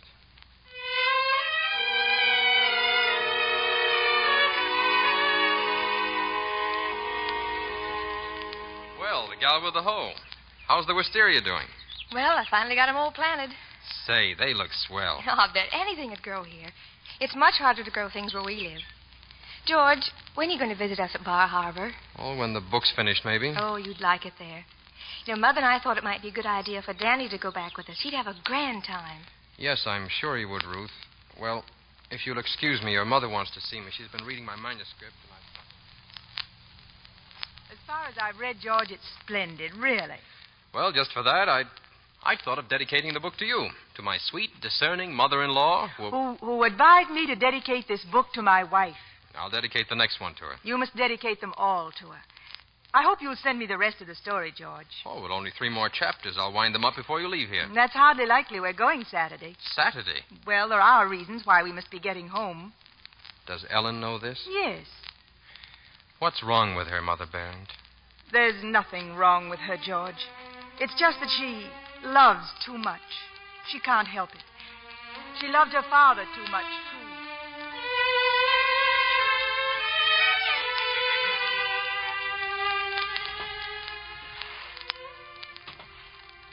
Let's not row, Danny.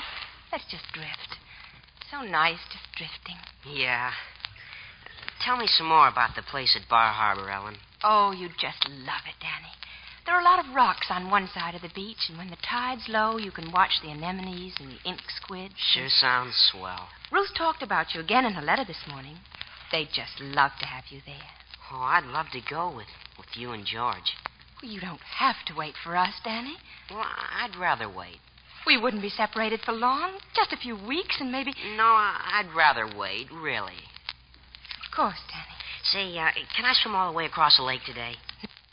Wait a minute. Well, I did 3/4 yesterday, didn't I? And I wasn't a bit tired. Well, I guess it's all right. Ellen, if I do it today, could we show George tomorrow? Why not? And we don't have to tell him how long we've been practicing, do we? Well, here I go. You ready? All ready. Water's not too cold. Oh, it's fine.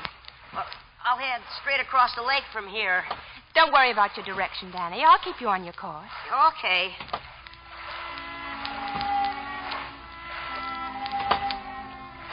Just be careful, Danny. You don't have to swim it today, you know.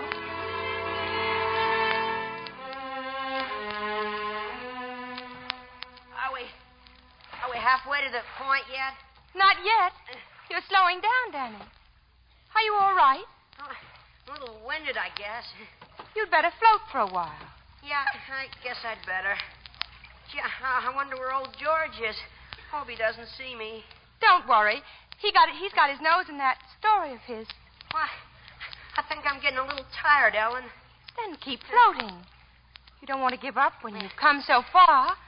Okay. I'll get my second wind. Wait. Gosh. What's the matter? There must be a spring here. The water's much colder all of a sudden.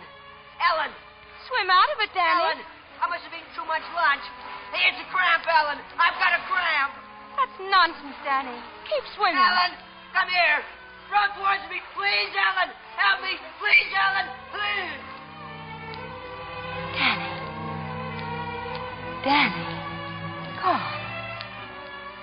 Gone. He's gone. Gone.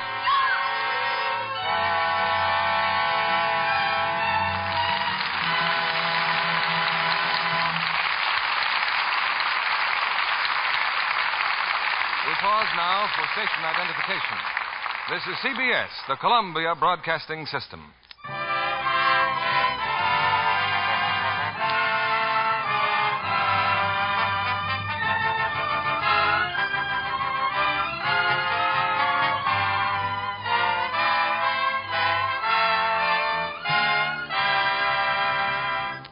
In a moment, we'll return with Leave Her to Heaven, starring Gene Tierney and Cornell Wilde.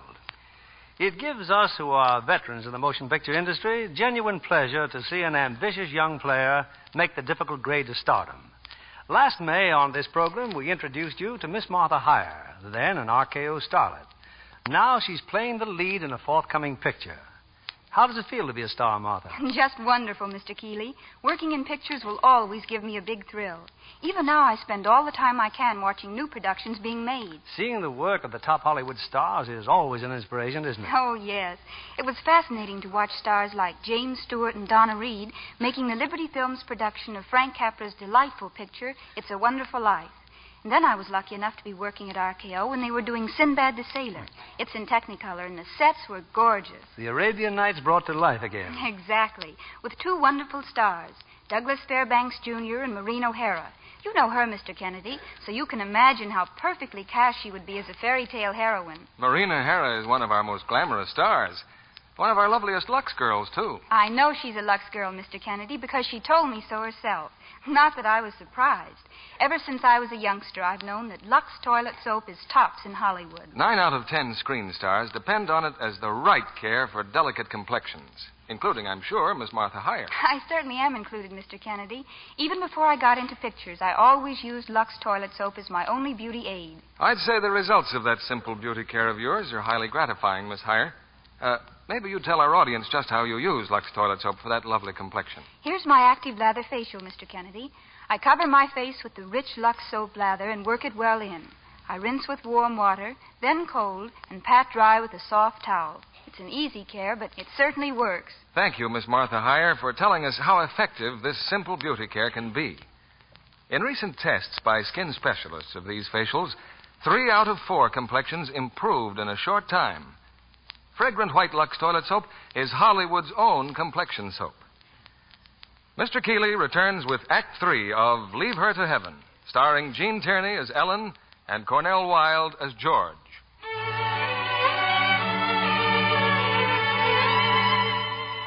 Glenn Roby, friend and lawyer of George Harlan, continues his story. At his side is the former district attorney, Russell Quinton. You were in love with Ellen yourself, Quinton, but I promised you facts. And there they are.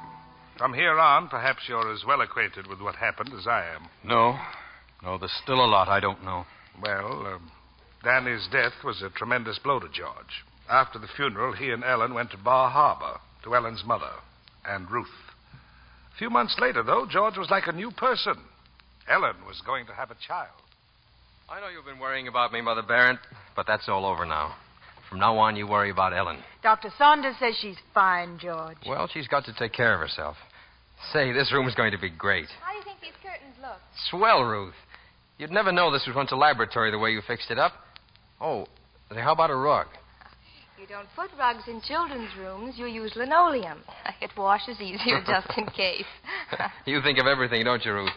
You know, Ellen, I thought you were resting. Oh, Ellen, you shouldn't have climbed those stairs. You know what the doctor told you. What have you done to Father's laboratory? Oh, we didn't want you to see it until it was all finished. What have you done with his things? Oh, we stored them in the basement, Ellen. Why didn't you consult me? I didn't want this room changed, ever. I wanted it left just as it was. I know you don't like being surprised, dear, but we only wanted to please you. Come on, Ellen. Everything's so wonderful again. Is it, darling? Then I am happy. I love you, George. I love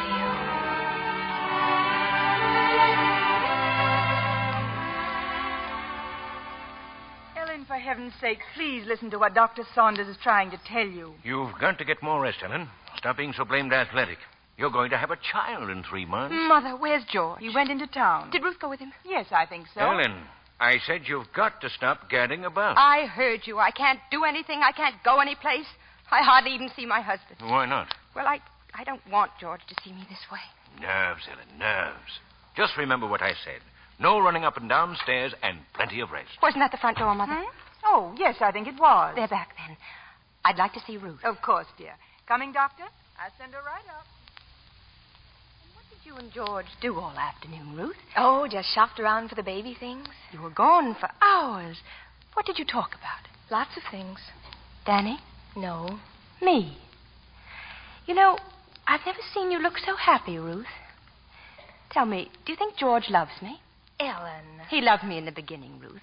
But I'll tell you something funny. He never liked me. We've never really been friends like you and he. And now this. A baby. I don't want a baby. George and I never needed anyone but ourselves. Ellen, how can you say such things? Because it's the truth. You're afraid of the truth, aren't you, Ruth? I'll tell George to come up. No. I'm going downstairs. Where's my lipstick? Ellen, didn't the doctor tell you that... I'll wear that new negligee. George likes me so much in gray. Yes. And then I'll go downstairs.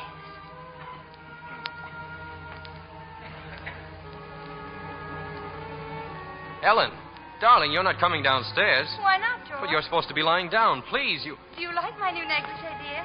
It's new and I... Oh! Ellen!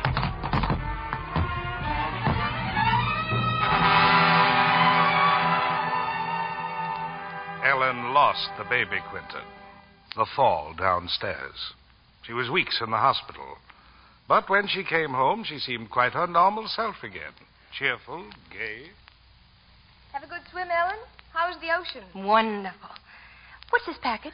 Oh, it just came. I imagine it's George's new book from the publishers. Oh, good. Where's everybody? Well, George has gone for a walk, and Mother's in her room. Again? Why does she act like a hermit? Why don't you ask her? She won't talk to me. I can't imagine what's come over her. Oh, there was a phone call for you before. From a travel bureau. You leaving us? Well, yes, I just thought I'd get away for a while. To Mexico. Mexico? Where in Mexico? Tasco. I've heard about it, and When are you going? Next week. What are you running away from, Ruth? Is it me? Ellen, why must you say things like that? Is it George? Well, if you must know, it's because I can't stand living here any longer. The whole house is filled with hate. Your hate. Not hate, Ruth. Love. George's love for me. All those weeks I was in the hospital, you had him to yourself, but it didn't do you any good, did it? He loves me more than ever. That's what you can't abide. That's why you envy me, isn't it? Ellen, all my life I've tried to love you. All of us have. Mother and Father and now George. And what have you done? With your love, you've tortured and crushed us all. No, Ellen, I don't envy you. You're the most pitiful creature I've ever known.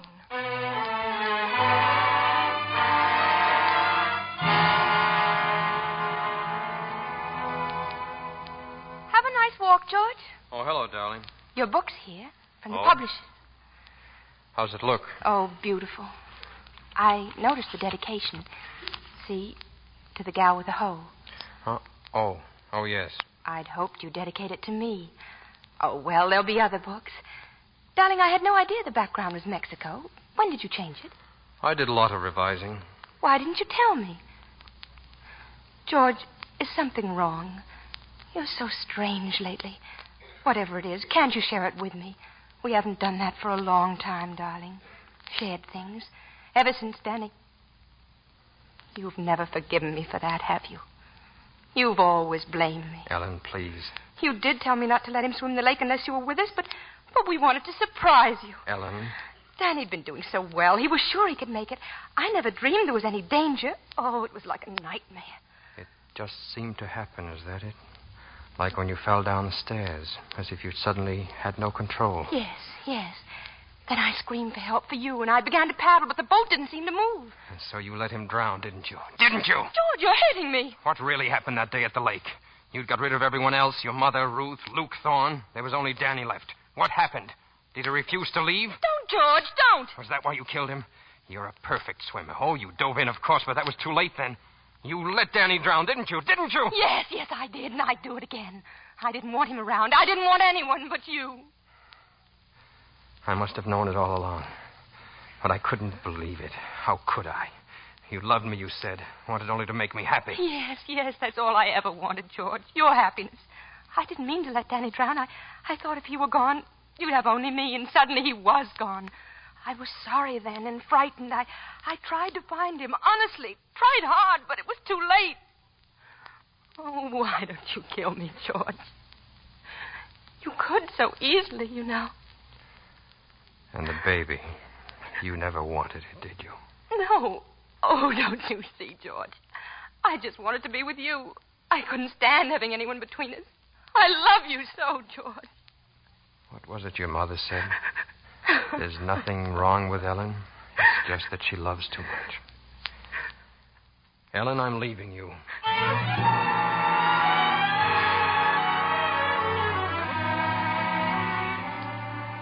George went to New York that night.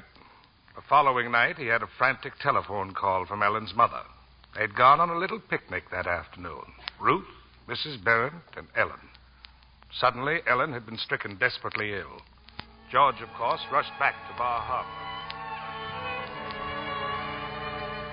George, I'm going to die, George.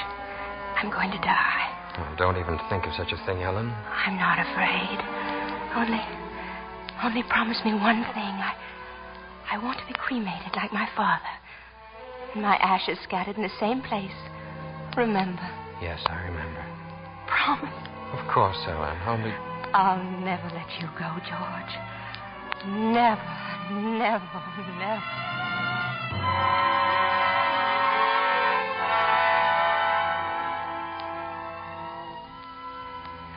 As you know, Quentin, Ellen died a few hours later.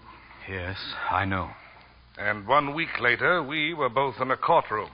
Ruth Barrett was indicted for murder, and you, representing the state of Maine, was standing in front of a jury. We'll prove that on the afternoon of September 5th, at a picnic attended by her mother and her adopted sister, Ellen Harland was given a fatal dose of poison. We will further prove that Ruth Barrett deliberately and diabolically plotted and carried through this murder. Now then, Mr. Catterson, as a chemist, you analyzed the contents of this envelope. What did you find? A mixture of sugar and arsenic, sir. Shortly after you made your test, I came to you with a sealed parcel. Yes, sir. It contained a bottle, half filled with a white powder. Is that the bottle on the exhibit stand? Yes, sir. What is in it? Pure arsenic. Your witness, Mr. Roby. No questions. Very well. The next witness, please, Mr. Thomas Medcraft. It's Thomas Medcraft. Try not to worry, Ruth, please. Oh, I just can't understand. I can't understand. Mr. Medcraft, you are the manager of the Bay State Mortuary? I am. Were the remains of Mrs. Ellen Harland cremated at your establishment? They were. Who made the arrangements, please? Why, the defendant, Ruth Barrett. Your witness, Mr. Roby. No questions. No questions? Very well. Mr. Frank Carlson, please. It's Frank Carlson. Who's Carlson? President of the bank. Oh. Bank? What does the bank got to do Something with... about Ellen's will, I think. We'll know in a minute. What was that, Mr. Carlson? I said the bank is trustee of the estate of the late Ellen Barrett. When was the last time you saw Mrs. Harland, sir? 3 weeks ago. She wanted to check over her will. Did she make any provision about being cremated after her death? No, she did not. What provision did she make? She requested that she be buried in the family vault at Mount Auburn Cemetery.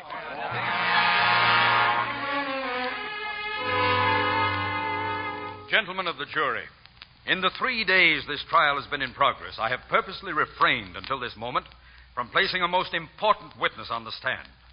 Well, he is now about to testify. The husband of the deceased, Mr. George Harland. Mr. Harland, why do you suppose the death of your wife was so quickly investigated? I don't know. I understand you went to the police yourself. Yes, and in case you don't know why I went, I offer you this letter. Do you recognize the handwriting? Yes, it's Ellen's handwriting. And the date, sir? September 2nd. Yes, the day before she was poisoned. All right, read the letter aloud, please. Dear Russ, I'm writing this because we once meant a great deal to each other, and there's no one else I can turn to. George is leaving me. Continue. It was after I left the hospital that I noticed a change in George. I thought it might be due to the loss of our child, and then the terrible truth began to dawn on me. George and Ruth. They love each other, Russ, and want to get rid of me. When George suggested a divorce, I begged Ruth to give him up. She refused. She said she'd stop at nothing. I told her I would never give him a divorce, and it was then that Ruth threatened to kill me. There'll be order in this court. Finish the letter, Mr. Harland. I know Ruth means it. She will kill me the first chance she gets. She will kill me the first chance she gets. Mr. Harland, you know what Ellen meant when she said that she and I once meant a great deal to each other? I know that Ellen and you were once engaged. Yes. Did you know that when you first met Ellen? Well, she was wearing a ring. And in spite of that, you made love to her? I suppose so. How soon after this were you married? 2 or 3 days later. Was the defendant Ruth Barrett at the ranch in New Mexico during this whirlwind courtship? Yes. Where did you go after leaving New Mexico? To Warm Springs to see my brother Danny. Did Ruth Barrett visit you during this time? No. Where did you go next? To a lodge I own here in Maine. Who came with you? Ellen and my brother. When was that? In June last year. You and your wife were happy? Yes. How about July? Yes, of course. How about August? Did anyone visit you in August? Yes, Ellen's mother and Ruth. But you loved Ellen in August. Well, how about August? My brother was drowned in August. Yes, I know how that must have saddened you. But did it affect your love for Ellen? My brother meant a great deal to me. So did Ellen? Yes. Well, let's skip a few months then. Did your love for Ellen continue when you were living in Bar Harbor? Yeah, in a different way. What does that mean? Well, we would have a child. And because of that, your love for Ellen increased? No, not exactly. It grew less? I don't know. You don't know. During this time, you were living in the Barrett residence? Yes. Ruth Barrett was there all the time, and your wife was confined to her room? A good part of the time. You saw Ruth a great deal, I suppose. Naturally, the same house. But when did you stop loving Ellen? I don't know. Is it a fact or not that shortly before your wife's death you quarreled with her? Yes, I did. About what? I can't answer that. Because Ellen was jealous of Ruth. She had no reason to be. But was she? Ellen was jealous of everyone. Was she jealous of Ruth? I refuse to answer that. Then perhaps you'll answer this. Are you in love with Ruth? We're very good friends. Are you in love with her? I'm very fond of her. It's a very simple question, Mr. Harland. Are you in love with Ruth? Are you in love with Ruth? Very well. You may step down. Gentlemen of the jury, may I show you a book? It is George Harland's latest novel. Please notice the dedication page. Now, if you'll pass the book among you, I'd like to recall the defendant to the stand if the court and Mr. Roby have no objections. Mr. Roby? No objections, Your Honor. That book, Miss Barrett, you are familiar with it, and the dedication. Do you recall how it reads? To the gal with the hoe. That refers to you? It does. He dedicates his book to you instead of to his wife. Why? I don't know.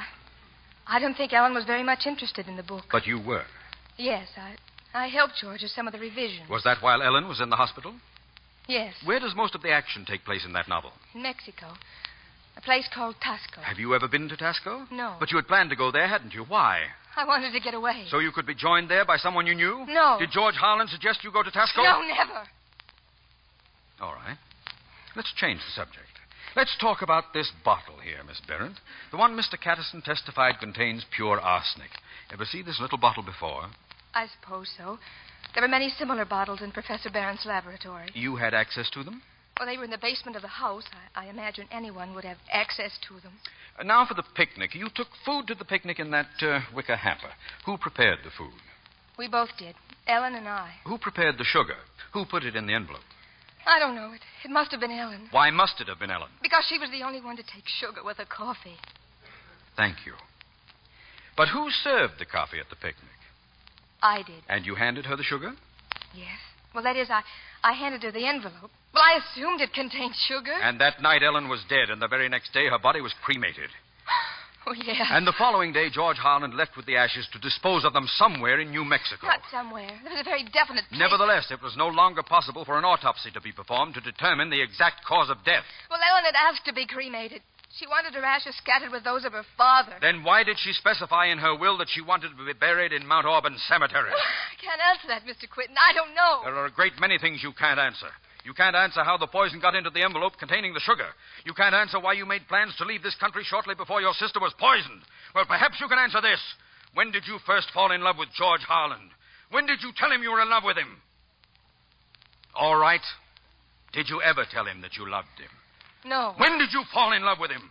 Was it after his brother was drowned? After the death of his stillborn child? Did you love him a month ago, a week ago? Do you love him now? Yes, I am in love with him. I think I've always loved him.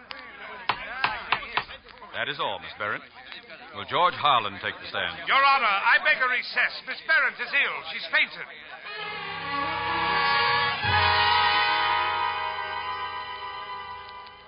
Mr. Roby, I have no wish to continue if the defendant is ill. Miss Barrett is quite recovered, I believe. Let's get on with this, Mr. Quinton. You've a witness on the stand. Yes, Your Honor. Mr. Harlan, a half hour ago you heard the defendant finally admit the truth. She is in love with you. And now I want the truth from you. Are you in love with her? Are you in love with the woman who murdered your own wife? What I have to say I could have told you before. I've hoped desperately that it could remain unsaid. I asked you a question. Are you in love with the woman who murdered your own wife? My wife was not murdered. My wife killed herself. So, you honestly believe Ellen committed suicide? Yes. Knowing her as you did, and as I did, you think her capable not only of committing suicide, but of falsely accusing her adopted sister of her murder? Ellen was capable of anything. You actually want the jury to believe that she was that sort of monster? Yes, she was that sort of monster. A woman who sought to possess everything she loved, who loved only for what he could bring her, whose love estranged her own father and mother, who, by her own confession to me, killed my brother, killed her own unborn child, and who is now reaching from the grave to destroy her sister. Yes, Mr. Quinton, Ellen was that sort of monster. And there is someone, I suppose, who will substantiate these unspeakable accusations? Yes, I will. Her own mother.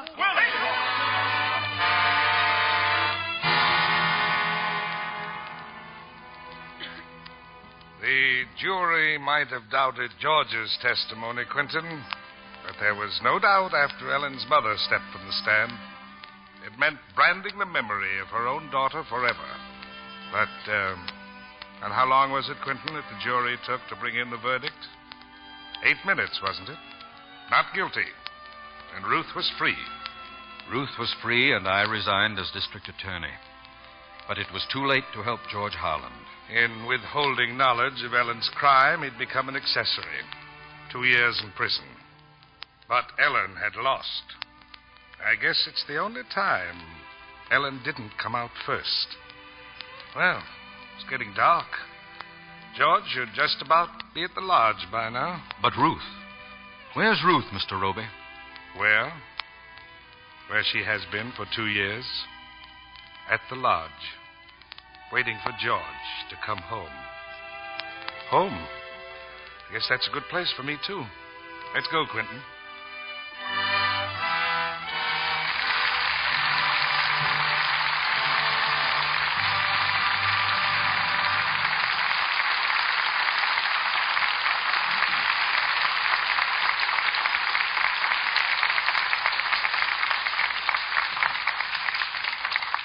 We hate to see the curtain fall on two such fine performances, but we have the consolation now of meeting them as they are in real life.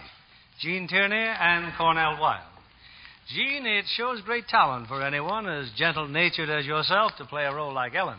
Well, it's the kind of role I like, Bill. Gives you a lot more chance at dramatic acting. And Gene's character improves a little in The Razor's Edge. Yes, I saw the picture when it was first screened out at 20th Century Fox. You gave a great performance, Gene. Thank you, Bill. And, of course, Cornell is now an idol among many millions of fans, a few hundred of whom are milling outside our theater right now. Well, he'll have even more fans after they see him in his next Fox picture, Home Stretch. What sort of a part do you play, Cornell? Oh, happy-go-lucky character who makes money on the races. Makes money on the races? Well, you see, I have a system. Well, how about letting us in on it? All right. I put $1 on the horse's head and $1 on his tail, and I'm bound to make money no matter how he comes in. I'll have to remember that for the Irish sweepstakes. Which reminds me, you're part Irish, aren't you, Gene? That's right, Bill. What part, Gene? Well, I'd say Gene has a typically Irish nose and a typically lovely Irish complexion. Well, if the latter's so, I owe it all to Lux soap, Bill. It certainly has done its bit for my complexion. I use it all the time. Thanks, Gene. Most lovely screen stars feel the same way. I'm sure your audience is eager to hear the news about next week's bill, Bill. Next Monday night, we bring our audience a thrilling classic of the West. One of the most popular stories of its kind ever filmed. It's 20th Century Fox's recent screen hit, Smokey. And our stars are Joel McCrea and Rita Johnson. Smokey is more than the life story of a horse. It's a saga of the rough and tumble West, of ranch life and romance in which the horse is king. Smokey should make a great treat for your listeners, Bill. Congratulations, and good night. Good night, and many, many thanks.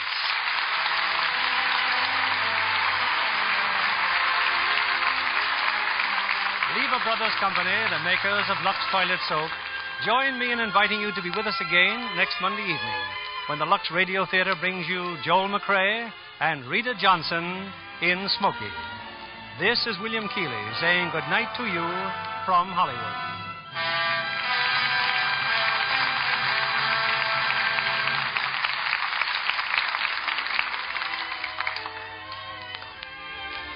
Here's news for housewives.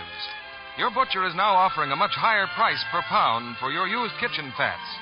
The world's supply of fats is desperately short, and fats and oils are needed to make household items we all want. Soap, tires, washing machines are just a few. Every drop of used fats you turn in helps. Remember, you now get a generous price for every pound. Kay Christopher is currently appearing in RKO's production of The Locket. Heard in tonight's cast were Gail Gordon as Quentin, Alan Reed as Roby, Tommy Cook as Danny, and Louise Lorimer, Tim Graham, Norman Field, Bill Johnstone, Alex Gary, and Charles Seal. Our music was directed by Louis Silvers. This program is broadcast to our men and women overseas through cooperation with the Armed Forces Radio Service. Our Lux Radio Theatre production of Leave Her to Heaven has come to you with the good wishes of the makers of Lux Toilet Soap, Hollywood's own beauty soap, the complexion care used regularly by 9 out of 10 lovely screen stars. This is your announcer, John Milton Kennedy, reminding you to tune in again next Monday night to hear Smokey with Joel McCrea and Rita Johnson. Spry. When you bake and fry. Spry. For your cake and pie. Spry. It's your shortening by. Rely on Spry. Yes, it's pure all-vegetable Spry for delicate nut-sweet pastry, crispy, digestible fried foods, lighter, richer cakes. The Spry way makes all baked and fried foods better tasting. Rely on Spry. S-P-R-Y. Rely on Spry. S-P-R-Y. Be sure to listen in next Monday night to the Lux Radio Theatre presentation of Smokey with Joel McCrea and Rita Johnson. This is CBS, the Columbia Broadcasting System.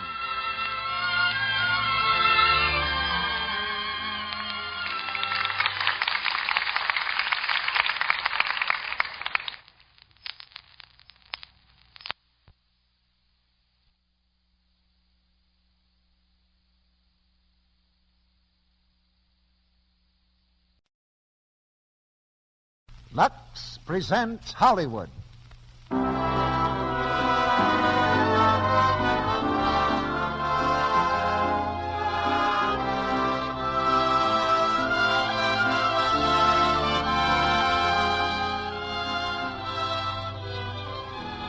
The Lux Radio Theatre brings you Kay Francis and Warren William in My Bill.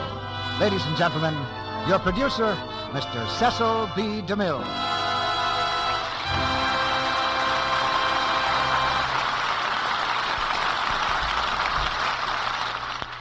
Greetings from Hollywood, ladies and gentlemen. Tonight, we follow the fortunes of a gallant woman, a symbol of all those gallant women who faced the world alone and found happiness for themselves and for their children. I think perhaps we've all known someone like Mary Colebrook in the play My Bill. Hers is the brand of courage and devotion for which mothers are famous. Her story is a tribute to the love and sacrifice of all mothers the world over. But Mary Colebrook is a typically American mother, and tonight you'll hear her played by a typically American star, Kay Francis. It's the part she played in the Warner Brothers picture, a performance that had all the warmth and understanding of Mary Colebrook herself. So I'm not surprised that you've been asking to hear Kay play the same part at this microphone. And co-starring with Kay, we present Warren William, who's back on this stage after too long an absence. You know, we get a good many definite instructions from you every week. Not just as we do the comments and criticisms. And one of the most frequent comments from members of this audience is that after listening to the Lux Radio Theatre for a few Monday nights, they feel they'd like to take out a regular membership. So they buy a cake of Lux toilet soap for the first time. And that's a noble gesture. And the beginning of a pretty good habit, too. One cake always deserves another, and another, and another. So the regular listener becomes a regular customer. And that's what makes Lux Toilet Soap a national habit among millions of American women. And tonight we have a play especially tailored for these millions of women. A play about one woman who found herself fighting the whole world with only one real ally, a 10-year-old son named Bill. The strongest bond in the world is the tie between a mother and child. Incidentally, this is one of the best parts we've ever had for a boy actor. And I believe you'll hear more about the lad who's playing it tonight, Dix Davis. Now the curtain rises on the first act of the play My Bill, starring Kay Francis as Mary Colebrook and Warren William as John Rudlin, with Dix Davis as Bill.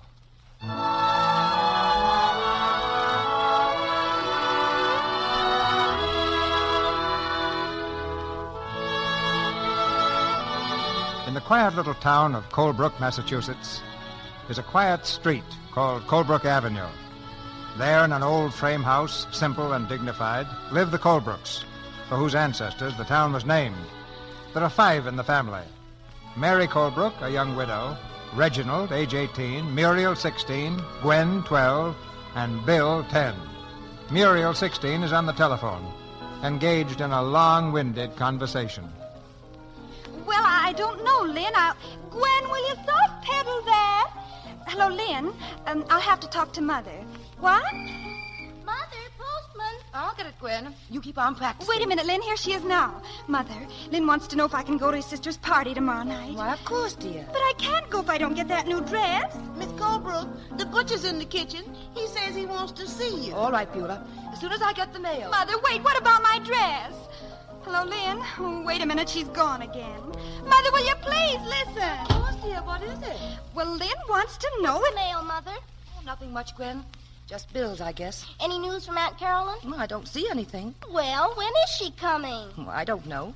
She simply wrote that she'd visit us. If people want to be that vague, we just have to take them as we find them. But we must be nice to them. Mother, please! What about my dress? Don't shout like that, Muriel. Now, what's the matter, dear? Oh, Mother, you know perfectly well, Madam Claire said I couldn't get the dress until we paid for the last one. Now, do I get it or not? Have you got the money? Darling, you're too young to start worrying about money. And don't scowl like that. It spoils your looks. The butcher's in a hurry, Miss Colebrook. Oh, dear, the butcher. All right, Beulah, coming. Hello, Lynn. Oh, I don't think I can go. No, nothing you've done. Just not sure I can go, that's all. I'll call you later. Hello, sis. Who are you talking to? Lynn, it's about the party. And I won't go unless I get my new dress. Well, you won't get it, so don't worry. Why won't you, Reggie? Well, what do you mean? Come on in the living room and I'll tell you. What's the matter, Reggie? Listen, have you two noticed there's been a distinct shortage of money in this house for the past few weeks? Well, I just found out that our credit in this town has been marked NG. What does that mean? No good. Reggie. Yep. I went into Kaufman's department store to get a new tie, and they refused to charge it. A measly $1.50, and they refused. Reggie, how humiliating. Then I went across the street to Miller's and got the same answer. Why, our charge account has been discontinued everywhere. Oh, it's all Mother's fault. She has no sense about business. You leave Mother alone. You're always picking on her. What is it now? Bill Colebrook, just look at you. Next to losing our credit, you're the biggest disgrace in this family. Oh, keep quiet. What's the trouble, children? Mother, just look at Bill. I see him. He's a little dirty, isn't he? Hello, Bill. How are you, sweetheart? If Aunt Carolyn comes, you'd better hide him. Hide, Bill? Why, nonsense. Well, Aunt Carolyn isn't going to like having a hoodlum around the house. You know how she is. Yes, Reggie. I know how she is far better than you. You hardly remember. I do very well. Anyway, she's got lots of money, and I hope she comes. Yes, dear, of course. Have a good game, Bill? Yeah, I made a 90-yard run for a touchdown. He looks as if he crawled it. Oh, forget Bill. Mother, if we're on the brink of financial ruin, don't you think you might tell us about it? Oh, Reggie, what's the matter? Our credit is so poor that I can't buy a $1.50 tie. That's what's the matter. And you've got a desk full of bills. And you didn't pay the butcher because you haven't any money in your purse. I looked. Well, how am I ever going to finish my law course? And how am I going to get my dress? Or go on with my art study? What about my piano lessons? Children, please. Now, don't get yourselves all upset. It's bad for your digestion. Beulah, door, please. Mother, is all the money Dad left us gone? We want to know. You know, we're not babies any longer. Of course you're not. Reggie, straighten your tie. Well, there's been a little mix-up in my account with the brokers, that's all. But there's nothing for you to worry about. Tomorrow, Mother will take care of everything. Miss Colebrook, you gotta come out and talk to these men. What's the matter, Beulah? And they's gonna move our piano. That's what we're gonna do, lady. I should get $24. 2 months payment. Well, as a matter of fact, at the moment I haven't. But I could call the company and explain. Won't do no good, lady. Cash or the piano.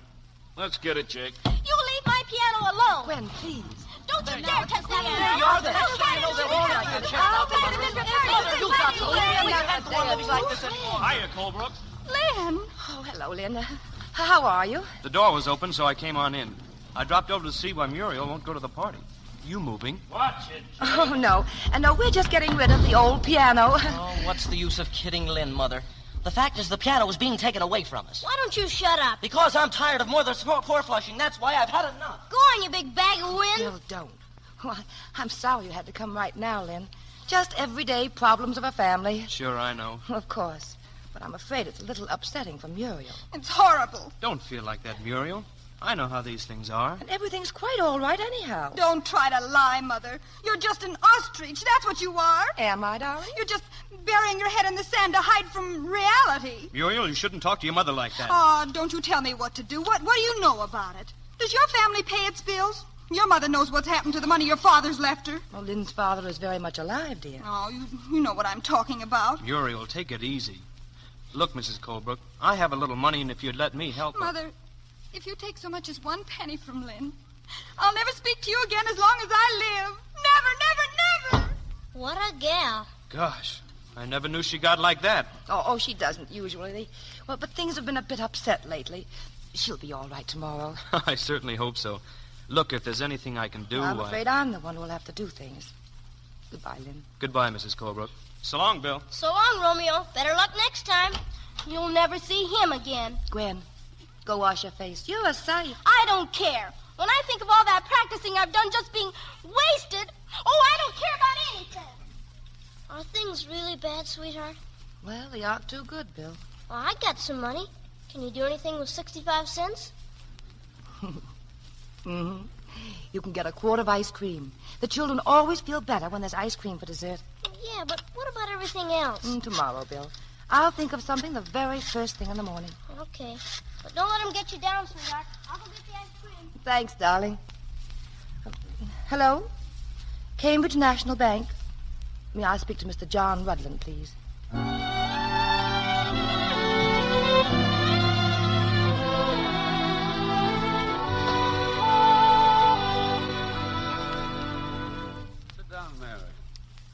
Well, it took you an awfully long time before you decided to come to see me.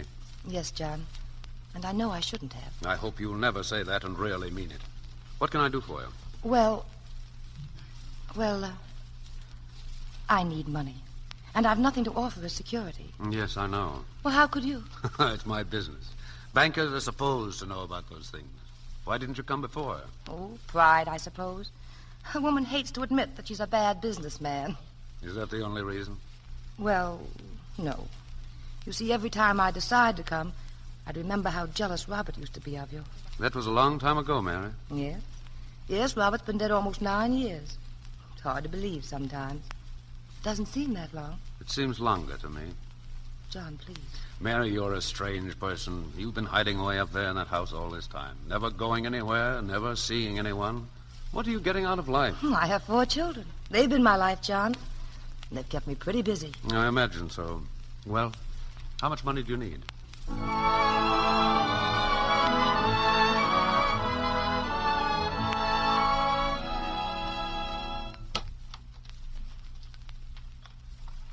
Hello? Anybody home? We're all home in the living room. Oh, that's nice. What's all the packages, Mother? Just a few things for dinner and a few other things. Reggie, you wanted a tie, didn't you? Well, here it is. I hope you like the color. A tie? Bill, put these flowers in water, will you, sweet?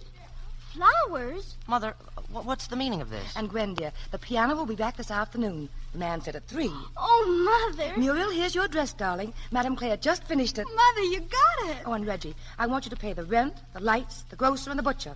You'll have to hurry before they close. What am I going to use for money? Oh, don't be such a pessimist. Here. Mother, what a roll of bills. Where did you get it? Don't ask so many questions. Do what she tells you. Is everything all right, Mother? You got the check from the broker? Everything's perfectly grand. Oh, darling, you're wonderful. Sure she is. 3 cheers for Mother. What about it, Gwen? It's okay with me. What about you, Reggie? Well, I think it's great, Mother. Rah, rah, rah, rah, rah, rah. Mother, mother, mother. Oh, don't be silly.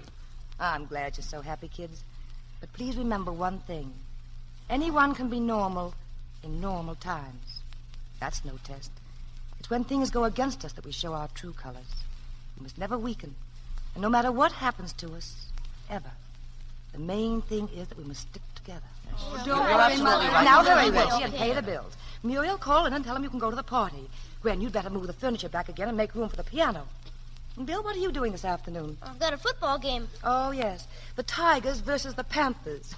All right, kids, run along now. And Bill, hold that line.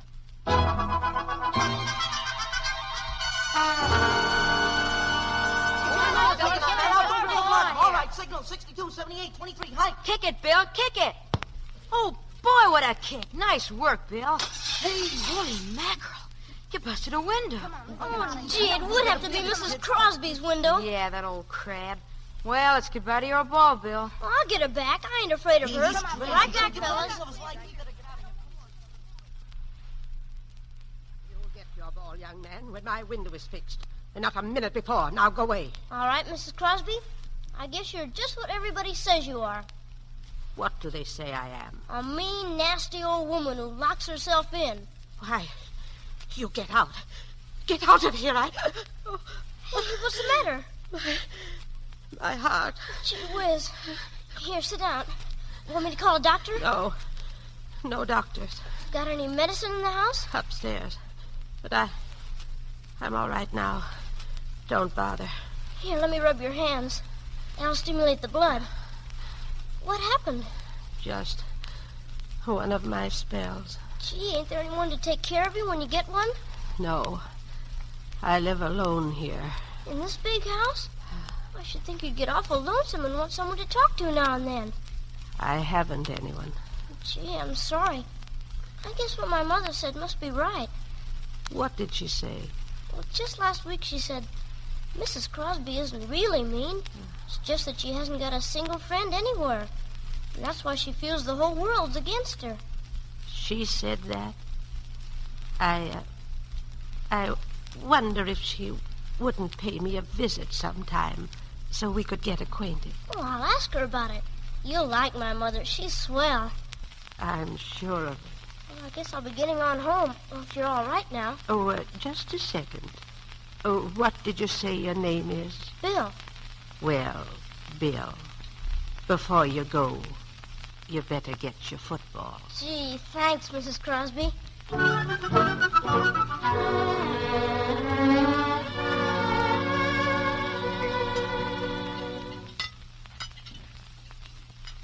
Pass the bread, Reggie.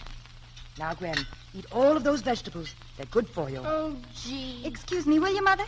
Muriel, sit down. Where are you going? Mother, I'm late. Lynn will be here soon, and I've got to do my nails yet and get dressed. You sit right down and finish your dinner. Then we'll just have to wait. Oh, Mother. Oh, you look lovely tonight, darling.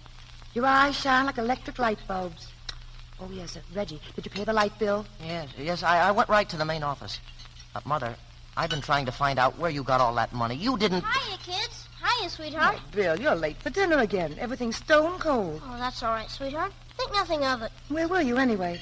I was having a little talk with Mrs. Crosby. Mrs. Crosby? That old crank? You don't know anything about her, so keep quiet. Sit down and eat, Bill. Mother, I still want to know where you got them. Oh, Gwen, I've been meaning to ask you.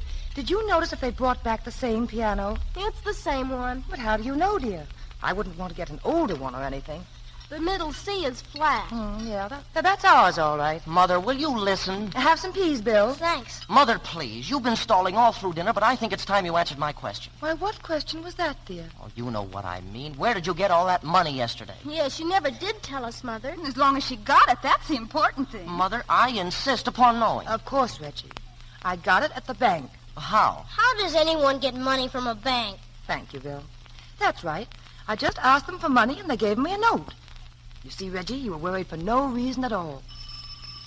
Oh, now who can that be? I bet it's Lynn. Maybe it's Aunt Carolyn. I'll answer it.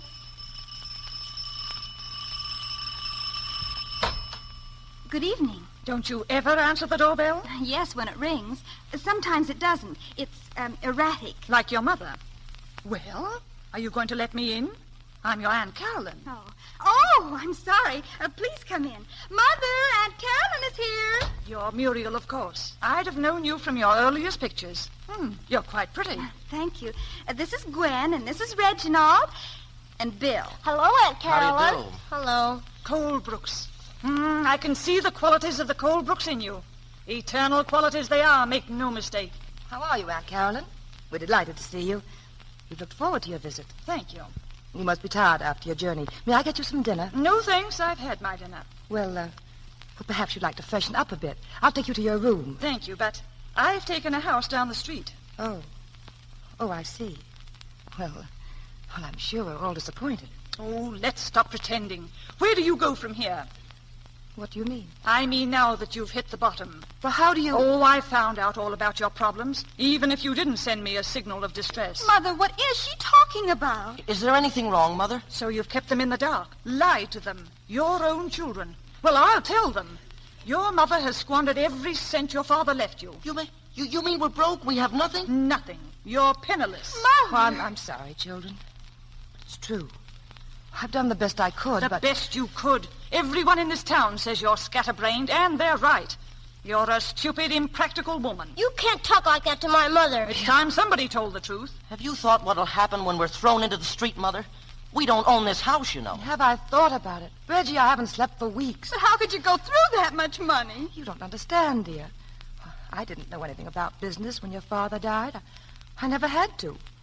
Well, I made some investments. Why? Why? To get all the things I wanted for you children. Interest rates were going down, and I had to find some way to triple the principal. So I took a chance. You had no right to do it. It was criminal of you. Muriel, you've never used that tone to me before. I wish I had. Now we're paupers and the laughingstock of this town. That's all your fault. Oh, Father always said you had no sense of responsibility. But, Reggie, 2.5%... I don't want to hear anything about it. A woman like you has no right to have children. Will you please leave the room? All of you. I want to speak to your Aunt Carolyn. I'll leave the room. I'll kill myself. That's what I'll do. Oh, shut up, Gwen.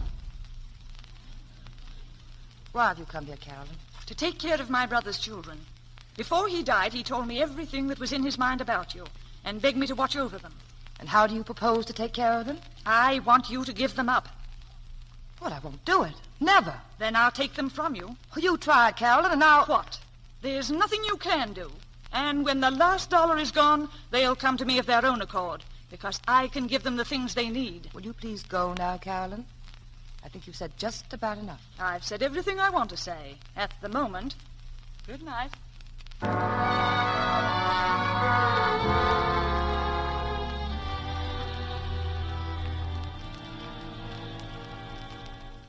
do I put these packages, sweetheart? On the table. Hello, Muriel. Hello. Well, I'm beginning to economize. Bill and I walked all the way to the market. How much did we save on the vegetables, Bill? You said a dime. That's right. Mother, I want to know something. Again, dear? You told us you got that money from the bank. Yes, dear. What bank? The Cambridge National Bank. Why? From Mr. Rutland? Well, yes, darling. He's the president, isn't he? If we're so poor, what kind of security could you have given him? He didn't ask for any.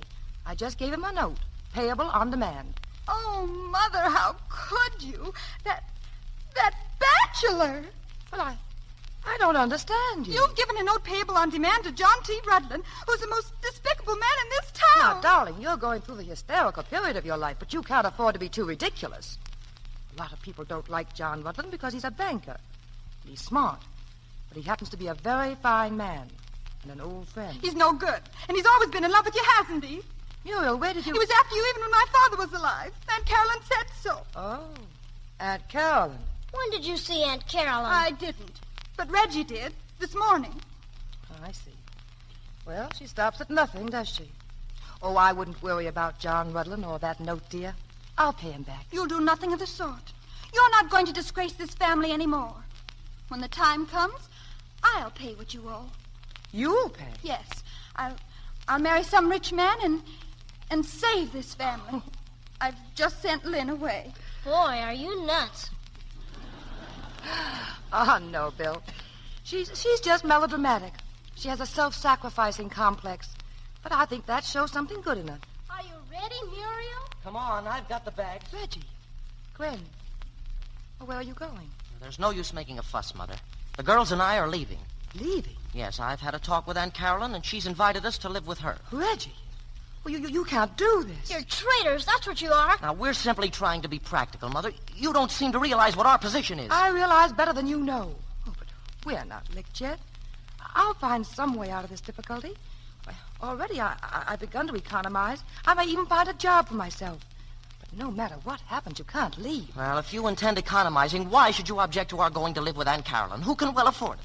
And it would make things easier for you. It's simple arithmetic. It isn't arithmetic at all. It's a spite. Oh, she doesn't care about you, Reggie, or any of the others. She just hates me. She never wanted your father to marry me. I don't know why. Well, that's something we know nothing of. We're merely trying to be sensible. Now, children, you're young and you don't realize what you're doing. I don't mean just running over to Aunt Carolyn's. It isn't how much you'll hurt me, but it's how much you're hurting yourselves. It makes you cowardly.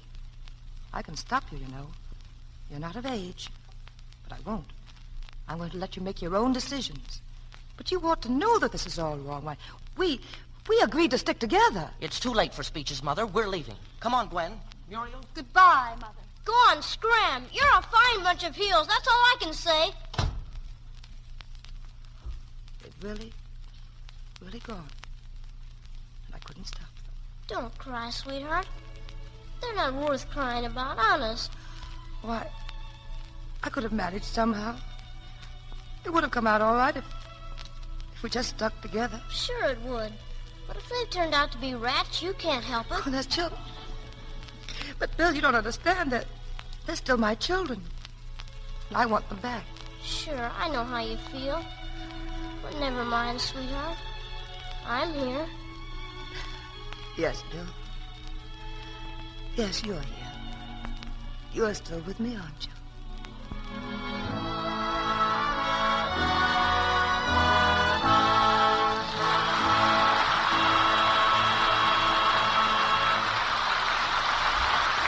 In just a moment, Mr. DeMille presents our stars, Kay Francis and Warren William, in the second act of My Bill.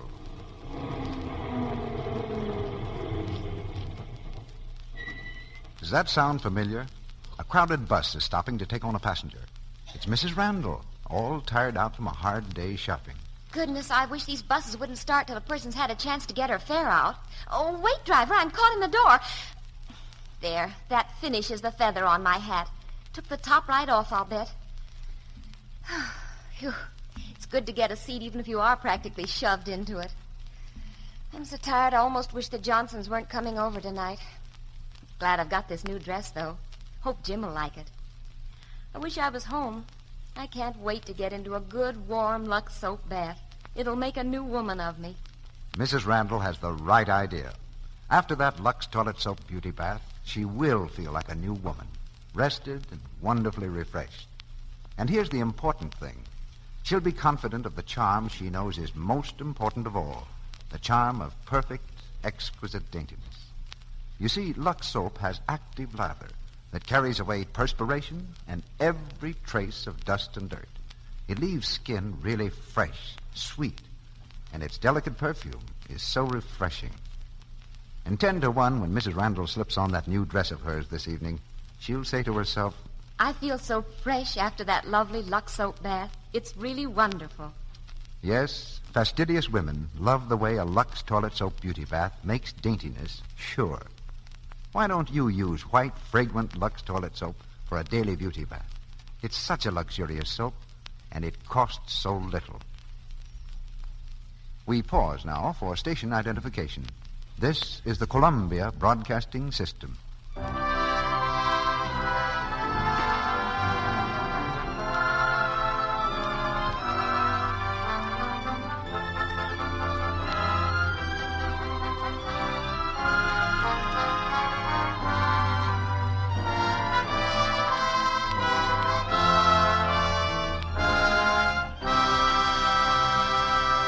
Act 2 of My Bill, starring Kay Francis as Mary Colebrook and Warren William as John Rudland, with Dix Davis as Bill.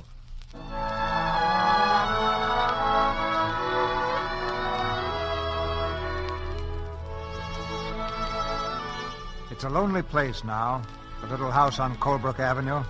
With 3 of her children gone, Mary faces life sadly, but without bitterness.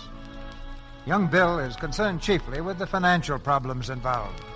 With this in mind, he's gone to visit his young friend, his new friend, Mrs. Crosby. Well, Bill, I'm glad you came over. Oh, I just wanted to see how you were, Mrs. Crosby.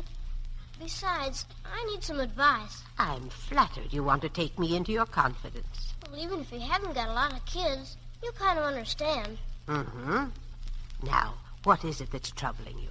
Mrs. Crosby, have you got any idea where I could borrow some money? If it's that window you're worrying about, forget it. Well, that's one thing.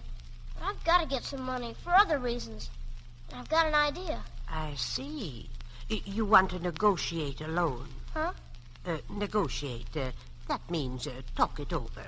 Put it through. Oh, yeah. But not from you, Mrs. Crosby. I wouldn't use our friendship for that. No, ma'am, this is strictly business. Well, then, I suggest you go down to the Cambridge National Bank and see John Rudlin. I heard things about him, Mrs. Crosby. You sure he's all right? Of course he is. He's a fine man. But don't tell him I said so. But you just talk with him. I'm sure you can work out something. Take a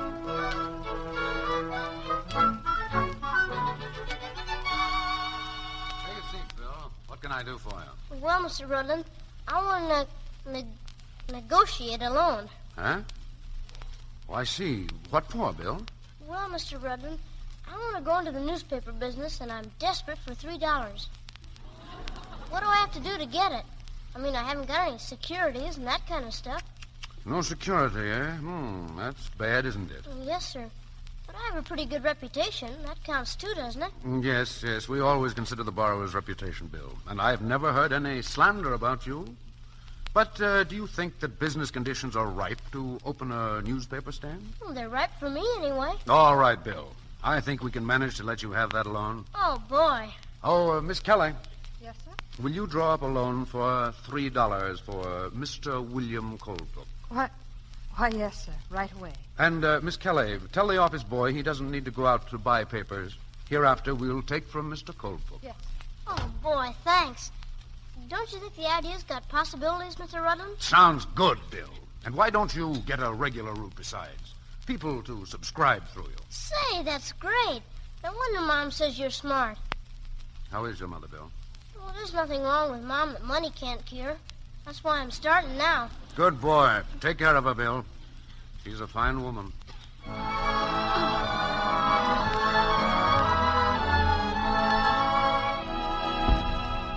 Want me to start serving dinner, Miss Colebrook? I suppose you might as well, Beulah.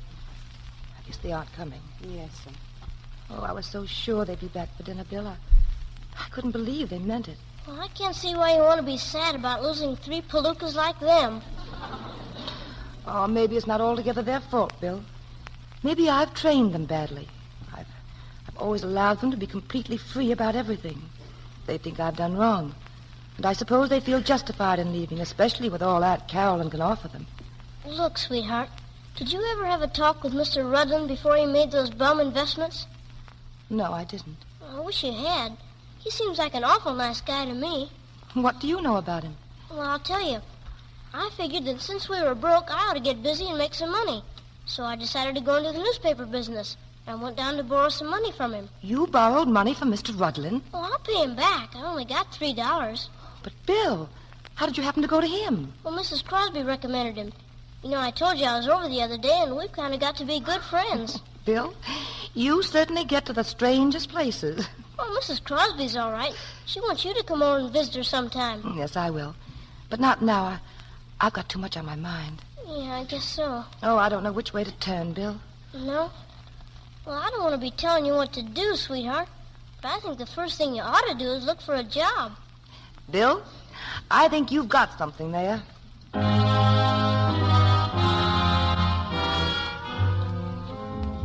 know how to operate a contometer? What's that? Never mind. Do you type? Well, not very fast. And of course you don't know shorthand. No, I don't. I'm sorry, but there's nothing. But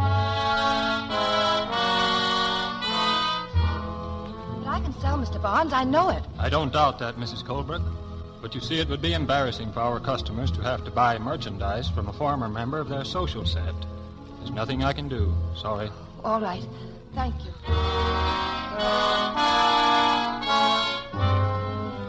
Well, there might be something open, Mrs. Colebrook, but in our business one has to be able to make friends. Do you think you could do that? Oh, certainly. I don't have any trouble making friends. Well, if you're sure about that, I think we might get along together very well. Don't you think so? Oh, no, I don't. Good afternoon.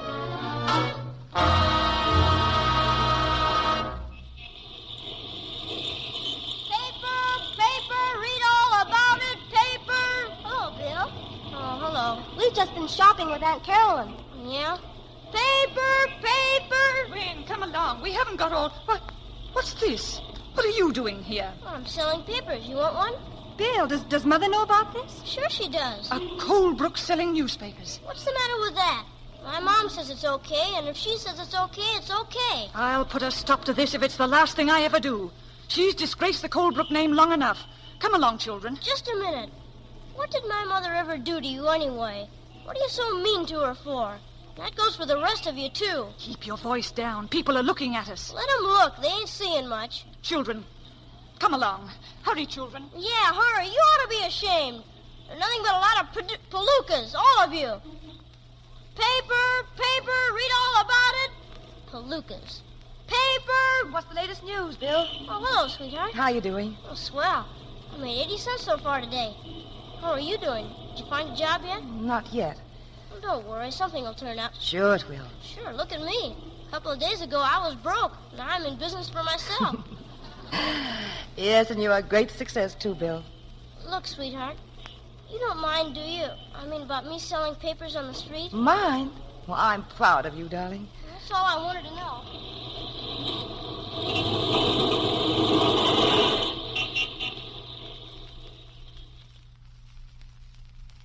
I don't understand, Carolyn. Why must I leave this house? Because I've taken a lease on this property, and you're a month behind in your rent. You'll vacate this house by the end of the week, and as soon as you do, I shall bring the children back to their home. You're doing this deliberately, Carolyn. Oh, why do you hate me so much? What have I ever done to you? I'm trying to protect the Colebrook name. You've gone through a fortune and left your children no alternative but one of charity, and now you allow William to make a spectacle of himself selling papers in the streets. You have no consideration for family pride or your children. You're a disgrace to them. Is that the way they feel about it? They do. And the sooner you and Bill leave town, the better it will be for all concerned. I realize you have no funds, but if you do as I ask, I shall see to it that wherever you go, you'll receive enough for living expenses. I don't want your charity. Well, that's up to you. Good day. Is that Aunt Carolyn, sweetheart? What's she want now? Bill, we're leaving here. Huh? What for? Well, Aunt Carolyn has taken a lease on this house and wants us to get out.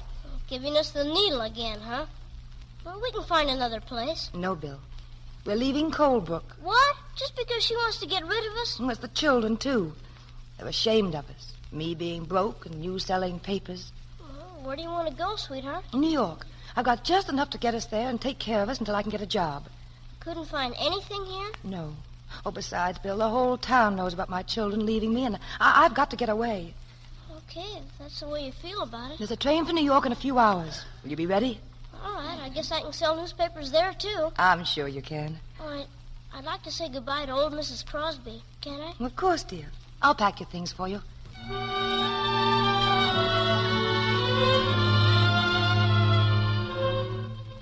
Miss Crosby! Mrs. Crosby!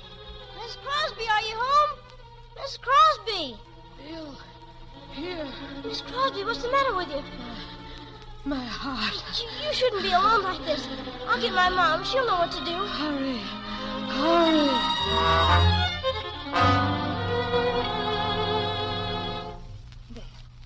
There you are. You just lie there and rest, Mrs. Crosby. You feeling any better now? Thank you. I knew Bill's mother would be like this. It was nice of you to come. You sure had me scared, Mrs. Crosby. I'll be all right now. Of course you will. The doctor will be here any minute. No doctor can give me a new heart. No, but he can help. You'll see. I don't want to rush you, Miss Colebrook, but if you're going to catch that train, you better get started. Yes, Beulah. Are you going away? Yes, Bill and I are leaving town tonight. I was packing when he called me. Yeah, that's what I came over to tell you, Mrs. Crosby. We've been put out of our house. But I thought your aunt rented the house. And that's just it. But how did you know? Oh, I heard about it. It's getting late, Miss Colebrook. You'd better hurry. All right, Beulah. Wait a minute. What are you and Bill going to do? Look, Mrs. Crosby, you're sick, and it seems to me that Sweetheart and I ought to stay here with you until you feel better. What do you think? I wish you would. Oh, Bill, we can't do that. Why not? Besides, if you leave now, the kids are likely to think you're just running away and don't care about them. We just can't leave Mrs. Crosby like this. Please stay. You would make me very happy. But Mrs. Crosby... Please. All right. We'll stay. Bill, did you have this all figured out? Is that why you came over here tonight instead of going to your room and packing your things? Honest, sweetheart, there are times when I think you don't understand me.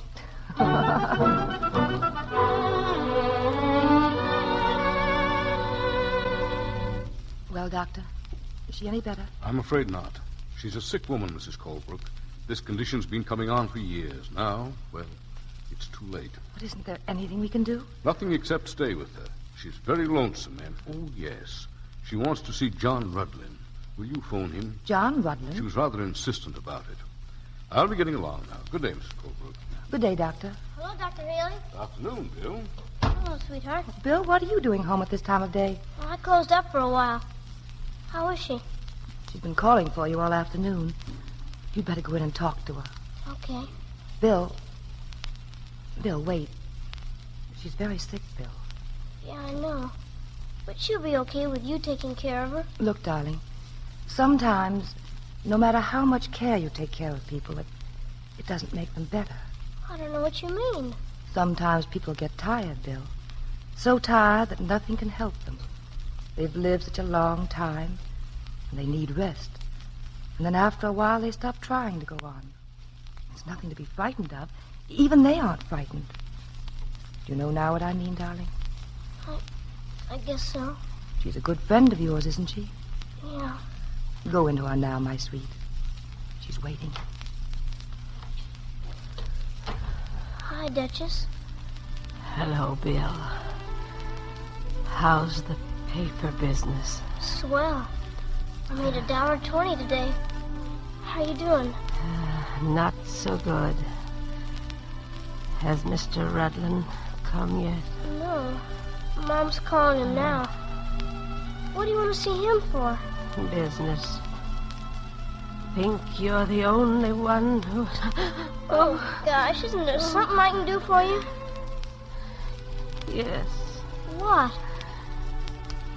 You can give a kiss to an old lady. I don't know any old ladies. Then you can give it to me. Huh. What you sniveling about? Nothing. I just got a little cold. Anything else you want me to do? Get Rudlin up here. Quick. He'll be here. Don't worry, he'll come.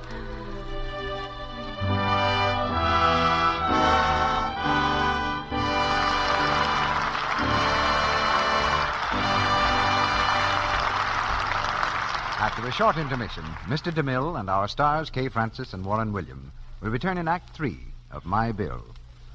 Well, tonight we have our Hollywood fashion reporter, Libby Collins, with us. Say, Libby, that's a very interesting little business you've got on your head. Is interesting the best you can say for it, Mr. Roy? Well, honest, Libby, it looks good. But say, isn't that hat kind of different from what you girls have been wearing? I mean, softer and not so crazy, if you don't mind my saying so. More feminine. I'm glad you approve, Mr. Roy. I found out long ago if it's men you're trying to please, a little straw hat with violets and roses on the brim will do the trick. Mr. Roy, hats are going to be really adorable this spring. But here's an advance tip I'd like to give the girls who'll be wearing them. You mean not to be carried away and buy too many, Libby? No woman can have too many hats.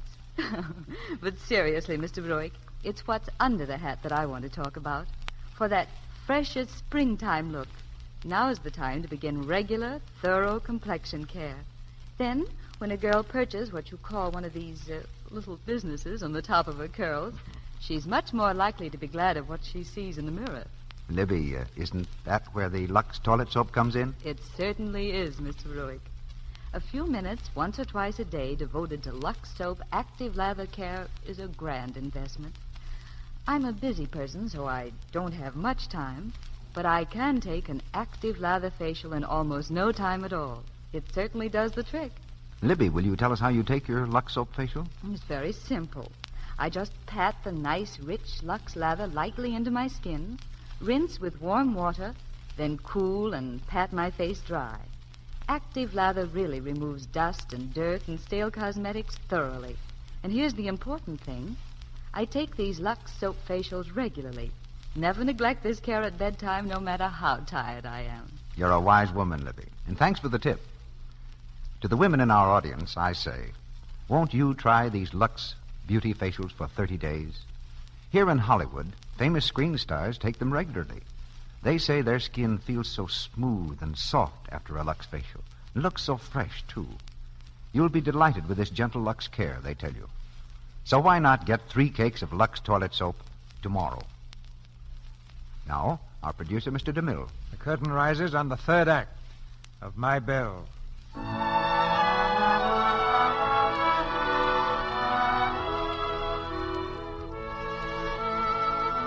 Mrs. Crosby has passed on, but Mary Colebrook and Bill still live in her house, for this was her last wish.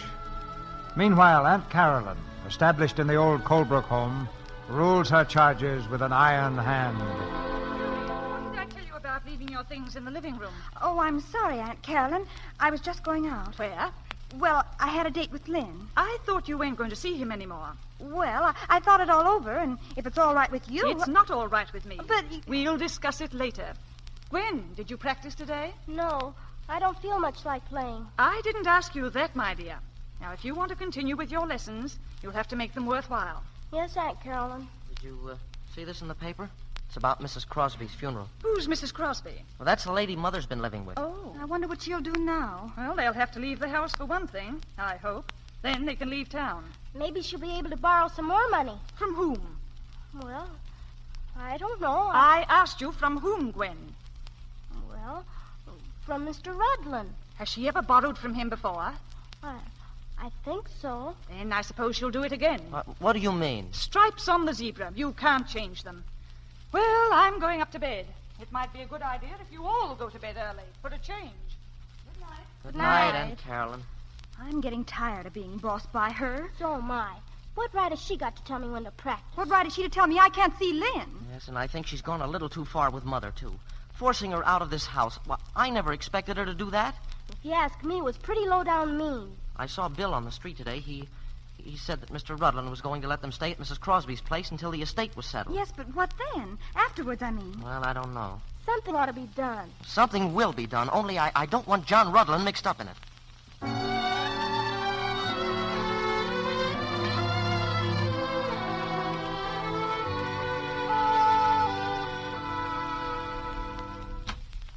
Yes, what is it? I'm Reginald Colebrook, Mr. Rudlin, and this is my sister Muriel. Well? We came here to talk to you about Mother, Mr. Rudlin. Have you? Good. I've been hoping you kids would snap out of it and come to your senses. I suppose you want to follow Bill's lead and lend a hand? Looking for jobs, eh? Ever done any secretarial work, Muriel? Me? Well, no. The fact is, Mr. Rudlin, we didn't come here to answer questions, but to ask them. Oh. Well, I think you have a few to answer. Why aren't you living with your mother? Aunt Carolyn said she'd care for the rest of us, but she wouldn't support Bill and Mother. And you let your mother go? Well, there was nothing we could do. Oh, yes, there was. You could have thrown the house in Aunt Carolyn's smug face and walked out and got yourselves jobs. But I'm going to law school, and Muriel is... What of it? Ever hear of night school? Ever hear of boys working their fingers to the bone for their mothers? A mother like yours, one of the finest women who ever bore 3 ungrateful brats under thoroughbred. Get out of my office, both of you. Now, see here, Mr. Rudlin, I came here to... I don't give a hoot why you came. Get out. Don't go, Reggie. Do you think your bellowing is going to cover the issue, Mr. Rudlin? You can't whitewash yourself by scolding us. What are you talking about? She's talking about lending Mother money without collateral. Yes. Why did you do it? Is that any of your business? I'll lend her as much as she'll ask for. You're very generous, aren't you? Oh, you can't fool us, Mr. Rudlin. We know your reputation in this town, and when Mother can't pay... Why, you... Now you listen to me. I don't care what you two unnatural children think of me or what you say. But when you become disrespectful of your mother, you become far lower than anything you might accuse me of being. I lent your mother that money because she's trying to do the bravest, the finest work that's given a woman to do. And I did it without thought or hope of repayment.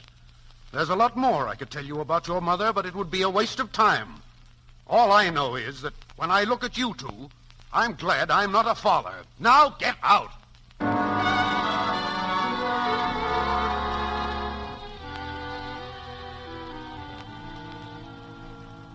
Sit down, Bill. Well, I can't stay, Mr. Rutland. I'm going to sell 50 papers today. I think what I have to say is just a little more important. But I got to get enough to buy a Mother's Day present for Sweetheart. She'll get it. Look, Bill, I'm executor of Mrs. Crosby's estate. Yeah? What's that got to do with me? A great deal. You see, you're the sole heir to her property. Huh? She left you everything she had. There's considerable stock. I won't know how much until it's liquidated. Then there are 2 houses. Two? Yes. The one you and your mother are living in, and the one your Aunt Carolyn rented. You mean our house? That's right. Mrs. Crosby owned it, but it wasn't generally known. Now there's a clause in Aunt Carolyn's lease obliging your aunt to vacate immediately should the property change hands. Say that again. I said you had the right to take possession at any time. Yeah? Hey, look, could you do me a favor? Of course. What? Go down and take care of my paper stand for a while. Huh? I got some important business to attend to.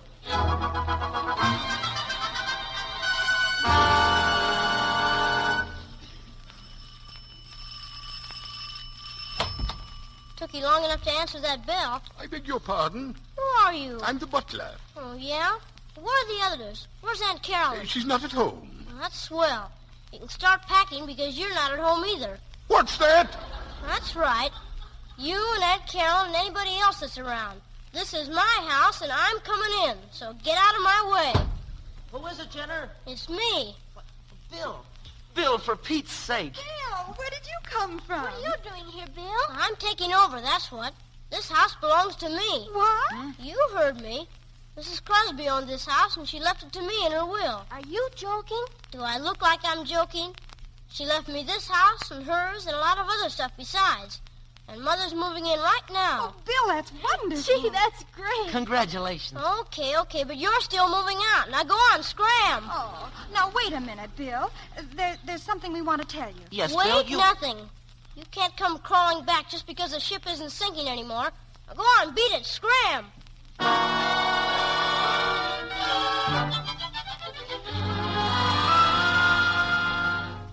How soon will things be ready, Beulah?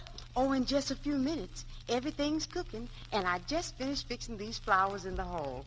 Ain't they pretty, Mr. Bill? Mr. Bill, where do you get that stuff? I wonder who that is. If it's your Aunt Caroline, Bill, I hope you're going to let me be the one to throw her out. Nothing doing. I'm saving that pleasure for myself. Hello, Bill. Sweetheart. Hey, how'd you know I was here? I told her everything, Bill. I had to. You're not of age, you know. Oh, that's right. Well, you're a little early, but come on in. Where are the children? Children? Well... Oh, Bill, you didn't send them away. But isn't that what you wanted me to do? Of course not. Oh, look, Bill, this letter came this morning. Read it. Dear Mother, we've been fools. And no matter how poor you are, we want to be with you. Please answer. Your loving children, Reginald, Muriel, Gwen. Don't you see, Bill? They wanted to come back. And you really want them? Oh, of course I do. Okay, I just wanted to be sure they weren't lying to me about this letter. All right, Beulah, open up. Oh. There they are, sweetheart. Mother. Oh, it's good to be back with you, Mother. I miss you so much. Oh, to have you all together again. That dinner table in there looks like a party, Bill. You bet it's a party. We've got something to celebrate. You all can sit down now, because I'm going to start serving. Just what is this? Oh, boy, it's Aunt Carolyn. Now the fun begins. What's going on in here? What is it? Nothing unusual is going on, Aunt Carolyn. Mr. William Colebrook is giving a party in his own home in honor of his mother. Bill's the name, Ma. Have you lost your wits? My son has inherited this house. And a lot more. Tell her. I'll tell her. He has more money right now than all the Colebrook's ever stole from the Indians. This house and Mrs. Crosby's house and securities. I'll find out about this. You won't have to go far, Miss Colebrook. I'm the executor of Mrs. Crosby's estate. And Mr. Colebrook here is now owner and completely in his rights. Who are you? This is John Rudlin. Rudlin? Have you the audacity to bring him in this house? I have. Then you're more shameless than I thought. Robert's been dead for almost 9 years, Caroline. It's disgraceful. Goodness knows what went on when my brother was alive. Miss Colebrook, I think you ought to leave. Yeah, so do I. When I do go, these children will go with me. If their mother has no sense of decency, I have. Caroline, you're being ridiculous. Well, I'm sorry, Aunt Carolyn, but we'd rather be with Mother. We've changed our mind. And don't you dare say anything about Mother. Thank you, children. But your Aunt Carolyn has made some insinuations which ought to be cleared up. She has a narrow, warped mind, and I'm afraid she'd rather see evil than good in anything. Oh, I've tried never to speak badly of your father. But your Aunt Carolyn forces me to tell you the truth. Atta girl, you tell him, sweetheart. I married your father because I've been brought up to believe that wealth and family were the most important things in life. But I learned that human kindness and sympathy were much more important. Your father didn't seem to feel that way. Oh, not that he was ever deliberately vicious or cruel. He was only indifferent to people's feelings. I believe his family would call it being strong-minded. My brother Robert Keep quiet, Carolyn. I'm talking now. I suppose when the Colebrookes first settled here, they had to be hard and disciplined in order to survive. And that was the way he wanted to raise his children. I believed that kind of training was no longer necessary. But I told him so. Oh, we fought about it constantly. In time, we would have worked out our own problems, but his family wouldn't let us. They interfered at every turn. They hated me. They've always hated me. If you think I'm going to stand You here... keep quiet. Atta girl, sweetheart, go ahead. Just let me get my breath. You always told us Father was a swell guy. Well, I always wanted you to think so, Reggie. But it's too late now. I had known John Rudlin when I was a girl. He was a bank clerk then, and... Well, I made the mistake of marrying your father instead of him. But when he learned what I had to put up with, he came and begged to help me. Your father found out about it. Your Aunt Carol and the rest of the Colebrook saw to that. They began to poison his mind against me. They accused me of every dreadful thing you could think of, even in public, till I thought I couldn't stand it any longer. But I knew they'd never let me have my children, so I put up with it. Until your father died and I was free of them. Mother, why didn't you tell us before? Because I've tried to spare you these things. Well, even after your father's death, I refused to see John Rudlin because of any possibility of hurting you children. Not even for financial advice, and heaven knows I needed it. But from now on, it's going to be different. I told my brother that you were in love with this man. Yes. Yes, I've always loved John Rudlin. And I knew that he loved me. So now we're going to be married. Gee, that's swell, sweetheart. Oh, I'm so happy, Mother. I'm all for it, Mother. Disgraceful, that's what it is. Aunt Carolyn, I'm sorry for you, because I suppose you can't help being a Colebrook. But my sorrow isn't great enough to prevent me from throwing you out of this house. Don't you push me, Mary Colebrook. Oh, gee, I wanted to put her out. Aunt Carolyn, there's the door. Stop it. And now, as Bill would say, Aunt Carolyn, scram. Well, I guess that's that. Oh, well, now I think we can have our dinner. Dinner, sir. Mother, here's something we bought for you. Oh, flowers. 3 boxes of them. Oh, darling, they're lovely. Thank you so much. I've got to start practicing again. Oh, gee whiz. Well, Bill, what's the matter? I wanted to get you a present, too. Bill, you've given me the greatest, biggest present of all. What about the house? Dinner, sir. I was going to get you a real present with the newspapers I sold. Oh, hey, I forgot. Mr. Rudlin, what happened to my papers? I sold them. All of them? Every last one. Here you are. $2.20. Hey, wait a minute. There ought to be another dime there. Oh, look. Dinner, sir. Oh, that must be Lynn. By George, you're right. It was way down in the bottom of my pocket. Thanks. Say, maybe I'll take you in as a partner. How about it, sweetheart? I think it's a wonderful idea. Don't you, John? Marvelous. What is it, Muriel? Mother, can I go out to a dance with Lynn tomorrow? Mother, listen. Well, I think... what, Gwen? Beulah, the door. Mother, can I? Oh, it's fine. I mean, of course you can. Oh, isn't it just grand to be back to normal again?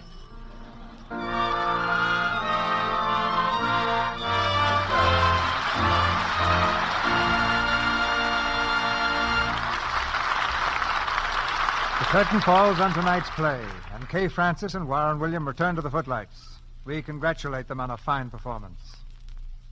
Thank you, Mr. DeMille.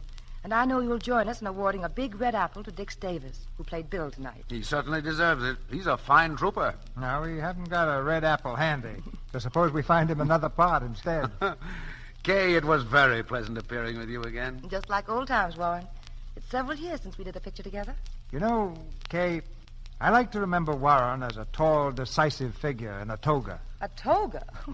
I imagine he looks well in one, but why? Well, he played Caesar for me in Cleopatra. And confidentially, I've always admired any man who can look decisive in a toga. Purely the inspiration I had from the director, C.B. Seriously, though, it's grand to be here in this theater again, Mr. DeMille. I've enjoyed it. And I want to tell you that I'm still absolutely loyal to Lux soap. It's been several years since I discovered what a help it is in keeping one's complexion smooth. And now I wouldn't think of using any soap but Lux. Great minds run on the same channel, Kay, when it comes to Lux soap. And I know the audience is anxious now to hear about next week's play, Mr. DeMille. Well, it's one to really get excited about, Kay. Because next Monday night, we're going to present Bob Hope and Constance Bennett in The Awful Truth. It's a madcap comedy with Bob in a part of a young man who's trying to win back the love of his former wife against pretty tough competition. Frankly, we believe it's an even better play for Bob than the one we had when he was here last year. So if you're looking for a really entertaining hit, don't miss Bob Hope and Constance Bennett in The Awful Truth at this microphone next Monday night. I certainly won't, C.B. It sounds like a great show. Good night. Good night. Good night. Good night. Theaters like this are made by stars like you.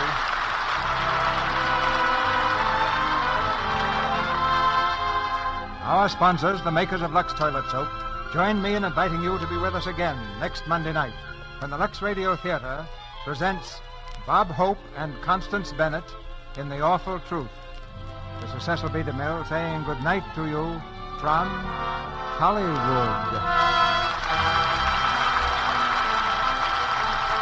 Kay Francis has just finished the picture The Man Who Lost Himself, produced by Larry Fox for Universal Pictures. Warren William will soon be seen in the Columbia picture, The Lone Wolf Takes a Chance. Heard in tonight's play were Dix Davis as Bill, Claire Videra as Aunt Caroline, Janet Waldo as Muriel, Sidney Miller as Reggie, Barbara Jean Wong as Gwen, Verna Felton as Mrs. Crosby, Edward Arnold Jr. as Lynn, Bernice Pilot as Beulah, Lou Merrill as truck driver, Ferdinand Munier as doctor, and Shirley Ward, Alaire Armstead, James Reed, and Tommy Lane. Our music is directed by Louis Silvers. And your announcer has been Melville Ruick. This is the Columbia Broadcasting System.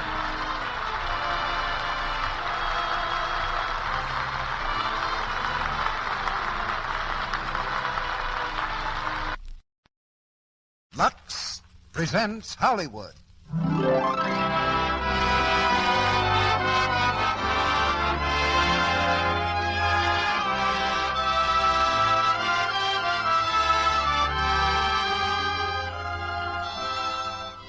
The Lux Radio Theatre brings you Ronald, Colman, and Edna Best in A Tale of Two Cities.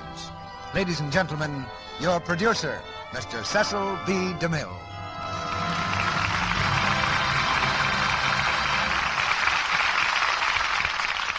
Greetings from Hollywood, ladies and gentlemen. It was the best of times. It was the worst of times. It was the age of wisdom. It was the age of foolishness. It was the spring of hope. It was the winter of despair. So Charles Dickens described the world as it was in the time of his story, A Tale of Two Cities. But for the Lux Radio Theatre, it certainly is the best of times when we can bring you this thrilling drama with a star like Ronald Colman and with Edna Best as his leading lady. While Dickens was writing A Tale of Two Cities, he tells us he had a great desire to play the leading part himself. But if he could have known how Ronald Colman would play it, I'm sure he'd gladly have given up his own ambition. You'll hear Ronnie tonight as Sidney Cotten, with Edna Best as Lucy Manette, in this roaring drama of adventure in the days of the French Revolution. A story of love and sacrifice, marching to the rhythm of the Reign of Terror. A Tale of Two Cities is one of those rare stories that achieve immediate success and yet hold their popularity over the years. That's the true test of real value. And there's a very close parallel in a story not of two cities, but of 6 continents, the story of Lux Toilet Soap. You know, a famous critic once wrote of Dickens that he had risen like a rocket and would come down like a stick. And the next time the two met, Dickens said, "I will watch for that stick, sir, and when it comes down, I will break it across your back." But he never carried out his threat because the stick never came down. The rocket is still going up. And so is the popularity curve of Lux toilet soap. It's been my experience that the public never lets real value down, whether that value is literary or Lux.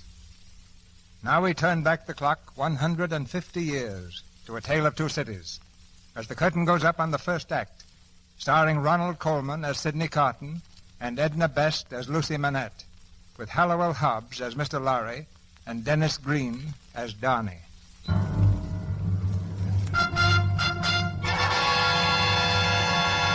Paris, 1793. The French Revolution is over. The cause is won. But the bloodshed has only started. The reign of terror sweeps through the land in all its fury. And each day Madame la Guillotine is fed her share of human life.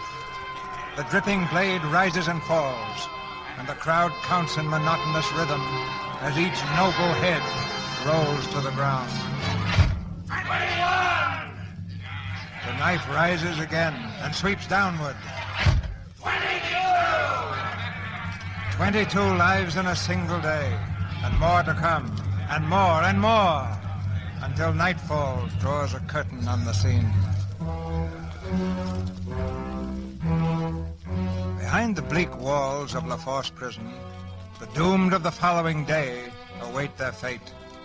In a bare dungeon cell, a single lantern throws a ghostly glow on their faces. With a rattle of chains, the great iron door is thrown open. Everyone rise. Rise, aristocrats. In the name of the people of France, it is hereby declared by order of the tribunal that the 52 prisoners now interned in La Force prison shall be put to death by the guillotine on the morning of February 2nd, 1793. Oh, no! Citizen jailer, which one of these is Charles Evremond? Evremond, step forward. Evremond! Charles Evremond, call Charles Darnay. Which one of you is he? I am Evremond. Step forward. Charles Evremond, known as Charles Darnay. The tribunal has a special treat in store for you. In view of the excitement occasioned by your trial, it was felt that some small favor would be in order. We have decided, therefore, that you shall live long enough to witness the execution of your friends. 51 heads will fall tomorrow. Yours will be the 52nd. Citizen Evremond. Yes? I didn't know you were here with us. It's so dark. I know. What is it you want, please? Oh, don't you know me? I'm Lisette, the seamstress. We were brought to La Force together. Oh, yes, of course. I forget for the moment of what you were accused. They accused me of plotting, but I'm innocent, I swear. How could I plot against the Republic? I'm nothing. I'm no one. Don't cry, child. It's too late for tears. I try to be brave, but soon the morning will come. It's growing light even now. You have an hour yet, perhaps more. Ask God for courage.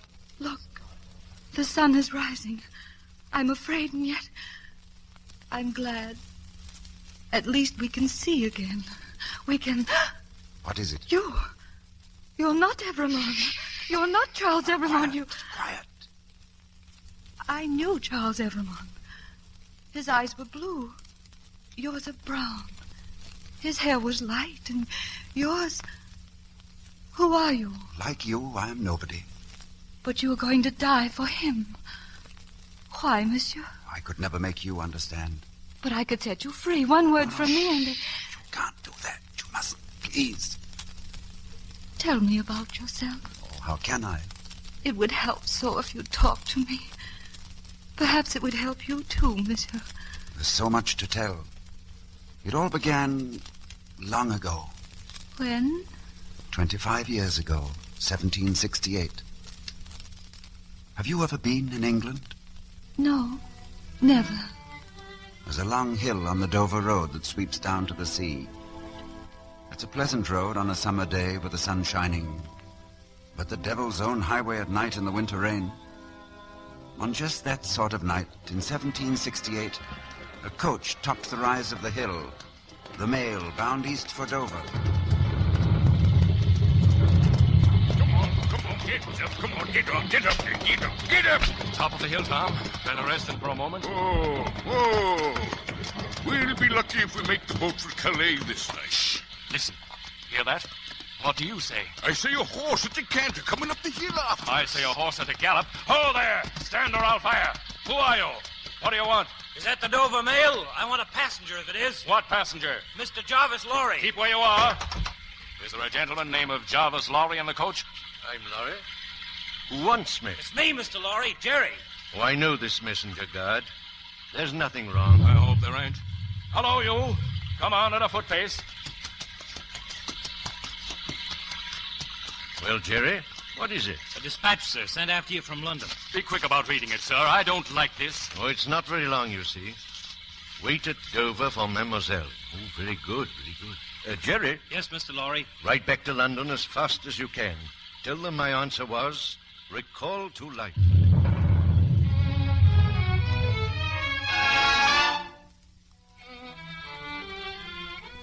Recall to life. That was Mr. Lorry's business that night. To recall to life a man who had been buried alive for 18 years. A prisoner of the French nobility. But the man had escaped and was now hidden by friends in the village of Saint-Antoine. To that village went Mr. Lorry. To the wine shop of a certain Madame Defarge. You are Madame Defarge? I am. You wish some wine, monsieur? My name is Jarvis Lorry. I've just arrived from London. This young lady with me is Miss Lucy Manette.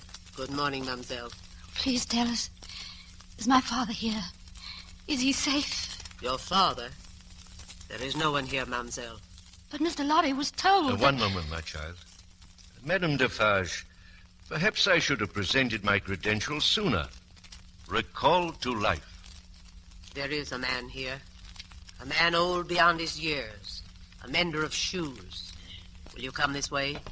My husband and I have kept him locked in a room upstairs. Did you say locked? Yes. Of his own desire? Of his own necessity. He has lived too long alone. He would be afraid if his door was left unlatched. Oh, Mr. Lorry, I'm frightened. Hush, my dear. Father. Good day, Dr. Manette. You are hard at work, I see. Yes, I'm working. You have a visitor, Dr. Manette. Show him the shoe you're working at. Now, tell him, monsieur, the maker's name. Do you ask me for my name? Yes. 105 North Tower. That is all? 105 North Tower. You see, monsieur, he remembers nothing. Dr. Manette, do you remember nothing of me? Look at me. Is there no old banker, no old business rising in your mind? Think of England. A man who was your friend. Jarvis Lorry. It's no use. This is what they have done to him. Lucy, come here, my child. Now speak. Call him. Speak to him as you did long ago. Father. Father. Who is this? Oh, Father. Do you remember Dr. Manette? I remember a little girl. Long, golden hair. Ages ago. What was her name? Her name? She laid her head upon my shoulder when they came for me that night. Don't let them take you, Father. Hush, my child. My baby. My Lucy. Lucy? Oh.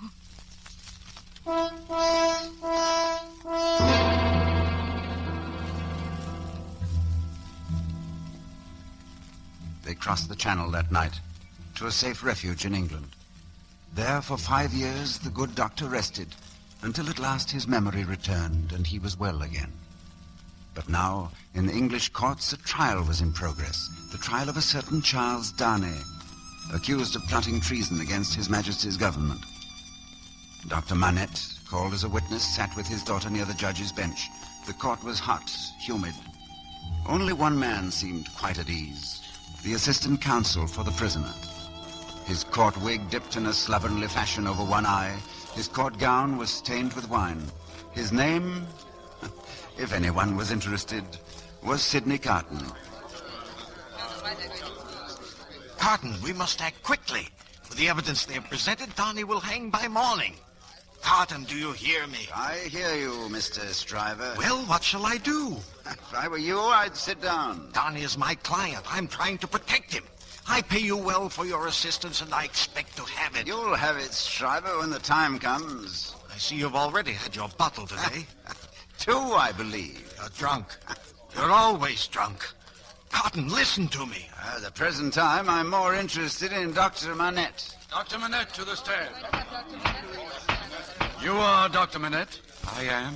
Dr. Manette, the prisoner Charles Darnay has been accused of carrying secret messages from Louis of France to spies here in England. Look upon the prisoner, Dr. Manette. Have you ever seen him before? I don't know. Really?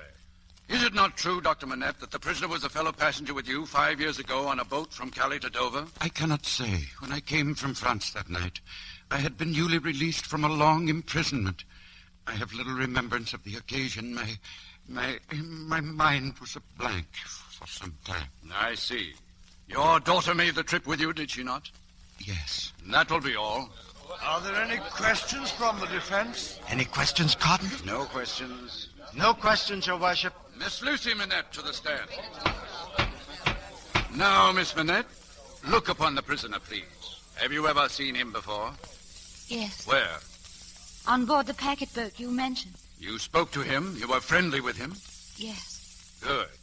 Now tell me, did he come aboard alone? No. When the gentleman came on board, Do you mean the prisoner? Yes. Then say the prisoner.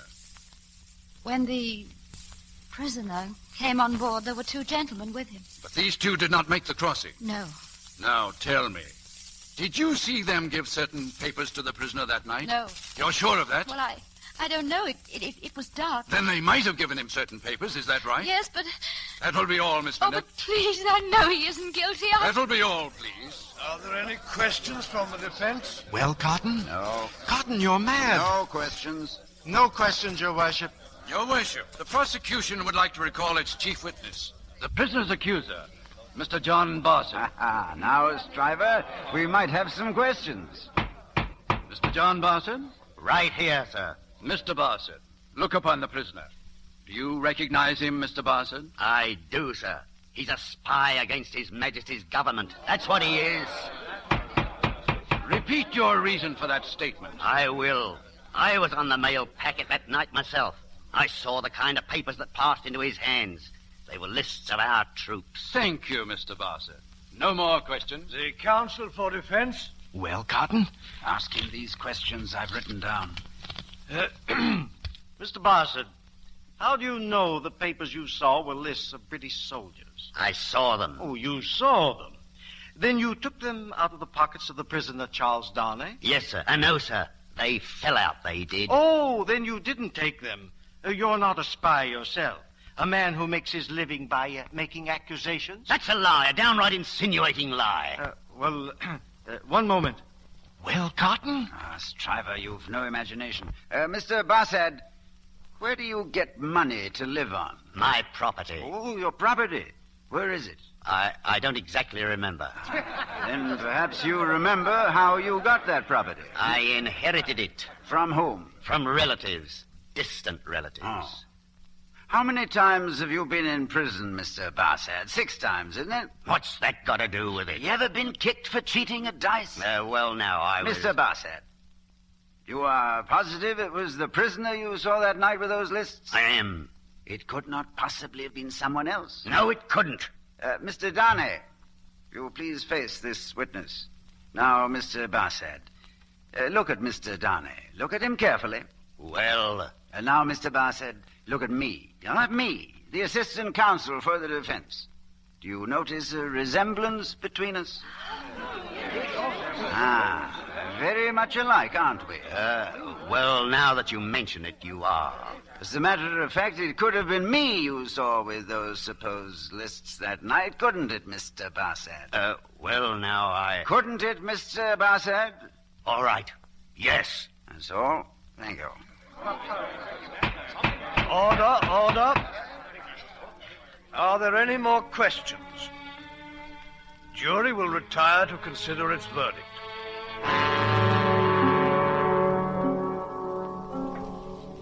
Has the jury agreed? We have, Your Worship. And how do you find the prisoner, Charles Darnay? We find the prisoner not guilty.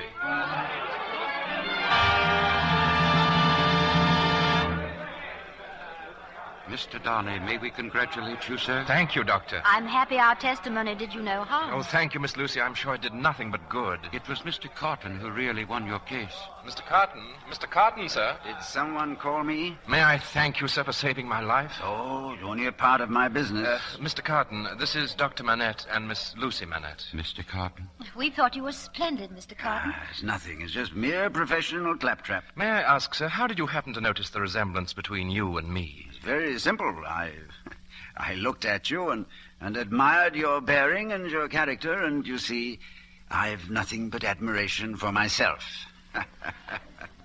Lucy, my dear, we must go. Goodbye, Mr. Darnay. Will you call at our house soon? Thank you, Miss Lucy. And Mr. Cotten. Aye. Oh, thank you. Good day, then. Good day, gentlemen. Good day, Doctor. Mr. Cotten, would you care to dine with me? You feel you must repay me? Oh, I could never repay you for my life, sir. Oh, don't be too certain. A bottle of wine or two, perhaps. My fees are very low.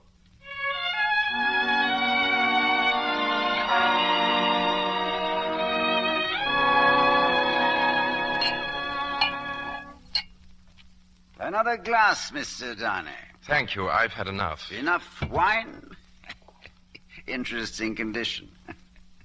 Well, Mr. Darnay, how does it feel to be alive again, instead of hanging by your neck? Well, I'm a little confused regarding time and place, but it's good to feel at home in the world again. It must be an immense satisfaction.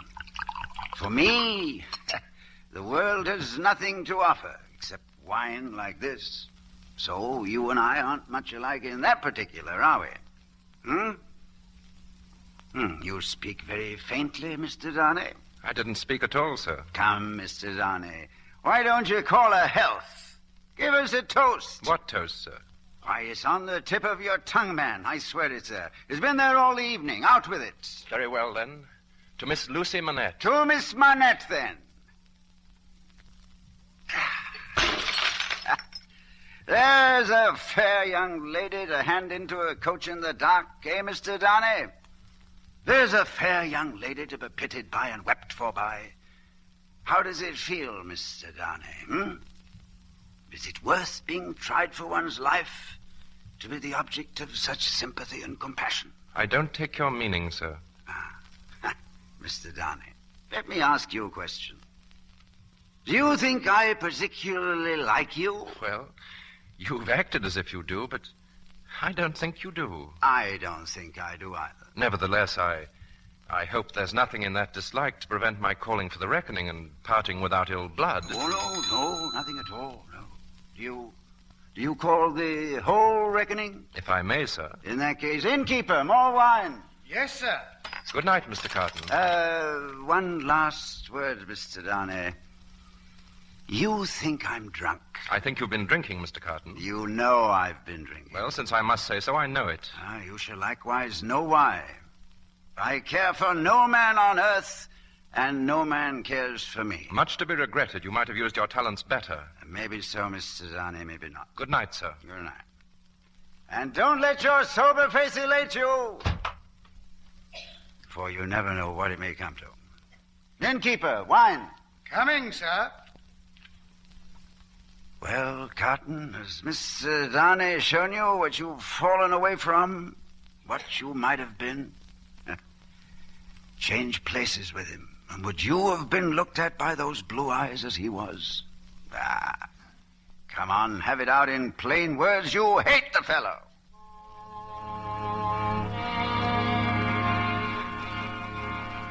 Sidney Cotten knew it was too late to change his way of life. but he took to brushing his coat and combing his hair. And there were times even when he remembered that a gentleman does not drink himself nightly into a stupor. On Sunday afternoons, he would appear in Miss Manette's garden, sitting quietly, speaking but seldom, for Charles Darnay was there too. One evening, just at dusk, an approaching storm sent them indoors. Oh, listen. It's coming soon, Mr. Darnay. It comes slowly but surely. Isn't it impressive? Sometimes when I've sat here of an evening like this, listening to the thunder in the distance, I've had such a strange fancy. I've imagined that the thunderclaps were echoes. The echoes of footsteps that will one day enter our lives. If that is so, there's a great crowd coming into our lives. I take them into mine, gladly. It was my foolish fancy, Mr. Cotten. There's a great crowd bearing down upon us now. Thousands upon thousands. Here they come. Fast, fierce, and furious. Oh, you make my fancy seem too real, Mr. Cotten.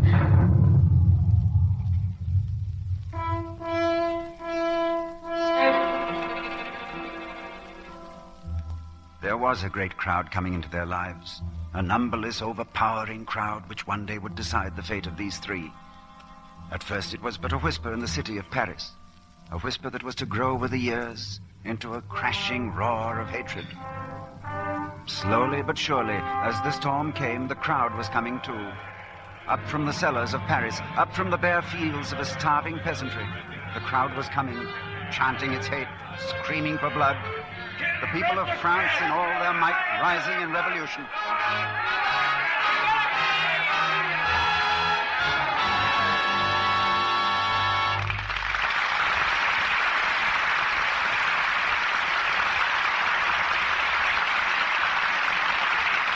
In just a moment, Mr. DeMille and our stars, Ronald Colman and Edna Best, will return in Act 2 of A Tale of Two Cities.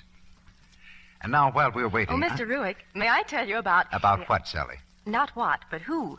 Whom, Sally? Whom? Oh, yes. Oh, but anyway, I want to tell you about Marlene Dietrich. You mean you saw her at Cyril's the other night? Oh, were you there, too? I'd never seen her in person before.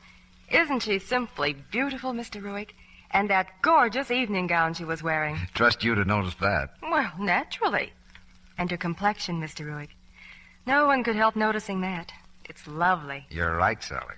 It's a lovely Lux complexion. Oh, so you know that, too. Well... Oh, but did you know that Marlene Dietrich says she always takes an active lather facial every night?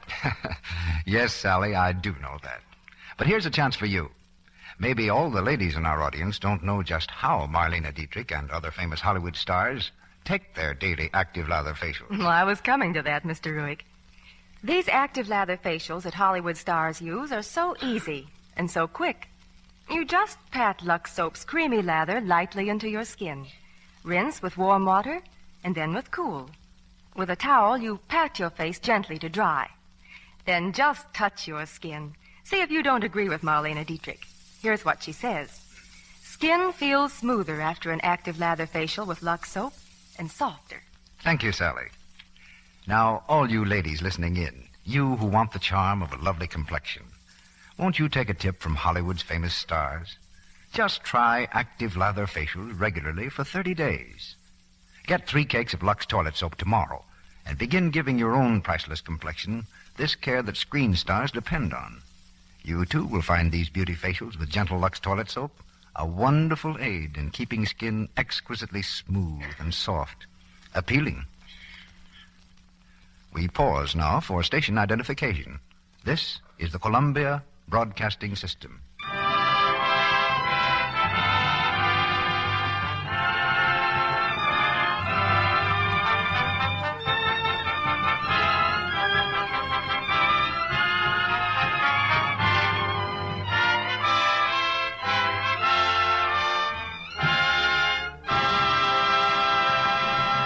Act 2 of A Tale of Two Cities, starring Ronald Colman as Sidney Cotten and Edna Best as Lucy Manette.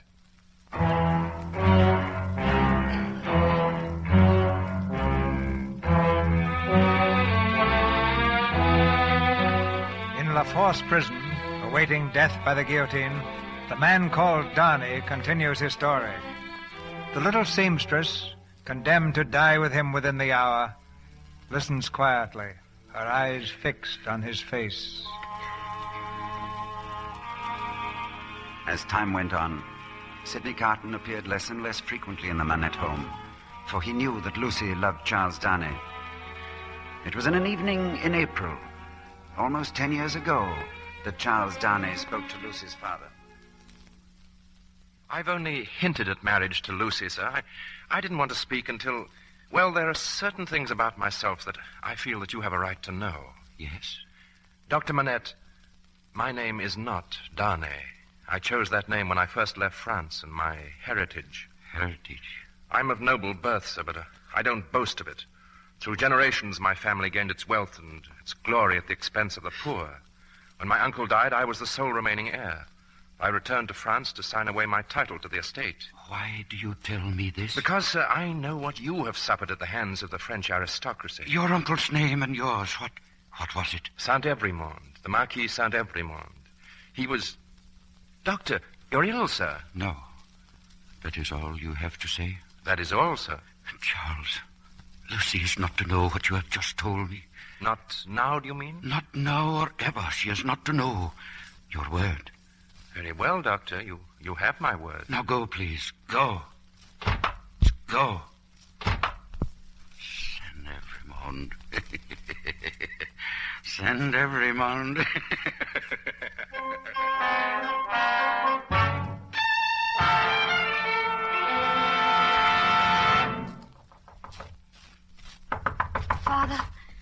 Father, let me in.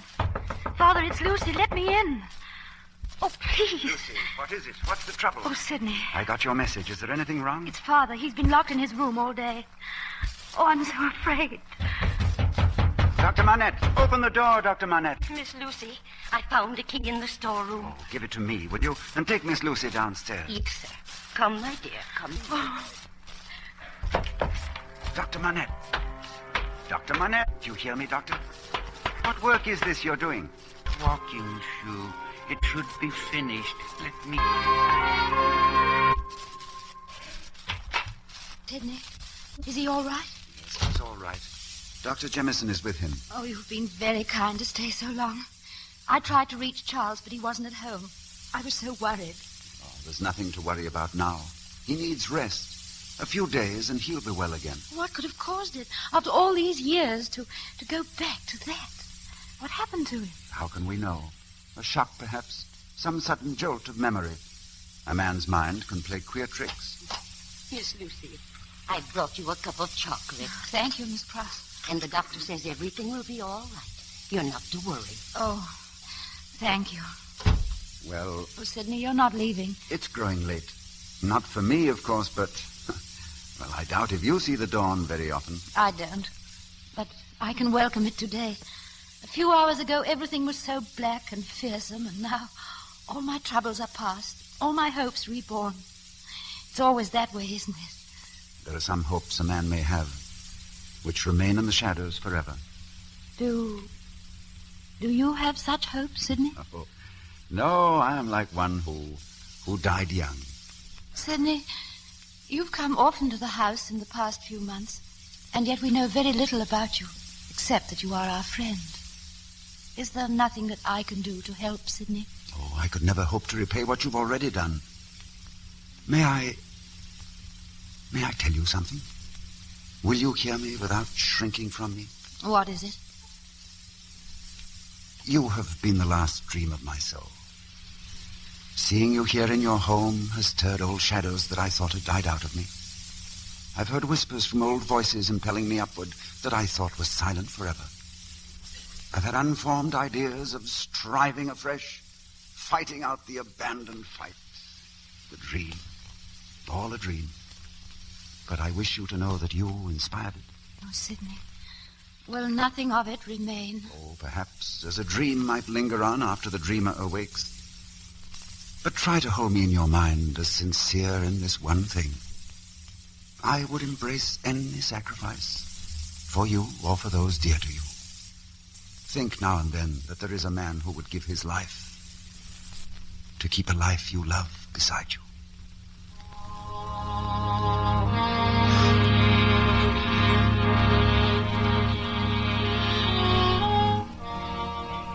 The poor fool, Cotten, drunk, this time with self-pity. From that day on, he was seen rarely in the Manette home.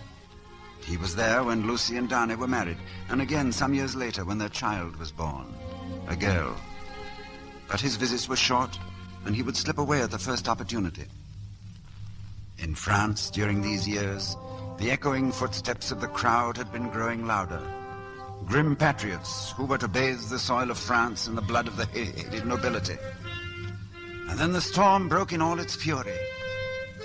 In July 1789, they swarmed from the rat holes of Paris to cover the country with a blanket of red. An army of vengeance bent upon destruction and death. The Bastille has fallen! The Bastille is ours! On, citizens! On and on and on! Bastille is fallen!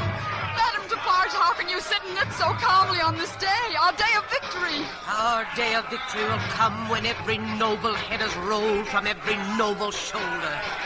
And in this knitting I have inscribed their names. The names of those who have starved us, beaten us, killed us. And for every stitch another head shall roll. For every stitch we shall be avenged.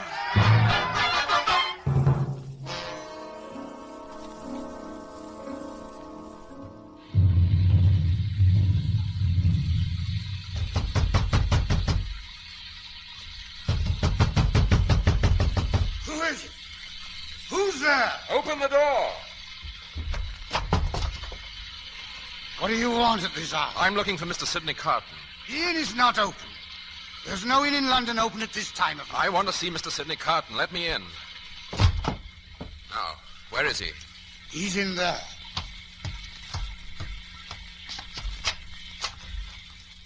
Carton. Carton, wake up. What? Wake up. Who is it? Darnay. Oh, Mr. Darnay. Welcome, Mr. Darnay. You'll have some wine? I've no time for that. Listen to me. I'm leaving for Paris within the hour. Paris? Yes. There's some business there that I must attend to at once. Paris? It's very warm this time of the year. If I were your lawyer, I should advise against the journey. How much do you know of me? This is excellent wine, Mr. Darnay. French wine. From the cellars of the aristocrats who fled the country. There will be few of these bottles left now. It is being poured into the streets of Paris, along with the blood of the nobles who once drank it. Must you go to Paris, Mr. Darnay? I see there's little I have to explain to you.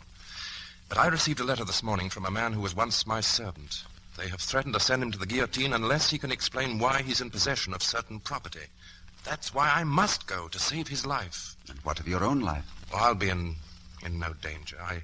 I've renounced my inheritance. It's easily proved. Why do you come to me? There's no one else I can turn to. I don't know how long I shall be gone, how long my family shall be alone. In my absence, I should like to feel that there's someone here in London who's watching over them. You would trust me to watch over your child, your wife? Yes. I know that you love her. When did you say you must leave? Tonight, now. Have no fear about your family. They will be safe. Thank you, Carton. Good night. Good night. Godspeed. Mr. Carton, more wine, sir? No, take it away.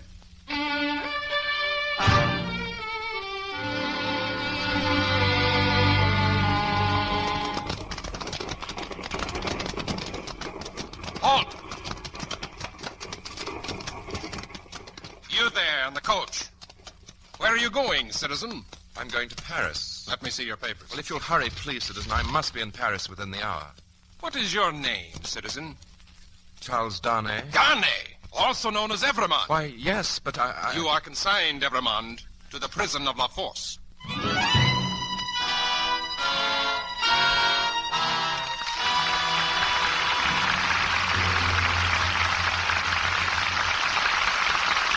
After a brief intermission, Mr. DeMille and our stars Ronald Colman and Edna Best will return for Act 3 of A Tale of Two Cities. And now here's a pretty young lady in a most unusual state of mind. Phew, what a day. Am I tired? Lucky I haven't got a date tonight. I'm simply not going to stir out of this door tonight for anyone. Hello? Yes? Why, Dick, it's you. You're on leave? Dancing? I'd love to. Half an hour. Of course I'll be ready. Oh, my, Dick home from camp. I've just got to look my best. Let's see. Get out my new shoes, blue dress, little hat with veil. Now, quick like a flash, fill up the tub. Unwrap a cake of Lux soap. Thank goodness for my beauty bath. I'll feel like new in 10 minutes. Now, there's a clever girl. Jean depends on her Lux soap bath for a real beauty pickup. She'll relax a few minutes in the warm water, and she'll smooth on the rich Lux soap lather. Lather so creamy and caressing that it seems to soothe away the day's tiredness. When she steps out of her Lux soap bath, she'll be refreshed. And most important of all, she'll be sure of daintiness, too. You see, Lux soap has active lather that carries away perspiration and every trace of dust and dirt. It leaves skin sweet, exquisitely fresh. Did you know that famous screen stars use this fine complexion soap as their daily bath soap, too? Yes, lovely ladies everywhere protect daintiness the easy Lux soap way. You will enjoy the luxury of this beauty bath.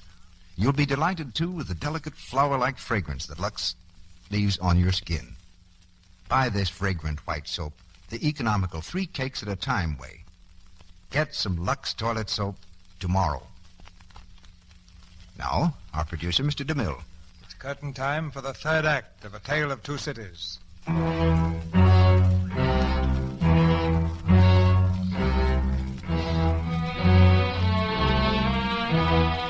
Sun rises slowly over the roofs of Paris, and the long shadow of the guillotine falls against the walls of La Force prison.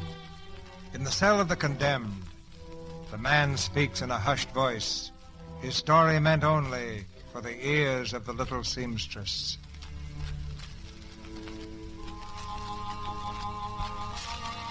They brought Charles Darnay here to La Force prison to be held in secret. In secret?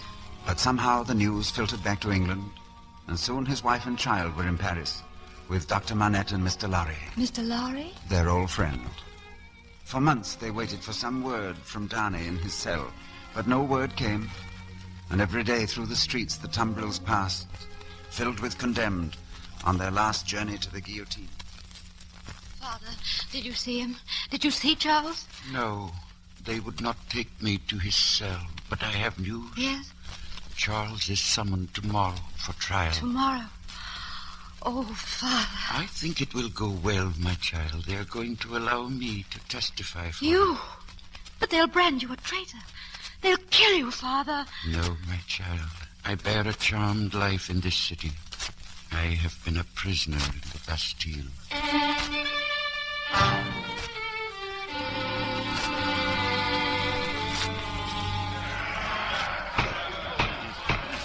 Silence! Dr. Manette, is this tribunal to understand that you endorse the accused, the prisoner Charles Evremond? That is so. But he is of noble blood. He is a traitor. He is no traitor. I will swear to it. Dr. Manette, we know your life, the cause you fought for. You were one of us. Yes, and as one of you I speak. The accused, Charles Evremond, was my first friend when I was released from the Bastille. The accused, Charles Evremond, was my daughter's husband. In all these years, he has had no part in the tyranny against which we fought. He has renounced his share of the estate and returned it to the people. Charles Evremond is no enemy of the revolution. I give you my word, he is innocent. Free the prisoner! Dr. Beauvais says he is innocent! Free him! Is the jury ready to declare itself? We are. How say you, then? Let the prisoner be freed. Wait, I say! The prisoner cannot be freed! Citizeness Defarge, what does this mean? I say the prisoner cannot be freed. He still stands accused. By whom, Citizeness? By 3 voices. by my husband, Ernest Lepage, by myself. And the third? By the doctor of Beauvais, Dr. Alexander Manette. I protest. Continue, citizeness. Hear me, all of you. Dr. Manette, you have said Charles Ebremond was your first friend. I was your first friend. It was to my wine shop you were brought where you made shoes under my care. You knew yourself then only as a number. 105 North Tower. The cell in which you had been confined. Is that not true? If you say it is, I must believe it. I can't remember. But I remembered. And I resolved one day to examine that cell. And on the day the Bastille fell, I went to 105 North Tower. Hear me, citizens. In that cell, hidden in the stonework of the wall, I found a paper. A paper written by Dr. Alexander Manette in the year 1767, before the dark and loneliness drove him mad. It is that paper I hold in my hand now. Shall I tell you what it says? It describes, in the doctor's words, how he was called one night to attend a peasant family. A girl lay dying in a miserable bed of rags. A girl and her unborn child. In the stable, her brother, with a sword wound in his chest, was to breathe his last before the morning. And why? Because these two unfortunate creatures had protested against the noble family who held them in bondage, had protested against the murder of the girl's father and her husband, killed by these same noble hands. The good doctor buried the girl and her brother the following day, but he had seen too much, had heard too much from the lips of that dying girl. That night the doctor was taken to the Bastille without a trial and without a word in defense. The noble family had silenced him forever. In the name of that family, the name of those murderers, Son Evremond! Yes, you heard the name, Evremond. And now hear this. Listen to the words of Dr. Alexander Manette himself. The words he wrote. I, Alexander Manette, prisoner of the Bastille, having thus set forth the causes of my imprisonment, do denounce the Marquis Saint Evremond and his descendants against the time when these crimes shall be answered for. I denounce them to heaven and earth. No, stop! You ask me to stop.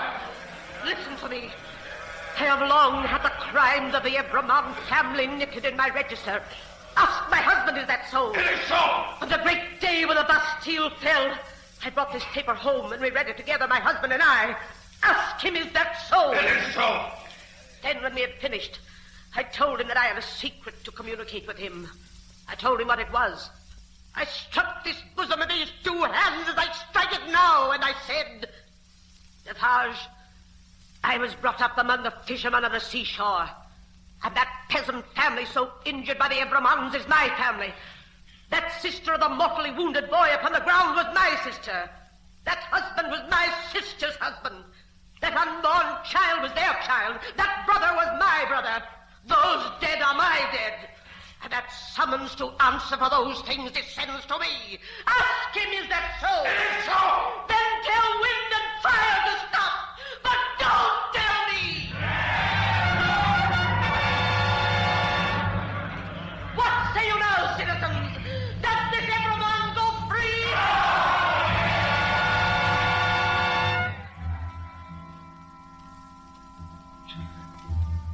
Back to the prison of La Force to await death by the guillotine.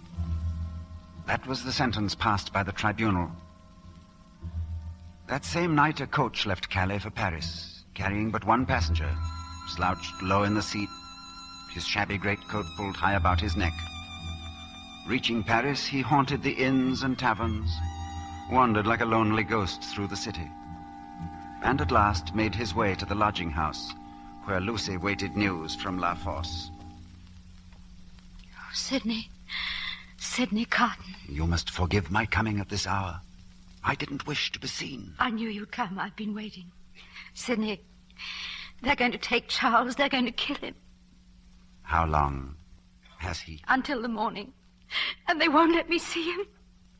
I can't be near him in these last hours. Lucy, remember what you said long ago. The dark hours before the dawn. There will be no dawn tomorrow. It will be dark now. always. Lucy, if only there was some way I could comfort you. You must hope. What hope is there? What comfort? My husband is going to die. Lucy. Oh, Sidney, forgive me. You were right. I have no strength to offer you. You came to us tonight. I shall never forget that.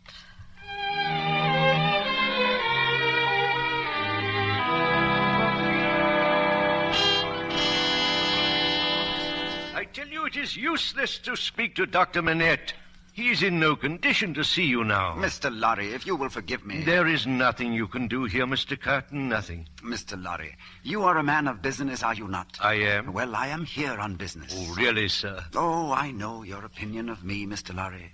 But a drinking man may learn things around the town if he can listen at the same time.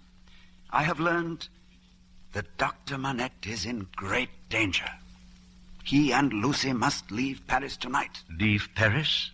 And they must take the child with them. But why? The revenge of Madame Defarge does not stop with Charles.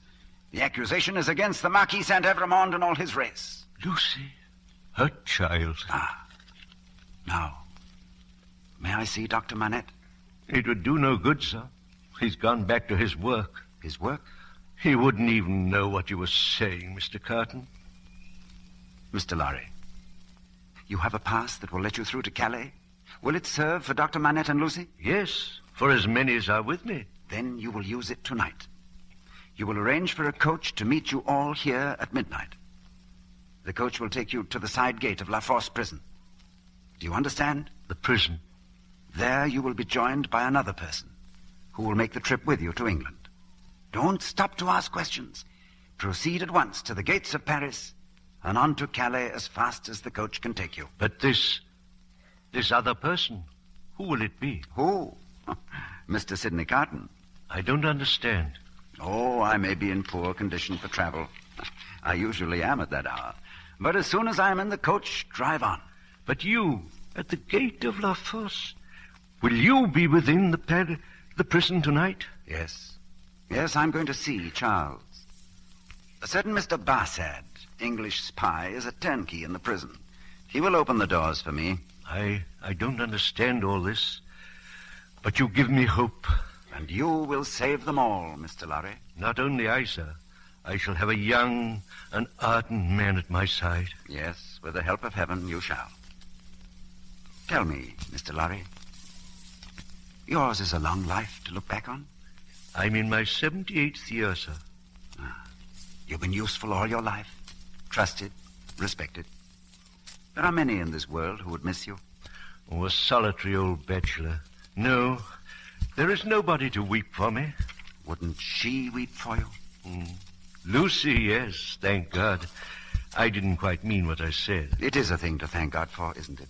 Surely, surely. If you had to say with truth tonight, I have gained the love of no human creature.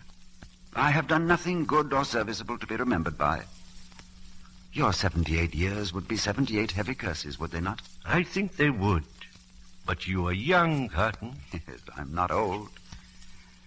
But the road I took was never the way to age. Good night, Mr. Lorry.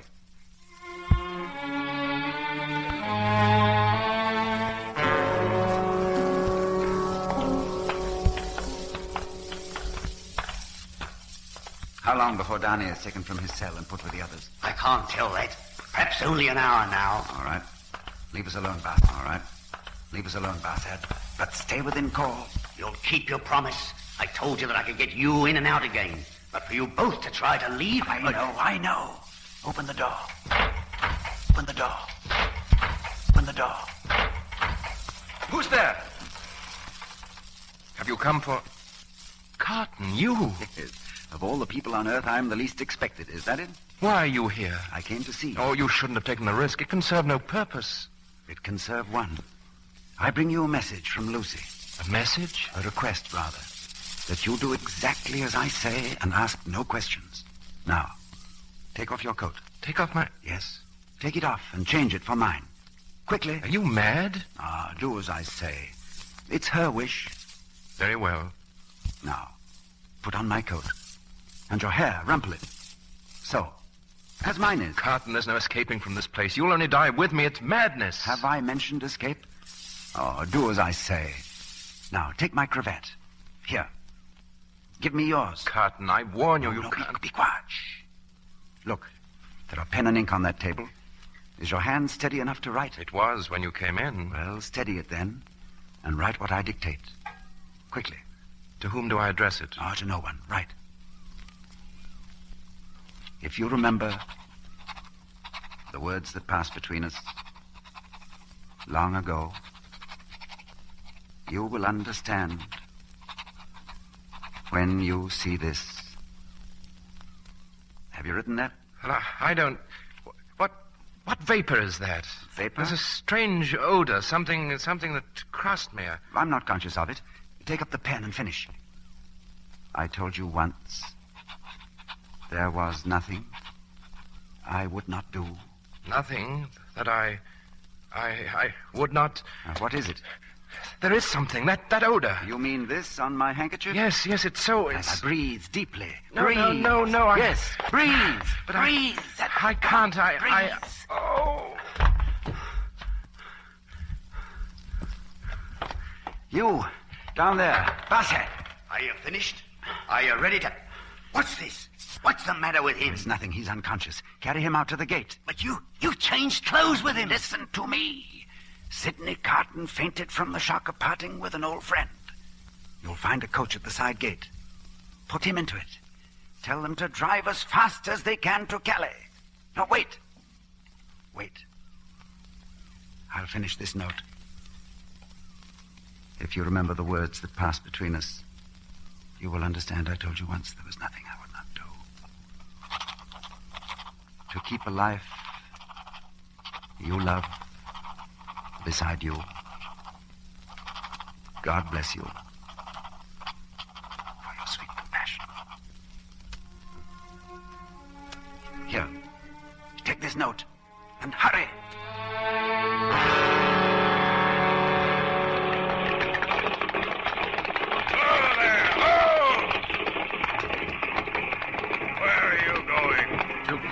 Who are you? Jarvis Lorry from Tellson's Bank. Past. Dr. Bennett. Past. His daughter. Past. His grandchild. Who's that on the floor? He's Mr. Sidney Cotten. Let me see him. Sidney Cotten, eh? Past. Open the gate. Let this coach go through.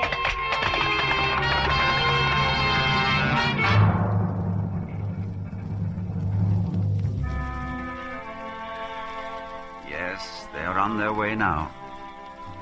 And perhaps by this time they have reached Calais, are bound for England and home. Then you are Sidney Cotten. Yes. And you're dying for him, for Charles Downey. And for someone else. Aristocrats, your carriages are waiting. 6 tumbrils will carry the day's wine to Madame la Guillotine.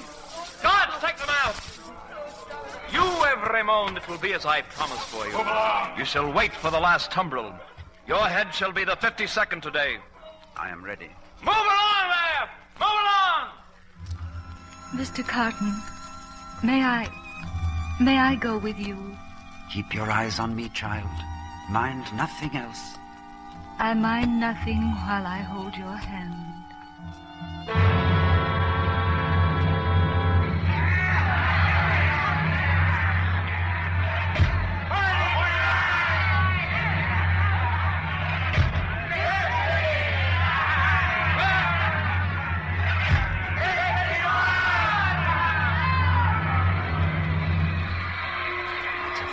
Far better thing that I do than I have ever done. It's a far, far better rest that I go to than I have ever known.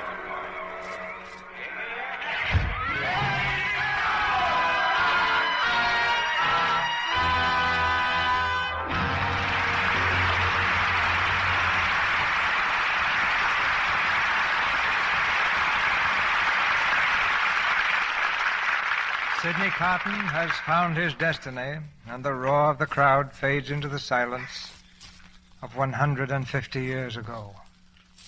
We saw it all through the magic of some fine acting. And the stars responsible for that return to the stage now. Ronald Colman and Edna Best. Thank you, C.B. And on behalf of Edna and myself, I'd like to thank the other members of the cast tonight for their excellent work. Isn't this one of the largest casts you've ever had, Mr. DeMille? One of the largest and one of the best, Edna. We've been planning this production for several years. It must have been that long ago we first talked about it, wasn't it, Ronnie? I believe it was, C.B. I know I've been looking forward to it for a long time. It's always been my favorite among your pictures, Ronnie. Quote any line from the Dickens novel, Edna, and Ronnie can give you chapter and verse. I should say so, and I hope soon to be on with the quiz kids. Well, here's one quiz anyone can pass, Mr. DeMille. At least anyone who knows about Lux soap. The question of the right complexion care. For me, it's been Lux soap for years now, and I find it's a grand help in keeping skin soft and smooth. Go to the head of the class, Edna. Lux soap is always the right answer. Who's going to be here next week, Mr. DeMille? First, let me tell you the play. It's the C.B. play. Good night. Good night. Good night. Charles Dickens will be proud of both of you.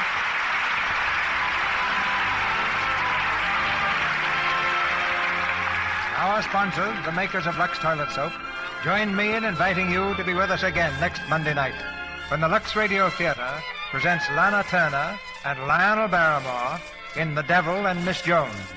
This is Cecil B. DeMille saying good night to you from Hollywood.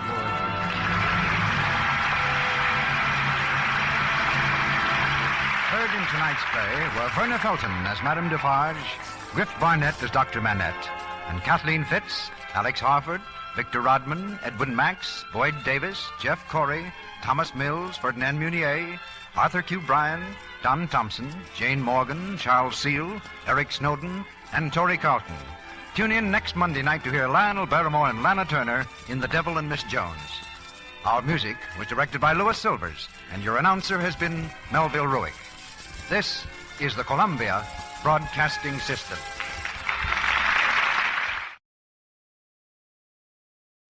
Hollywood, California, Monday, March 1st.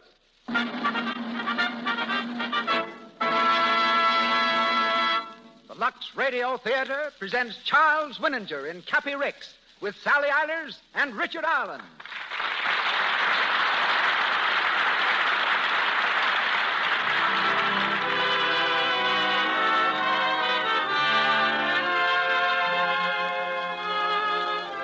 Lux presents Hollywood. Our stars, Charles Winninger, Sally Eilers, and Richard Allen. Our producer, Cecil B. DeMille. Our guests, Peter B. Kine, renowned author and creator of Cappy Ricks, and Royer, Hollywood's eminent wardrobe designer from 20th Century Fox Studios. Our conductor, Mr. Louis Silvers. This program comes to you with the good wishes of the makers of Lux Flakes, who welcome you all to another hour in the film capital of the world.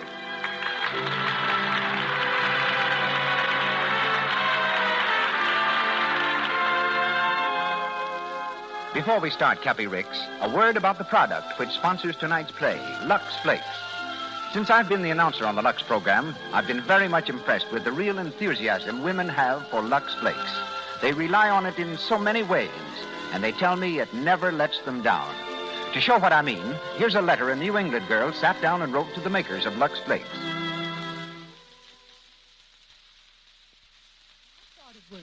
I found that in order to buy a pair of stockings every week, I had to give up too many good times. I decided to try Lux Flakes and see if it made any difference. I found that with Lux, I only needed to buy a pair a month. Now I use nothing but Lux Flakes on stockings and dainty underwear. And with the money I save every year, I'm able to pay for half of my vacation.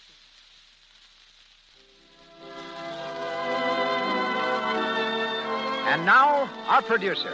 Ladies and gentlemen, Mr. Cecil B. DeMille.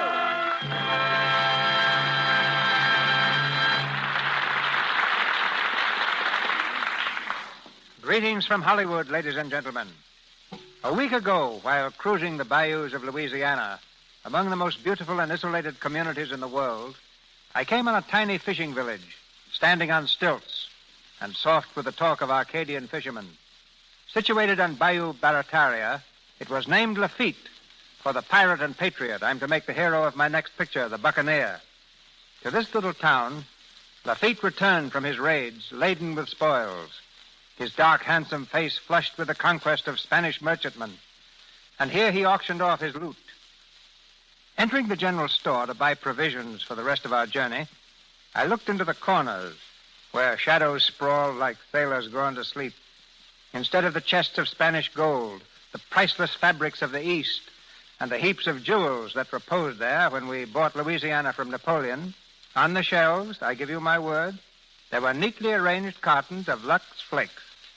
I was as surprised and amused as when I observed some months ago the coincidence that Lux has been one of the words on my family crest for 870 years.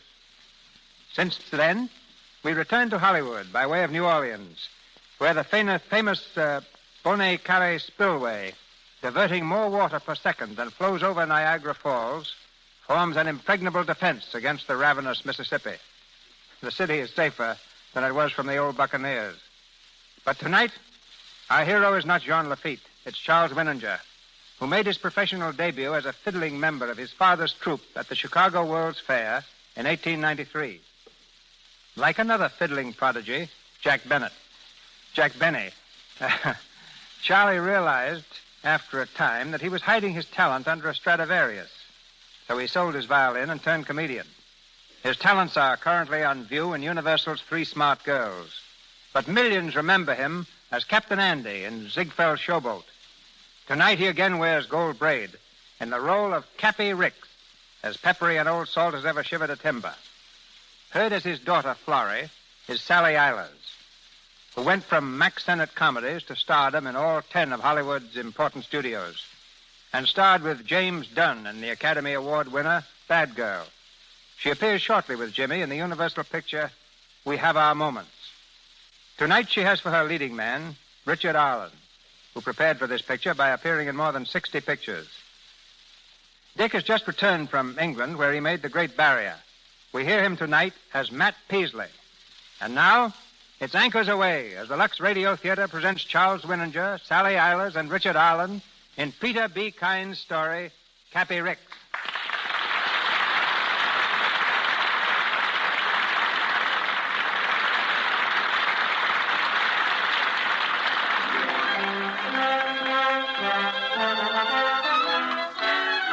The San Francisco waterfront, where row after row of shipping offices face the busy wharves. On the steps of the Blue Star Line, Cappy Ricks, the president, faces a huge crowd of sailors and ship owners. In typical waterfront fashion, they're congratulating the old-timer on his 60th birthday.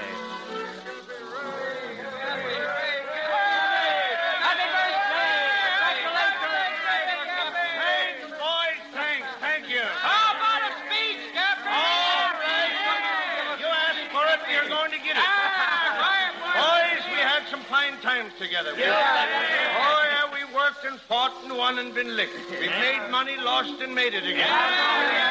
We've matched our wits against each other, not so much for the dollars as for the fun of the game. And now, as I look down on you from the peak of 60 years, I'm going to ask my first favor of you. What is it, Cappy? Go down to the dock, all of you, and jump in the bay. For he's a jolly good fellow. For he's a jolly good fellow.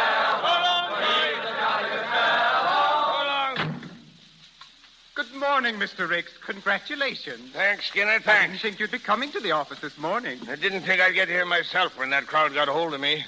Morning, Miss Brown. Good morning, sir. The boys were a little excited, sir. Excited? They've lost their senses. I don't see why a man can't reach the age of 60 without a bunch of hoodlums making a monkey out of him. Yes, sir, it is a shame, sir. What's that? Oh, why, nothing, Mr. Ricks. I just said that I thought it was a shame. Yeah, you did think they did make a monkey out of me. Oh, no, sir, not at all. There's no man can make a monkey out of Cappy Ricks, Skinner, nor a crowd of men. Remember that? Yes, sir. And don't keep yesing me all the time. Yes, sir. Has there been any word from that hoodoo ship of ours? Oh, the retriever? No, not a thing, sir. She can't possibly make port inside of a week or 10 days. I know that, you darn fool. I didn't say anything about her making port, but some steamer might have picked her up and reported. I haven't heard a thing, sir. You can bet I equipped that barkentine with radio the minute she hits port. Oh, you have an appointment with your lawyers, Gordon and Gordon, this morning to talk over your rights concerning the boat, sir. What time? Half an hour in their office. I'll be there. Anything else? Oh, yes, sir. Your daughter is here. What?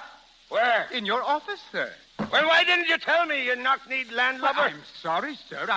I'll be in the office. Now, listen, I don't want to be disturbed. No, sir. I'll see to that, sir. Hello, Florrie.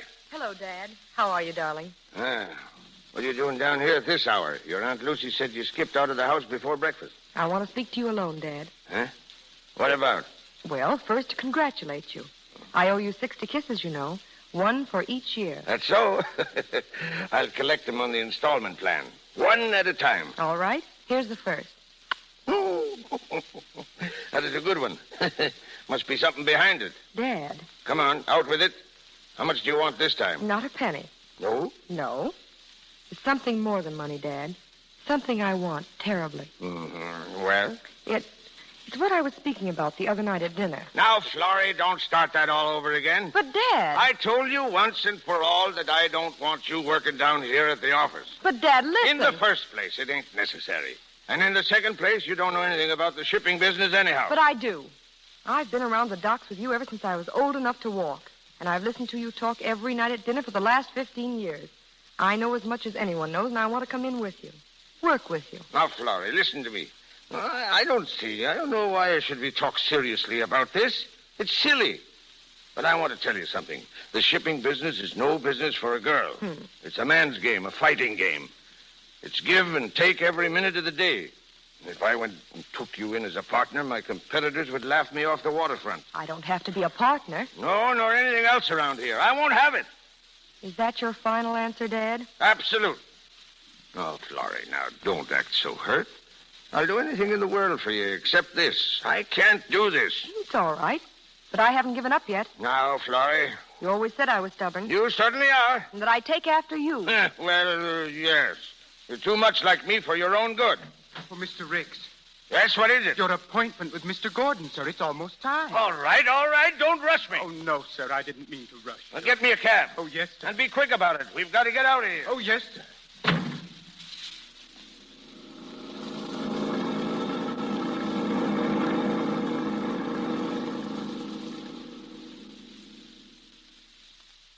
Now, let me get this straight, Mr. Ricks. You say your ship, the Retriever, lost its captain off Cape Town? Yes, he got sick. It was very sudden. I see. And the mate took over command? Yes, fellow by the name of Matt Peasley. Look, Mr. Gordon, when's your pa coming back? He knows the whole story from bow to stern. He's away, Mr. Ricks. Won't be back for a week. I'm taking charge. Yeah. All right, go on. Now, as I understand it, you didn't want Matt Peasley to act as captain. Why should I? I don't know the fella. Never laid eyes on him. So I wired him I was sending another captain to take over the ship. And what do you suppose that scallywag did? What? Wired us that he was going to bring the ship back himself. And if we sent on another captain, he'd chuck him overboard. What did you do then? I'll tell you what I did. I hunted up the biggest, toughest captain I could find. A big, burly Swede. A two-fisted human bull who's licked everything on the seven seas. And I shipped him off to Cape Town with orders to beat Mr. Peasley to a pulp and bring what was left of him back in the Retriever. I see. Now, here's what I want to see you about. That ship will be in here within a week or 10 days, and the minute she comes to anchor, they'll bring the pieces of Mr. Matt Peasley ashore. Then what's left of him will begin to yell for the police. So I want to know just where I get off at. The assault took place in a foreign port? But on an American ship flying the American flag. Now, don't forget that. Well, what's the answer? Well, let me see. Come on. Do I land in the brig or don't I? Well, to be quite frank with you, Mr. Ricks, I don't know. Well, that's just fine. Just fine. I sit here for an hour wasting my breath and you telling me you don't know. What's a maritime lawyer for, anyhow? When my father gets back. You see, it's a very unusual case. I'm sorry, Mr. Ricks. All right. Forget it, son. A youngster can't know everything about this business. I'll look up the case record. Never mind. I ain't got time. And the ship ain't due for a week. You just tell your pa to give me a hail as soon as he hits port. Oh, yes, sir. Thank you, sir. Oh, forget it. Well, come on, Skinner. I beg pardon, Don't sit there with your mouth hanging open. We got work to do. Oh, yes, sir. So long, son. Goodbye, sir.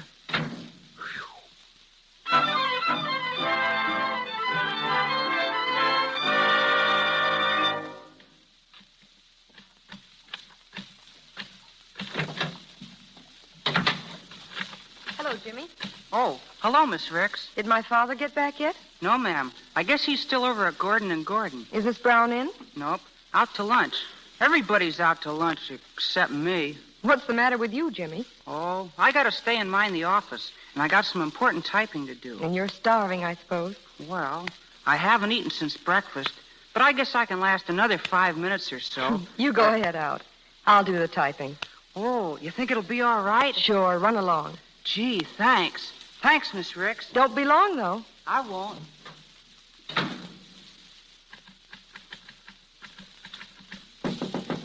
Come in.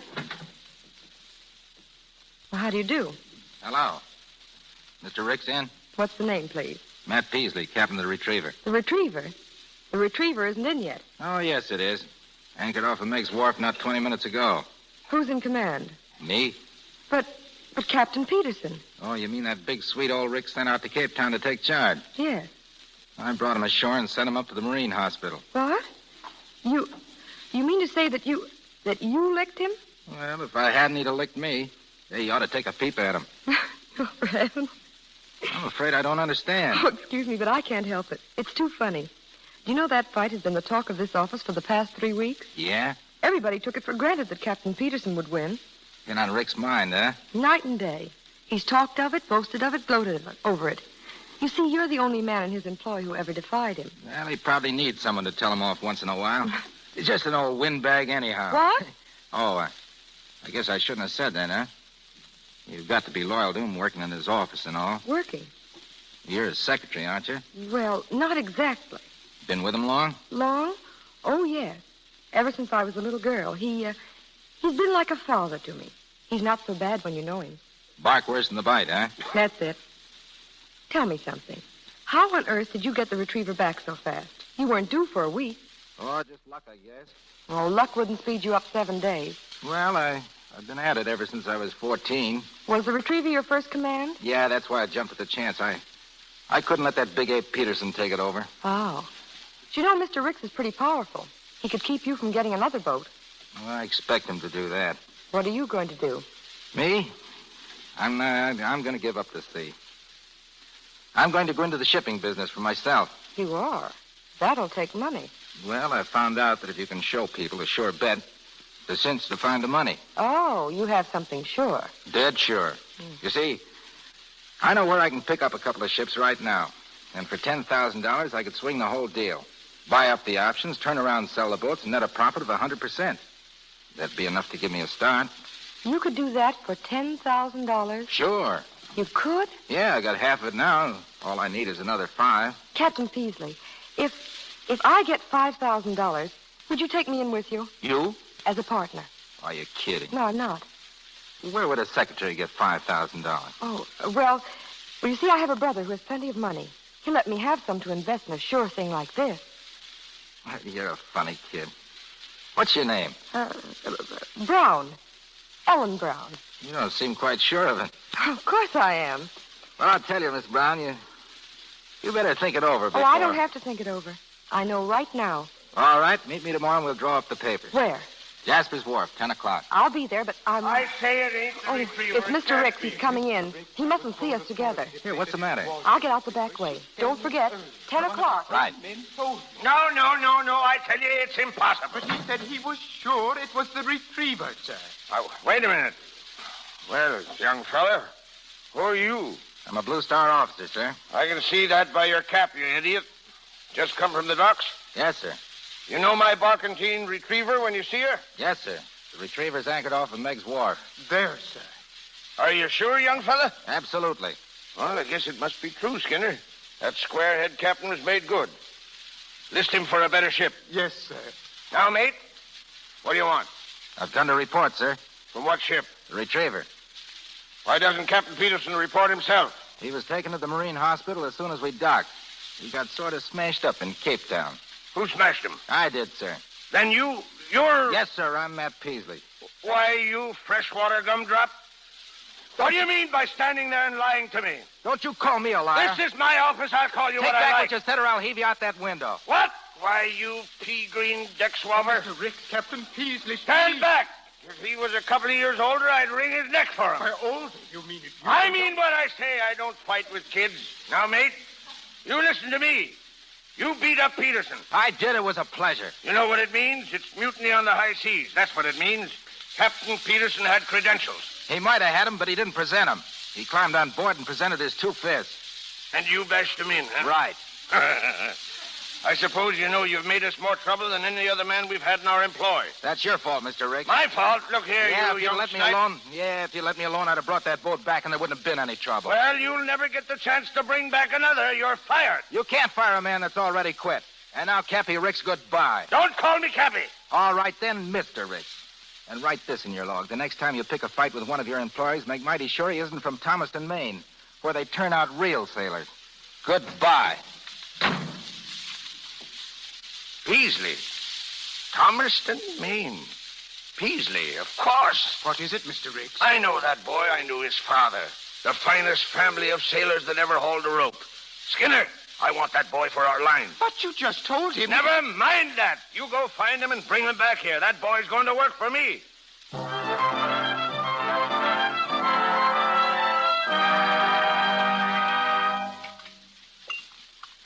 So I told Skinner to go and get him. But he couldn't find him, just my luck. Some more string beans, Cappy? Huh? Oh, all right, sis. They're kind of burned, though. Indeed, they are not. All right. Let's have them. How about you, Florrie?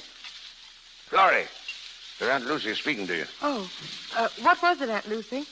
She said, did you want some string beans? Oh, no, thanks. You're acting awfully funny tonight, Florrie. What happened to you today? Nothing. Except Dad wouldn't give me a job. Now, Florrie. Oh, don't worry. I'm not going to ask you again. Well, now you're talking. But this time it is money. Oh, how much? Just a drop in the bucket, Dad. How big a drop? $5,000.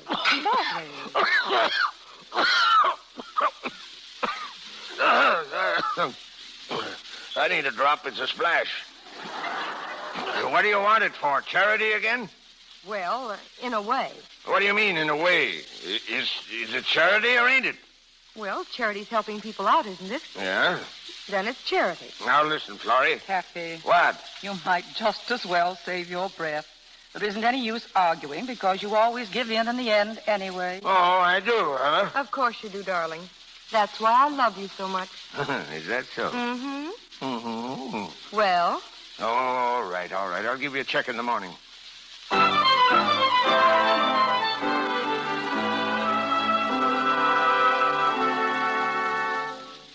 Oh, come right in, Captain Peasley. Well.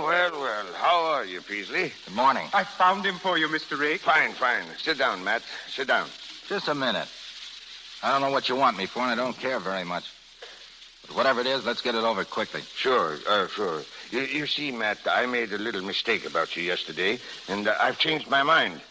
I want you to take command of the Retriever. There, now, what do you think of that? Very little? Huh?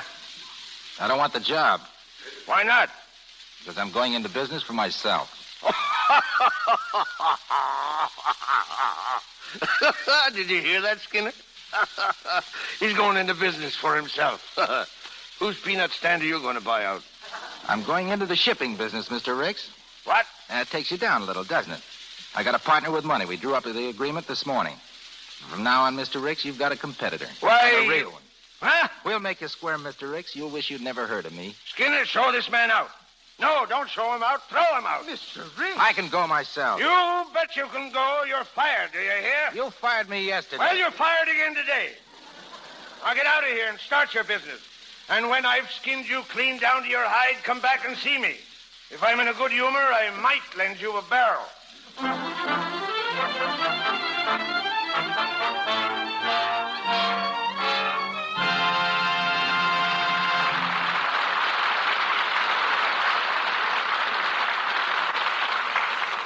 We'll continue with Cappy Riggs in a moment. Now, let's visit one of Hollywood's leading department stores. Mr. James Brown enters the lingerie department feeling, a bit like a fish out of water. Like most men, he hesitates to enter this feminine domain, but he has to.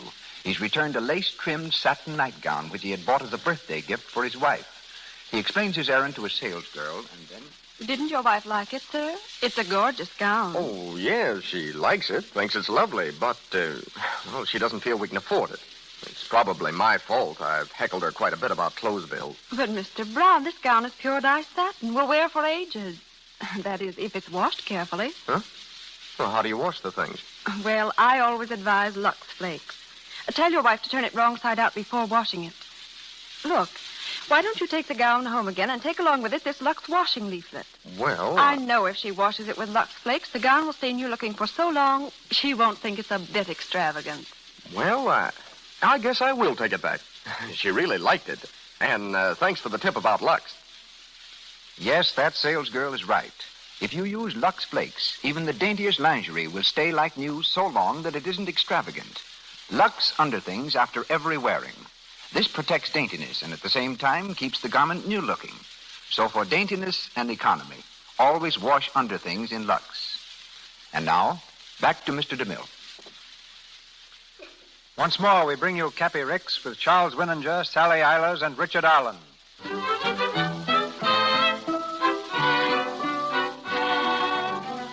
6 weeks have passed since Matt Peasley and Florrie Ricks entered into their secret partnership. Cappy doesn't know, of course, that his daughter is his competitor, and Matt still thinks her name is Ellen Brown. We're in the sparsely furnished office of the Red Diamond Line, where Florrie is now working. We find her at her desk as the phone rings.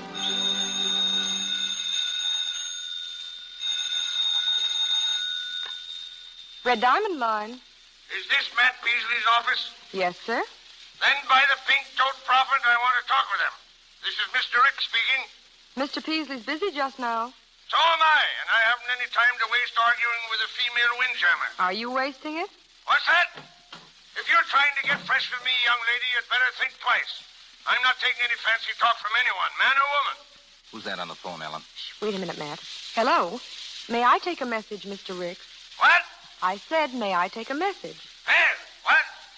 You know, there's something familiar about your voice, young lady. Well, what's your name? Oh, I'm sorry, sir, but I'm not allowed to discuss personal matters during business hours. What? Well, listen, young lady. You know who I am? Oh, yes, sir. Very well. Then from now on, we'll get somewhere. Throw all that regular office lingo into the discard and give me Matt Peasley. I'm sorry. He's too busy to talk now. Oh, he is he? Well, tell him for me that he's an ungrateful sea dog. And if he thinks he can lick me, he's as crazy as a coot. Goodbye. Was that Ricks? Yes. You're getting under his skin. Oh, Matt, isn't it simply gorgeous? Things are beginning to break. Say, they've broken already. You remember what you told me about that Mason and Barber's contract expiring with Ricks? Yes. Well, we landed that contract. No. Yeah, it's all signed, sealed, and delivered and in my pocket. We'll make $5,000. He told That wipes out what you borrowed. He told me I didn't know anything about the shipment of this. Huh? Who? Oh, nothing. Nothing, Matt. It's just that I'm happy. You don't know how happy. Ellen, you're a wonder. It's been fun, hasn't it? Wondering if anything was going to happen. Almost going overboard, and now everything working out just the way we wanted it. Oh, it's been the grandest 6 weeks I've ever known. You know what I'm going to do? I'm going to have a sign put up outside, Peasley and Brown, Red Diamond Line. Oh, no. No, Matt. Why, what's the matter? Well, you mustn't say anything about me. You promised you wouldn't. But you're my partner. I don't see why. Please, Matt. You mustn't. All right. Hey, but what about that other partnership I suggested? Does that have to be silent, too? Other partnership? You know, the one that has a ring to go with it. Oh, that one. I'm serious, Ellen. So am I. We'll have to wait, Matt. Oh, I'm crazy about you. I guess I've told you that 100 times. I never get tired of hearing it. Then why do we have to wait? Because... Oh, Matt, you're just getting started. You've got a long way to get yet, and I want to see you get there. I want to see you become the biggest man on this street. And you will, too. Yeah, but what's that got to do with us getting married? Well, I don't know, Matt, except I'd rather not. For a while, anyhow. Well, I guess I'll just have to wait. Don't make it too long, though, will you? It'll be just as long for me, Matt. Oh, Ellen. Matt. Oh, Matt, stop. Not here. What would a client think if he walked in here and found you kissing your secretary? I don't know. But I'll bet a schooner against the dory that he'd try to hire you away.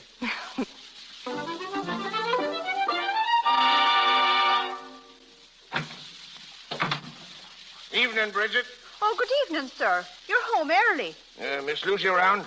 Yes, sir. She's out on the back porch. Watching the ships again, huh? All right, I'll run out and give her a hail. Where away, messmate? Squinting through the binoculars, Lucy? Plain startled me, Cappy. I can't be startled when you're on duty, Lucy. You're mistress of my home port, aren't you? There are times when I wonder. Was the ship you were looking at coming in or going out? Coming in. Was she wearing the blue star? No, a pennant I never saw before. A yellow field with a red diamond. Oh, blast the red diamond. Why, Alden P. Ricks. Excuse me, sister, but that's just the way I feel. Red diamond, red diamond. That's all I've been hearing for the last 10 weeks. And now I come home and I get it here. It's getting on my nerves. Well, what is the red diamond? A new line? It's a fluke. One of those mushroom companies that spring up one night and disappear the next. I'd give $10,000 to find out who's behind her and call it an investment, a good one. You don't mean that they're taking business away from the Blue Star?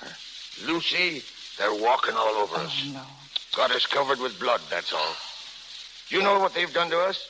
Bought 2 ships out from under our nose. Alden. Oh, that isn't all. They sold them for a third more than they paid for them. Well, that sounds like good business. Good business, just darn fool luck. Wouldn't happen again in 50 years. And what did they do 2 days ago? You'd better come into the house, Alden. Took 2 of my best captains away from me. Men who have been interested in the Blue Star for years and owned an interest in their ships. They walked out and left me. I never heard of such a thing. Left the Blue Star, a $5 million corporation, to go with a fly-by-night shoestring mushroom company that's liable to hit the ceiling any minute. Alden, why don't you give up the fight and retire? Retire? Retire? Plenty of time for a man to retire when he's old. I'm only 60. Quit and let that boy whip me? By the horn-toad, I will not. No, sir.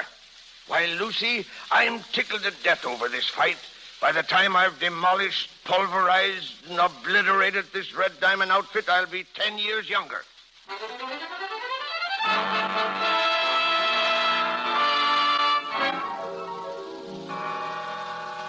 Oh, Mr. Ricks, I'm so glad you're here. What in tarnation is the matter with you, Skinner? I've been arriving at this office at the same time for the last 20 years. Yes, sir, but this morning. Oh, Mr. Ricks, something awful has happened. Skinner, you're as white as a new mainsail. Don't stand there shivering. What is it?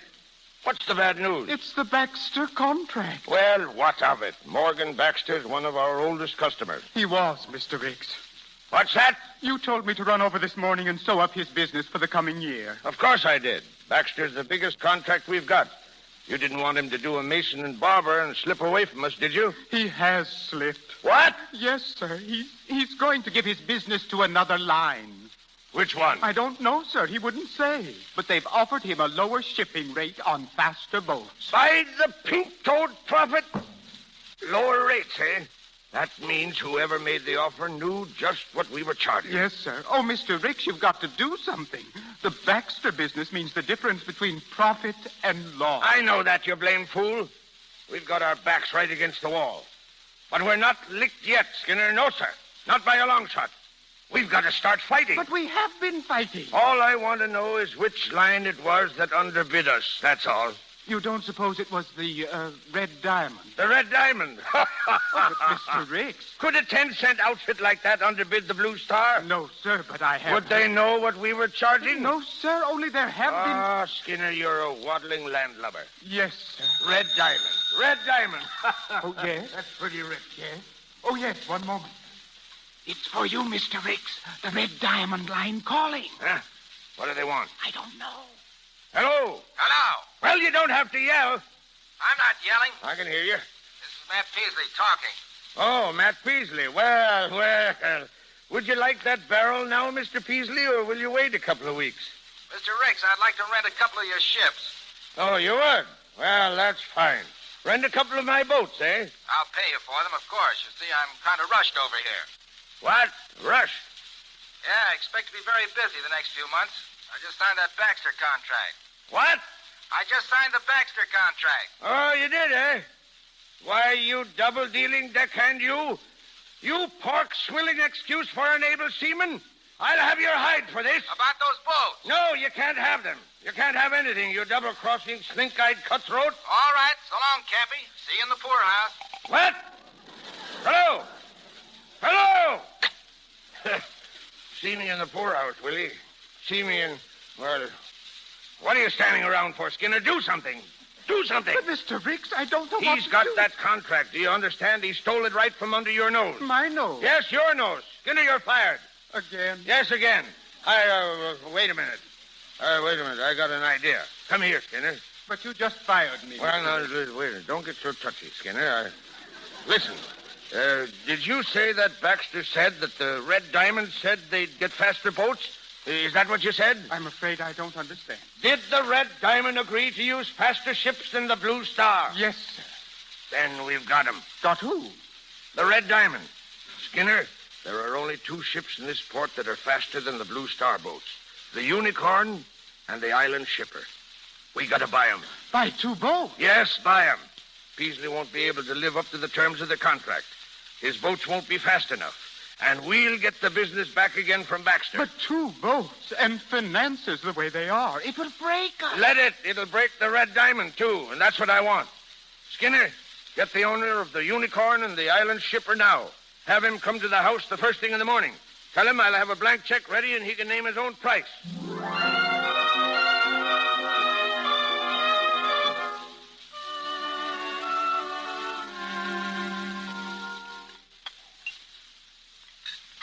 Alden Ricks, what's the matter with you? Huh? You haven't even touched your breakfast. Oh, I'm not very hungry this morning, Lucy. Anything wrong? Wrong? No, not a thing. It's as right as rain. Oh, Mr. Ricks, Yeah? there's a man here to see you. Oh, that's what I've been waiting for. Where is he, Bridget? Out in the living room. I told him you were having your breakfast. Excuse me, Lucy. He'll be back in a minute. Well, I never. What's the matter with him anyhow? Well. Good morning, Mr... Hiya, Mr. Ricks. What are you doing here? I'm ready to talk business, Mr. Ricks. Well, I'm not. I talked all the business I wanted with you on the phone. And if you'll excuse me, I'm expecting somebody important. The owner of the Unicorn and Island Shipper? Huh? How did you know that? Oh, a little bird told me. He did, eh? Well, go back and ask him what you can do about it. I did, and you know what he said? He said, Matt, he always calls me Matt. Now, listen here. I'm a busy man. He said, Matt, you go out and get options on those 2 boats that Cappy Ricks wants. Huh? And that's just what I did. So if you want to buy them, Mr. Ricks, you'll have to buy them from me. And I'm not selling. Oh. You got the boats, eh? Yes, sir. And you'll be able to live up to that contract now. That's why I got them. Yeah, well, you're smart, Peasley. You're real smart. I know when I'm beaten. Well, that sort of winds up the conclave, don't it? I guess so. Yeah, you've done it all right. Mr. Ricks, You've licked me. Stripped off all my rigging. Well, I've ripped the rigging off of other fellas in my day. Yep. Good sailing. I'm finished, Peasley. Finished? You've done a complete job. About the only thing left for me to do is to write my own business obituary. You mean you're broke? Yeah. Clean. Dad. Yes, honey. Ellen, what are you doing here? Ellen? Who's Ellen?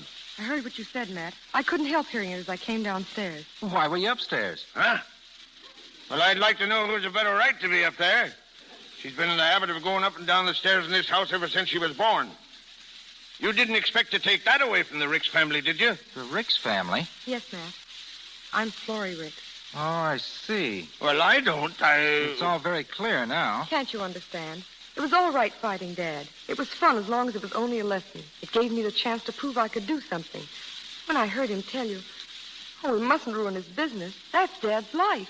Well, by the pink-toed prophet, will somebody be good enough to explain what's going on here in my own cabin? You didn't even tell me what your name was. I couldn't. You wouldn't have listened to me. You know you wouldn't have listened, Matt. Follow, allow me to... But I did, didn't I? Oh, I should have known better than to take a woman as a partner. Now, look here, you young swab. This is my business, not yours. Matt, please. Oh, fine. Swell. Good joke, even if it is on me. You can have your Baxter contract, Mr. Ricks. I wouldn't touch it. But the fun isn't over. We've been fooling before, but now you're going to see some real fighting. Matt! Oh, Dad. Dad. Well, it looks like I'm about the biggest fool that ever walked the deck. So that's why you wanted that $5,000, so you could go into business with that... Oh, Dad, I'm sorry. I didn't know it would turn out like this. I only wanted to show you that I did know something, and now... Oh, Daddy hates me. Say, you worried about him or me? He hates me. Well, he hasn't exactly expressed undying affection for me either. Oh, I'll never see him again. And a good thing, too.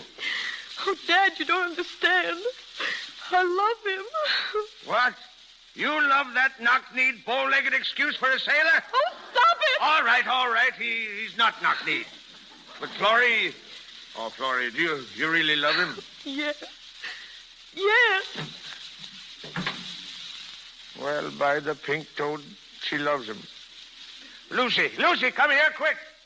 I'll show that knock-kneed. I'll show that sailor he can't... Alden, Rick, what's come over you? Stop dancing around that way. Go order the car, Lucy. The car? Yes, the car. Get my hat and stick for me.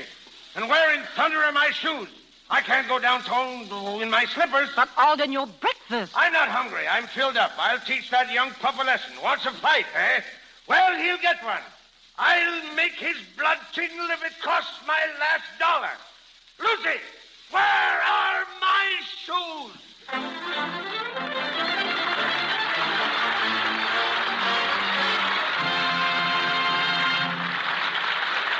We pause for station identification. This is the Columbia Broadcasting System. This is KNX, the Columbia Station, Los Angeles.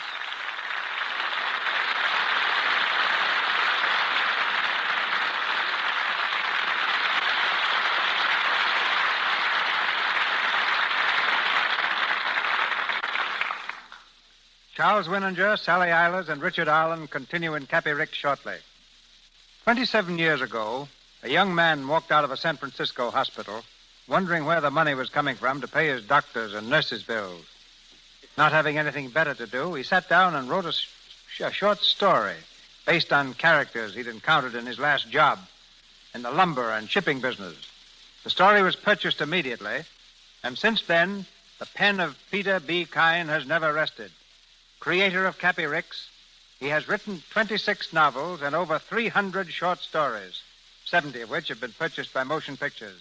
Ladies and gentlemen, Mr. Peter B. Kyne.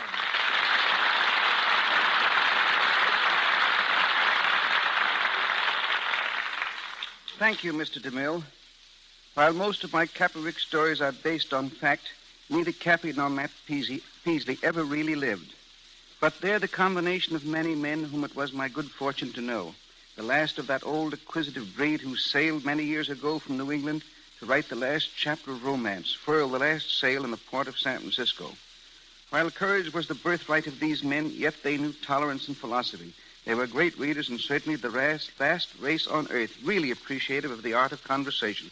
What was the flash of inspiration, Mr. Kyne, that resulted in Cappy Ricks? Cappy was more accident than inspiration. He appeared first in a short story which I considered nothing more than run-of-the-mill at a fiction foundry. Well, it seems it turned out to be something else. Of your bestsellers, such as The Pride of Palomar, Three Godfathers, The Valley of the Giants, and Kindred of the Dust, which do you like best? Probably The Go-Getter, which is Mr. Winninger's new film for Warner Brothers.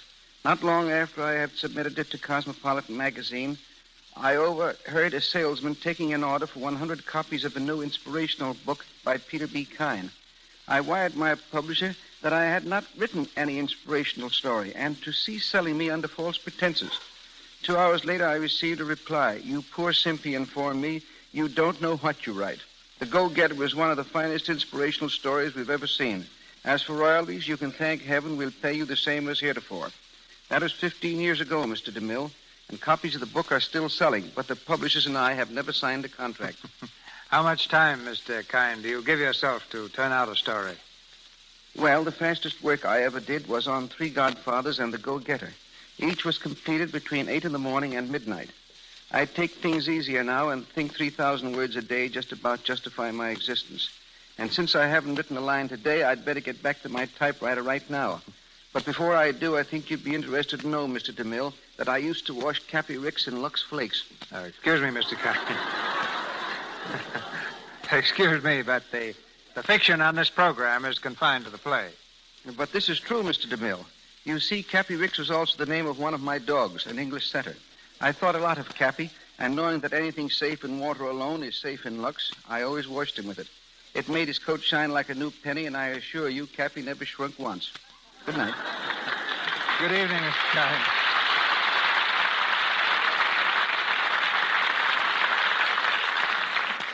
We continue with Cappy Ricks, starring Charles Winninger with Sally Eilers and Richard Allen.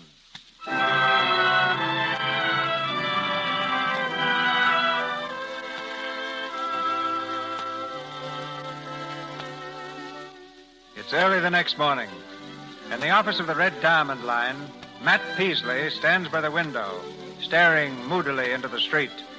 The door opens, and Florrie enters quietly. Matt. Ellen. Florrie now. Yes, I know. Well, Matt, I had to come down. I couldn't stand it any longer. Oh, I've started for your house at least 10 times. Why didn't you come? Full pride, I guess. I'm sorry about yesterday.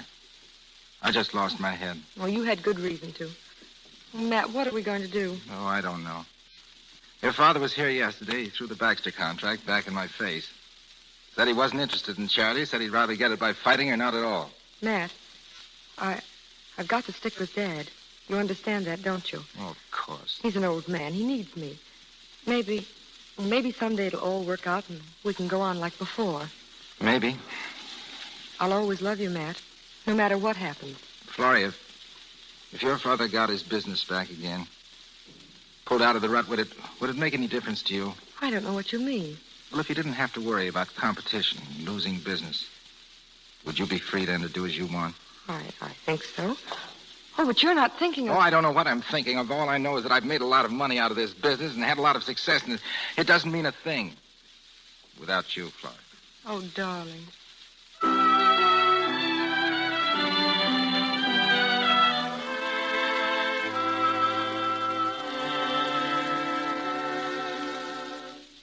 Oh, the captain told the mate told the crew told me, so I know it must be true. You hear some funny yarns while sailing o'er the sea. That's the little yarn you heard aboard the ship. Oh, good afternoon, Skinner. Mr. Ricks, was that you singing? No one else, Skinner. I'm a new man. Yes, sir, a new man. Oh, dear me, but what's happened? Push old Cappy Ricks into the scuppers, will they? Beat him at the game he's been playing for years? I'd like to see someone do it. Oh, the captain told the mate told the crew. You think you could use 100 shares of Blue Star's stock, Skinner? Why, Mr. Ricks. She's going up, Skinner. 100 shares of stock. 1,600 a share. But, Mr. Ricks, I can't buy 100 shares of stock. I'm giving it to you. A nest egg for your old age. Oh, I don't know how to thank you. I don't want any thanks. I'm celebrating, Matt. You know, Matt Peasley thought he had me down and out, didn't he, huh? Skinner, I won a great victory this afternoon. Victory? Sure, I've got the Baxter contracts. What? Sewed up tight as a cocked ship. He called me up at the house an hour ago and begged me to come down. Then we won't have to close up. We'll climb up to new heights. The Blue Star's under fresh steam. You can't wallop an old sea dog and make him stay wallop. Oh, Mr. Ricks, what is it? Oh, Lord. I'm out of wind. Oh, here, sit down. Sit down, Mr. Oh, Ricks. stay put. I'm all right. I just misjudged the old boilers. Oh, there. Now I'm fit as a new craft. Well, what are you staring at? It all has the ring of a miracle, Mr. Ricks. Miracle? It's experience. That's what it is.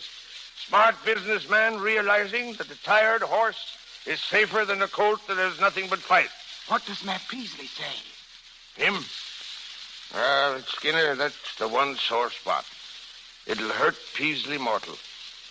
Put him right out of business, and it'll hurt Florrie, too. Yes, sir, I suppose it will. Yeah, kind of takes all the fun out of the winning, Skinner.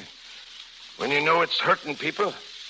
Skinner, why didn't you choke me before I fired Matt Peasley? But you fire so many people, sir, and then take them back again. Well, it's hard to know what to do. That's it. Yes, sir. That's it. What? I got to get him back. Skinner, go get him and bring him here. But, Mr. Ricks... And don't come back and say you can't find him. Go on now. Hurry up. Hurry up. This is important.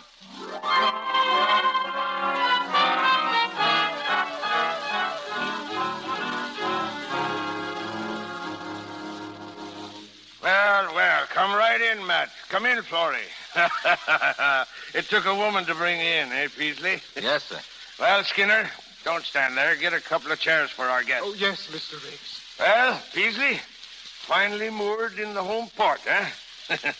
Looks natural here, don't he, Florrie? He certainly does, Dad. Mr. Riggs, sir. Silence. Stand by. I'm in command of this ship. Well, what is it, Peasley? I wanted to come over and congratulate you, Mr. Riggs. Now you're talking to... What's that? Well, I'm beaten. You whipped me. Oh. The Baxter contract set me up so no one could whip me. Now you have that contract, and I guess you know the rest. Yes, I know. You know more about this game than I do, and I guess I'm nothing but a rank beginner. Well, congratulations. Do you mean what you're saying? I do, sir. Well, scuttle my timbers. I want to apologize for the things I said when I first reported in this office. I'm also sorry about the way I acted in your home yesterday. Have you lost your mind, Peasley? Well, no, I hope I found it. Why, you lopsided landlubber, you've laid down and quit. You've lost your nerve, struck your colors. You despicable swab. Dad, Keep out of this, Florrie. You weak-kneed cockalorum. You big overgrown dub, I could take you in my hands. I guess that's enough. Matt! There's a limit to what a man can take or be expected to take. You've gone past that limit, Riggs. Oh, so you make your own limits? Yeah, I made him in this case. You old son of a sea cook. You still know how to fight. What's that? I got under your skin. What do you mean? Mean? You don't think I wanted a man with milk in his veins for a partner, do you? Oh, Dad. A partner? But I don't... Keep your mouth shut. If I want to combine the Blue Star and the Red Diamond, I have a right to combine them, haven't I? A man can do as he wants with the fruits of victory when he's outsmarted a clever enemy, can't he? Skinner! But What's the matter with Skinner? You don't suppose he collapsed trying to carry a couple of chairs around you? Skinner!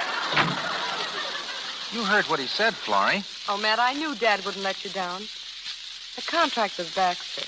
Did you arrange that? Yeah. You see, I called Baxter and told him I couldn't possibly live up to the terms. I advised him to give it back to the Blue Star. And... Oh, darling. Well, I wouldn't tell your father if I were you. Oh, of course not. He loves to win, Matt. It'd break his heart to accept a favor. Well, he'll never find out from me. Oh, Matt, I love you so. Florrie. Come in, Skinner. Oh, yes, sir. Yes, sir. Come here, Skinner. I want you to meet your new boss. What?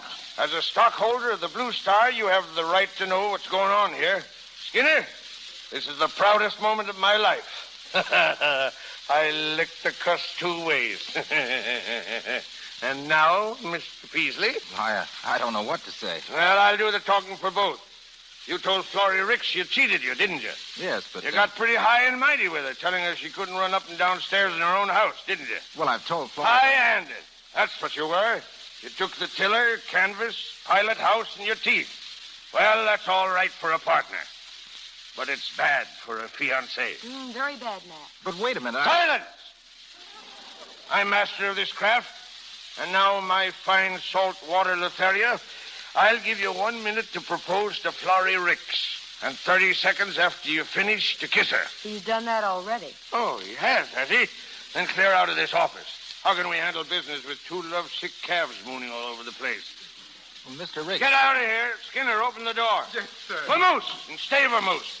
I don't want to see either of you till after the honeymoon. Goodbye, darling. So long, Cappy. So long. Why, Mr. Riggs, what's the matter? Skinner, come here. Skinner, he thinks he fooled me. What's that? Matt, he thinks he handed me Baxter's contract on a silver platter. You mean he didn't? No, you blame fool. I was in Baxter's office when he called. I had the whole thing sewed up then. But how? I found out that the charter of the Red Diamond Line was taken out in the name of Matt Peasley and Ellen Brown. Well, there wasn't any Ellen Brown, and every one of their contracts was illegal. And he thinks he did you a favor. Yes! Skinner, I always told you that no man ever made a monkey out of Cappy Ricks. No, sir. No, sir, no. But that young whip came awfully close to it.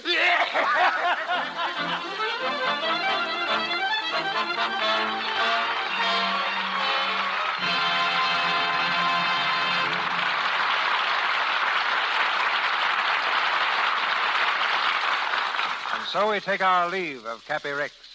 Charles Winninger, Sally Eilers, and Richard Arlen return to the microphone a little later. With more than 200 pictures to his credit, Royer ranks among the best-known costume designers in America. Former designer for leading Fifth Avenue salons, lecturer at the Metropolitan Museum of Art, and at New York and Columbia Universities, he's now at 20th Century Fox Studios creating the costumes for such well-dressed young ladies as Loretta Young, Alice Faye, Anne Southern, Barbara Stanwyck, Sonia Henne, Madeleine Carroll, and Shirley Temple. Ladies and gentlemen, Royer. Thank you. With spring just 3 weeks off, let us take a quick look at what fashions are going to appear in the Easter parade. Skirts will be shorter, shoes will be higher, hats will be lower. Skirts worn for streetwear will have a definite swing effect, and you'll see considerable leather and suede taking the place of and being combined with fabrics. Styles follow definite cycles, and we are due for the return of many trends that originated between the gay 90s and 1914. Don't laugh at your wife if she comes home wearing ankle-length shoes. They're really most attractive, particularly if they have those old-fashioned buttons and elastic gores, such as worn by Loretta Young in Darryl Zanuck's production, Love is News. Longer, fuller veils are with us, and embroidery, brilliance, and beading are back again on formal daytime and evening gowns. The contents of the daily newspapers have a marked influence on style. What events this year will be interpreted into fashions? The Spanish War will popularize the bolero jacket and the toreador hat. Egypt, India, and Persia are giving us a decided taste for stripes and banding. The Greeks contributed classic drapes and sculptured folds for evening gowns, while Great Britain, in crowning a king, will popularize the striking coronation colors and the wearing of feathers. It won't be the first time England has officially entered fashion. Back in the 16th century, ruffles became so prodigious that their dimensions were limited by Act of Parliament. And we've just decided to curb the height of my lady's bonnet, but without calling on the Marines. The full-crowned, steepled effects are being reduced to low turbans and sailors. And once again, we'll be able to see the screen when we go to the movies. Tell me, why has Hollywood been able to compete so successfully with Paris as America's fashion factory? Simply because Hollywood directs its styles for American tastes, characterizing them with simplicity, in sympathy with everybody's pocketbook. But whatever the styles may be, clothes will last longer, look nicer when cared for in Lux Flakes. When we finish a day's shooting at 20th Century Fox, all washable costumes are made ready for the following day by getting them together with Lux Flakes in the laundry. A good example is found in Anne Southern's next picture, 50 Roads to Town. Anne does most of her acting in a nightgown. And although we've been on this picture for over 6 weeks, she's still using the same one she started with. It's not because we're trying to save money by limiting Anne to one nightgown. It's simply a fact that things seem to last twice as long when cared for in Lux. Thank you, and I'll see you in the movies. After a fashion. During the war, Hollywood, like every community, had its companies of home guards. I found myself captain of one outfit whose ranks included Jack Holt and Wallace Reed, but whose particular boast was a brass band with Jesse Lasky playing the cornet. It was an almost perfect band, but for the persistence of the trombone player, who was in such a hurry to win the war that he was always 3 bars ahead of everyone else. For 20 years, I wanted to tell that musician what I thought of his playing. And if Sally Eilers and Richard Arlen will escort him to the microphone, I'll tell him now. Corporal Winninger, front and center. Now, just a minute. I joined the Army to serve my country. But instead of giving me a rifle, you hand me a trombone. Well, they probably figured you could do more damage with a trombone, Charlie. Oh. I really think you should be forgiven, Mr. Winninger. After all, a man who's been captain as consistently as you should have been put in the Navy. Thanks, Sally. But since coming to Hollywood this time, all I play is fathers. I've just made 4 pictures, and every one of them I'm Papa. But what have you been playing, Dick? Dick's been playing golf. Oh. I think we better skip that by, Sally. Oh, I don't know. You were in nearly every big tournament in the country. We're all proud of you, Dick. You're the most consistent player in Hollywood. Oh, I'm consistent, all right. I lost every match I entered. But I haven't given up hope yet, and I hope I'm going to Georgia next month to see if they'll let me play in the Bobby Jones tournament in Augusta. Well, now, Dick, just perform as splendidly as you do in your new picture, The Great Barrier, and the cup's as good as yours right now. Thanks a lot. Hey, Mr. DeMille, I understand you're interested in boats, and so I'm going to challenge you to a race. I'm having a schooner built over in Finland, and as soon as she's ready, let's see if I'm a better sailor than a golfer. I'm at your service, Dick. And you and I, Sally, we'll take a rowboat and show them both the thing about navigation. Huh? You bet we will, Kathy. But in the meantime, Mr. DeMille, I'll be listening for you every Monday night. And all my thanks for a very nice time. And I guess that goes for us, too. Eh, Dick? Huh? Right. Good night, all. Good night. So long, mates. Thank you, Mr. Winninger, Miss Eilers, and Mr. Allen. Ladies and gentlemen, this is your announcer, Melville Ruick. In just a minute, Mr. DeMille brings word of next week's gala attraction. Our stars tonight were assisted by Byron K. Folger as Skinner, Janet Scott as Lucy Ricks, Kenneth Hansen as Gordon, Frank Coglan Jr. as Jimmy, and Maureen Roden Ryan as Bridget. Mr. Winninger and Miss Eilers appeared through courtesy of Universal Studios, Mr. DeMille, Paramount, and Royer and Mr. Silvers, 20th Century Fox, where the latter was in charge of music for the new film Nancy Steele is Missing. Once again, Mr. DeMille. There's a sensational new team in motion pictures, ladies and gentlemen, which we bring to the Lux Radio Theatre next Monday night. Grace Moore and Cary Grant. Our presentation, a play based on Belasco's immortal production, Madame Butterfly, with some of the music from Puccini's opera of the same name. For Miss Moore and Mr. Grant, this will be a return engagement.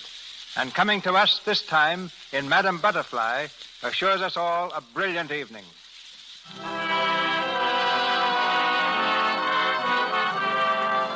Our sponsors, the makers of Lux Flakes, join me in inviting you to be with us again next Monday night when the Lux Radio Theatre presents Grace Moore and Cary Grant in Madame Butterfly.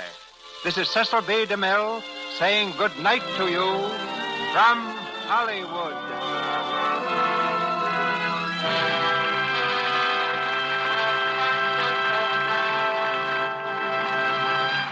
This is the Columbia Broadcasting System. Lux presents Hollywood.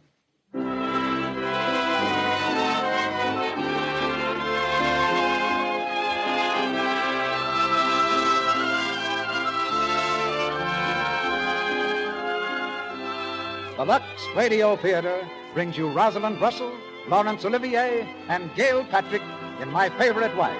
Ladies and gentlemen, your producer, Mr. Cecil B. DeMille.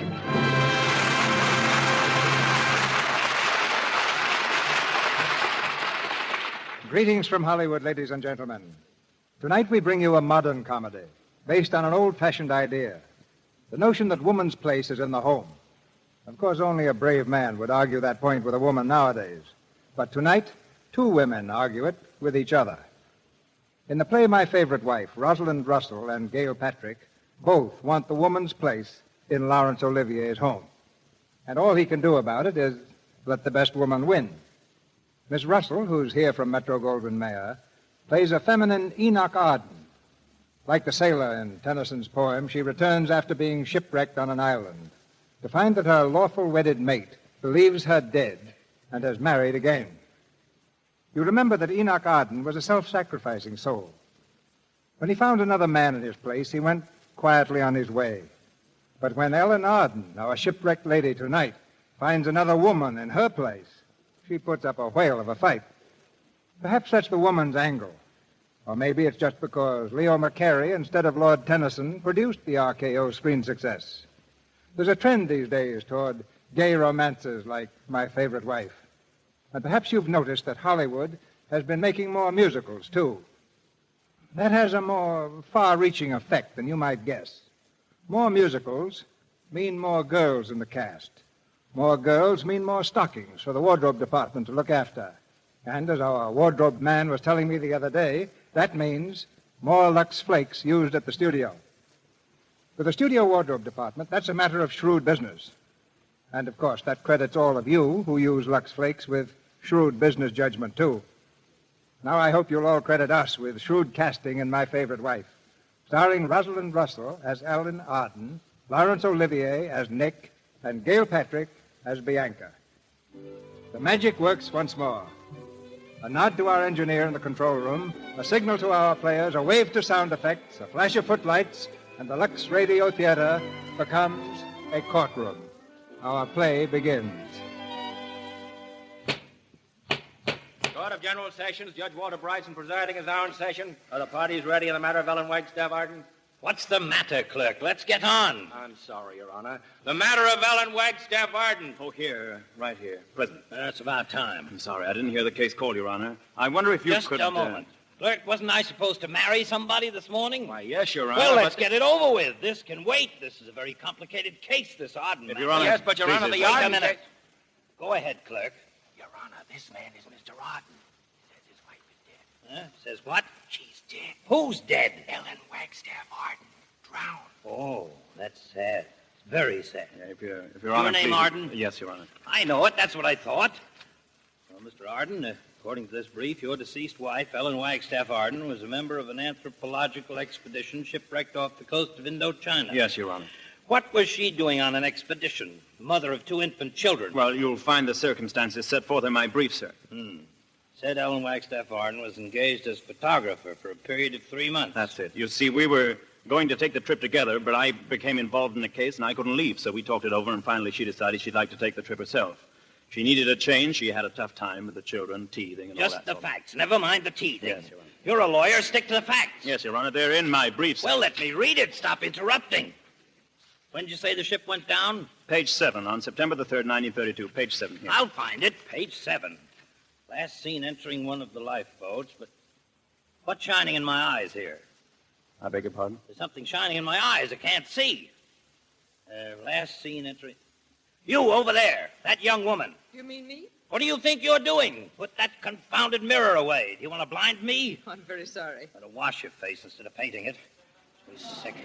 What are you doing in this court, anyway? I'm here with Mr. Yeah, Arden. she's here with me, Your Honor. Well, go over there and sit down. Stop using this court as a boudoir. Now, where was I? On page 7, the shipwrecks. What efforts did you make to trace the whereabouts of your wife? On page 8, I went to Bangkok and interviewed all the available survivors who agreed that the said Ellen Wagstaff Arden had been swept overboard before aid could reach her. Depositions appended. Quiet! Yes, Your Honor, but I'd like to explain. There's nothing to explain. Testimony's here, sworn affidavits, no evidence to the contrary. The law is clear. I hereby pronounce Ellen Wagstaff Arden legally dead. Wasn't I supposed to marry somebody? Yes, sir. Us. What do you mean, us? Who's us? Mr. Arden and myself, Your Honor. What's that? You going to marry again, Mr. Arden? Yes, Your Honor. Are you quite sure you've had time to think it over? Your Honor, Mr. Arden is over 21. I'll be anchored quietly. All right, hold hands, hold hands. Oh, Nicky. Here we go, darling. Hang on. We're gathered here in the presence of these witnesses to join in matrimony. This man and this woman.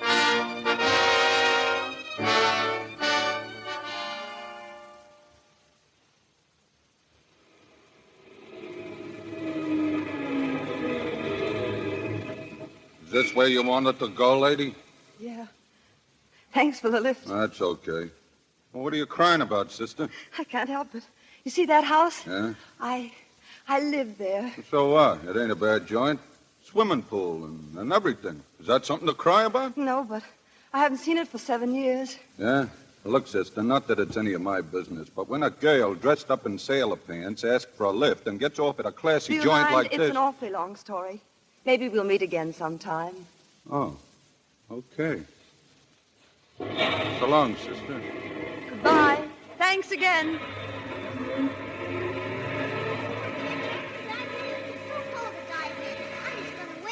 You're too scared. Watch me do a swan dive, Chinch. I can do a swan dive better than you can. You cannot either. Whee!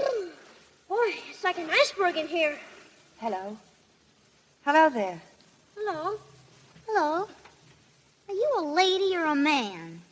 Well, I used to be a lady. Well, then what for are you wearing sailor pants? Are you a sailor? Well, not exactly. My mother was practically a sailor. She went down in a shipwreck. We're not supposed to know. Oh. Do you miss her very much? Oh, sure. Would you like to have her back? Can't have her back. She's drowned. We put flowers on her grave every Easter with Daddy. You do? And then Daddy buys his hamburgers and root beer. Oh. Tell me, is your grandmother in, Timmy? How'd you know my name? Oh, I just guessed. Is she in? I forgot. We're not allowed to talk to strangers. Maybe you can tell me. Is your grandmother in? Pardon me. We're not allowed to talk to strangers. Is she going in the house? Yeah. I wonder can Grandma speak to strangers?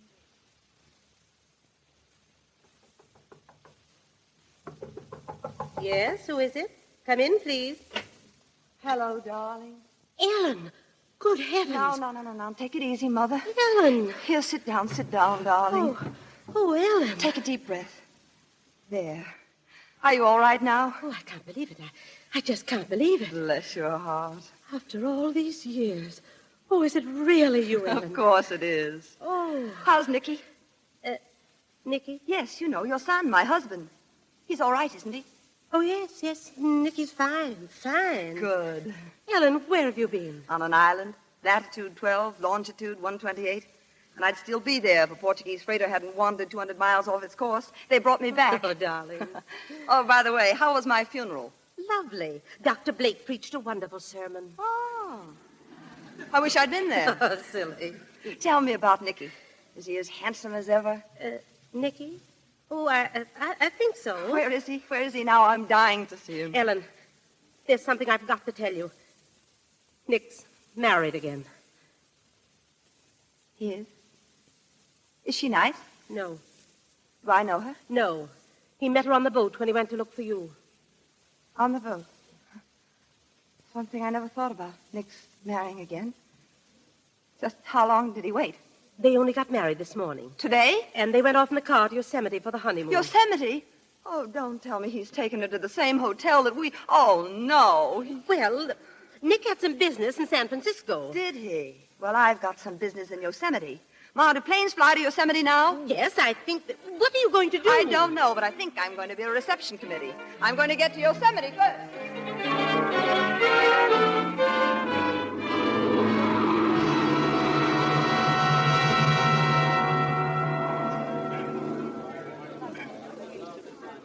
Front, boy. Front. Yes, madam. What can I do for you? Hello. Is Mr. Arden here? Mr. Nicholas Arden? No, Mr. Arden hasn't arrived yet. Oh, thank you. Are you the bride by any chance?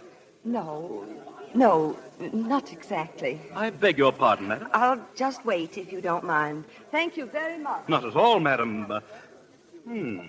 That's very strange. Right with you, Bianca. Good evening. Good evening, sir. My name is Arden. Oh, yes, Mr. Arden. I believe that a young lady... You have a reservation for me, please? Yes, sir. Suite A, Mr. Arden. Oh, Suite A. It's our best. Well, I'd rather not have it, if you don't mind. I couldn't take Suite A because I've been here before, you understand? Yes, sir. Boy, Suite C. Any trouble, darling? Oh, certainly not. Sorry to keep you waiting, Bianca. Let's go, shall we? Going up, sir? Thanks. Clerk, when that gentleman comes, will you let me know? The gentleman is here, madam. Oh. Well, I won't disturb him yet. Huh? What? Going up, sir. Nicky, what's the matter? That was... She... Oh, no. Nicky, what is it? Imagination seeing. Come on, darling. The elevator's waiting.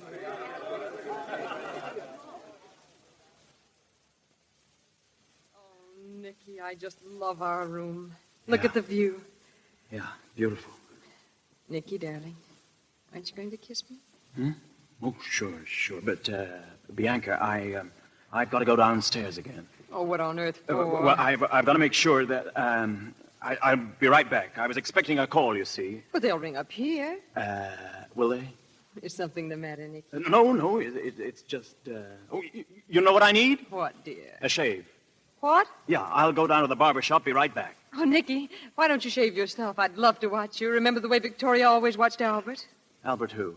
Prince Albert and Queen Victoria, silly. Oh, well, he didn't hack himself to pieces the way I do. I'll go down to the barber shop and be right back. Right back. Don't be long. Right back.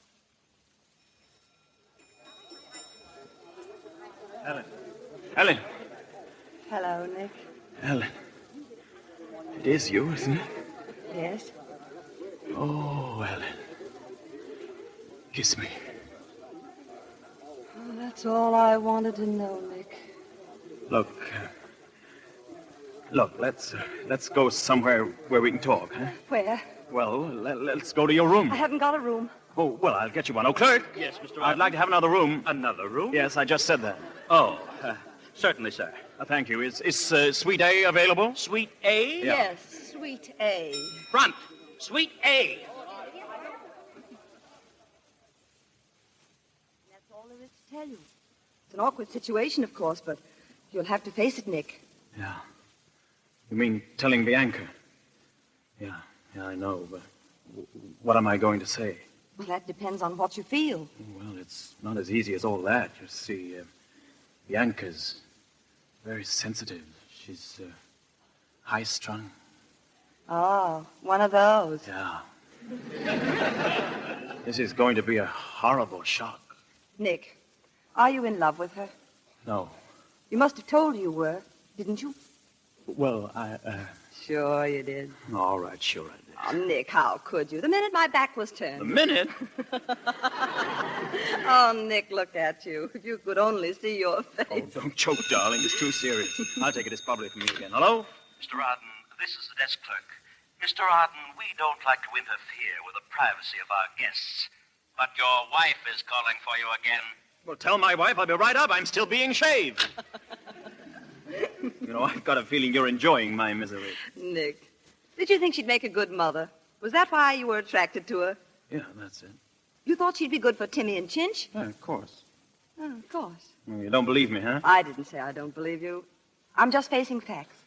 You love this woman enough to ask her to be your wife and the mother of my children. That takes a lot of love. You sure you don't love her? The moment I saw you downstairs, I knew. Ah, go on. I bet you say that to all your wives. You know, I could strangle you. Well, that's a way out. But I can't just barge in and say, sorry, my mistake, marriage is off. Can I? What am I, a dope? Look, let's try something like this. I'll be, what's her name again? Bianca. Bianca. All right, I'm Bianca. Now, you come in. Huh? Come in. You've come to tell me. Oh, yeah, all right, I'm in. Yes, well, now say something. Yeah. Hello, Bianca. Oh, that's good. That is. Now, she'll say, hello, darling. Really, I'm terribly sorry. You've been such a long time. She doesn't talk like that. Oh, well, what's the difference? And then she'll say, darling, aren't you going to kiss me? Well, aren't you? Ellen. Oh, Nick. Darling. Could I see you a minute, please? Say, what do you mean by barging in here? Mr. Arden, I'm the clerk of this hotel. Yeah, I know who you are. Mr. Arden, I feel it my duty to inform you that we run a first-class place, and we don't like to be made a party to an intrigue. We've maintained a reputation for respectability for 33 years, and we don't intend to lose it in one night. It's a very simple situation, mister. Explain it to him, Nick. All right, I will. Now, I came up here with my wife, my bride, really. My wife, not my bride, my wife. Oh, why should I bore you with all the details? I won't be bored. Listen, it's as simple as A, B, C. Don't tell me you've got somebody in B. Nick, really, you'd better go. If you please. All right, I'll be back, Ellen. I'm afraid not, Mr. Arden. Goodbye, Nick. And don't forget, you're going to tell her. Sure. I'll tell her. This way, Mr. Arden. Oh, shut up, will you?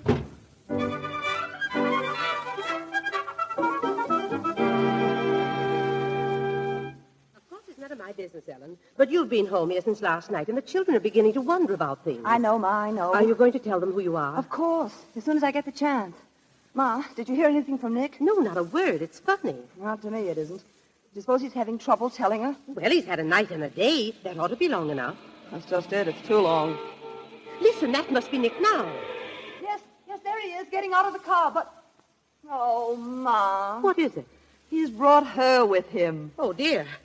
Don't you suppose he's told her? I guess he hasn't. Then perhaps it would be better if you weren't here, Ellen. Well, I don't see why I should leave. Well, it's just that it would be a little awkward. I know. Tell her that I'm an old friend of the family from the South. Ellen, I don't like this. Shh, look out. Well, here we are.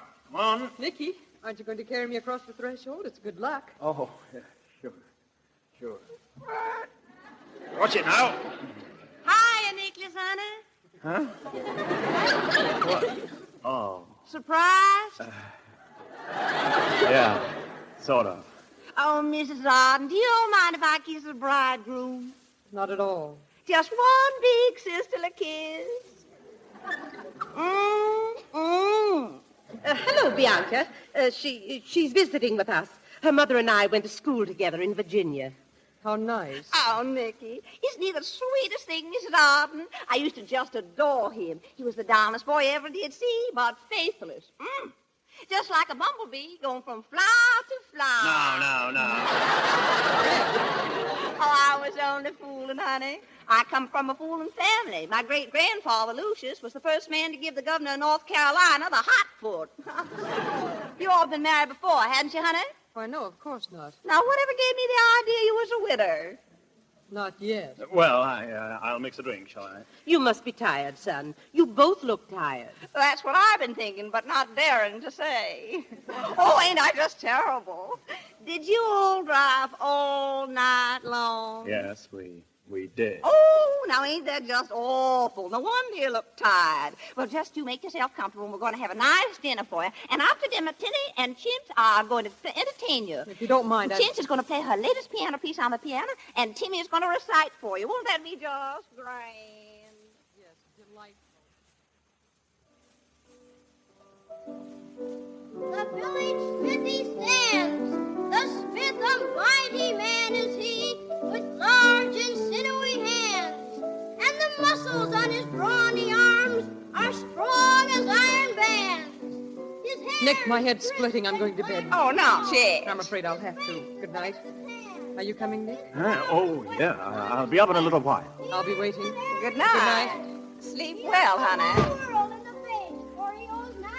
Guess she must be pretty tired. Hey, kids, quiet. I'm afraid somebody's got a very bad headache, kids. We'll have to quit. Oh, gee. I was just getting started. It's time for bed anyway. What do you say? Okay. Night, Daddy. Night, Chinch. Bless you. Night, son. Night. Just when the party's getting good. Good night, kids. Night. Night. Well, I all thought your old performance was mighty good this evening, Sister Ellen. I thought you'd like that. You've done a good job, Nick. They're nice kids. Yeah, They're really wonderful. I'm glad you think so. Timmy's just like you. Obstinate, jealous. Nick, I'm waiting. Oh, in a minute. What were you saying? I was saying Timmy's just like you.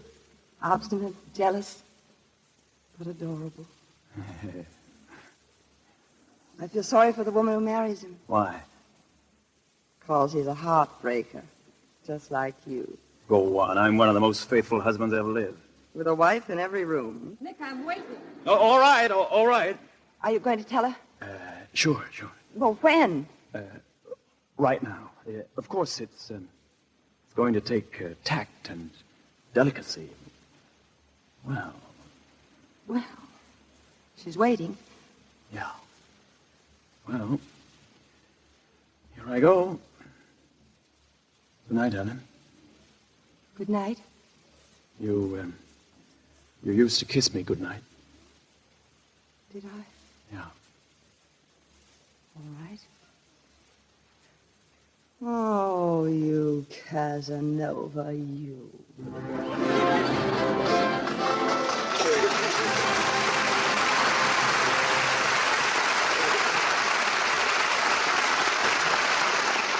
In just a moment, Mr. DeMille and our stars, Rosalind Russell, Laurence Olivier, and Gail Patrick, will return for Act Two of My Favorite Wife.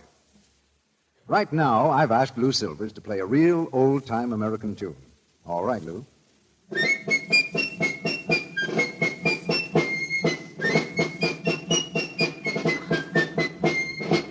Yes, years ago, Yankee Doodle went to town. Nowadays, New Quick Lux has gone to town. Women say it's dandy. East and west and up and down. Millions keep it handy. yes, New Quick Lux Flakes have gone to town with the women of America. From Boston to New Orleans, from New York to San Francisco, it's the same story. New Quick Lux is America's favorite way of washing nice things by a vote of 2-1. Twice as many women use New Quick Lux for stockings, underthings, sweaters, and nice dresses. Twice as many as use any other flakes, chips, or beads. In answer to a nationwide survey, American women clearly indicate where they stand. For nice things, it's New Quick Lux for them, 2-1. And here's why they choose new Quick Lux Flakes.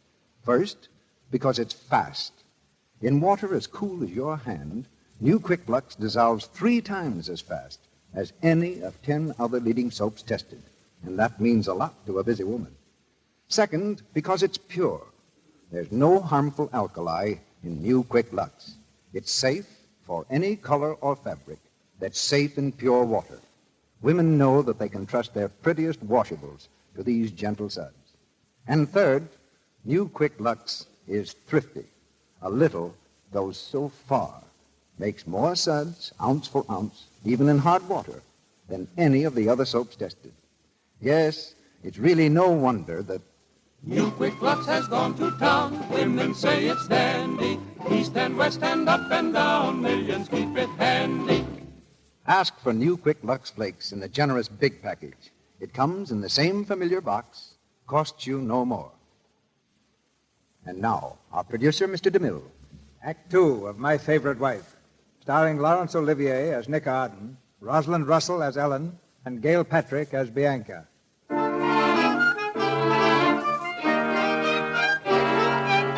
Slowly and with fear in his heart, Nick climbs the stairs to Bianca's room to inform her that the wife he had declared dead has declared herself very much alive. Slowly and with a sinking feeling, he opens the door of the room to hear Bianca on the phone talking long distance to her mother. And then we drove all night. All night, Mother. And when we got home, he didn't even tell the children. Oh, Mother, he just ignores me. What? I don't care what Father did. I'm not going to stand it another minute. I'm going to leave him. Mother, I'll call you back. Nick? Nick, is that you? Oh, I didn't mean to disturb you. Talking to your mother. I'm all through now. Oh. How is your mother? Your mother's quite nice once you get to know her. Nick, do you love me? Why, Bianca, you're one of the most attractive girls I know. I'm your wife. Bianca, don't cry. Bianca, please. Look, Bianca. Playing up to that southern snip just as if I weren't there.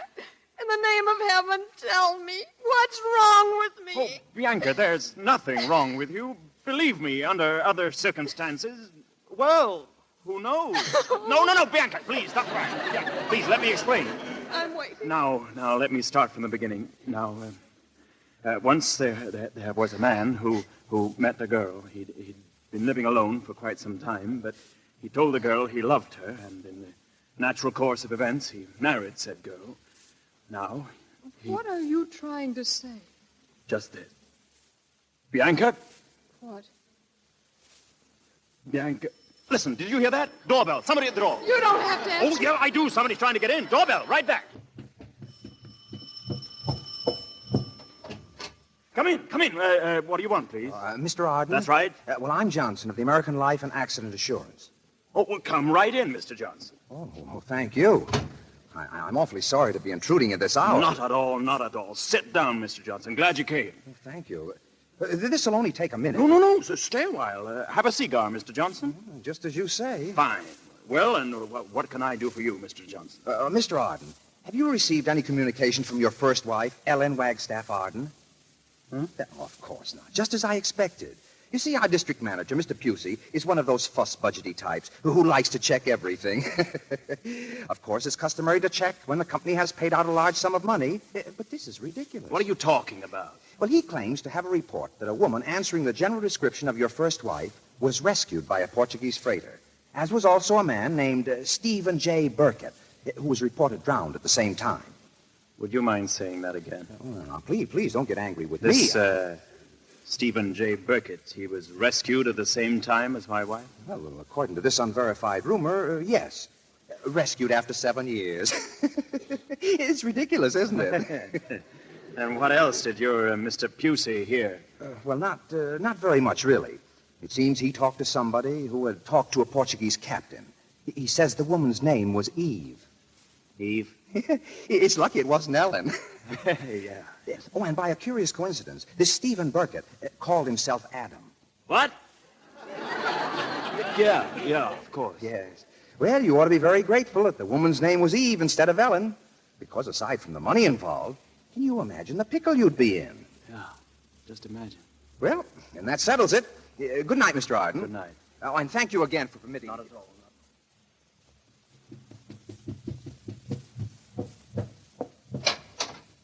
Who is that? Oh, come in, Nick.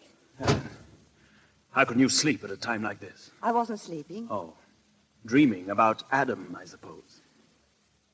Adam? Yeah, Adam. Adam. Why didn't you tell me you weren't alone on that island? Why didn't you tell me this man Burkett was with you? We didn't arrange it, Nick. We didn't want to be there. Those awful mosquitoes. Oh, Never mind the why? mosquitoes. Why didn't you tell me about him? Because I knew you'd carry on exactly the way you're carrying on now. That's no excuse. I wanted to pick the right time to tell There you. never will be a right time for that. Really? You know, it just occurs to me that I ought to feel insulted. Huh? I go through 7 years of agony. I come home to find my husband in the arms of another woman, married. My children don't know me. But all my husband can think about is, did I carry on with some poor man who wouldn't hurt a fly? Oh, now, just a moment. You just a moment. Did you tell her? Huh? Huh? Did you tell Bianca? Well, No. I was about to tell her when Mr. Johnson came. How long does it take to tell a woman my wife's come back? I can say it in 2 seconds. You've had 2 days. Oh, Nick, you don't want to tell her. That's why you're picking on poor Adam. Any excuse will do. Well, you can't blame me after hearing about Burkett from that man. You don't trust me. I thought you'd be so proud of me, loving you, thinking of you every day for 7 years. Well, where is he now? Who? You know who I'm talking about, Adam. Where is he? Oh, Adam, jealous of poor Adam. Gentle, harmless. He lives at his club. What club? What's the name How of it? should I know? But he's a clean, living, upright, 100% American, and a gentleman. How old a gentleman? Why, I never asked him. Too personal, eh? Well, he's slightly bald, if that helps. About 5'3". Scrawny, huh? Like a chicken. You noticed that? Well, after all, darling, Well, is there anything else you want to know? Yeah. When do I meet him? When do you tell Bianca? Good night, Nick. Good night.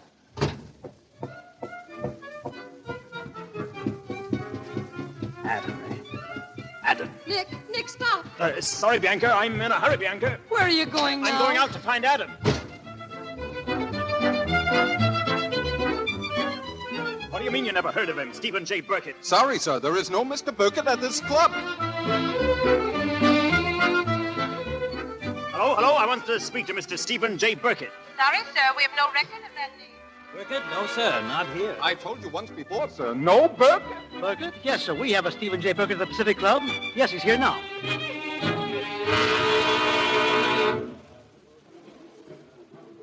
Yes, sir. Can I help you, sir? Yeah. Look, I just called up about a Mr. Stephen J. Burkett. I'd like to see him. Yes, sir. Shall I have him paged? No, just point him out. Certainly, sir. Boy, take this gentleman outside of the swimming pool. Point out Mr. Burkett to him. Oh, yes, sir. This way, sir. Thanks. He ought to be around here, sir. He usually has his lunch served at the pool. Yeah? Well, wait a minute. I think I see him. That little bald fellow over there, huh? Where? Oh, no, sir. That's not Mr. Burkett. Oh, there he is, up there. Up where? Up there on the high dive. The high dive? You mean that fellow? That big fellow? Yes, sir. That's Mr. Burkett. It is, eh? They tell me he used to be a champion swimmer, sir. Champion, eh? Well, he ought to be with those shoulders. Yeah. Yeah. There he goes. Gee, nice dive, wasn't it, sir? Well, will there be anything else, sir? Yeah. I want to reserve a table for lunch tomorrow, a table for 2, right next to Mr. Burkett's.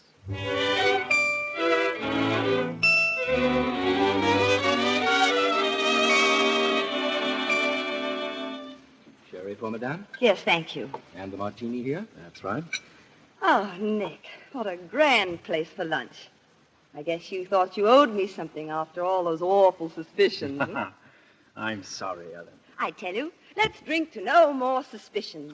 No more suspicions. If married people can't be honest with each other, who can? After all. Exactly. What are you staring at, darling? Oh, What are you staring at, darling? why, nothing. I thought maybe you were watching that fellow dive. Why, what fellow? That fellow swimming over this way. Eve! Hey, Eve! Oh, dear. Oh, hello, Eve. I thought I saw you down here. Oh, Oh, boy, bring in my robe, will you please? Yes, sir. Well, I'm delighted to see you, Eve. oh. Well, won't you present me? Well? My name's Arden. I didn't catch yours. Burkett's the name. Why, hasn't Eve told you that we were... Burkett? Did you say Burkett?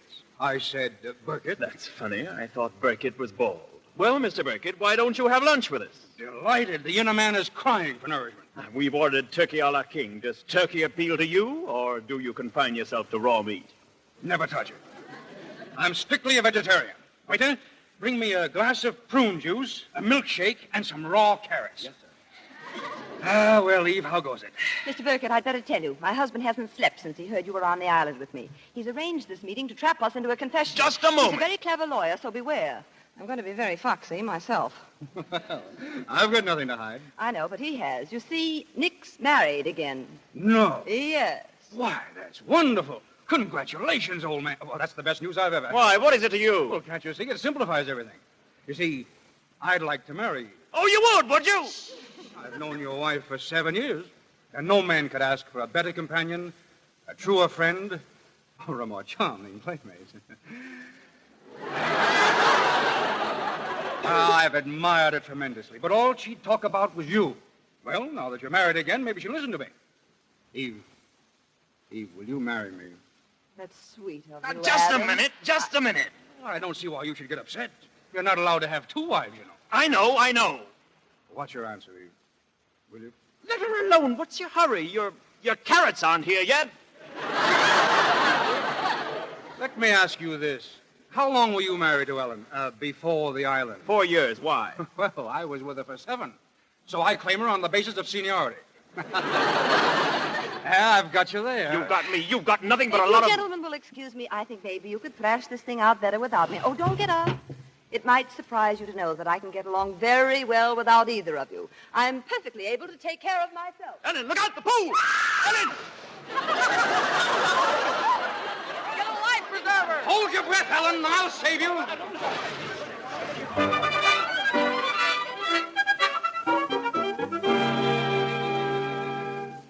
But, Dr. Colman, what do you think it could be? We've been married since last Wednesday, and I've hardly seen him, Doctor. It's not at all unusual, Mrs. Arden. Really, Doctor? Oh, there are hundreds of such cases. Here he comes now. Nick, where have you been? Oh, hello. Excuse me, will you? I've got to get some dry clothes. Why, Nick, your clothes are dry. Huh? Oh, they're not for me. It's a friend of mine, fell in a swimming pool. Wait, Nick. This is Dr. Colman. He's going to help us. It's all right. He knows. He knows what? It's not at all unusual, Nick. There are hundreds of such cases. Oh, well, it's been a pleasure, Doctor, but if you'll just excuse me, I got to get some dry clothes. See you later. You see, Doctor, he just doesn't make sense. Sometimes I think I'm going mad. Stark, staring mad. No, not at all unusual. The mood and pose is characteristic of the frustrated individual. If I may make a suggestion... Yes, Doctor. You just rest. I'll talk to your husband, quietly, casually. Oh, please do. I don't care what you do, but please do something. There, now, don't worry. He's going out again. Nicky! So long, I've got to get right back, soaking wet. Where are you going? And what are all those clothes? Why, they're woman's clothes, Nicky. They're my clothes. Yeah, I know. Listen, I just told you, a friend of mine. Now, Mr. Arden, just be calm. Your friend can wait. Nick, if you'll talk to Dr. Colman just for a few minutes. What do you want? What do you both want? Can a man come into his own home without being pestered by... We're only trying to help you, dear. Don't you want to lie down? Well, I don't want to lie down. And I don't need a doctor either. Listen, I might as well tell you right now. Tell me what, dear? I'm married. Of course you are, dear. No. Look, my wife's not dead. She didn't drown. She fell in a pool. I was getting her some clothes, and there's a fellow, a big fellow. He was on an island with her, and now they're at the Pacific Club, and I've got to go there. I understand, dear. No, you don't understand. Now listen carefully. She was at the hotel when we arrived from our honeymoon, and that's why I was so upset, so distant, and oh my goodness, isn't it clear to you? Do I have to draw you a diagram? You need a long rest, darling, doesn't he, Doctor? Yes, a long rest. Listen, what's the matter with you two? Phillips, the door. I think you're both crazy. That's what's the trouble. Mr. Arden here? I'll explain it once more. Excuse me. You Mr. Nicholas Arden? Yeah, not now. Now, look, my wife, the mother of my children, Ellen Wagstaff. Mr. Arden. What is this? What do you want? Mr. Arden, I'm from police headquarters. Got a warrant for your arrest. Arrest? You can't arrest me. What's the charge? Bigamy. Huh? Bigamy? You mind coming with us, Mr. Arden? Bigamy. I'm arrested. Oh, Nick! Now do you believe me?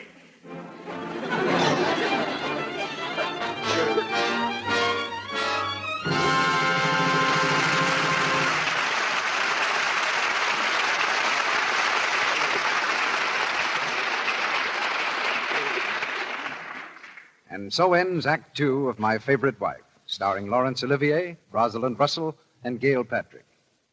Before Mr. DeMille brings us Act Three, let's see what the Browning family is up to. Tonight, Midge and Dot are having dinner with their good friend and neighbor, Janie Hammond.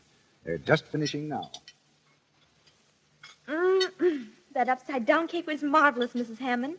Do you suppose you could give Mother the recipe so we could have it all the time? I'm so glad you like it, Midge. Now, you get my recipe file, Janie, so Midge and Dot can copy it off, while you and I do the dishes. Oh, Mom, do I have to do the dishes even when we have company? Oh, we'll help Mrs. Hammond. Dot and I always do the dishes at home. I'll wash if you like. No, Dot, I want to wash. You see, Mrs. Hammond, Dot and I always take turns washing and drying when we're home because, well, we both think washing's more fun. Imagine anyone thinking it's fun to wash dishes and get red, rough hands. Oh, but Midge and I use Lux Flakes, so our hands stay nice. See? Your hands do look lots nicer than mine. They certainly do, girls. Janie and I have been using our regular wash day soap for dishes, but it is hard on hands. Maybe we better change to Lux Flakes. How about it, Janie? You know, that's what a great many women are doing nowadays. Changing from wash day soaps to gentle, new, quick Lux for their dishes. And no wonder, because they've been reading about the hundreds of dramatic one-hand tests that have been made. These tests of 5 leading soaps were made under conditions similar to home dishwashing. For 20 minutes, 3 times a day, each woman, and there were hundreds in all, dipped one hand in a dishpan of Lux suds, the other hand in suds from another soap. After weeks of doing this, the Lux hands were still soft, smooth, and attractive. The others were red, rough, and coarse-looking. Why, the difference was amazing. Now, why not make your own dishpan test? If you've been using a harsh soap for dishes, change to gentle, new, quick Lux Flakes tomorrow. It's fast, it's thrifty, and so kind to your hands. We pause now for station identification. This is the Columbia Broadcasting System.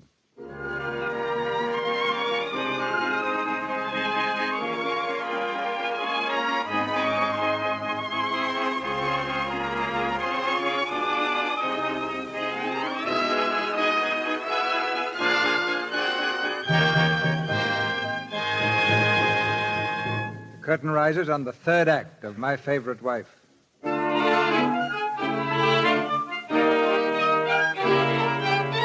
Bigamy. The act of marrying one person when already legally married to another. There's a second definition, too. Bigamy. An excruciating headache for all parties concerned. In a court of law, the parties concerned now seek relief before the same judge who declared Ellen dead. Well, it's easily understandable. Quiet! Quiet! If Your Honor pleases, I was only Quiet! stating... I don't know what you're doing here in the first place, Mr. Arden.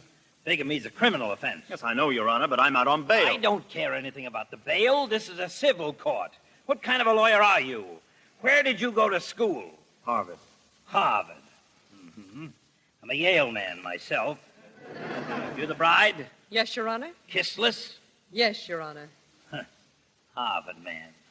I see nothing wrong with my decision, Mr. Arden. You presented your brief. The evidence is all here. Yes, all here, teething, so forth. What do you want me to do, reverse myself? Your Honor, please, I have a precedent for this case. I cite the case of Mulligan versus Mulligan-Benson in the city of Fresno in 1879. Your Honor, how long do I have to stay here and listen to this worm? Now, just a moment, Bianca. Go on, Nick. Tell us what happened in the Mulligan versus Mulligan-Benson, whatever it was. Well, Mrs. Mulligan returned after an absence of considerable length to find that Mr. Mulligan, her husband, had remarried. Now, Mrs. Mulligan-Benson, or rather Mrs. Benson-Mulligan, the second wife... It was sort of a mulligan stew. Now, that'll cost you $25. Oh, Your Honor. You heard me, $25. But you can't do that, Your Honor. I'm legally dead. Do you think it's nice to take money off a corpse? That'll cost you $25 more. That's $50 you owe me. Clerk, you keeping track of this? Oh, yes. I'll see that you do. Well, she is legally dead, Your Honor. You declared her legally dead in this very courtroom. Your decision is on file. Clerk, did I do that? Yes, you did, Your Honor. I did? Uh-huh. Well, I'm going to declare her legally alive. And she can pay me that $50. Will someone swear she's a live woman? Sure, I will. You'll swear she's a live woman. I'll say she is. You shut up. Your Honor, you can do this. If she's legally alive, I'm guilty of bigamy. Clerk, can you make anything out of this case? Your Honor, it's all there in I know it's there. I know. The brief. What's the matter with you, young man? Mulligan stew. Boy, that was a good one. Who are you? Well, you see, Your Honor, He was on the island with her, Your Honor. He's not important to this case. I'll decide what's important to the case. What island? Well, the island where my wife stayed for 7 years, Your Honor. They were on an island together for 7 years? Yes, Your Honor. Not alone? Yeah. Same island? Yeah. Is that in the brief? No, Your Honor. Oh, that should be in the brief. Your Honor, please, this is not important to I this would like case. to get out of here before I explode. I want to go home myself. I'd like to tell my wife about this case. She thinks all my cases are dull. Well, seems to me the only thing I can do is annul the second marriage so you can marry your first wife. I don't know what you're going to do about that other fellow, though. Well, I haven't had time to think that out, Your Honor. Your Honor, I just want to tell Now, you now, one... keep calm. Well, then, come outside. If you'd only come to me and told me... Bianca, I did come to you and tell you. You didn't say a word about it, you... Ellen, I wanted to speak to you alone. So your husband hasn't had time to think it over, huh? Poor Nick. Sit down, Ellen. Ellen, I'm the kind of a man who finishes what he starts. I'm going back to that island, and I want you to come with me. Back to the island? What do you say? Thanks, Steve, but I haven't waited 7 years just to give up in 3 days. Oh, I think you're just being loyal. Oh, but I respect you for it. Steve. Yeah? Will you do something for me? Anything. I know I shouldn't ask you, but What is it? I've got to get him back. Will you help me? How? Come back into the courtroom and just repeat that invitation in front of Nick about going back to the island. All right. Why not? Come on. Now, Your Honor, there's just one other thing. I've taken all I can stand from this worm, and I won't take any more. Bianca, I feel terrible about it. This hurts me more than it does you. Yes, well, so will this. Ow! Oh, my nose. It's bleeding. Order. Quiet or I'll clear the court. Young lady, I'll have no violence in my courtroom. That action will cost you exactly... I know, $25, and it was worth it. And as for you, Mr. Nicholas Arden, as far as I'm concerned, you are legally dead. Order. Well, Eve, I guess I'm not needed here. See you at the boat at 9 o'clock. All right, Adam. What is this? You see, Your Honor, we're not interested in civilization, if this is civilization. When a man finds his mate, he knows he doesn't have to think it out. And there's an island that can be paradise. Goodbye, Eve. Till tomorrow. Goodbye, Adam. Come back here. And it's all right with me if you bring the kiddies. Kiddies? Well, in all my experience on the bench, I have never... I'll have to study the brief, then I'll render my decision. Yes, Your Honor. Quiet. I don't care what happens or what your decision is. I'm going to get a divorce. Quiet. Court's adjourned till 10 o'clock tomorrow. Harvard man.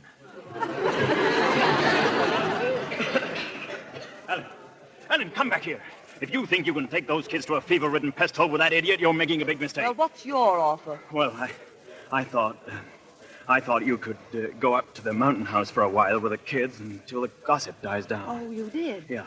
And what are you going to do? Well, I thought I might go off on one of those 60-day cruises where I could think this thing out calmly, rationally. Oh. And when you come back, you might forgive me for not drowning, is that it? No, it isn't that, Ellen. It's Well, just I'll that think about it, too. Calmly and rationally. Only it won't take me 60 days. I can do it in 6 minutes. Oh, now, Ellen, I'll take the children to the mountain house tonight. I'll drive you there. No, Nicholas, that's sweet of you. But aren't you afraid of the gossip?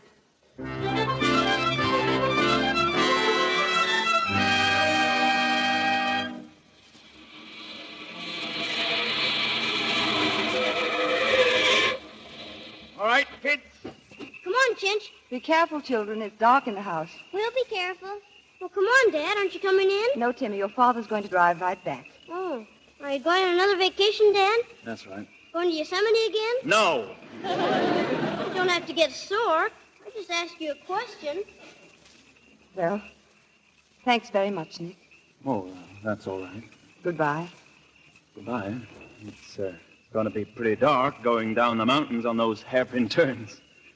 Oh, but you're such a good driver. No, I'm not worried about it. I don't think there's much fog. There isn't any fog. Goodbye. Goodbye.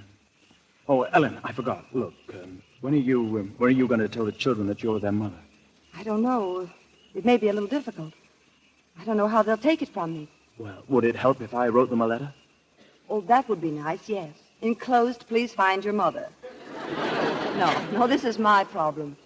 I'll see how I get along with him. If the right time comes, I'll know it. And if it doesn't, I'll know that, too.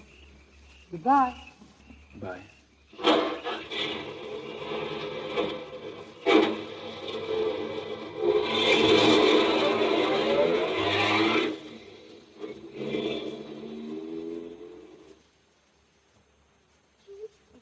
I said, yeah. But, Timmy, if she's our mother, then what's Daddy? Our father. Are you sure? Sure. What else could he be? I don't know. Nobody ever tells me anything. Well, what are you two little monkeys talking about? Oh, nothing. Nothing at all. Oh, I love this place. I used to come up here all the time. With our mother? Uh-huh. And your daddy. We used to have a lot of fun. The three of you? Well, uh-huh. By the way, was our mother good looking? Well, most people thought... well, some people... Oh, I don't know, really. Well, I just thought I'd ask. You see, we don't know very much about her. Listen, suppose your mother didn't drown. Suppose she came back. You mean like a miracle? Yes. Suppose she were right here in this... What would you... Look here. You know, don't you? Sure. Well? How do you do, Mother? How do you do? How do you do? Well, don't you think it's about time somebody started kissing somebody? Okay. Okay, Mother. Oh, you darlings. You adorable, sweet... Hello. Nick. I had a flat. Hello, Dad. I was going along and... Come on, children. Upstairs. Why? You've got to mind me now, you know. Oh, yeah, I forgot. Why don't you stay for dinner, Dad? Yeah, then we can all try out Mother's cooking. Oh, you told them, huh? Uh-huh. Oh, that's great. You know, I was What wondering... about the spare tires? Huh? Oh, no air in them. Do you want to phone the garage? Can't. The wires are down. You see, there's been a landslide. The road's blocked. Probably won't be able to use the phone till morning. It's fixed. Hello. Oh, hello, Ellen. Ellen, I've some good news for you. What? There was a call from Judge Bryson's office. They said that Nicky's annulment has been granted and that you've been declared legally alive and you owe him $50. I see. So you and Nick are husband and wife again, and you can just pick up where you left off. Oh, that's fine. Goodbye. Goodbye, dear. Who was that? They just phoned to say the road is open. Oh. Well, it's no use. I'm out of gas. You seem to be out of everything but ideas. May I stay? Yes, you can stay for dinner. Oh, thanks. I always sleep well up here. Let's see. I wonder where. The children have their room, and our room becomes my room. It looks like you draw the attic. Attic? It's perfect for thinking things out.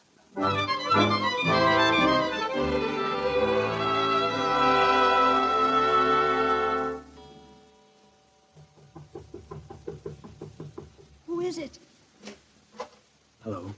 You asleep? Yes. What do you want? What time is it? 1 o'clock. Well, what's the matter? Well, I just wanted to tell you were right about the attic. It's perfect for thinking. No good for sleeping, though. Mattress is lumpy. Oh. Well, why don't you take that one over there? That bed over there? That mattress. Take it upstairs with you. Oh, thanks. Very nice of you. I'm sorry to have disturbed you. Are you comfortable? Very. You look beautiful. Thank you. Oh, look, Ellen, what's the use? You know how I feel. I can go on thinking about it till doomsday. I'm stuck. I don't care what happened. I don't care what people say. I was always mad about you, and I always will be. Does that help any? Yes. Well.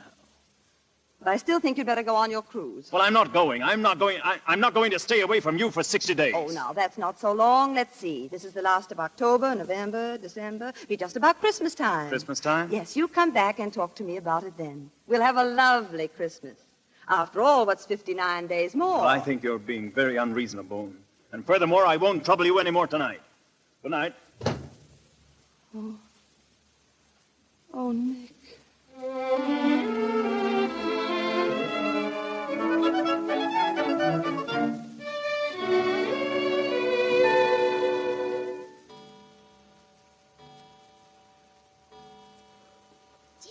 Timmy, wake up, Timmy. Huh? Wake up, Timmy. It's Christmas. What do you mean, Christmas? This This is October. It's Christmas, I tell you. Santa Claus is here. I just saw him coming down out of the attic. Santa Claus? With a long white beard and red pants and everything. Santa Claus in October? Say, when's Thanksgiving this year?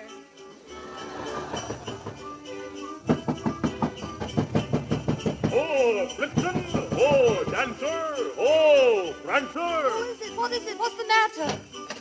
Hello to one and all. Oh, Nick, you great. It's here again, that merry time, that happy time. Oh, Nick, you fool, come over here. Merry Christmas. Oh, Merry Christmas. Merry Christmas, darling.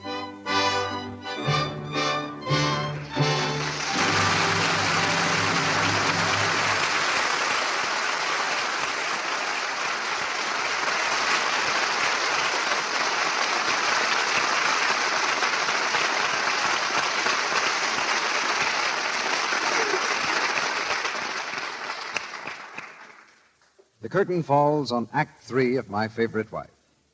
Before Mr. DeMille returns with our stars, Sally has a new version of an old story to tell you. It's called Goldilocks and the Three Pairs of Stockings.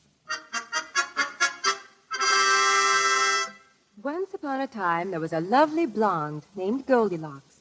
She worked in a great big office in the city. There was a very nice man who worked in the same office. And one day he asked Goldilocks to go out to dinner with him. Well, she was very excited. But when she jumped up to put on her hat and coat, pop went a run in her stocking. That made her just boiling mad. Because a girl just can't go out on a date with a new man when she has a run in her stocking. There wasn't anything to do but scamper home quick as a flash and put on another pair. So she did.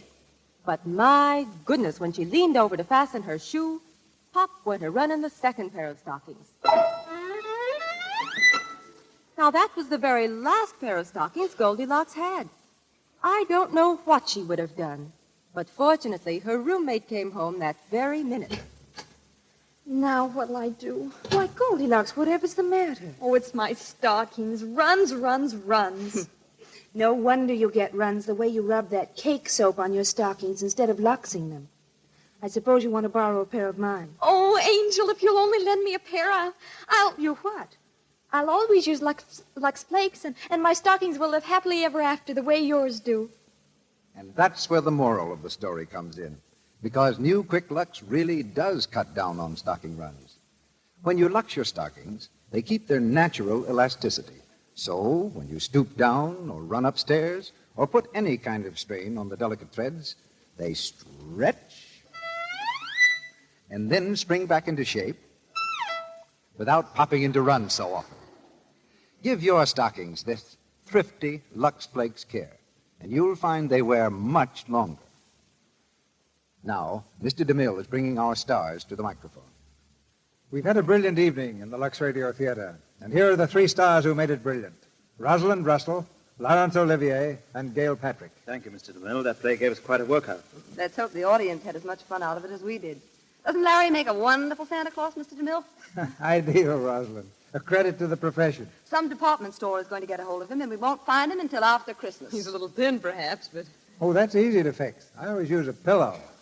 Now, remember that. At any rate, Rosalind and I have solved that no time for comedy puzzle at last. What puzzle is that? Well, you see, Larry did the play No Time for Comedy on the stage with Catherine Cornell. Then Rosalind made the picture with Jimmy Stewart. But tonight, you both found time for comedy in our play My Favorite Wife. Yes, at last. But what about next Monday night, Mr. DeMille? Yes, who's going to be here? Next Monday night, Gail, we go places. With Ginger Rogers, Edward Arnold, John Howard, and Joan Perry. And our play is the popular RKO screen success, Fifth Avenue Girl. It's the story of a typical American girl whose good sense and good sense of humor keep a family from falling apart. There's romance for her and entertainment for us. So I hope you'll all make a date next Monday night with our Fifth Avenue Girl, starring Ginger Rogers, Edward Arnold, John Howard, and Joan Perry. Anybody who saw the picture won't want to miss it, Mr. DeMille. It's a grand play. Good night. Good night. Good night. Good night.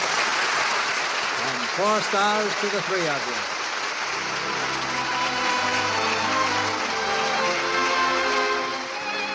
Our sponsors, the makers of Lux Flakes, join me in inviting you to be with us again next Monday night when the Lux Radio Theatre presents Ginger Rogers, Edward Arnold, John Howard, and Joan Perry in Fifth Avenue Girl.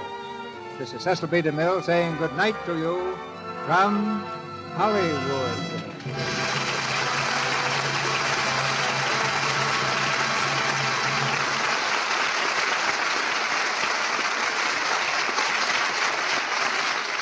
Heard in tonight's play were Arthur Q. Bryan as Judge, Warren Ashe as Burkett, Verna Felton as Ma, Dix Davis as Timmy, Mary Lou Harrington as Chinch, Lou Merrill as Hotel Clerk, Charles Seal as Court Clerk, Hal K. Dawson as Johnson, Ferdinand Munier as Doctor, Bud McAllister as Page Boy, Edwin Max as Truck Driver, and Ralph Sedan as Desk Clerk.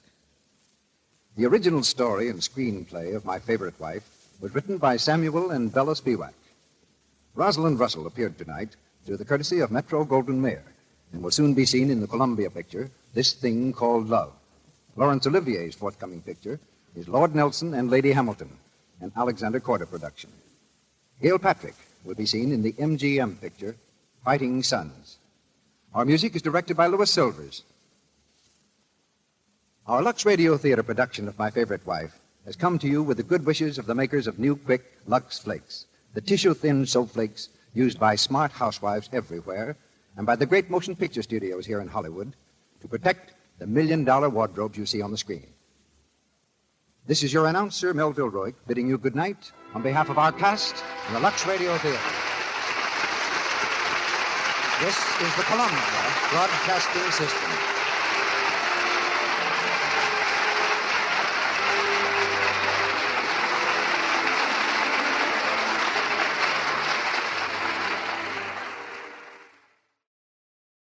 Lux presents Hollywood.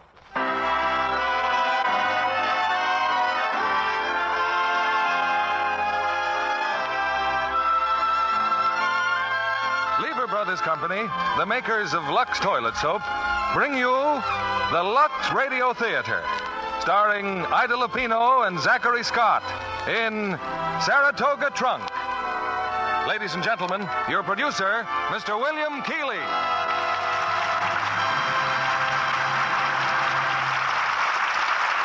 Greetings from Hollywood, ladies and gentlemen.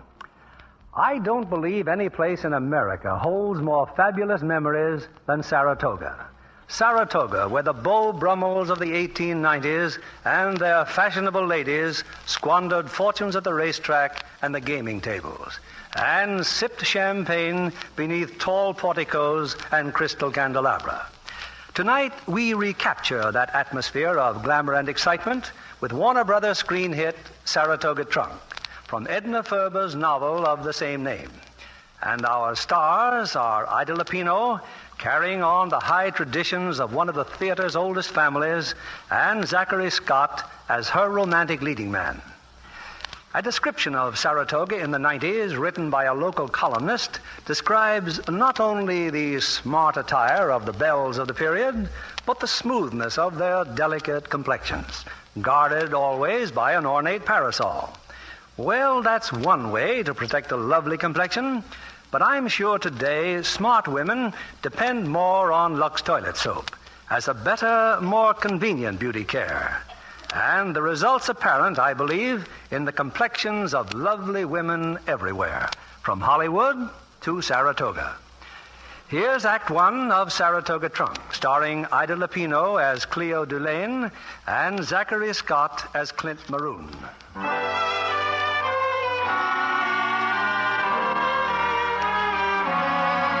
New Orleans, 1896.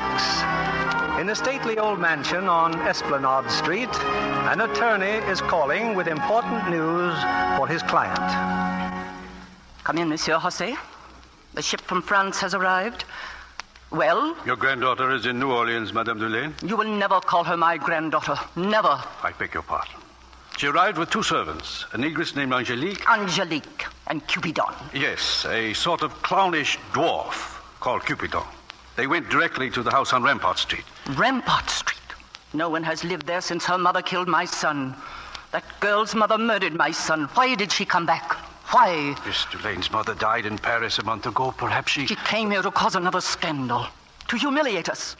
I will not have it. Do you hear? I will not have it. Madame.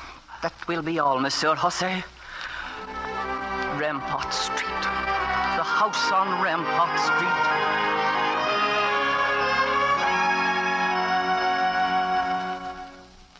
Her house, Angelique. My mother's house, just as she described it to me. It is an evil house now.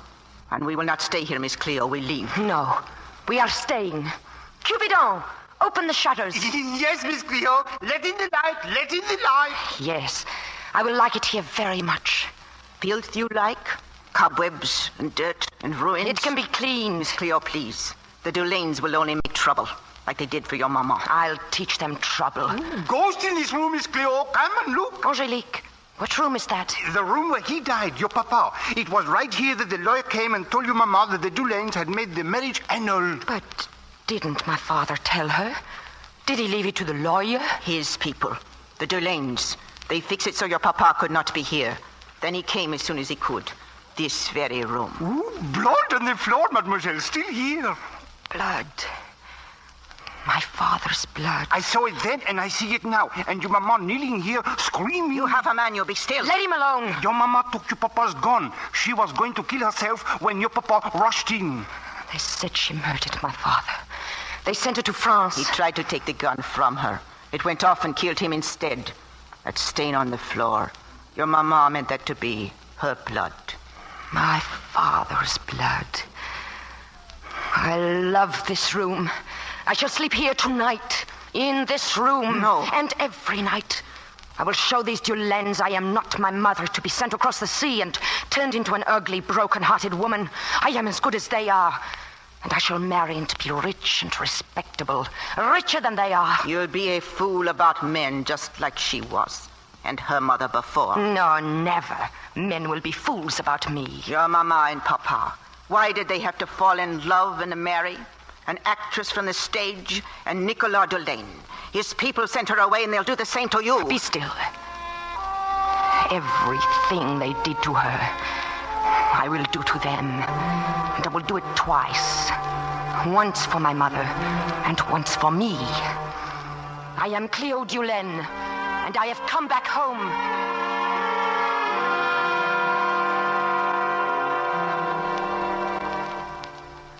We are all dressed up, Miss Cleo. Where are we going? Cupidon, it is Sunday morning. First to the French market. We'll buy everything everything delicious. Then to St. Louis Cathedral. Then to Begay's for breakfast. Ah, the finest restaurant in New Orleans. Begay's? The Delanes dine there? Always on Sunday mornings, Cupidon, Maman said. We fix those Delanes, eh? Yes, we fix them, Cupidon. Angelique, tell me, do I really look like Maman? A scrawny like you. Not half so beautiful. Perhaps I'll not even use my right name. No, I will be a countess. Play acting just like your mama. Why not? La Comtesse de Chanfray. And I, the Emperor Napoleon. Oh, stop the nonsense, Cupidon. Now go hire a carriage.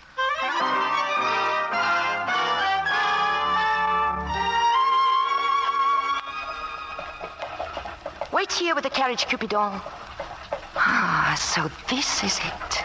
This is Begay's. I ask you not to go in. And I ask you to shut up. Well, what are you waiting for? For someone to come down the street? Huh? Down the street? Don't pretend innocence with me. I saw you in the French market before, making eyes at that lout of a cowboy. Stop it. A cowboy. Does Madame la Comtesse enjoy flirting with cowboys from Texas and talking to them? I didn't talk to him. He talked to me. I wish I could die. Come in. Come in, you stilt. Oh, I wish you would die. I am not a child, and I shall do as I please. Keep it on. If a cowboy in a white hat comes along, we ain't here. Beautiful cowboy, eh, Miss Cleo? You think so? Oh, no, Angelique, don't let's quarrel. I meant this to be such a happy day. All right, baby. But just remember, when your mama walked into Begay's, she was like a queen coming in. A queen.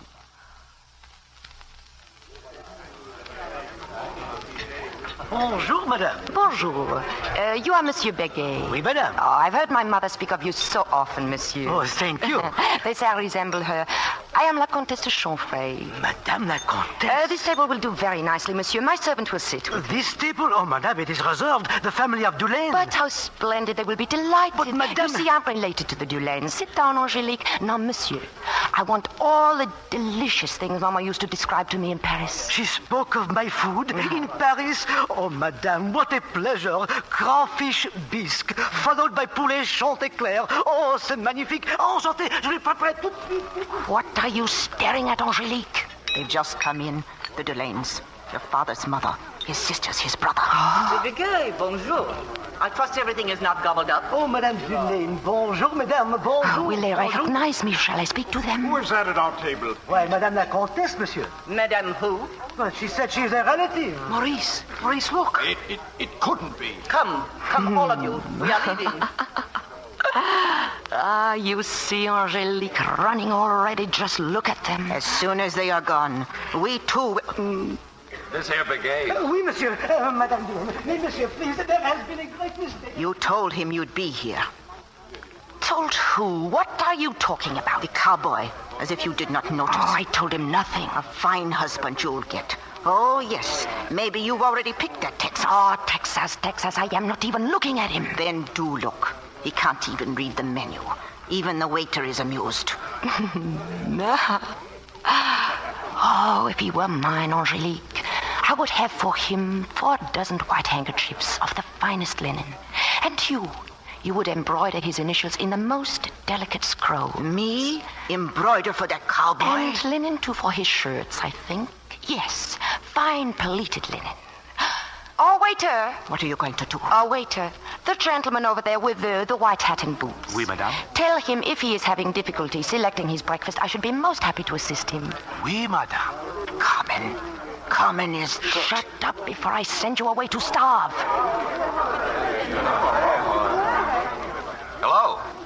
Hello? That fellow over there told me Monsieur, won't you sit down? Angélique, you may wait for me in the carriage. Ah, Saratoga. This sure is nice of you, miss. What's so funny? Oh, you look so comical trying to read the menu. I guess I did. Serves me right for following you here. Voilà, madame. Bisque crawfish. Tell me something, Frenchie. Just who are you? La Comtesse de Chanfray. You don't say. Well, my name's Maroon. Clint Maroon. Clint Maroon. Now tell me your real name. Drink your bisque, monsieur. It's getting cold.